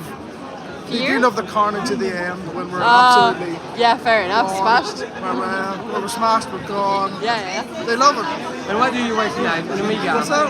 I'm wearing this Omega tonight, yeah. World timer? World timer, yeah. And I got this about a month ago. A month ago? Yeah. Oh wow, nice watch. It's really nice, yeah.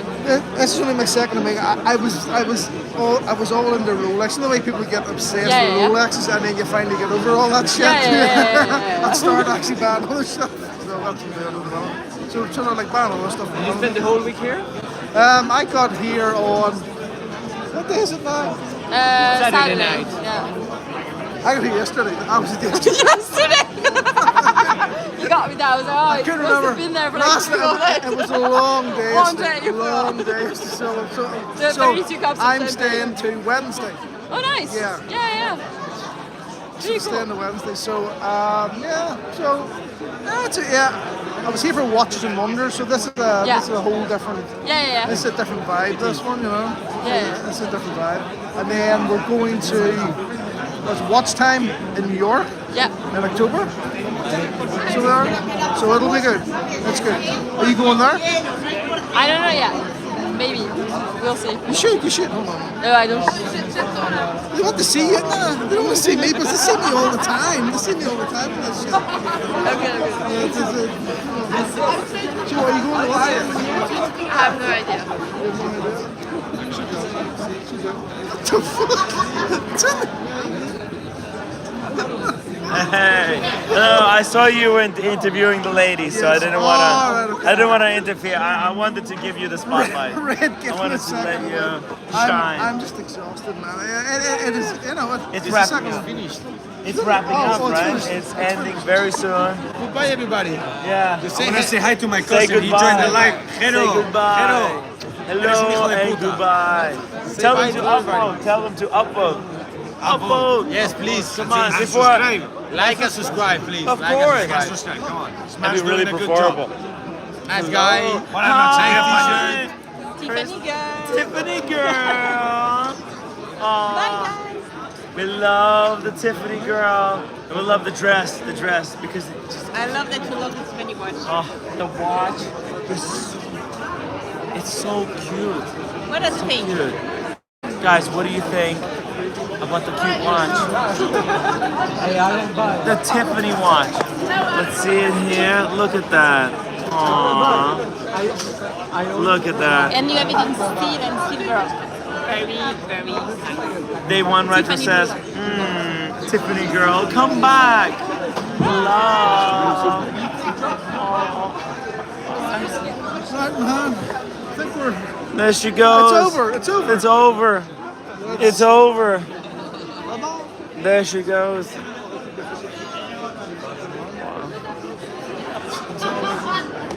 Wow. Look at that. That's the Tiffany girl. Tiffany girl, come back.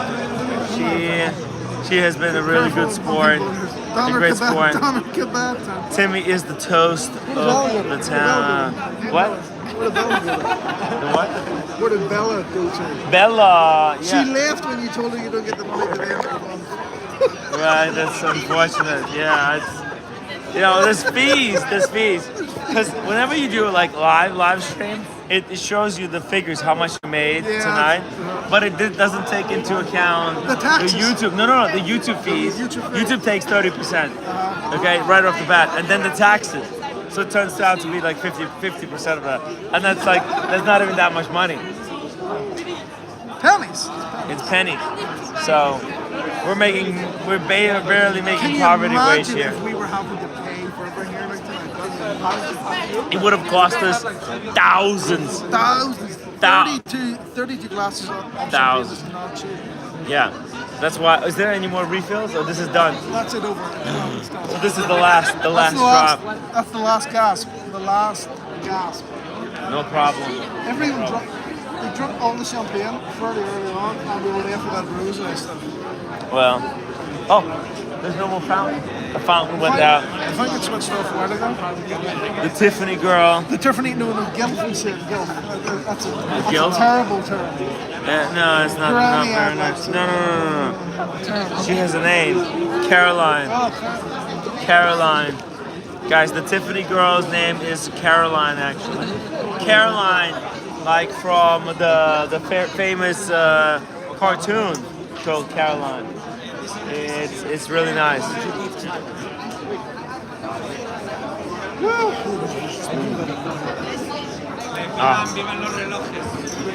This was an incredible day, incredible show.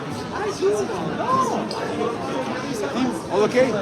Oh, it's the best. It's the best. The best night ever.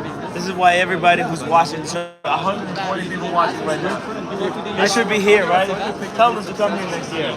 You're from Europe, right? Yes. Let's go. Exactly. Come to Switzerland, come to Geneva, come to Zurich, and enjoy the country. And New York is nice, but it's something different, okay? It's different. It's really different. It's really fresh.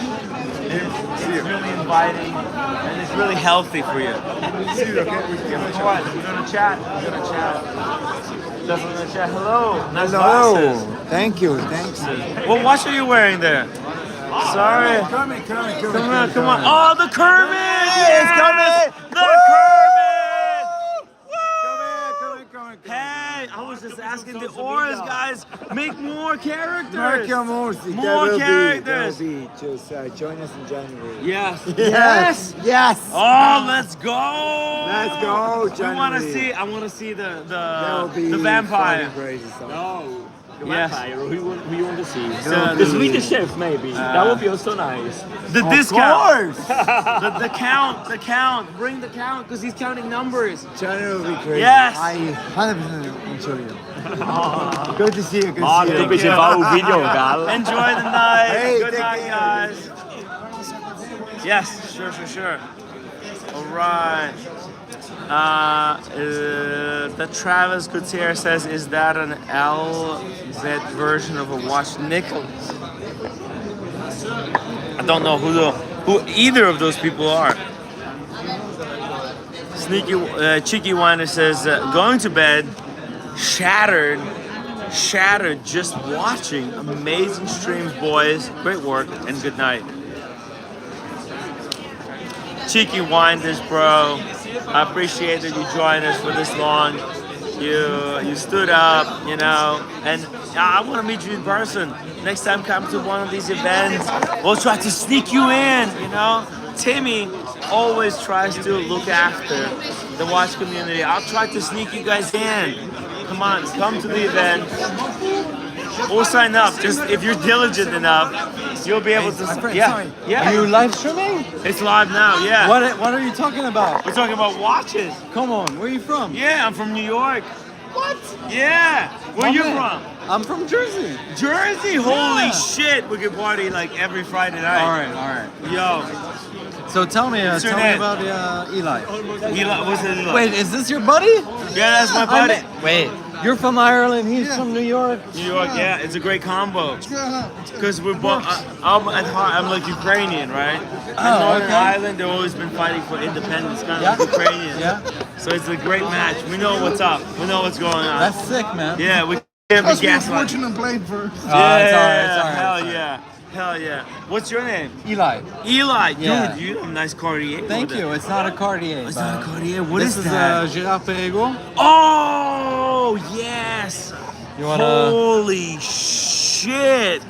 Yo, Sean is gonna love this. Let me flip the camera as well. Okay. Let's do a close up. Look at this Gerard Perregaux. That's one before Gerard Perregaux. Yeah, this is when they were still traditional, still doing, still freaking nice. Holy shit. What? That's beautiful. Where did you get this watch? Yeah. This actually was my grandfather's watch. Yeah. What? My grandfather has What did he crazy do? watch collection. What did he do? Personally? Yeah, what did your grandfather do? He was an architect. He's an architect. Yeah. Huge respect. Yeah. And I work in fashion, but You work in anyhow, fashion? Yeah. Yeah. Well, So yeah, I mean, fucking, you know, it's freaking gorgeous, man. we love watches. And what do you do now? How are you involved in the watches? You just a fan? Yeah. Or? I used to work in the watch industry. I Yeah. used to sell watches in Switzerland, but now I'm just collector, passionate, amateur, whatever you want to call it. What? Dude, hey, we got a lot of just collectors. Cool. You don't have to be in the industry. Being in the industry biases you against collecting. Yeah. You know, it's something. A small part of collecting is taken out when you're in the industry, because when you're not, you could just be free to just go with the flow, with what you like, with what you truly like. You can't be influenced. So that's the freedom of being alive. No. But I mean, to be honest, like right now I'm wearing my grandfather's watch. Yeah. He bought this maybe, let's say, like more than 20 years ago. And this is what I honestly, personally, what I love about watchmaking is like, you know, it's quality. You buy it for a lifetime. Yeah. And you like what all the watches you bought, you can give to your children, your grandchildren, and forever you'll have like a memory of your family. Yeah. And fortunately, my grandfather's still living, but the day he leaves, I know like, oh, hey, this was my grandfather's, and that's what I love about watches. You could still like the energy that your grandfather represents, the lessons that he learned, that he taught you. Yeah. Right? They're still with you here, embodied in his watch. You're never gonna forget him. It's an heirloom. And then you can pass it on to your kids, your grandkids. Are you married, by the way? No. What? He's a good-looking guy. Hey, Thank you. there's But speaking of heirloom, hey, this maybe you guys watching will like this. This is. You got the Patek. Yeah, that's the Patek. This is what the fleur de lis. Patek talk about. Wow. It's like you never really own a Patek. You just merely own one. You're holding on to it for the next generation. Because it's like, it's true. It's really true. It is. We're all just here for a very limited amount of time. And eventually our time expires. And then the next generation takes over. No, not yet. Well, these are watch guys. Watch guys. What watch is that? This is the nicest watch ever. That's freaking sexy. I've never seen this. What? Well, this is his brand. Wanna see the magic? Yeah, sure. He's got a magic trick. So it's like a one-piece titanium case. Nice. And then when you hold the case, then you can get out the whole. Oh, what the F? So you have the movement there, and you have the case here. Holy So you shit. can just buy the case or the whole the whole movement and interchange it. It's amazing. Change to, What?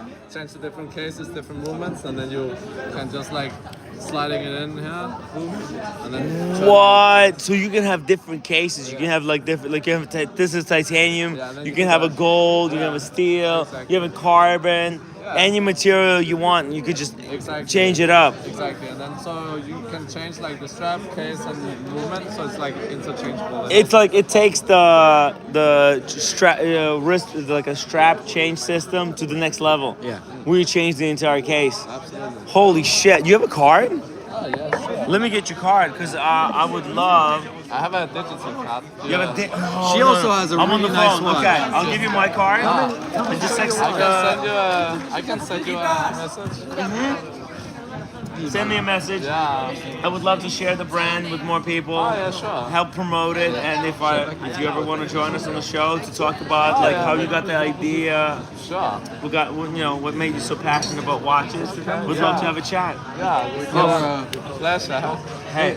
Good sister. Have a good night. Have a good night, brother. What's your channel? Timwrite on YouTube. Here's the card. Thank you. I'll Yeah, give it- subscribe. Hey, have a Subscribe. good one. Good night. I'll see you in New York. Of course. Wow.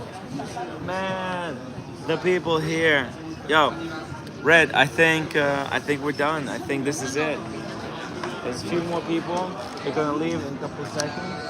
And maybe we'll go with Caroline. Maybe we'll go together with Caroline. Hello? There's no more. All the drinks. They took all.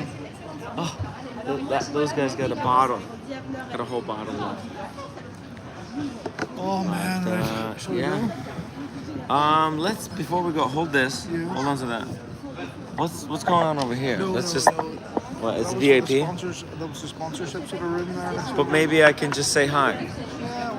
Let me just try. Maybe next time we can have an ice cream. Oh, sorry.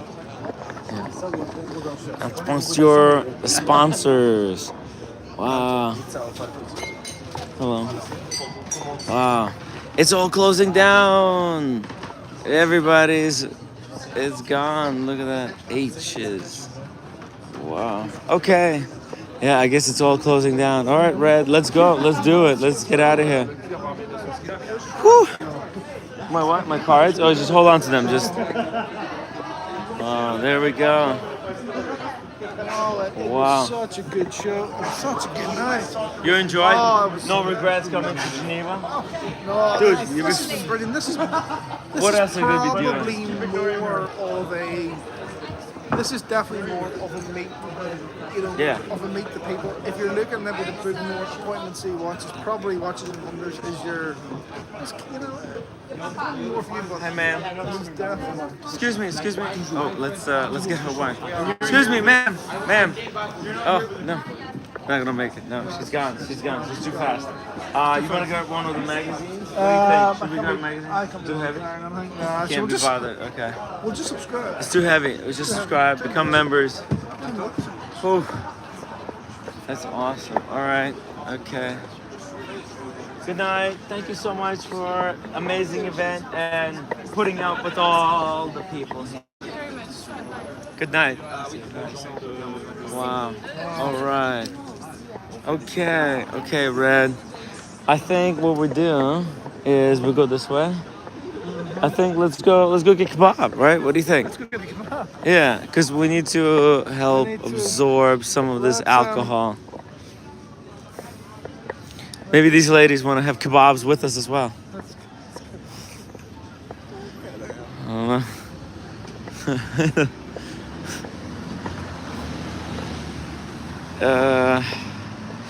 We had super chats. I'm sorry. I am reading super chats. What happened? Did I miss a super chat? No, there hasn't been one in a while. Okay. Hey, it's all cool. Look, huge shout out to everybody who's been watching tonight's show, Ed has been super chatting, upvoting. Guys, keep those upvotes coming. If you haven't upvoted yet, upvote. If you got a special request, then do it now. And because we might go for kebabs. Now, if we get like $100 super chat, we'll live stream the kebabs. Yeah, that's got to be. Otherwise, because then I'll pay for the kebabs. You know, that's my, that's how I pay back. Yo, what's up, guys? How's it going? Hello. We're live on YouTube. You want to say hi? No, not allowed, not allowed. Okay, I am famous. Yo, how you doing, bro? I am fine, and you? Very good. I'm fantastic. What watch are you wearing? I love the white outfit. Yes, What's the occasion? We came from the white party in the boat. Yeah, there was a Brazilian white party in the boat. Oh, on the boat. Yeah, but it's over now. Oh yeah, we just came from the watch event. Okay, Yeah. watch event. Okay, look, my watch. Hey, you know what? I was looking for a G-Shock. This is a Casio. Casio. Yeah, No, God damn it. I need a G-Shock. What about your friend? Is she wearing a G-Shock? No? No. Oh. You know, in Geneva. Yeah, not a lot of G-Shocks. People wear like super respectable watches. Yeah, super. Yeah. It's the band. Honestly, Yeah. it's the band. Yeah. I mean, for me, Yeah. Casio, it's.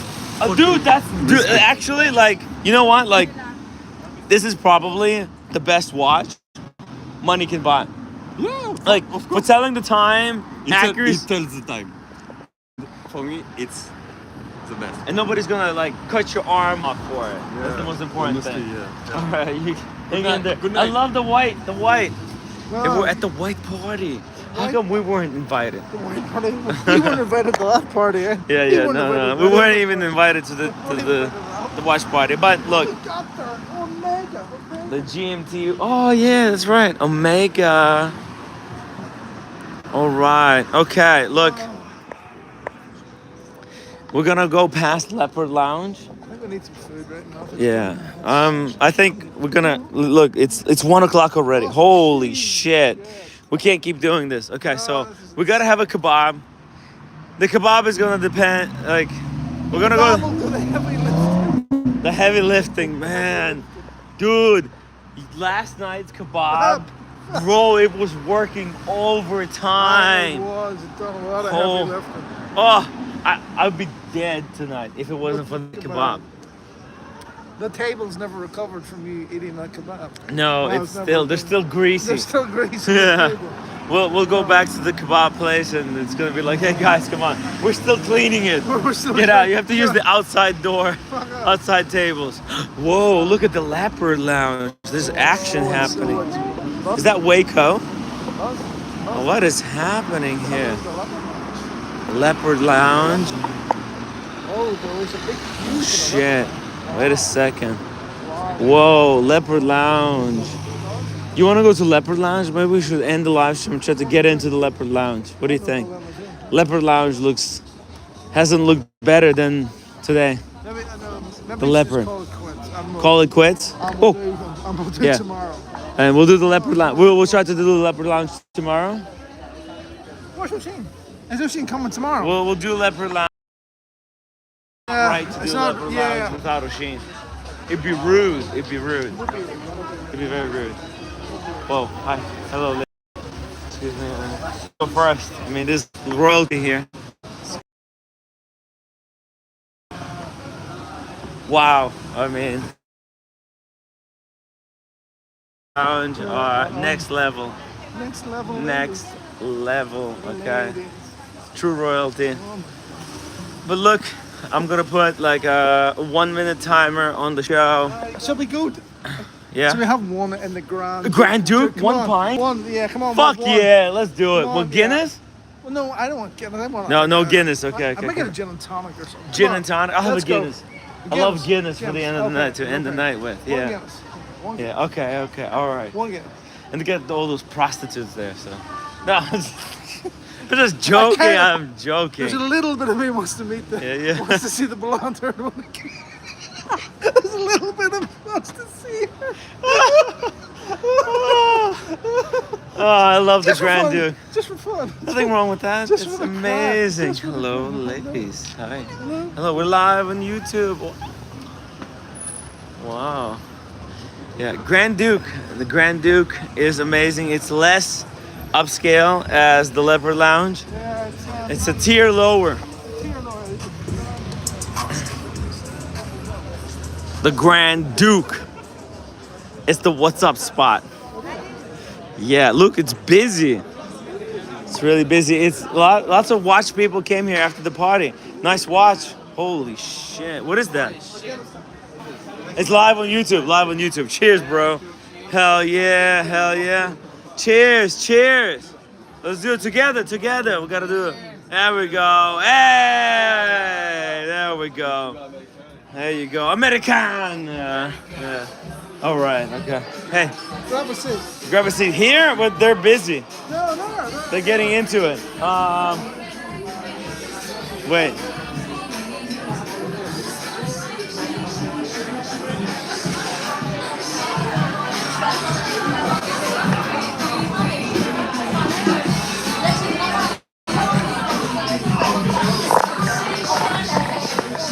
All right, we'll do it here. We'll do it here, guys. Shocking Tim doesn't get punched in the face. Oh. Battery bank is dead. That's wrapped up.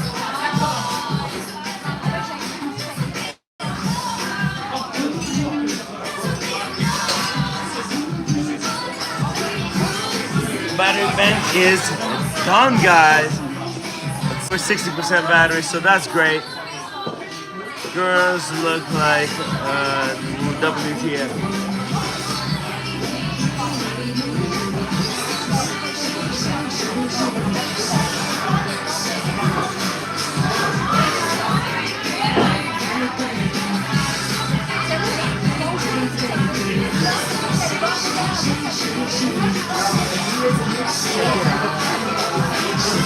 Shake it up.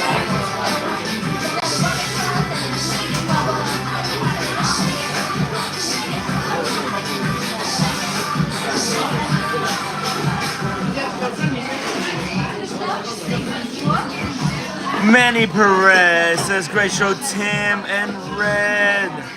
Yeah, listen, Manny, thank you so much for your incredible generosity. And listen, I hope you come to these events in the future. You know, you got nothing to do. And hey, we're gonna have some fun. We're gonna have some fun in a way. Hey, there we go. The Guinness, baby. It's expensive when you put it in the drinks. Yeah, oh, yeah. You pay for this? How much? 28. Oh! Whoa! Send money now. You want to buy drinks with these ladies? Join them? Are they about Well, you buy the drinks. You buy the drinks. Well, we can, I can buy them a drink. Yeah, go for it. If they are happy to be on the line. Yeah. Awesome. Well, the race, we're fucking right now. It's for like 15 minutes. Yeah. 15 minutes. Okay, I'll ask them.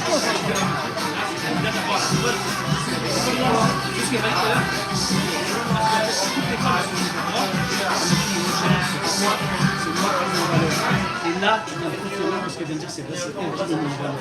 C'est elle, c'est ma chérie. Okay, cool. Okay, Red, let's go. They said yes. Okay, so I'll buy the drink. All right. What is about the show? Oh, it's just about watches. Ah, what you were in the Geneva watch. We were at the GMT show. Yeah. Oh, yeah. We were at the show. Yeah. Okay. Perfect. So you're into watches. Okay. Squeeze in. Sorry. What would you like to drink? Just one there. Just one? Just one. Just two or whatever she wants.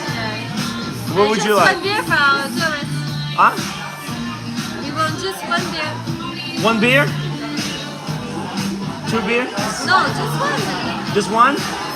To share? Okay. Hey, by the way, this is Red Shovel. He's a huge watch enthusiast. How come, girls? How are you involved in watches? We were just at the party. Here you go. You can see. Let's see. What are they saying? These are the hard work, Tim. Okay, there you go. Look, It's hard work. No, it's okay. We don't want to be on the show. You don't want to be on the show? No, sorry. Do you want still drinks? I'll still buy you drinks. Non, mais on va se buy drinks nous-mêmes. Yeah, we can buy you drinks. No, it's okay. It's okay? Yeah, thank you. Okay. It's all cool. Red, sit over here.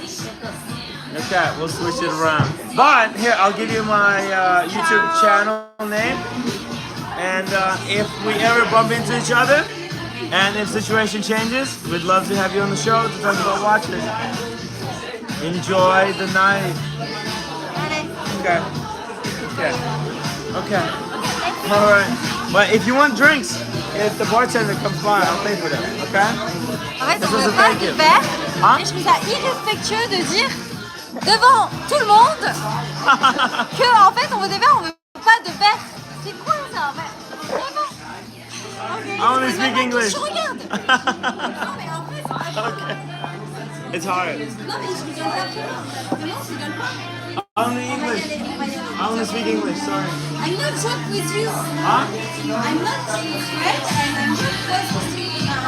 It's not a joke for me. It's okay. It's okay. Mais just Yeah. It's all cool. If you want to drink, I'll buy you something. Okay. It's okay. It's okay.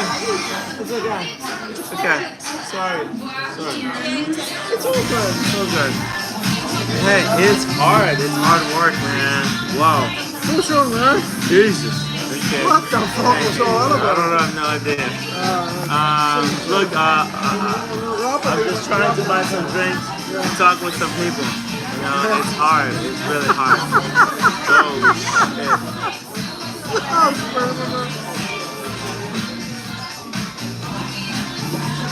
Good night, ladies. Sorry. Okay.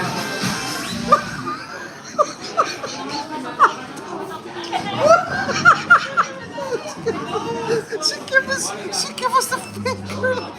You give me the finger. What did you say? I didn't say anything. I said I want to buy you drinks if you want to chat with us on the show. Brutal. That was brutal. It was brutal. You can't even see anything on the live stream. That was a brutal brush up. That was Wow. that was one of the most brutal brush Brutal ups. shutdown. I've never been shut down harder than that in my life. God darn you. Wow. I'm immune to it anymore. You know, I appreciate who owns the building. Adam says bang on like you're dead right. Yeah, there's just something about, you will probably know this, there's that episode of The In-Betweeners where Will goes on a date with the girl who's taller than him, and there is a reason why he doesn't want the blowjob. It's because the girl is taller. It's just a thing. That's one of those things that I think is irrelevant. I don't know. The In-Betweeners episode, that's what came to mind when I seen her tonight. Amazing. It's true. Hey, JDMTL says, hey, roommate, the apartment is cold. Sharp Forpies on bus wankers, Hey! By the way, shout out to Jean-Luc. We met him on the stairs earlier today, Jean-Luc. Oh, yes. He was nominated as one of the top 30 under 30 influencers in the watch space. Wow. Legend. Cheers to Jean-Luc. I wish you were here to get beer with us, man. We're at Grand Duke. If you're still around, come down here. Cheers to Jean-Luc. 130 people still watching this. Oh my God. Yeah. It's really late, guys. It's really late. What time is it? We're gonna finish up our drinks and we'll get the kebab. Who's Jean-Luc? Jean-Luc in the chat. Humble Pie and say out to Jean-Luc. He's a really sweet guy. He's got the Philip Pekulik watch that Daniel Katz is biggest proponent of. He's already home. All good. Jean-Luc, wish you were here, but it was awesome to say hi to you on the stairs to Letterer. Luke, great guy. Jean-Luc is also a great supporter of Brit Pierce.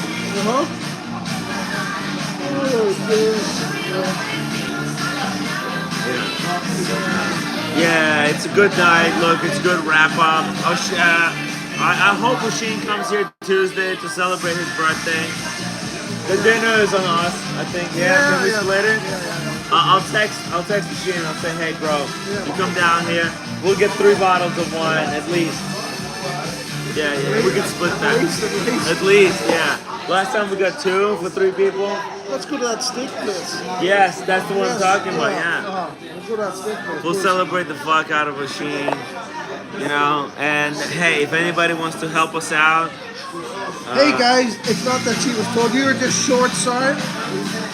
No, it's not that. No. She is quite tall. Bella is quite tall. She's very tall. But she's a very nice girl. Very nice. Very nice girl. If I wasn't married, I would lock her down. If you were married, you'd do the same. Yeah, it wouldn't matter to you. Yeah. Nobody does Gonzo better than Timmy. Where would you get content like this? Look at the variation in content today. That's unbelievable. Unbelievable. Excuse me, ma'am. Excuse me. She's not gonna hear it from there. She's gone. It's too dark anyway. But Nick Da Vinci, cheers, bro. Really appreciate the kind words. We try our best. Sure, 4B says you could have been a millionaire, Timmy. You could have been a millionaire. I could have been if things worked out correctly. Now, here's the thing. This is how you know 4P is a gaslighter scumbag. He said, I could have been a millionaire. But that's only if things worked out. They said they were going to start a BQ branch in New York. And where's the BQ branch? That was supposed to make me a billionaire. Or millionaire, sorry. It's nowhere to be seen. So you know what? Those, as far as I'm concerned, those were all lies. And I'm glad I didn't fall for it. Hey! The Doxa Bros! Cheers! Let's go! Woo! Cheers! To the Doxa crew! Woo! Got the Doxa crew, boys! Whoa! At the Grand Duke! Cheers, guys! Where are you from? It's Northern Ireland. Northern Ireland. Yeah. By the way, you don't have my card yet, right? Okay, I'll give you. What's your name? My name is Greg. Greg? Greg. Great. timwrite. We love to party. We love to talk about watches, and we wanna talk with you guys more. If you ever have a chance, just pop in and say hello. He's our master digital social media. So social media? Oh, say hi, say hello to send me a message. I'll repost it. Okay, I'll promote because actually you guys convinced one of my biggest supporters to get a Doxa again. Are you still live? I'm still live, yeah. 12 hours? I don't know. It tells me in minutes. It says 552 minutes. It's about 10 hours now. It's about 10 hours? Oh, damn. It's good, Yeah. it's good. We're streaming everything. We just got rejected by some girls. I said, hey, it's so cool. I just wanted to buy some drinks. And they said, no. And give me the middle finger. What did I do? I'm also dried up. Like, I'm all dry. Over there at the thing, I was sweating. I don't know why. Did you try the Leopard over there? The what? Leopard bar? No, not yet. Leopard Lounge. I know that. Leopard Lounge, yeah. Yeah, it's very hard to get in. Yeah? Yeah, but I'm gonna try to get Roy. I'm gonna talk to Roy. Maybe the Davidoff, Roy Davidoff. Yeah. Apparently they have a hookup there. They might be able to get us. Get in? Yeah. Are you sure you want to get in? Yeah, we want to get in. With us, you're gonna Yeah? get in. Yeah. Are you sure you want to Tonight? get in? Yeah. Now? You want to get in? No, tomorrow. We want to go tomorrow. Are you sure? Yeah, we want to get in tomorrow. If you want to get Yeah? in now, we can. How do we do it? We want to get in tomorrow. You know, I'm a magician. I can. You can get us in now. Yeah. No, you go for one drink. For a drink? For We can go for one drink. Yeah. Okay, yeah. We can go for one drink. Yeah, let's go. Okay, we'll end the stream actually because we can't stream inside the Leopard Lounge, right? Yeah. Okay. So let's finish the drinks. And then we go. And then we'll go. Okay, we'll go together after. You guys finish drinks? On les fait rentrer après. Ouais, ok. Les gars, Yeah. X. Q-sec. Yeah. This is, one shot. Yeah, one shot. One shot. Let's go. We're gonna kill it. One shot. Let's go. One shot, everybody. Let's go.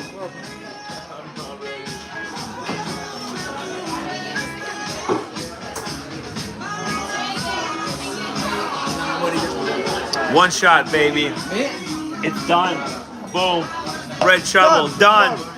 Let's see the table. Next one, done. This one, let's go. One shot. You're working tomorrow, okay. Yeah. Yeah. Okay. Whenever you guys ready. Whenever you're ready to go, you let us know. I end the stream, we go to the Leopard Lounge. Where are you from? I'm from Brooklyn, New York. Yeah, and he's from Northern Ireland. So, how did you meet? Well, he's a Nico Leonard friend. He's Nico Leonard's neighbor. Nico Leonard? Yeah, Nico Leonard's neighbor. He lives right next door. Please give your best. Guys, please, Matala. But more importantly, he's a huge watch collector. He's a huge enthusiast. He started. Meaning at London. Yeah, we met like 3 years ago. We've been. How did you know Doxa? From London Watch Show. That's right. The London Watch Show. You presented. There was actually. You guys at the event. In London? London. And then, what do you call it? You at the Watch Pro. Watch Pro, yes, in London at the Watch Pro. I remember trying them out.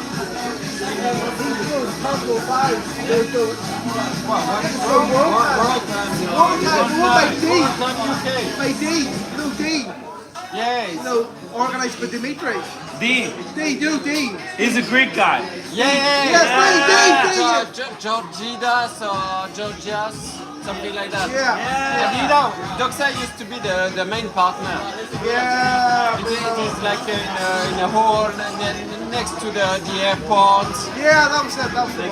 Yeah. We were there in the early days when you guys just started. Okay. I was skeptical, and then. Did you receive the Doxa mug? It was last year or the year before. We produced Doxa coffee mugs.